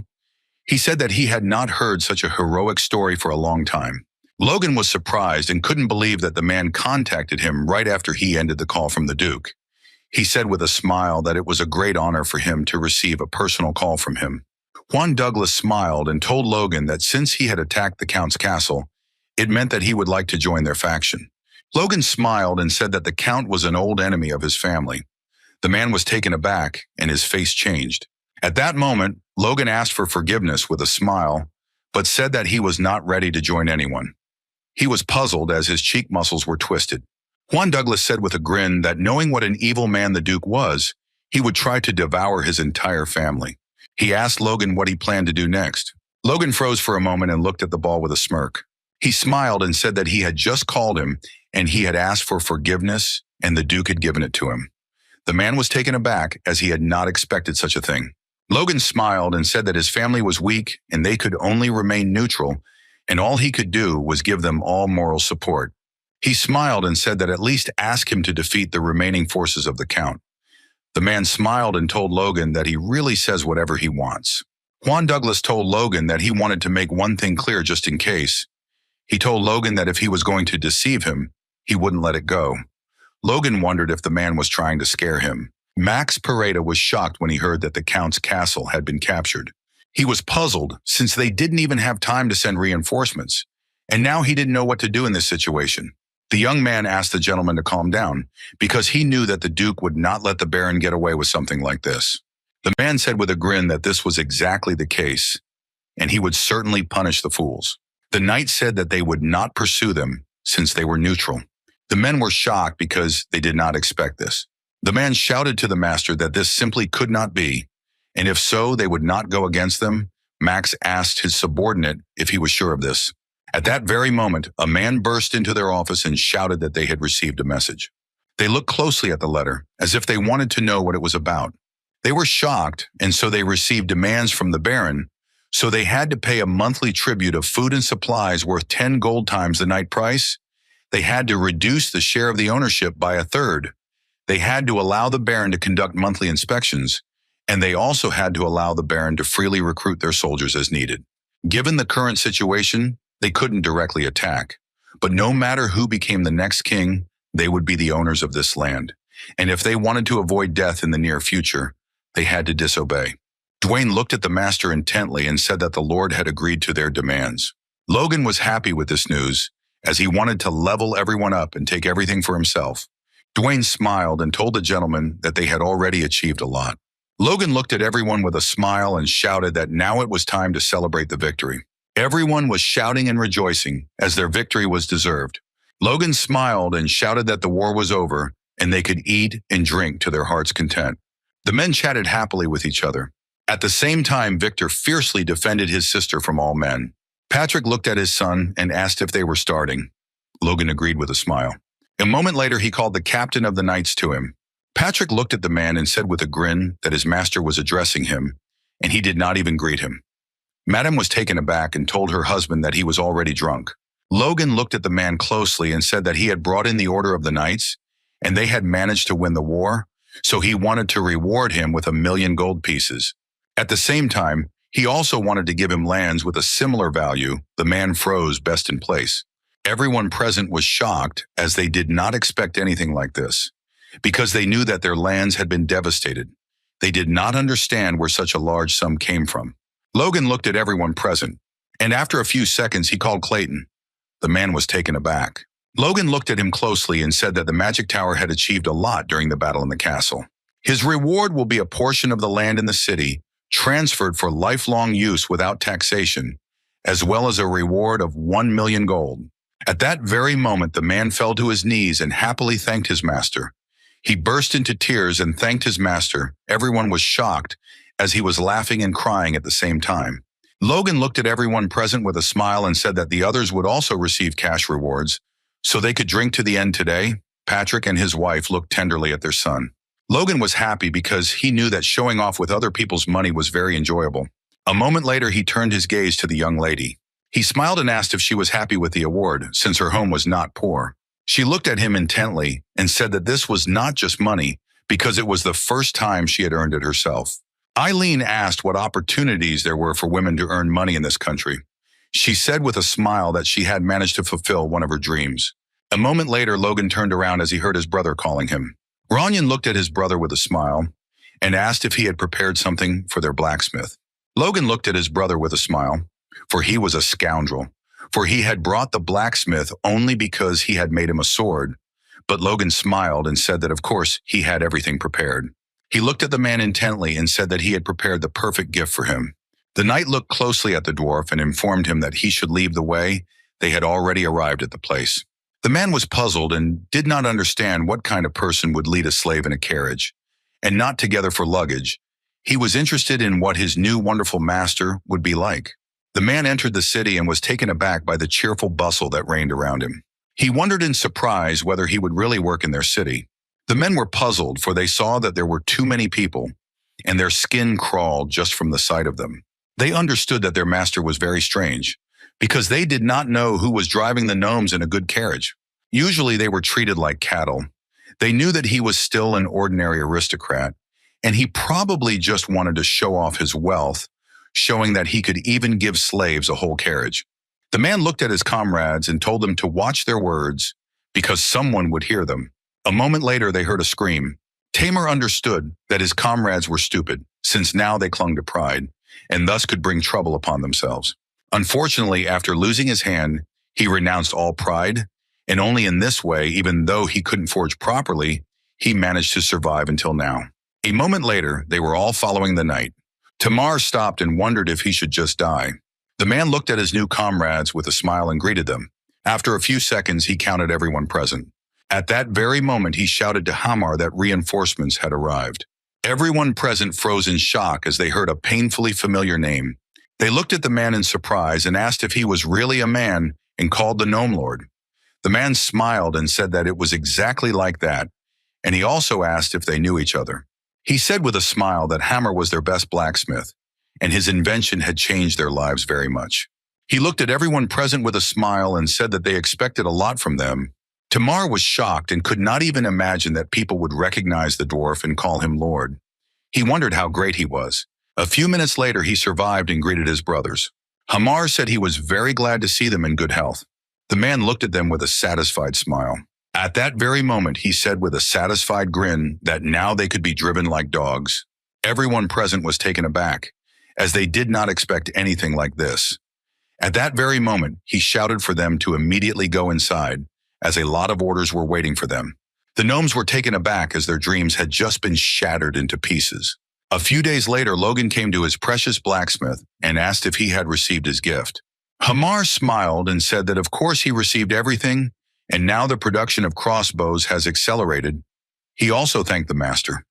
Logan said with a smile that he was glad to hear it, and also asked where his subordinates were. Hamar said that they are now working in good faith, like one well-oiled machine. Logan looked at everyone present, knowing that with such a system, everyone was responsible for their own business.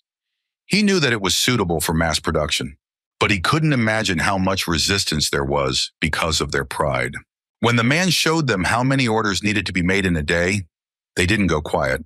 Hamar said that among them, there was a lazy man who wanted to be the manager. Logan was glad that everything had settled down peacefully. He praised his faithful comrade with a smile, as he had arranged everything perfectly. Hamar, with a satisfied smile, told the master that he had learned from him. The dwarves looked at them intently, as they realized that these were demons incarnate. Timur looked at them intently, as he knew that if they worked for a certain amount of time, they would be released. He knew that this was so because the master had promised this to all of them. He knew that he would never get such a chance again in his miserable life, so he wanted to try his best. Hamar kept a close eye on his subordinates as they worked for the greater good. Hamar, looking at the master, he asked why he needed so many crossbows again. Hamar asked the gentleman if he really wanted to stock up for several decades ahead. Logan smiled and said that it was not so, and he was going to make an army of several thousand soldiers, and he had already started recruiting. Hamar was shocked by what he heard and wondered if the master was planning to start a war again. Logan told him that he already saw what he wanted to say. Logan knew the Civil War had just begun, but no one knew it would last for years, and no one knew the Empire would invade at the very end of the war. He learned that this war was fought by elite soldiers, but unfortunately, you will have to resort to the help of mercenaries later. And eventually the situation will become so tense that civilians will be forced to arm themselves with pitchforks and go to war. He knew that it was a very terrible sight that would become poison on the earth, so he wanted to prepare for that time. Hamar sighed heavily and said that there was little that could be done, but he didn't understand if it was normal for Logan to want to arm so many people. Logan said he just needed to provide them with a livelihood, and then even if he gives them bombs, there will be no uprising. Logan looked at his comrade with a smile and said that he would like to ask him and Clayton to do something very secret for him. The man sighed heavily and said that he had a bad feeling right now. Clayton looked at the gentleman in surprise and asked if he really wanted to get a bomb that explodes after a while. Logan smiled and said that was exactly it, but that wasn't all, because he wanted the condition for the explosion to be a blow with a force that exceeded a certain level, like a punch. Logan spent some time telling his loyal subject what conditions there should be in this bomb structure. Logan said with a smile that the cost to produce one piece should not exceed 5 gold. Clayton was taken aback, as he didn't know if such a thing even existed. Logan said with a smile that it did exist, and he had used it. The man was shocked, as he didn't understand when this had happened. The blacksmith looked closely at everyone present, and sighing heavily, said that he had déjà vu. Logan said that he had roughly explained what materials would be needed. Clayton was taken aback and asked the gentleman if he really meant to say that he was not 100% sure about them. Clayton said that the properties of compounds can vary depending on the different materials.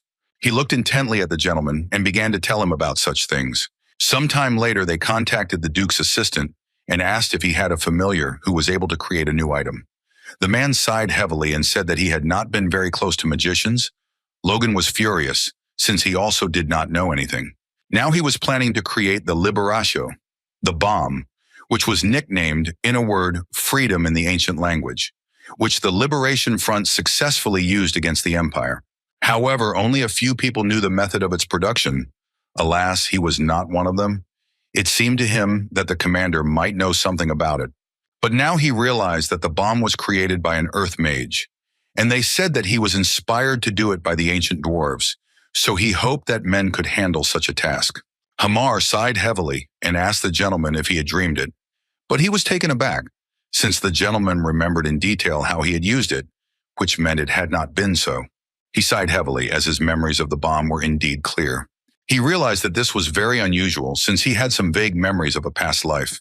He sighed heavily because he knew that there was nothing strange about this after all. It was she who had destroyed him. At the same time, men were sitting in the bar, getting drunk and talking about everything. They quarreled because they knew that the aristocrats were waging wars among themselves. The man stood up and supported one of the drunks. He shouted that they should have fought themselves instead of dragging everyone into the war. And it was he who was dragged into the war because his great-grandmother was the second daughter of the Marquise. He was furious because it was his family that suffered first. He escaped, but did not even have time to take the bodies of his family members. Damien Natal was taken aback as a young man approached him from behind and called him. At that very moment, he turned around and angrily asked the man who he was, since he had not seen him before. Damien Natalie furiously asked the man how he knew him. The young man said that he was from the Information Guild and his client sent him a letter. Damien Natal was puzzled because he knew that this could not be, but at that very moment he saw the seal of fire on the letter. Rick looked at the gentleman in surprise and asked what he was doing. He was surprised and asked the gentleman if he was planning to have a banquet. Logan looked at him in bewilderment and asked what kind of banquet he was talking about in such circumstances. He said that he was writing to talented people who had lost their masters during the Civil War. The young man asked the master in surprise if he really wanted to hire them. Rick was puzzled, as you heard that there were famous knights left in the destroyed territories. Logan said that they were either heirs or soldiers of small and medium fiefs. Rick was puzzled and didn't understand why they would hire such people. But he smiled and asked his subordinate if he had heard about the rough diamond. Of course, his knowledge was based on information from a past life. He learned that most people would become power users, but they didn't know how to use it right now. He knew one of them was especially important. Logan knew it would be very good if he gave an answer. He wrote to the young man that the work he had mastered at the academy, entitled Poem of the Month Drunkenness, had made a deep impression on him, and he considered him a very gifted man, so he wrote to him to get in touch. After all, Logan knew that misfortunes had recently befallen him. Logan wrote that his house continued to grow despite difficult circumstances, and he needed talented people like him. And if he was now looking for a place to settle down, he could consider living in their city. A few months later, a flood of people rushed into the city. The knights were in shock and did not understand where they all came from. The knights whispered among themselves, as each claimed to have received a letter from the young master. Damien Natal approached the knight and said that he had come at the invitation of the young master. The man was taken aback when he saw the seal of the house. The knight looked closely at the young man, as he was very modest in appearance. He looked at him with a grin, as he did not understand how such a person could receive a letter from the young master. But still he would not hurry to the castle in order to conduct it. Damien Natal looked around and wondered if the young master was attracting refugees who had suffered from the war to expand his territory. He was puzzled because he did not understand why he was invited. He looked at the city closely as he saw that it was clean and peaceful, so he wondered if he had made a mistake in receiving the letter. But when he met the young master, he was taken aback, as Logan happily thanked him for coming all the way. Damien Natal was taken aback by surprise, but Logan smiled and asked him to sit down so they could talk. Logan smiled and handed his guest a cup of tea, knowing it was quite chilly outside. Damien Natal looked at Logan in surprise, as he didn't understand why he was looking at him so intently, and with a gentle smile he wondered if they knew each other. But he knew that he had never met someone with red hair and such piercing eyes. But he saw that the young master was clearly glad to see him. Damien Natal silently sipped his tea. Logan looked at the young man with a smile. He knew that he was a genius of the Liberation Front, but he was once very naive. Logan knew the man was behind the development of cryptography algorithms. He knew he was looking at a genius of information management. Many years ago, he managed to protect the identities of members of the Liberation Front.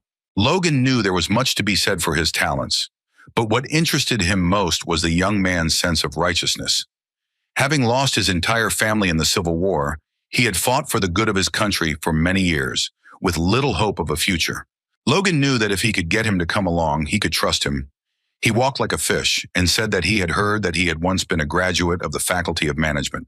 Logan asked the young man with a smile if he would like to become an assistant to the senior chief administrative officer. He said that if he showed his abilities, he was ready to entrust him with the entire castle. The man was taken aback, as he did not expect such a thing. He was shocked and did not understand why the gentleman wanted to appoint him to such a position. Logan smiled and asked if he didn't like her. He immediately shouted that it was not so. Logan smiled and said that, as the letter had said, his poem had left him deeply impressed.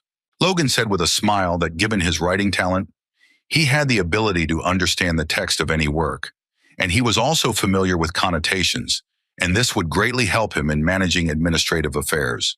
The man was in shock and did not understand what kind of heresy was happening. Logan knew he said it himself, but it was complete bullshit. He knew he had to pretend everything was okay because he wanted to do whatever it took to get him. The man thought for a moment, as he knew that his house was very small, but when the young master came to power, everything would change dramatically. A week later, the man was shouting with joy that he had gotten the best assistant. Dwayne shouted with joy that the young man had worked for several at once. He did not understand where the gentleman had dug up such a treasure. Logan smiled and said that he was very glad to hear such words. Dwayne Gospodin said there was one more thing.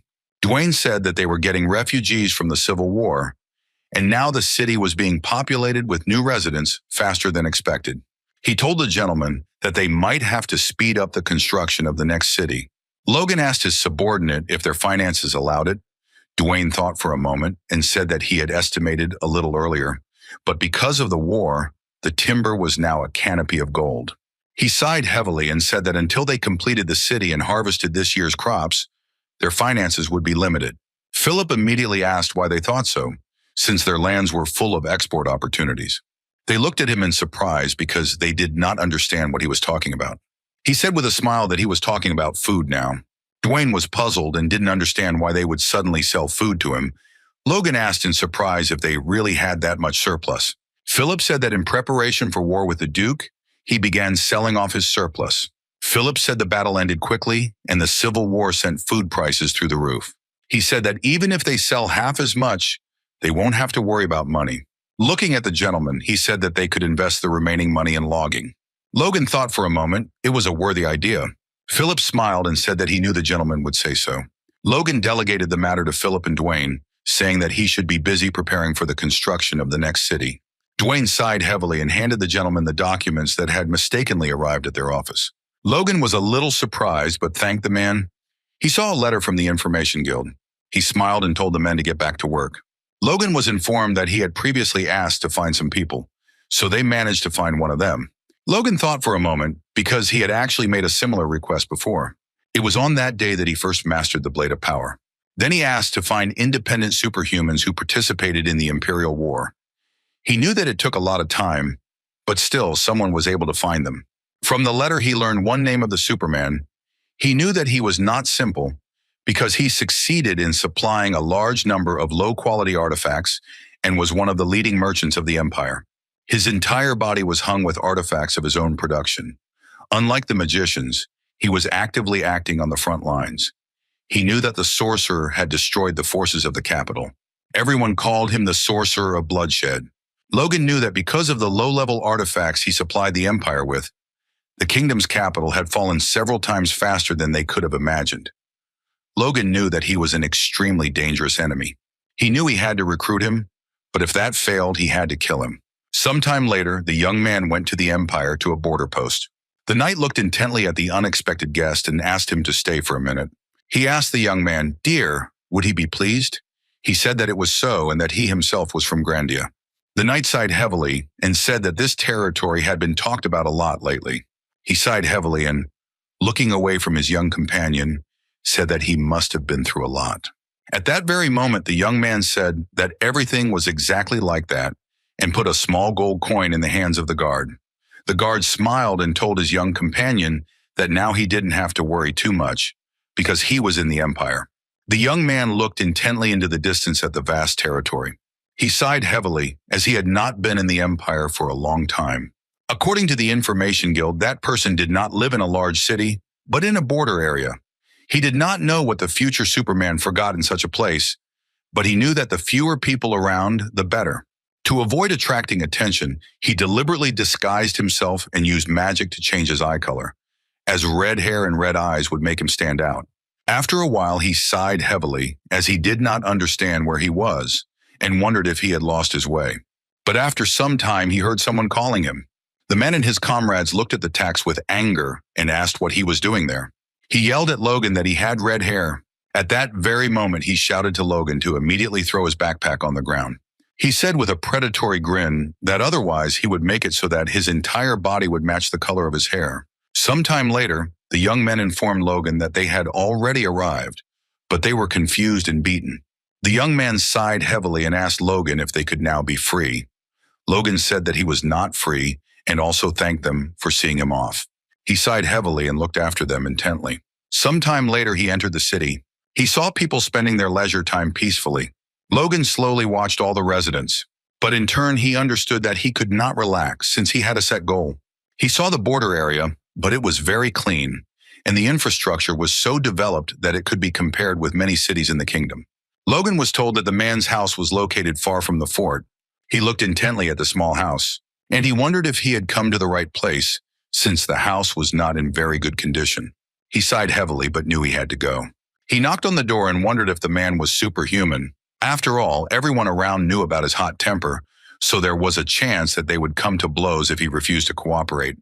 He knew that he had a slow magic activation speed, which meant that he had the opportunity to kill him.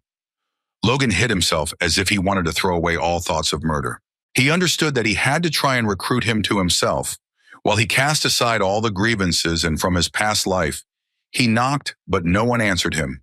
After some time, the man came down and opened the door. He looked at the young man with anger and said that he had told the Lord earlier that no one should disturb him. He looked at her with anger and said that he had never seen him before. The man sighed heavily and asked Logan why he came to him. Logan looked at him closely and noticed that he had 5 laps so far. Logan smiled and said that he had come a long way to meet him, so he asked if the man would spare him some of his time, but he was in no mood for conversation and yelled at Logan to get lost immediately. At that very moment, the man closed his front door in front of Logan. Logan was furious and wondered if he should just kill the man. In turn, he was not going to give up and knocked because he wanted to talk to him. But after a few minutes of continuous knocking, Logan was taken aback because he felt the magic of lightning. He was in shock as he knew that such a quantity of lightning would be enough to kill any ordinary person. He was burning with rage and anger. Logan knew that if he didn't want to talk to him, he would make him do it. At that moment, he angrily kicked down the door and shouted at the man that he wanted to talk to him. Churn Crow looked closely at the uninvited guest and said that he seemed to be a difficult person. Logan was taken aback as he saw the killing spheres. They constantly protected the man and also automatically repelled enemies, which was the perfect balance between attack and defense. Logan knew that although he was weaker than any other superhuman, but his killing spheres, especially when they would have the power of fire, were considered an incomparable weapon for killing civilians. Logan knew that the man had not yet reached the required level. Logan asked the man if he had been too harsh with his guest who had come from afar. Churn Crow asked angrily if the guest would have knocked down the door to talk to him. Logan sighed heavily and asked what he should do since he refused to communicate with him. A moment later, he pulled out a small bag and threw it at the man. The man looked at the small bag at his feet in bewilderment. Logan said with a smile that the bag he gave would be enough for the repairs. Now he thought they could have a quick talk. Churn Crow looked intently at the young man and asked why he had come to him. Logan smiled and said that he had heard rumors about the man and had come to him to hire him. Churn Crow looked closely at the young man and asked what rumors he had heard about him. Logan glared at the man, seeing that he had no conscience at all. Logan smiled and told the man that he had heard. He was a master of artifacts, and now he was convinced of it, looking at the artifacts behind him. Churn Crow looked at the young man with a joyful smile and asked where he heard this. Logan said with a smile that he heard this from the Information Guild, as they were looking for capable mages for him. The man's expression changed and he asked Logan what Information Guild he was talking about. Logan, in turn, said that, unfortunately, he could not tell him about it. He said that he came because he heard about his greatness, but it seemed that he carried a burden of sin. The man angrily asked the young man what he had just said, because he had lived a perfectly normal, law-abiding life. Logan knew that no matter what abilities he had, if there was any trouble with him, he had to kill him, because he could not predict when a person might betray. If you look closely, the killing spheres seem weaker than they had been in his past life. He knew that he definitely wouldn't have any difficulties with them. Logan looked at the man closely, not knowing how to confirm this. Logan asked with a smile if the name Crownet was familiar to him. The man was taken aback when he heard this name. He looked at the tax intently, answering his question. Logan paused, wanting to see what he would do next. But at that very moment, the man directed all his anger at the young man, as she wanted to deal with him quickly. At that very moment, a deafening explosion thundered in the house. The man looked at the large hole in the wall with anger. After the blow, he sighed heavily, as he had spent a lot of energy. But a moment later, he was taken aback. As a bright light poured down on him, it stunned him. The man was shocked as his opponent dodged. He looked at him with a grin, as he realized that he was lucky, but something like this would not happen again. Chernkraus shouted at the young man that he should not expect to cope with his fears. Logan raised his sword as he prepared to strike. Chernkraus shouted at the man that he was just pathetic, but at that very moment, a loud explosion thundered. Chernkraus looked at Logan with a grin and said that his efforts were commendable, but a few seconds later, he was taken aback as Logan used his power on him. Chernkraus was shocked as the room was filled with the power of his opponents. At that very moment, Logan cut through all the spheres with ease. Chernkraus was taken aback and froze in shock when he saw his spheres falling. He was puzzled because his artifacts were destroyed. Logan glared at the man and asked how badly his conscience bothered him to react like that. Chernkraus looked angrily at the young master, but did not answer. He was shocked because he did not understand how the young man knew his name, because he had destroyed all traces of himself. Logan knew that there were virtually no records of the man before he became superhuman, but looking at him now, he saw nothing but a fugitive. Logan wondered if he should try to dig into his past. Logan looked at him and asked where he thought he came from. Chernkraus looked at his opponent with fury, but did not answer. He was very angry because he did not want Logan to play with him. Logan was taken aback and looked at him intently. At that very moment, the man clicked that he was usually the one doing this. So at that very moment, he directed the power of his sphere at Logan. A moment later, a deafening explosion thundered. Logan was surprised because he didn't understand what happened and how. He looked in surprise at the large hole in the floor and wondered if the man had fallen into the basement. Logan was furious and realized that the man was hiding another artifact. He knew he couldn't let him go, so he just rushed towards him. At that very moment, he found himself on the lower floor. He looked around in surprise as he saw an entire laboratory. A few seconds later, he heard a man's voice. Chernkraus looked at the young guest with fury and surrounded himself with a new artifact and new power. Chernkraus looked at the young man with a fierce grin and shouted that he would die right now. At the same time, he directed all his strength at him. Logan was shocked as the man used several different spells very quickly. He wondered if he had gotten his rank information wrong. Logan saw that his strength was hardly average. Chernkraus was taken aback, as he did not understand what kind of energy surrounded him. He was in shock as all his magic was dispelled. At that very moment, the Loga dealt a crushing blow. The man was furious and did not understand who the young man really was. Logan looked at the man intently, preparing to strike him. At that very moment, he rushed towards his opponent and dealt him a crushing blow. The man screamed and fell to the ground with a crash. Logan looked at her intently and informed her that he had brought himself to this state. Chernkraus was seething with rage and shouted that he would kill him immediately. At that very moment, he rushed towards Logan in order to deal him a crushing blow. Logan was not going to retreat. He stood his ground, firm and confident, as his opponent raced towards him. Logan glared at his opponent and shouted that he was moving too slowly. At that very moment, he dealt a very strong blow to his opponent. The man was taken aback as he was unable to fight off the attack. He screamed and at the same moment began to cough up blood. Logan sighed heavily and looked closely at his opponent, who was lying on the ground. He raised his head up because he saw that the ceiling was about to collapse. Logan looked closely at the lab that belonged to the man known as the Artifact Master, but he sighed heavily and looked around with anger because he wanted to study everything in the laboratory, but he understood that he could not do anything. He wanted to quickly look around and leave. At that very moment, a small book caught his attention. Logan saw the research notes. In his past life, the man invented a method to place magic not only into precious materials and into ordinary ones, which allowed the mass production of low-level artifacts to begin. He looked at the book with a smile, as he assumed that the method might be described there. He picked up a few books because he knew he needed to read them. Logan looked around as if he wanted to know if there was anything useful for him in the lab. But a moment later, he was taken aback, as he saw something very attractive in the distance. He approached the small artifacts in surprise. He didn't feel any special energy coming from them. He regretted that this was not the case, but he still wanted to accept them with gratitude. But a moment later, Logan was taken aback as he felt a familiar energy. He was shocked as he felt the gloves absorbing his power. He was shocked and could not believe that something like this was possible, since he had already had a similar artifact before. He looked at the glove with a smile, knowing he needed to try it out. At that very moment, he poured his power into the glove. Logan was shocked as his strength increased several times, and even his stamina and body strength increased significantly. He realized that the gloves were very similar to those boots of the Wind God. Logan did not expect to find something like that. He understood that they were created by the same person. He understood that he, a man, was clearly not capable of doing something like that, so he wondered who had already invented something like that. But at that very moment, all his thoughts disappeared as he heard some kind of rumble.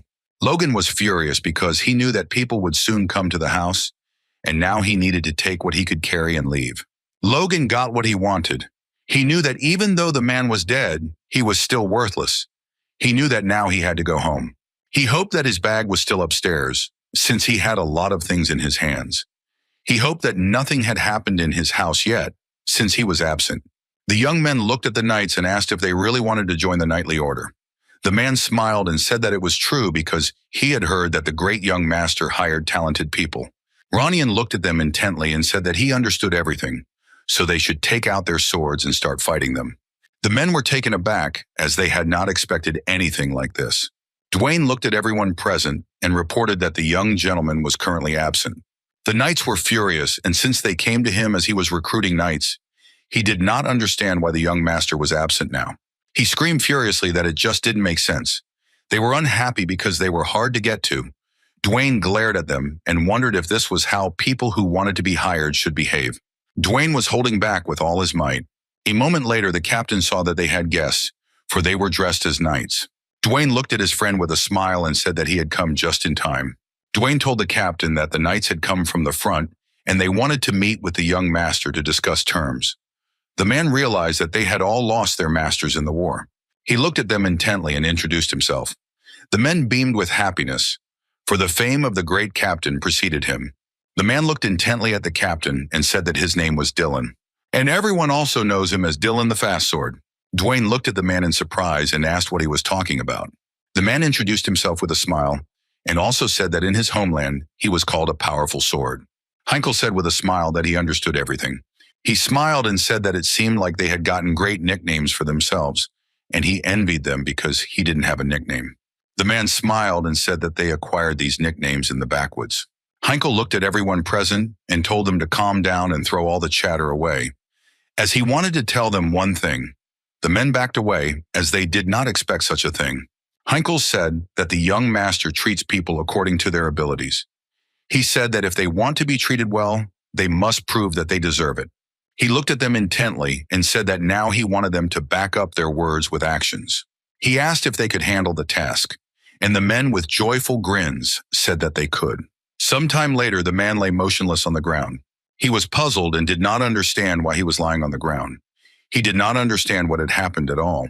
The commander said they needed to win to be hired, but he didn't see why they had to be put up against the Hardy Boys. His opponent was a young man whom everyone knew and called Young Master. He just wanted to score a few points, but the young gentleman had a different opinion. A moment later, he stood up abruptly as the young master called him. Ranyan looked at the man closely and said that he had only swung his sword, but he could see that the man was already giving up. Ranyan looked at him with fury and asked if he had given in to him. The man was taken aback as he did not expect this.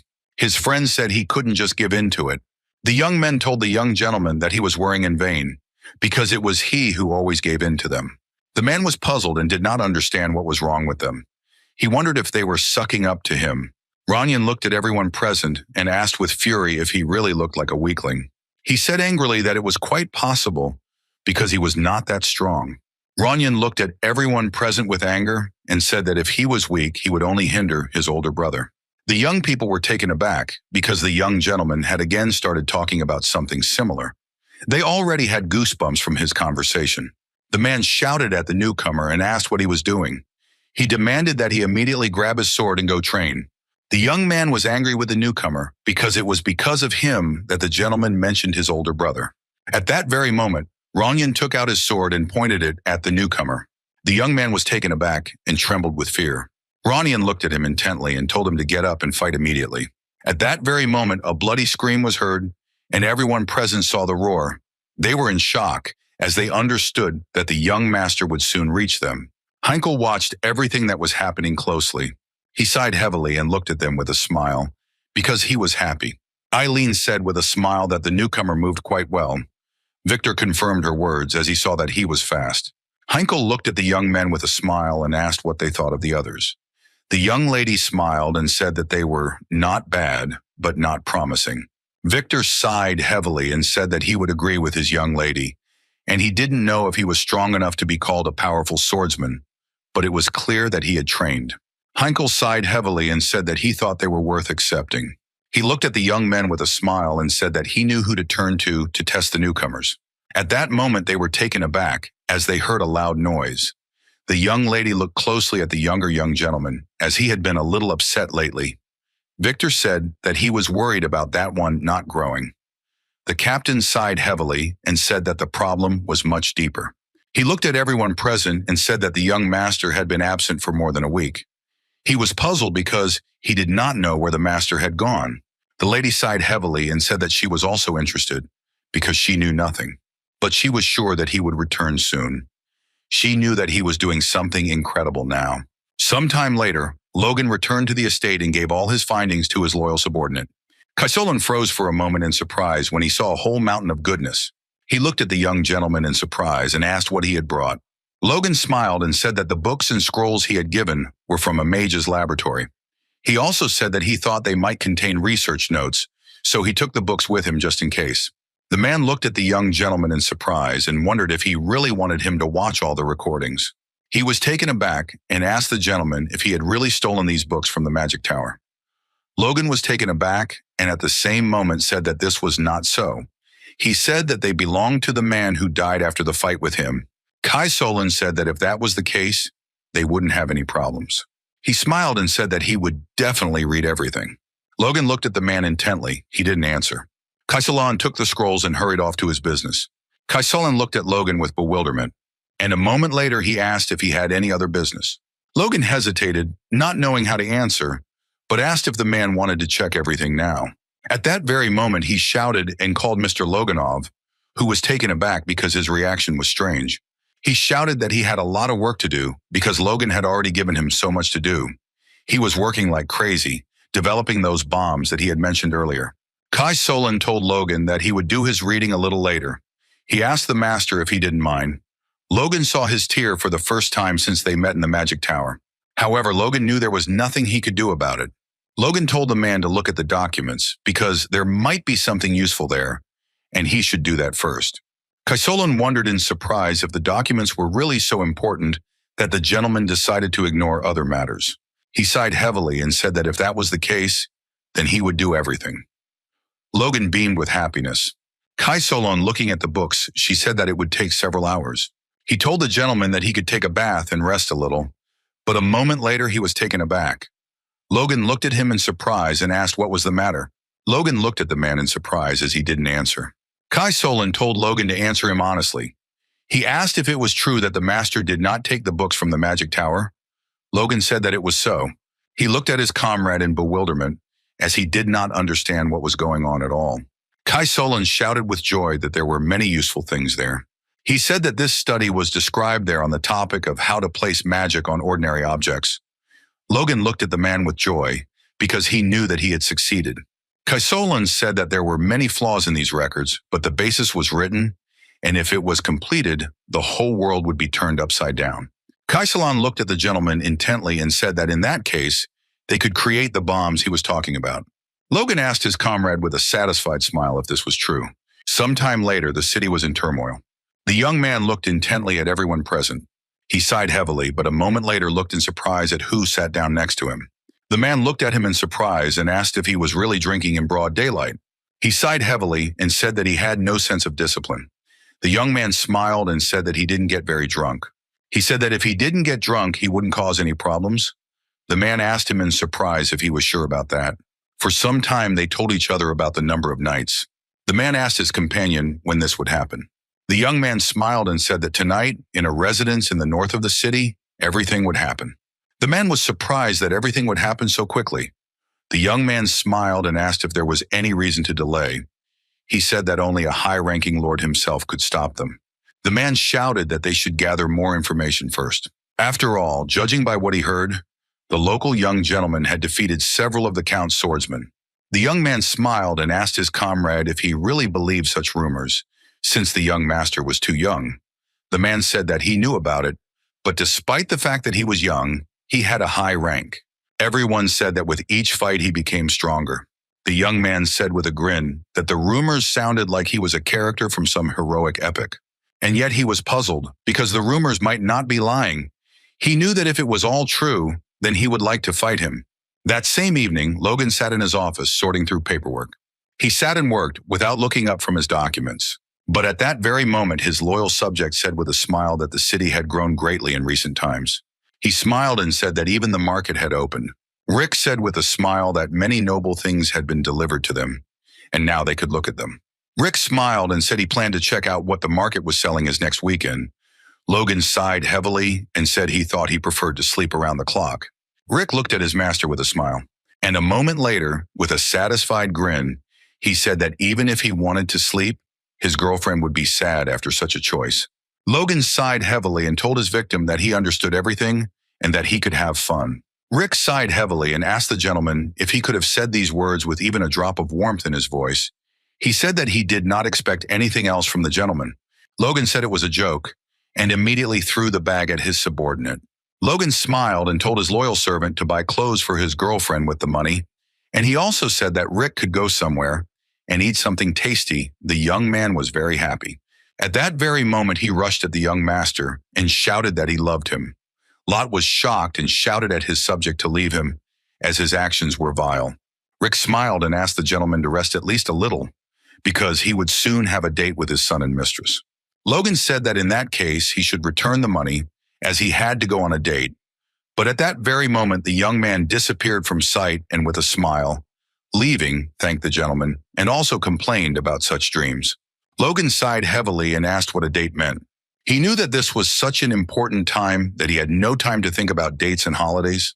He knew he had a lot to take care of without that, and he just didn't have time to go on dates. He thought for a moment and then thought about their time together. But after a few seconds, he hit himself and threw all his thoughts away, as he knew that now was not the time for this. He knew that after the war with the Count, Eileen had taken up her own realization, and she spent every day training. Logan knew that the Civil War was reaching its critical point. According to the Information Guild, the balance of power maintained by several forces was broken faster than she expected. Rather, ending the Civil War is important to avoid wasting the country's resources. But he is not yet ready for something like this, of course. Because of the armed groups and reactions hired from outside, his current youthful power already exceeds what it was during the attack on Tomoto. He knew that while this was not enough to face any Margrave, it should be enough for any other purpose. But he was not satisfied with this way of life. He understood that he needed more time, because he needed to complete the work he had started. At that moment, Logan was taken aback as he felt someone's presence. He quickly grabbed the sword and stood in a stance. He felt the thirst for murder. Logan knew the source was somewhere nearby. He wondered if it was the robber. He looked out the window warily as he felt an enemy approaching. He stared for a moment, expecting an attack.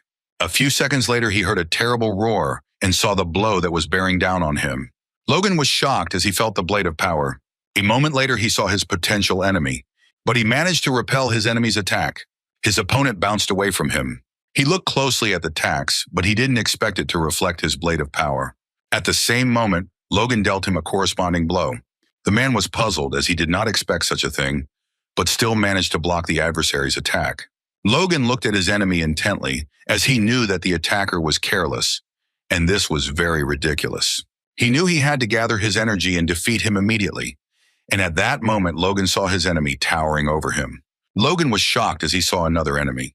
After a loud roar, the young men stopped and looked closely at the tacks. The young man told his comrade to take the enemy seriously. Logan looked at them closely as he felt like they were both advanced rank pissers. They were both wearing masks and trying to pin him down. He looked at them with anger and asked if they had no honor. The man looked at Logan with anger and said that he shouldn't have crossed that man. At that very moment, he shouted at Logan to surrender and die with honor, and a few seconds later he rushed towards him. Logan looked at them in bewilderment as he didn't understand who he had managed to cross. But in turn, he had no intention of giving up, and at that very moment rushed into battle.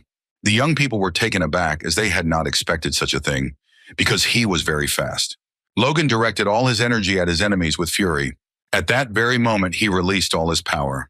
The man was taken aback, but still repelled the attack.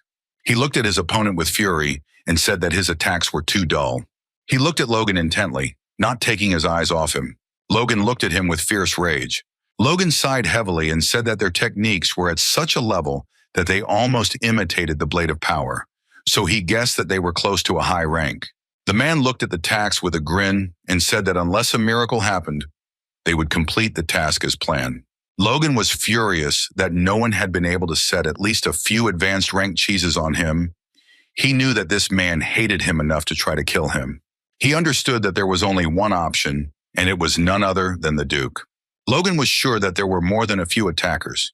He understood that if the rest came from different parts of the residence, and among them there was at least one with an advanced rank, then the situation would be very dire.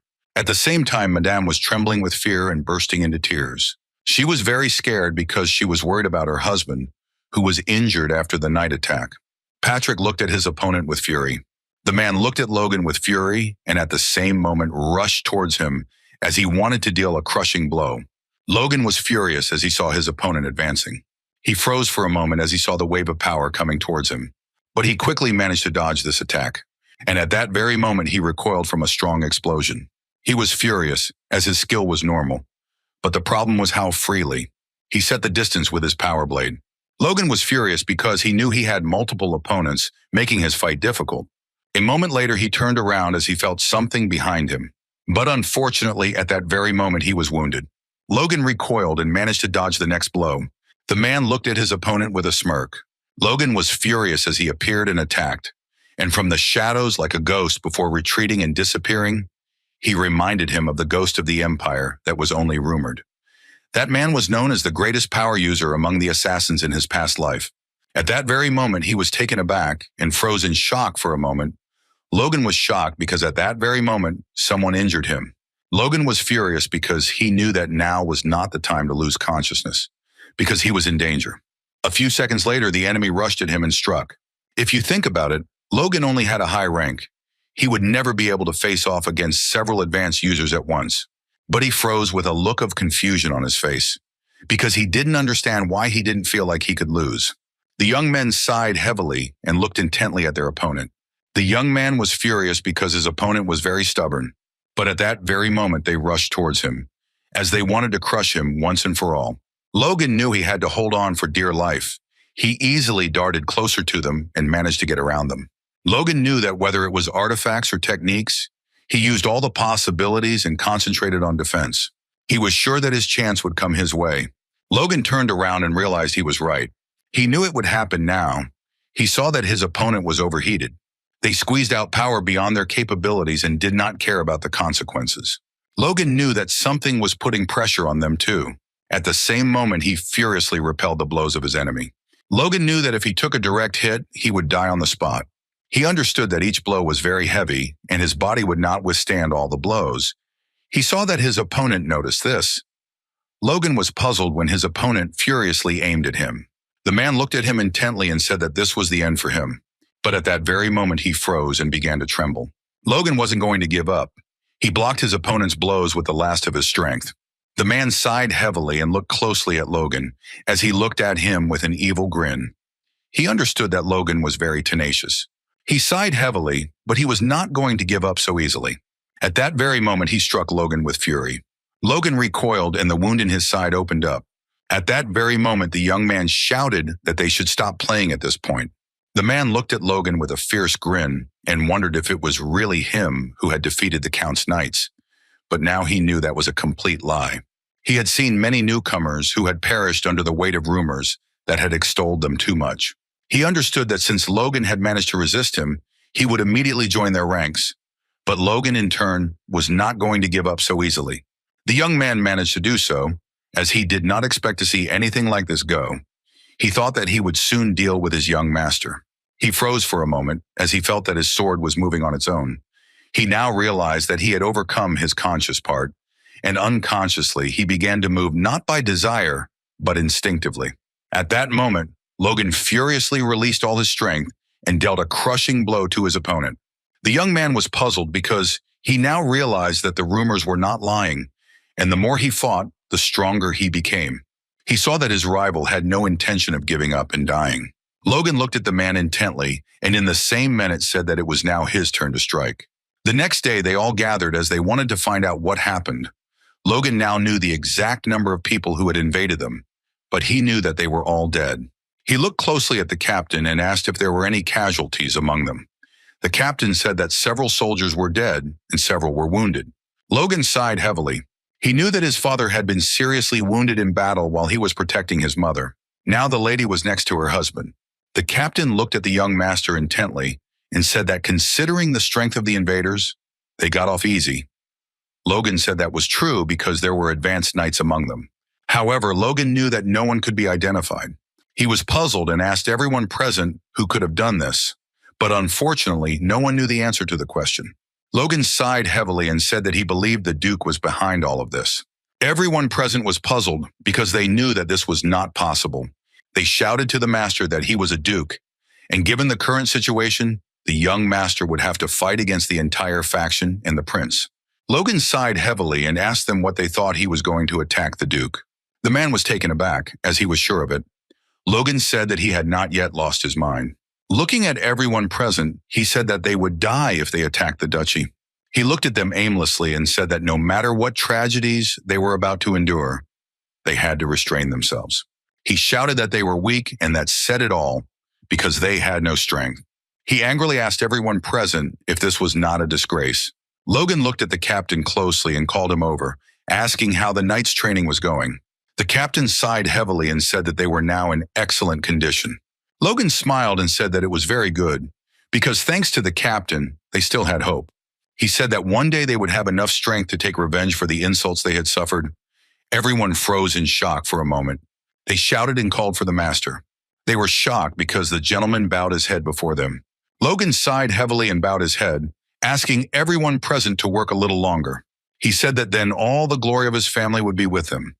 All those present were taken aback, but still agreed with the master.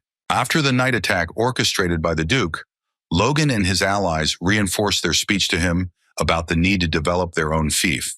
As a result, everyone worked themselves to the point of exhaustion. They trained without sparing themselves, and this even affected the civilians living on the estate's territory. They saw that the knights' training looked very complicated. They did not understand what the big deal was. The men either went among themselves as they had heard that they had been attacked the previous night and that the lord had almost died, and they knew that a war could break out in Tempami. His comrades shouted that this was just madness.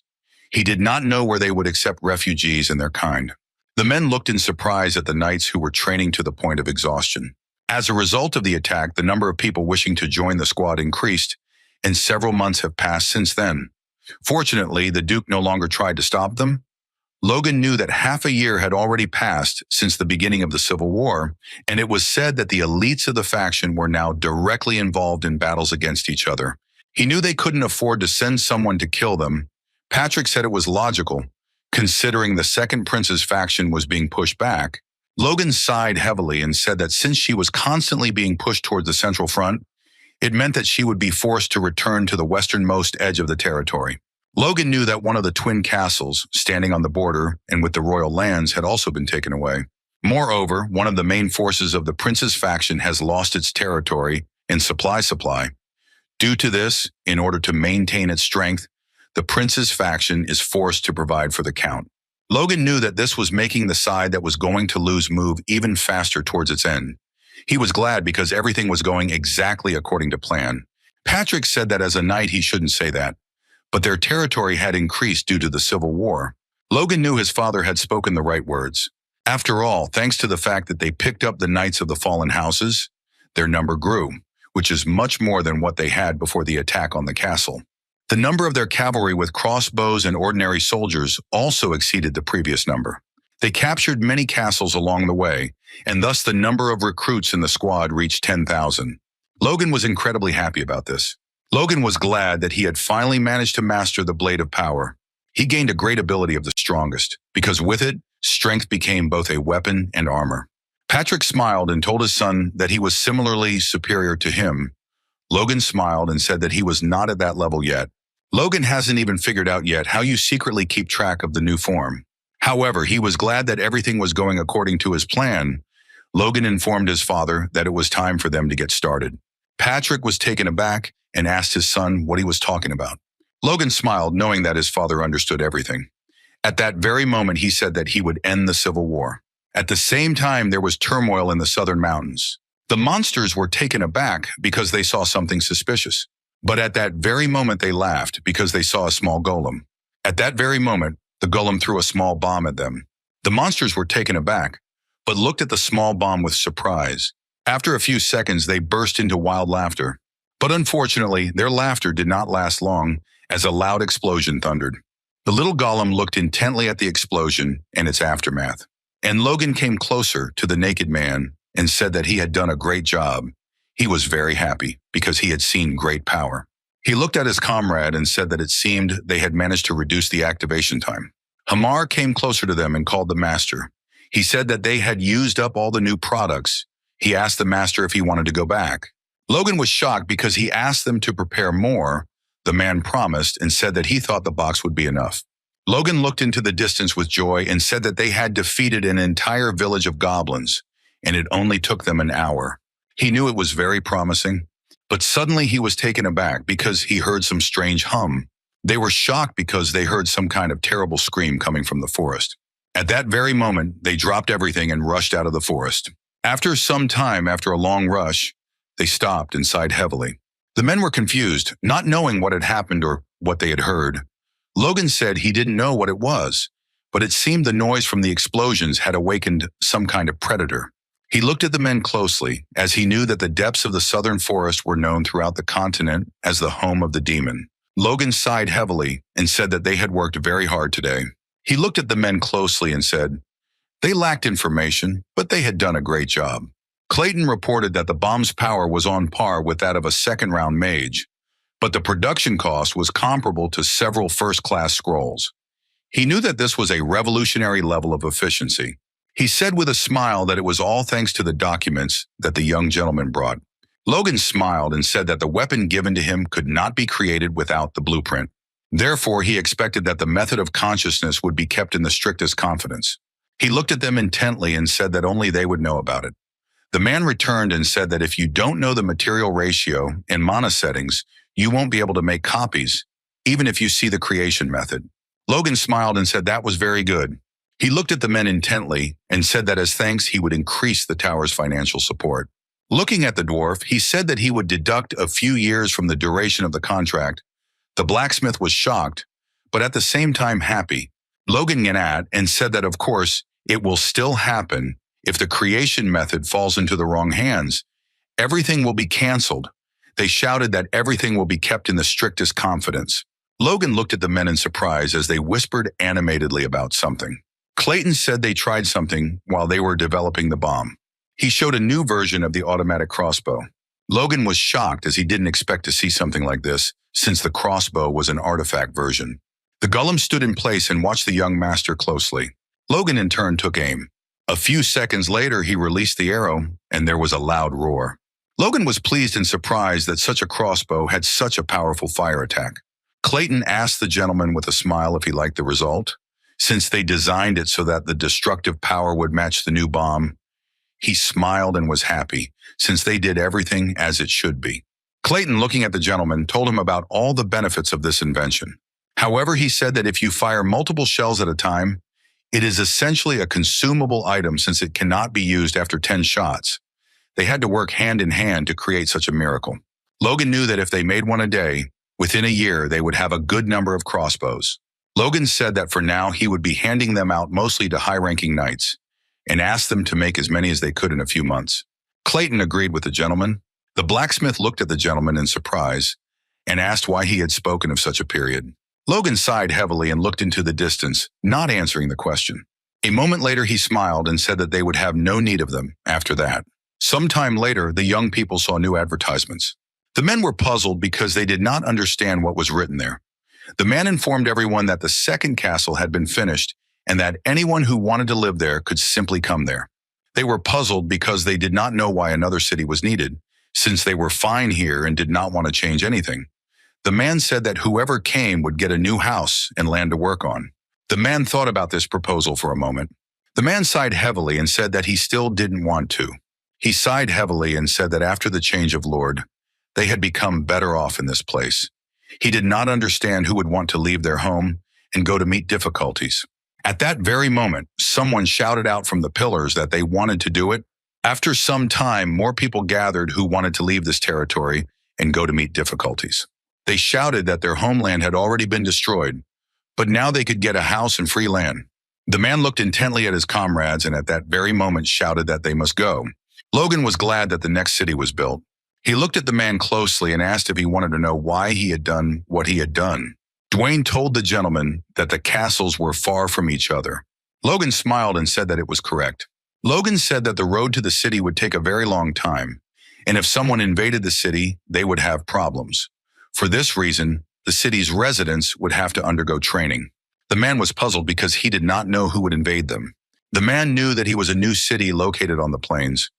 Logan smiled and said that it would become a solid wall that would protect the plain. He was puzzled because his master still had not answered who was supposed to invade them. The man's doubts were dispelled with the onset of summer, as the gentleman announced that they would take part in the Civil War. Everyone present was in shock as they wondered what would happen. They hastily asked the master if he was really ready for such a thing. They were furious because they knew that everything was fine in their house. Logan knew that if they stood up for their lands, everything would be fine, but he knew that was wrong. He said that if they continued to remain neutral, regardless of the winner, they would decline. The men were puzzled because they knew that this was a bit too much. They were arguing, but at that very moment, Patrick shouted for everyone to be quiet. The lady looked at her husband with fear. Patrick told his son to explain everything immediately. Logan knew that the first prince's faction would not be satisfied with defeating the second prince's faction. In his past life, the prince's faction had little victory and attacked those who remained neutral. However, he now understood that explanations would not work. He knew that he had to explain everything. In other words, he said that in the first prince's faction, there were two families known to them. He knew that even though they were relatives in difficult times for them due to the war for territory, the relatives cold-bloodedly refused to support them. Madame shuddered as it was unpleasant for her to hear such a thing. Logan said that not only they, but other families also disrespected them and broke off the engagement. He knew that they were the prince's support. Logan said that when the war was over, they wouldn't be allowed to stay in power. To be honest, no one knew. They could only guess what would happen next, but unfortunately, they couldn't ask directly. He knew that it didn't matter at all, and what mattered was what feelings they themselves had for them. Philip shouted that in that case they could join the prince's faction now. Logan was glad because he had fallen into his trap. At that very moment, he said that they would not do this. He said that they would definitely join the second prince. Everyone present froze in shock as they did not expect this. They pounced on Logan because they didn't understand what he was even saying. He tried to calm them down as he understood them well. He said they should think it over carefully and asked how grateful they would be if they helped to win. He said they should join the losing side and move the tide of the war. Everyone thought for a moment and wondered if he had any plan for the war. Dwayne sighed heavily and said he was afraid they might be left with nothing. Logan said that the beautiful one understands him. However, at the same moment, he shouted that victory was possible. Everyone was taken aback as they did not expect this. Patrick looked at his son intently, knowing that victory was impossible. The captain was puzzled because he understood that here the young gentleman was wrong. Logan looked at them with a smirk and asked if they had ever lost under his leadership. Everyone froze in shock as they realized that he had truly gone mad. Dwayne called the gentleman in a hurry. He asked the gentleman excitedly if the Duke was involved in what he had said earlier about the attack. He was alarmed and did not understand why they should join him now. Logan told the man not to worry with fury and a wicked grin. Dwayne was taken aback as he could see that his master was angry. Logan was furious because he knew that the Duke would definitely pay for what he had done. The Duke sighed heavily and asked the young man if he was really now saying that he wanted to join them. The Duke angrily asked Logan if he had really gone mad. Logan smiled sheepishly and said he thought it was a little weird. He sighed heavily and said that since the Duke refused the heights, they could join the faction of the other prince. He asked the Duke if he really wanted this. The Duke was furious. The Duke asked the young man if he really wanted to join the first prince's faction. He was very angry and did not understand how he dared to say such things in front of him. The servants were taken aback as they saw that their master was burning with anger. He flipped the table over in rage as he was burning with anger and did not understand how Logan dared to play games with him. He was burning with anger. At that very moment, the servant presented the master with a communication ball. Logan sighed heavily as he saw that the Duke was making a lot of noise. However, since he expressed his anger in this way, it meant that his situation was actually quite gloomy. Logan asked the Duke if he would be rude to him. Logan smiled and said that he had recently received a very frightening gift from him. The Duke was taken aback as he did not expect such a thing. Looking at the young man, he said that he did not understand at all what he was talking about. The Duke said he was sure Logan wouldn't just join him. He asked Logan angrily what he wanted. Logan smiled and said his request was simple. He said that they only needed official recognition of the Count's occupied territories, and also half of the Marquis's lands, which bordered his home. And he also wanted to receive the Count's title, which had been lost by his ancestors. He smiled and said that he wished to receive a positive answer from the Duke to these conditions. He asked the Duke what he would say. The Duke was taken aback and asked the young man in surprise if he was really talking seriously now. Logan smiled and said that compared to the dangers that awaited them, he thought these conditions were insignificant. The Duke furiously told the young man that he was not worthy of negotiation. Logan was taken aback for a moment, not expecting this. The Duke said that if he could repeat all this again to his face, he would recognize him. Logan froze for a moment, looking at the Duke. But a moment later he smiled and said that he agreed and would visit him soon. After some time, everyone was ready. Logan was taken aback as someone called him. Patrick asked his son if he thought his conditions were excessive, since for them they were just empty cannon fodder. Logan smiled and said that he was exactly what they needed. He smiled and said that he gave his consent when he saw the power of their new weapon. Patrick knew that it was an incredible weapon. Logan said with a smile that their vassals also admitted that they could turn the tide of the war. Patrick said he was worried because he didn't know if they would be able to handle it all. He asked his son if he really wanted to make the prince king. He recalled the incident that led to civil war among the aristocrats. Then he witnessed the death of a man. But then he saw that Logan was smiling with a predatory smile, looking at everything that had happened. He didn't know why everything was like this, but he understood that his son was somehow connected to this incident. Logan said that now is total anarchy, and today's enemy could be tomorrow's ally, and tomorrow's ally could be tomorrow's enemy. He looked at his father with a smile and said that these were the times, and they could only take home as much loot as they could. Patrick sighed heavily but said nothing. He knew he must be getting old, and he was worrying for no reason. He wanted to pray that there would be glory waiting for them at the end of their journey. After some time, he shouted to his subordinates to open the gate. They walked out slowly. He knew that even if the darkness would hinder their path, he hoped that everything would be fine. He wanted the highest to illuminate his son's future with the light of glory. At the same time, everything was calm in the twins' castle. But after a few seconds, the knight was taken aback as he saw the coat of arms. At that very moment, he informed everyone about the approach of the knights. The Duke was shocked because Logan had arrived after all. He was surprised because he saw a huge army with him. He saw the cavalry with spare crossbows. And he also saw many magicians. The Count said that they were still nothing more than a temptation. He told the Duke that they had not had time to rebuild even half their army, destroyed by his men, and probably they replenished their ranks. The Duke looked closely at his subordinate and asked what he was thinking. The Count backed away. Roger said with a grin that their movements showed good training, and they seemed armed. He asked if their judgments were too biased. The Count was furious. He asked the man if he was overestimating the group's capabilities. The Duke asked his subordinate what he thought about this. Roger said that if the young man told the truth, they would be of great help to them. He looked at the Count with a grin and asked if these were the same people who had defeated him. The Count was furious because he saw before him only a lazy parasite. Once again, he strengthened his position by slandering others. He understood that if the man had not been the Duke's nephew, he would have already run to maintain neutrality. The Duke sighed heavily and said that he would pass on all the information to the prince. Looking at the Count, he told him to accept them immediately. The Count was shocked as he did not expect such a thing. But the Duke gave his subordinate only an angry look.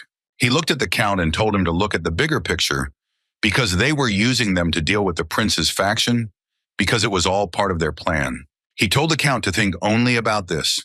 The man looked at the Count with a fierce grin. A moment later, the Duke ordered the gates to be opened. At that very moment, the gates opened in front of Logan and his retinue. Logan was taken aback for a moment when he saw an entire army in front of him. He looked at them with a grin as he realized that they were greeting them quite solemnly. The Duke looked at the tax closely and said that he had finally arrived. At that very moment, the prince shouted to the young man that he had rejected his friendly offer of cooperation. He was furious because Logan had now shown up with his disorderly army. He asked Logan angrily if he had expected a warm welcome. Patrick and Logan were frozen in shock as they didn't expect this. They were puzzled and wondered what was wrong with the prince. Unfortunately, Logan knew little about the prince, but he had no doubt that although the first prince had ascended to the throne and led the nation to ruin as a future tyrant, the second prince was no better. Now that they had met, he was sure of it. Logan was puzzled, as he could see that the prince was such a neophyte to the million that he did not know what position he was in now. But there was still something that made him happy. He saw that his assistants were not so far removed as not to feel ashamed of his behavior. The Duke told the prince that he was sure that the defender understood him. The Duke said that he would explain the rest himself, and the prince thanked him with a smile as he was tired and wanted to rest. The Duke looked at Patrick, and a moment later he came closer to him. He immediately thanked Patrick for all of them joining them. Patrick said that it was a great honor for him. The Duke told Patrick with a smile that, unlike his son, he was a very polite man. Patrick smiled and said that he himself was quite polite. The Duke asked if this was true. He sighed heavily and said that it didn't seem that way to him.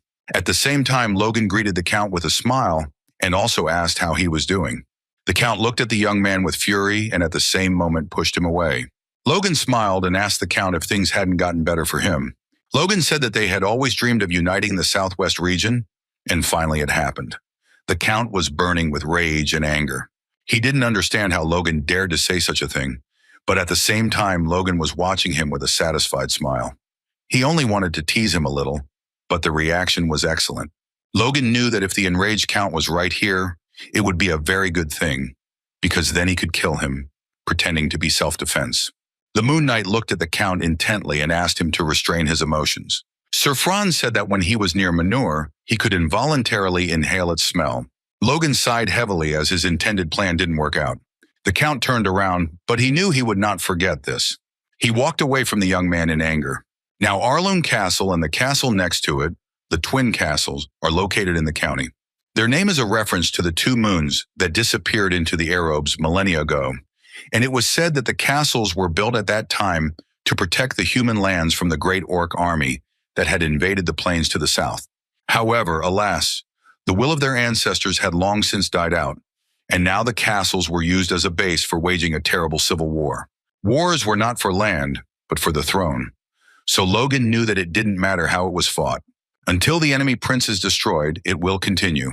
However, none of the crown princes will sacrifice themselves to end the war.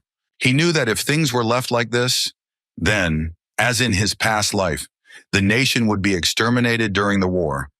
Logan knew that such meetings were absolutely useless. He knew that the only thing that mattered was to quickly kill those who were needed and end the war. The Duke, looking at Logan, said that he had to outflank the enemy.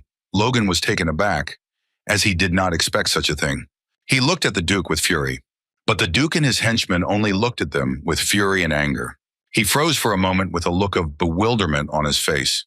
He saw that everyone was looking at him strangely, including the Duke's nephew. He saw that he looked at him with hostility and curiosity. Logan wondered what happened to the man in his past life. The Duke told Logan angrily that he had not answered, and asked him again whether he intended to obey the order. The Duke asked if they should call his father, who had given him all powers. Logan smiled and said that there was no need to do that. Logan asked the Duke if they really wanted him to flank them, and the Duke said that was exactly it. He reported that both sides had information about each other's core strengths. Looking at Logan, he reported that he was the only variable. The Duke asked if he would open a similar opportunity for them. Logan looked closely at the crest, which when he realized that he really was trying to finish him off quickly. He saw that the Count's smile was about to reach his ears. Logan knew it was a crazy proposition, but he said he understood and agreed. The Duke was shocked because he didn't expect that. The Marquis stood frozen in shock, just like everyone else. Logan smiled and asked if he could figure out what to do himself. The Duke froze for a moment, not understanding what the young man was planning. but he agreed with him after some thought. The Duke told the Count that if the young man refused, he planned to split his army into several parts in order to gain access to the crossbows and recreate them, and if he was against this, he would send him to fight on the front lines. The Duke was puzzled and knew that the young man had a plan. He looked at the Count and asked him what he thought Logan was up to. The Count was taken aback for a moment, as he knew that Logan had come to his aid many times and taken away his lands. He could not simply give an answer. The man told the Duke that he should not think about it, because those who follow orders without resistance when they are told to commit suicide are either fools or arrogant. He looked at the Duke with a grin and offered him a glass of wine. He said that even his knights would have a hard time, but Logan agreed. He said with a grin that the thing is that the Duke is not so easy to stop and defeat. He told his uncle that Logan wouldn't do that. At the same moment, he said with a grin that everything was very simple, because it seemed to him that Logan was either stupid or he would cope, but it didn't matter, since he would simply die and disappear. He shouted with a fierce grin that they had nothing to lose in either case. Juan Douglas asked furiously if Logan had gone mad for joining the Second Prince's faction. The man looked at the Duke intently and said that it didn't matter, because it only meant that they needed to kill more people. The Duke laughed and asked Kieran if he was being too cold. After all, when their children were married, the man clenched his teeth in anger, because he knew that everything was in the past. For some time now, both sides have been focusing on something other than killing, and it seemed like they would soon come to a ceasefire agreement, but the Second Prince's faction, which was in a losing position, resumed the war. Patrick froze for a moment as he saw that the army had become truly enormous. Logan sighed heavily and said that their opponent was in the same situation. After all, under the command of an ice mage, the power of the mages was 1,000 times more powerful. Patrick looked at his son intently. He sighed heavily and said that they would have to face such an enemy, but the soldiers that the prince's faction provided them kept their distance. Patrick knew that there was a situation where they would make even one mistake and they could be completely destroyed. Logan sighed heavily and said that the situation had changed and they were ready to send them first because they didn't trust them. Logan knew they needed to kill the enemy as quickly as possible and end the war. He knew what was wrong with his first step towards his goal, but at the same time, he knew that everyone was very relaxed. After some time, the man shouted and gave his men the command to attack. Patrick was taken aback for a moment, and at that very moment, he shouted that they should also move out. The men knew they had been humiliated at the meeting and given impossible tasks, but they acted without hesitation. The Duke knew they had to keep an eye on their new companions. They understood that they would soon see whether they had been honest with them or not. At that very moment, the enemy knights mocked them because they knew that they would lose. They knew that the Count had asked to be trusted with intercepting them. The Duke said with a grin that he was sure he would achieve good results, considering what they had been promised. The man looked into the distance as he prepared for the attack. The Duke told his subordinate that if their bonds were preserved, they would have to side with them. The man sighed heavily but did not answer. He saw before him the shining golden hair and bright blue eyes were proof of the presence of royal blood in him. But in this magic cycle and the blood of his mother, which is thicker than his father's blood, he broke through the limit that he should not have surpassed and tried to take the place that he could never claim. He knew that if Logan had brushed him off once, he was already a target for destruction. He sighed heavily and said that if that were the case, he would have lost contact with the Duke. He said that he had gained something more valuable, so he did not want to get attached to such trifles. The Duke smiled and said that he still considered it a loss. The man said that Logan was a fool and he would take care of him during the next fight. The Duke asked if he was so sure, since Logan had defeated the Earl. He sighed heavily and said that Logan had only done it with a pathetic trick. At that very moment, he announced that his secret weapon was already in their hands. Sometime later, he looked intently at the beautiful crossbow, but at that very moment he was taken aback. Because he heard some noise, the knight reported to him about the enemy who was advancing on them. At that very moment, Logan and his comrades were rushing towards the enemy. At that very moment, the man shouted to everyone to attack the enemy. They wanted to defeat their enemy with the help of their new weapons. Looking at the enemy, he realized that it was too early to shoot until their crossbows reached them. He knew that Logan would fall to the weapon he himself had created. He grinned and asked Patrick for forgiveness, but he had no other choice. But at that very moment, he was taken aback, because he heard the cry of Logan, who ordered everyone to load their crossbows. He was shocked as they were preparing to shoot. From such a distance, at that very moment, the arrow flew past them. The knights were furious as they knew that this was simply impossible, since they were still out of reach. But at that very moment, a deafening explosion thundered. The knights realized that magic was being directed at them, and they fell from their horses with a crash. The man was taken aback, as he did not expect anything like this. He was burning with anger and fury because he did not understand what Logan had done. Logan was glad because he saw that their army was gradually being destroyed. At that very moment, he looked at his subordinate and called him. The man looked intently at his minions and shouted a command. His disciples prepared for the attack. He looked closely at his new student because he didn't know if she could do it, but she screamed that she could do it. The young lady wanted to show what she had achieved. Kaisolan was shocked as he noticed that the enemy had automatic crossbows. He sighed heavily and said that since they were holding weapons similar to theirs, then that was probably true. Logan realized that he had previously met his ex-fiancée, and soon she was the one who was involved in the enemy having crossbows. At that very moment, Logan shouted to everyone that those with explosive crossbows should come forward. He shouted that they must attack before the enemy used his crossbow. They were intent on destroying the enemy. At that very moment, the golems were preparing to attack. Clayton shouted that they had plenty of bombs and they could use as many as they wanted. His disciples looked at him intently and shouted that they understood everything and would do everything.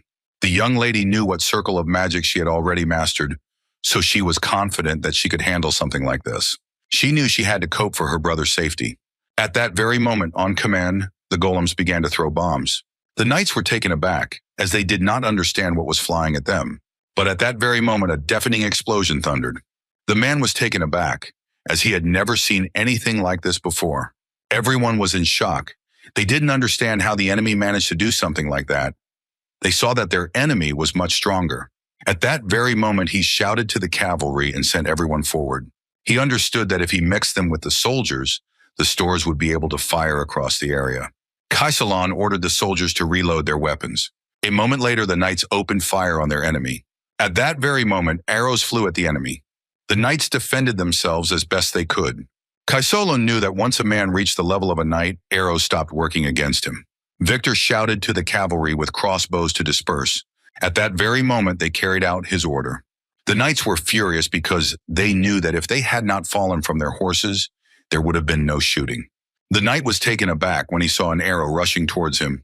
At that very moment, the knights fell to the ground as the arrows pierced them. Victor looked at his enemy with fury, as he was now leading the common soldiers. Some time ago, Logan told his subordinate that he was sure he was wondering why this was necessary, since he had just become a knight. But Victor immediately said without hesitation that he would do it. They looked at him in surprise as they did not expect this. At that very moment, he asked to protect his sister, no matter what happened. He looked at everyone present with fury and said that he simply did not know what he would do if something happened to her. At that very moment, Logan hit him on the head and told him to calm down. He said that his sister would be taken care of, so he shouldn't worry about her. Logan said that Victor should take care of himself. Since this was also necessary for the good of his sister, Victor sighed heavily and said that he understood everything. He was taken aback for a moment because he felt the warmth in his master's voice. He heard plans for the future. He knew that all this was possible thanks to the master. At the same time, he was marking his meeting with his enemy and knew that his sister was in no danger. But he knew he had to do everything he could to get her back home.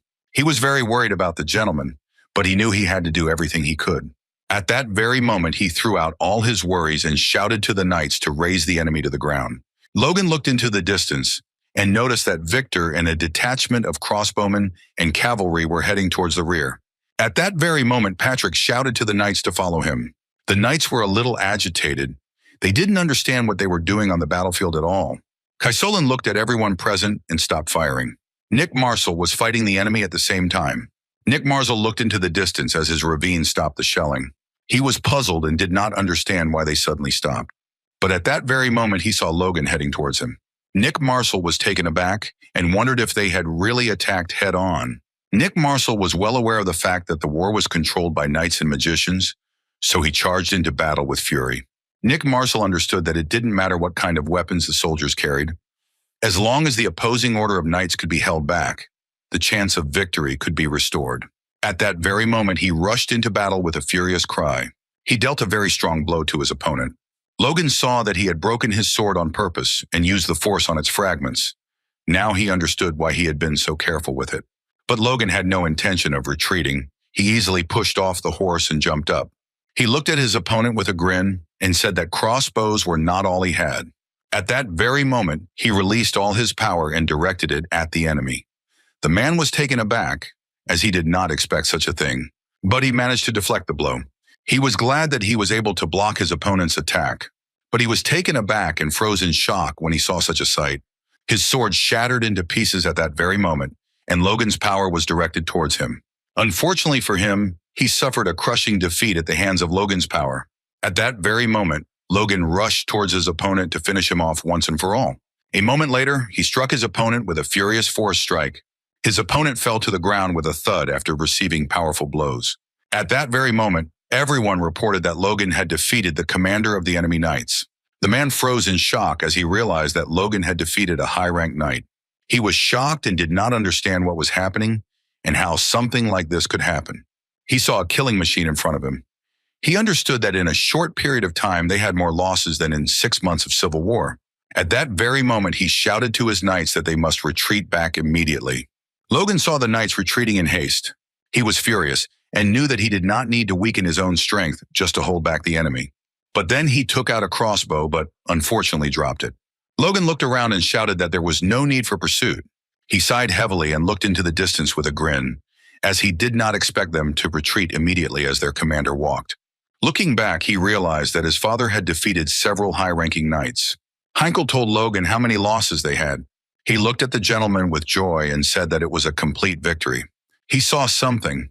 It was an incredible victory with a great result. Logan knew that he needed to calm down because it was too early to rejoice. But a moment later, they were taken aback as they heard some noise. Logan looked into the distance at the Duke and his retinue because he knew that they could see everything well from there. He looked into the distance with fury because he wanted to show him a lot. He wanted the Duke to understand that he needed to treat him well in the future. The Duke and everyone else stood frozen in shock as they saw the entire fight. He saw that on this battlefield, which had turned out to be very cruel, only weak and insignificant nobles had perished. They, who had nothing to lose, could only watch from a safe distance those who had pretended to be loyal and had betrayed them. It is for this reason that this particular battle began in principle. At that very moment, he said that if you just look at the result, and not everyone was at the level of the Marquis, the men were taken aback as they did not expect such a thing. He asked with a grin what was the matter, as he knew that the data on the force would soon become theirs. The men backed away and said that everything was correct.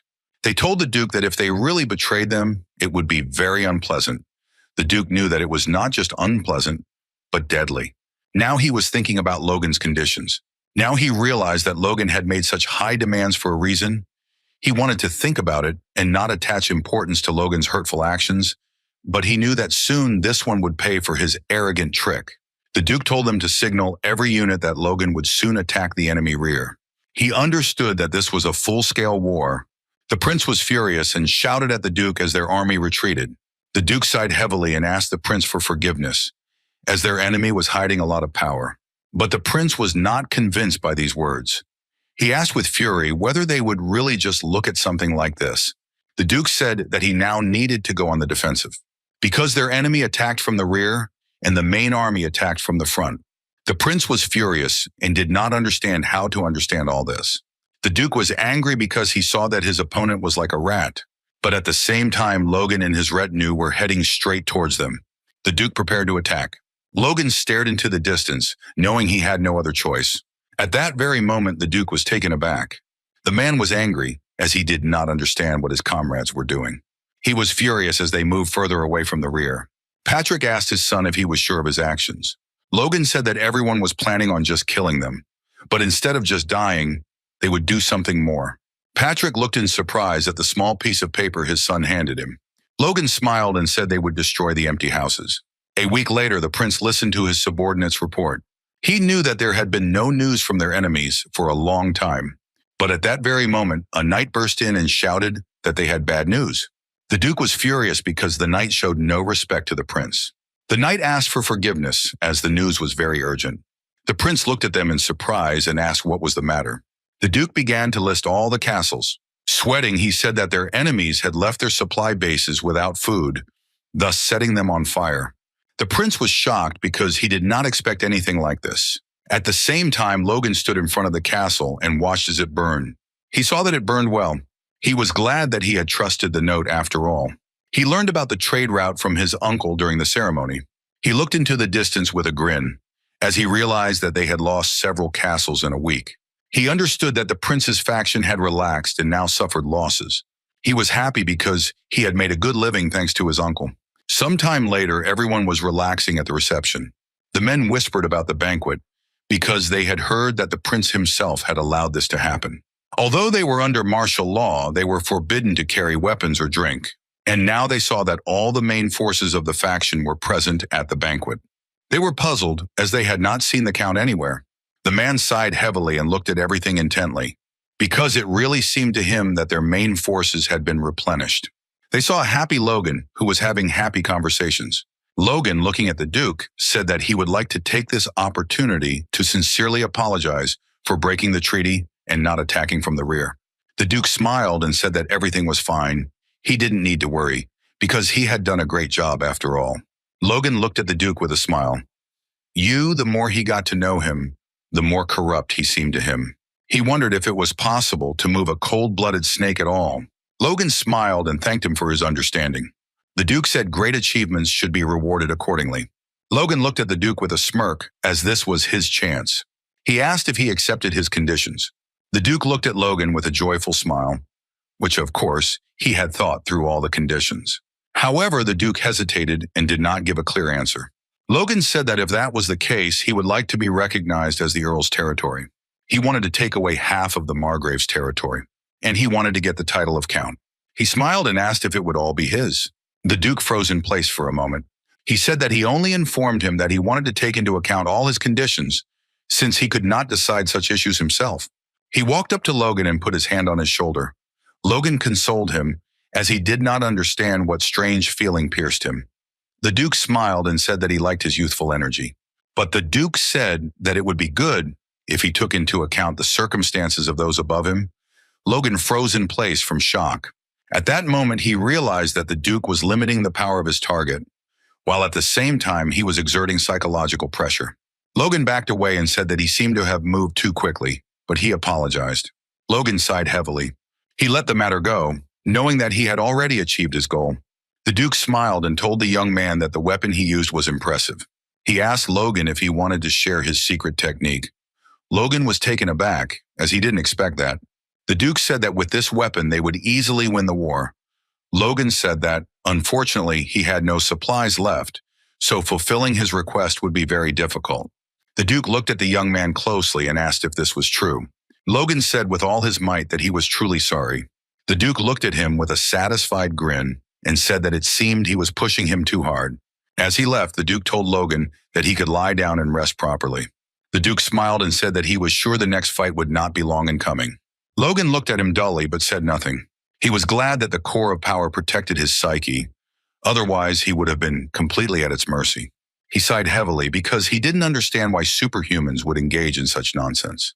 But suddenly he turned around as he heard a familiar voice. The man said with a grin that if they suddenly didn't have supplies, they could at least share samples or drawings. Logan sighed heavily and wondered if the key members of the faction would take turns nagging him. He told the Count that he would provide the drawings without any problem. But even if he himself were to take up production now, it would take a lot of time. He smiled and said that if they applied all their talents to this matter, they would cope in a short period of time. Logan smiled and said that since he was so confident, he wouldn't interfere. Of course, he wanted to completely fabricate the drawings, and he was not going to give them anything. But he smiled and said that he would give him everything, since they were now in the same boat. Sometime later, they came across a detachment. Logan was taken aback when he saw such a sight, as he did not expect such a thing. They looked at this detachment with bewilderment.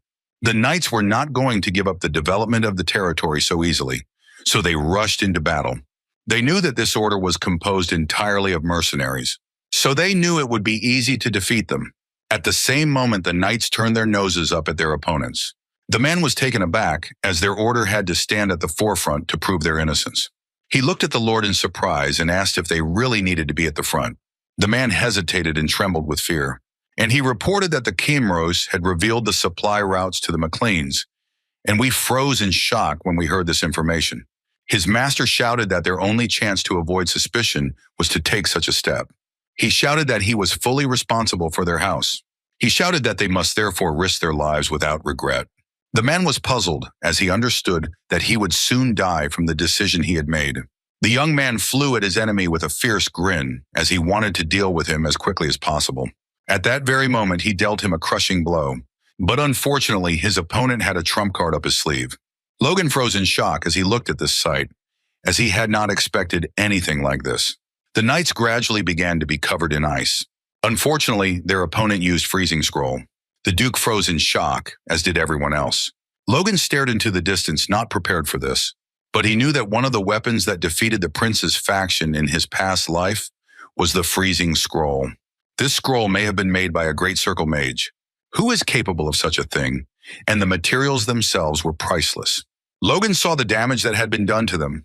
At the same time, the Duke shouted furiously and asked what they were doing. He ordered the knights to immediately come forward. Patrick told his son that they should attack too, but at that very moment they heard a loud roar. They were shocked as they saw the half-giant advancing towards them. They were scared and wanted to get away from the path as soon as possible. Stormblade stepped forward to face his opponent, but Luther had no intention of stopping. He rushed towards his opponent and wanted to destroy him as quickly as possible. But the Stormblade had no intention of stopping and immediately rushed into battle. Logan shouted for everyone to step back as the clash of auras would shock their minds.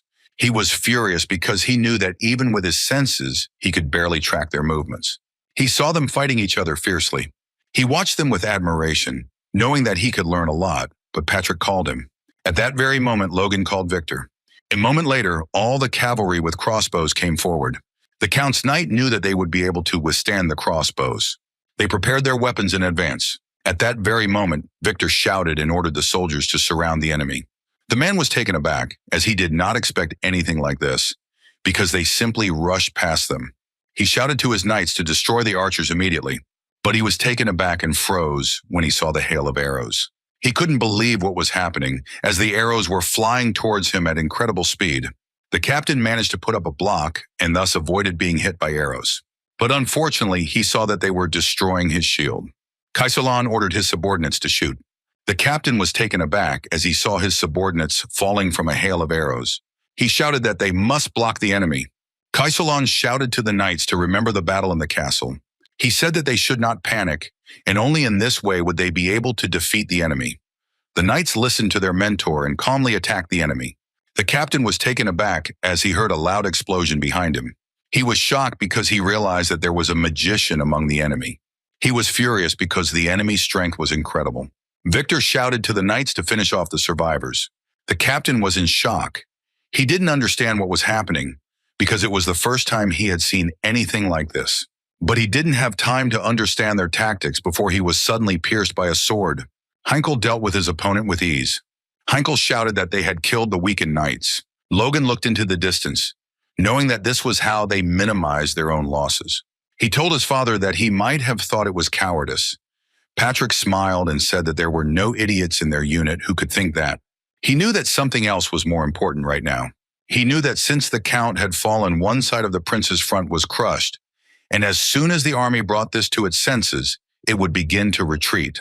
Logan knew that they had already gained enough of an advantage that they didn't need to waste their energy. A few seconds later, they saw the order to retreat. As he left, Victor finished off the knights. Logan saw that Victor's squad was already returning. He looked at his father but was suddenly taken aback. He was furious because he saw another explosion at the front. He didn't realize how many scrolls they had. Looking at the captain, he asked if the advanced detachments were intact. The man shouted that fortunately everyone was safe and sound, and Victor was not hurt, and they were lucky that the troops were called back. Logan was pleased with this statement. The Duke was furious that they had escaped with such dirty tactics. The knights ran and shouted in a hurry. Logan watched everything that was happening with a smirk. He saw that they were strong, but disorganized.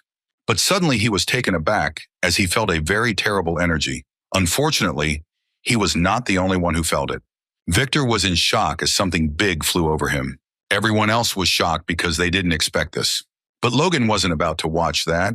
He jumped up and rose into the air. He understood that if he left things like this, trouble would be inevitable. He knew he had to stop what was coming. At that very moment, he released all his power. He screamed in rage and struck. At that very moment, he heard a loud roar. Loganov recoiled as he managed to cut through a large bomb. But he was taken aback when he saw that everything did not go as he had expected. A moment later, a terrible explosion thundered in the sky.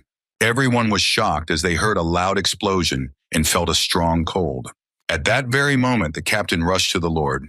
Logan was puzzled because he was very cold. Logan was confused as he knew he had a grudge against them. None other than an ice mage, and he couldn't even melt the ice with his power. Not only did he use a rare scroll, but he also mastered dangerous magic himself, all because he was a superhuman. Logan was taken aback as he saw the ice he had used his power on begin to crumble. He was shocked because he didn't expect this. Meanwhile, the knights were whispering among themselves as they could not believe that their enemies had simply fled. They were glad that everything had been going well since Logan and his squad had followed them. At the same time, the Count listened to everyone. He was furious at what he heard. At the same time, the dwarves were working on new products. The man shouted at his friend to move, but he sighed heavily and said he was tired. Hamar shouted that they could arrive at any moment, so they must hurry. Ronyan slowly walked closer to them. He smiled and asked for forgiveness. The gnomes were taken aback at that very moment. He said with a smile that he came to greet them. He said he understood that they might be uncomfortable, but he hoped for understanding. Ronyan said that their victory depended on their hard work. The men were taken aback and said that they were comfortable with him and that he did not need to worry. And he also said that they would try their best to earn their freedom and make as many guns as possible. The young gentleman smiled and said that he was very glad to hear that. They stood looking at each other for a while. Ronyan smiled and said that the war had slowed down and they could afford to rest, so he suggested that they go to the market. They looked at the young gentleman with admiration as they realized that he was an angel. He looked at them closely and remembered his brother, as he had asked him to stay. Logan said that the civil war is not theirs, so there is no need for all family members to take part in this war. Ronyan sighed heavily and said that if anything bad happened, someone would have to run the house. Logan said he was confident it wouldn't come to that, but there was a risk. Ronyan looked at his brother and said that he was no longer a child. Ronyan looked at his brother with a smile and told him to return to them safe and sound, while he would protect their lands in the meantime. Logan looked at his brother with a smile, as he was glad to hear such words. Logan also asked his brother to pay attention to their blacksmith, as they would draw attention to their side in the war, so the blacksmith could become a target. For this reason, Ronyan decided to protect him in any situation. Ronyan asked the blacksmith if he wanted to finish exploring the market and return. He was taken aback and said that the fun would only last for a few days. Ronyan sighed heavily as he realized that he would not be able to convince the man, but at that very moment he felt a power user nearby. Ronyan, he shouted to the blacksmith, but saw that he was not there. He was shocked because he realized that the blacksmith was far away from him. At that very moment, the young gentleman saw that an attack was being prepared and stopped it. He easily dealt with one of the mercenaries. He smiled and told the man that he seemed to have confused who he was supposed to attack. He turned around and gave orders to his knights. Ronyan, looking at the blacksmith, he realized that his brother was right. At that very moment, the man looked at the gnome with a smile and said that his shashlik was ready. The man happily reached for the tasty treat. The young gentleman was taken aback when a wall rose up in front of him. He was shocked because his opponent was very large in size. He was furious because he couldn't see anything. At the same time, the man looked at the gnome with a smile. Hamar, not noticing anything, reached for the money, but at that very moment a skewer was pointed at him. The young master was furious because he realized that they were acting in concert. He used his power and directed it at his opponent. He killed several birds with one stone with just his strength. He looked at the attacked blacksmith with a glare and fury when he realized that he was safe and sound. He was glad that no one died. Hammer looked at the gentleman, not understanding what was happening, but at the same time another attack was being prepared for him. The young master managed to prevent the attack and struck the mercenary with fury.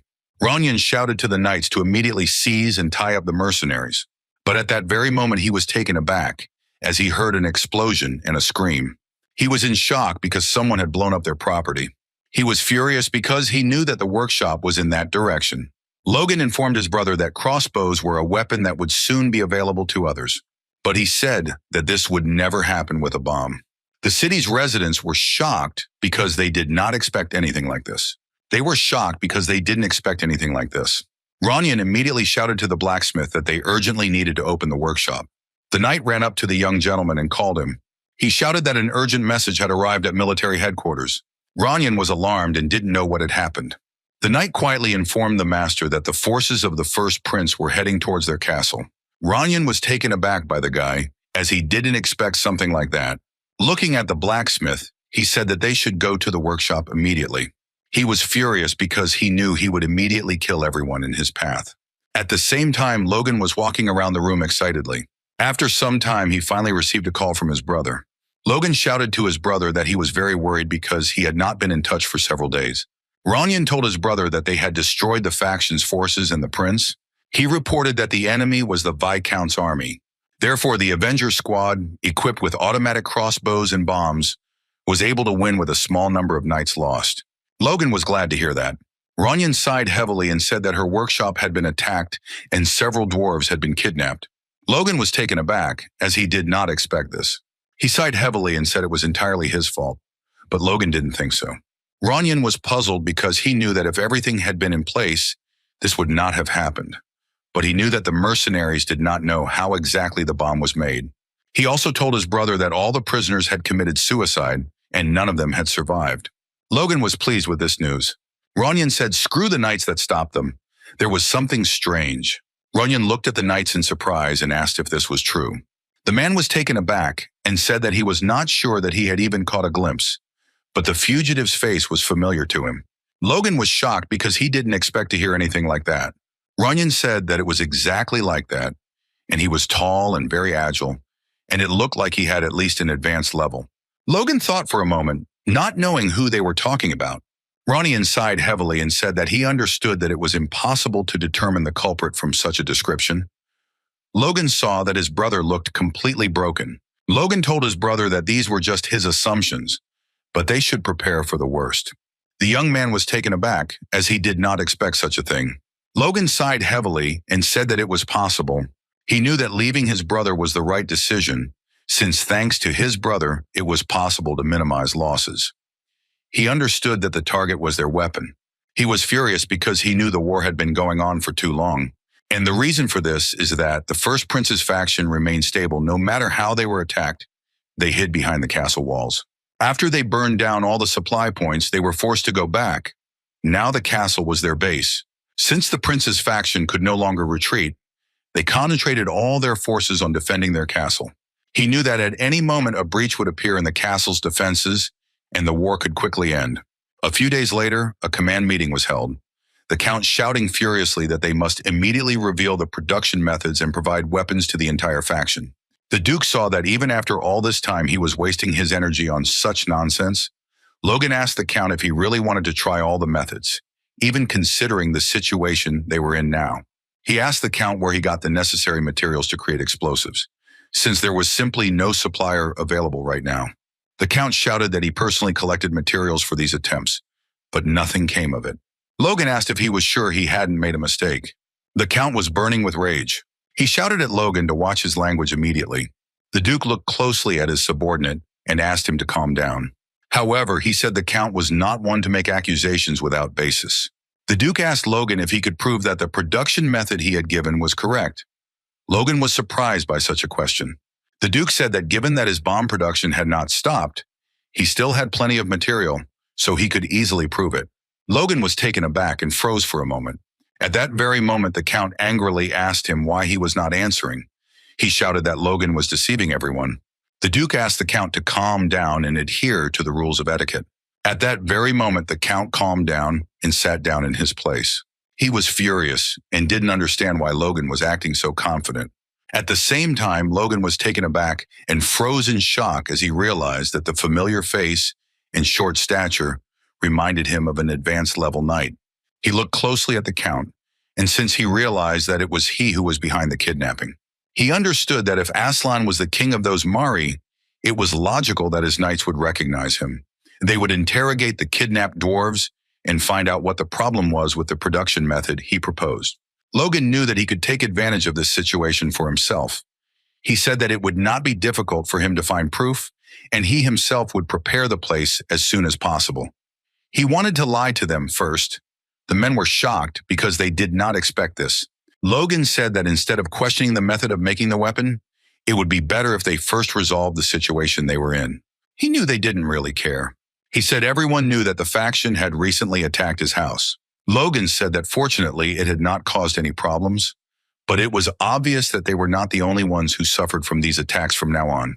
The Duke said that it would be too difficult to launch an attack against the Prince's faction now, since they were well hidden, and if they thoughtlessly fired their weapons against them, there could be serious losses. Logan knew that everyone was fine. They knew about it, but no one wanted to take on this burden. At the same moment he said that they would attack the castle, he wanted to take on this burden himself.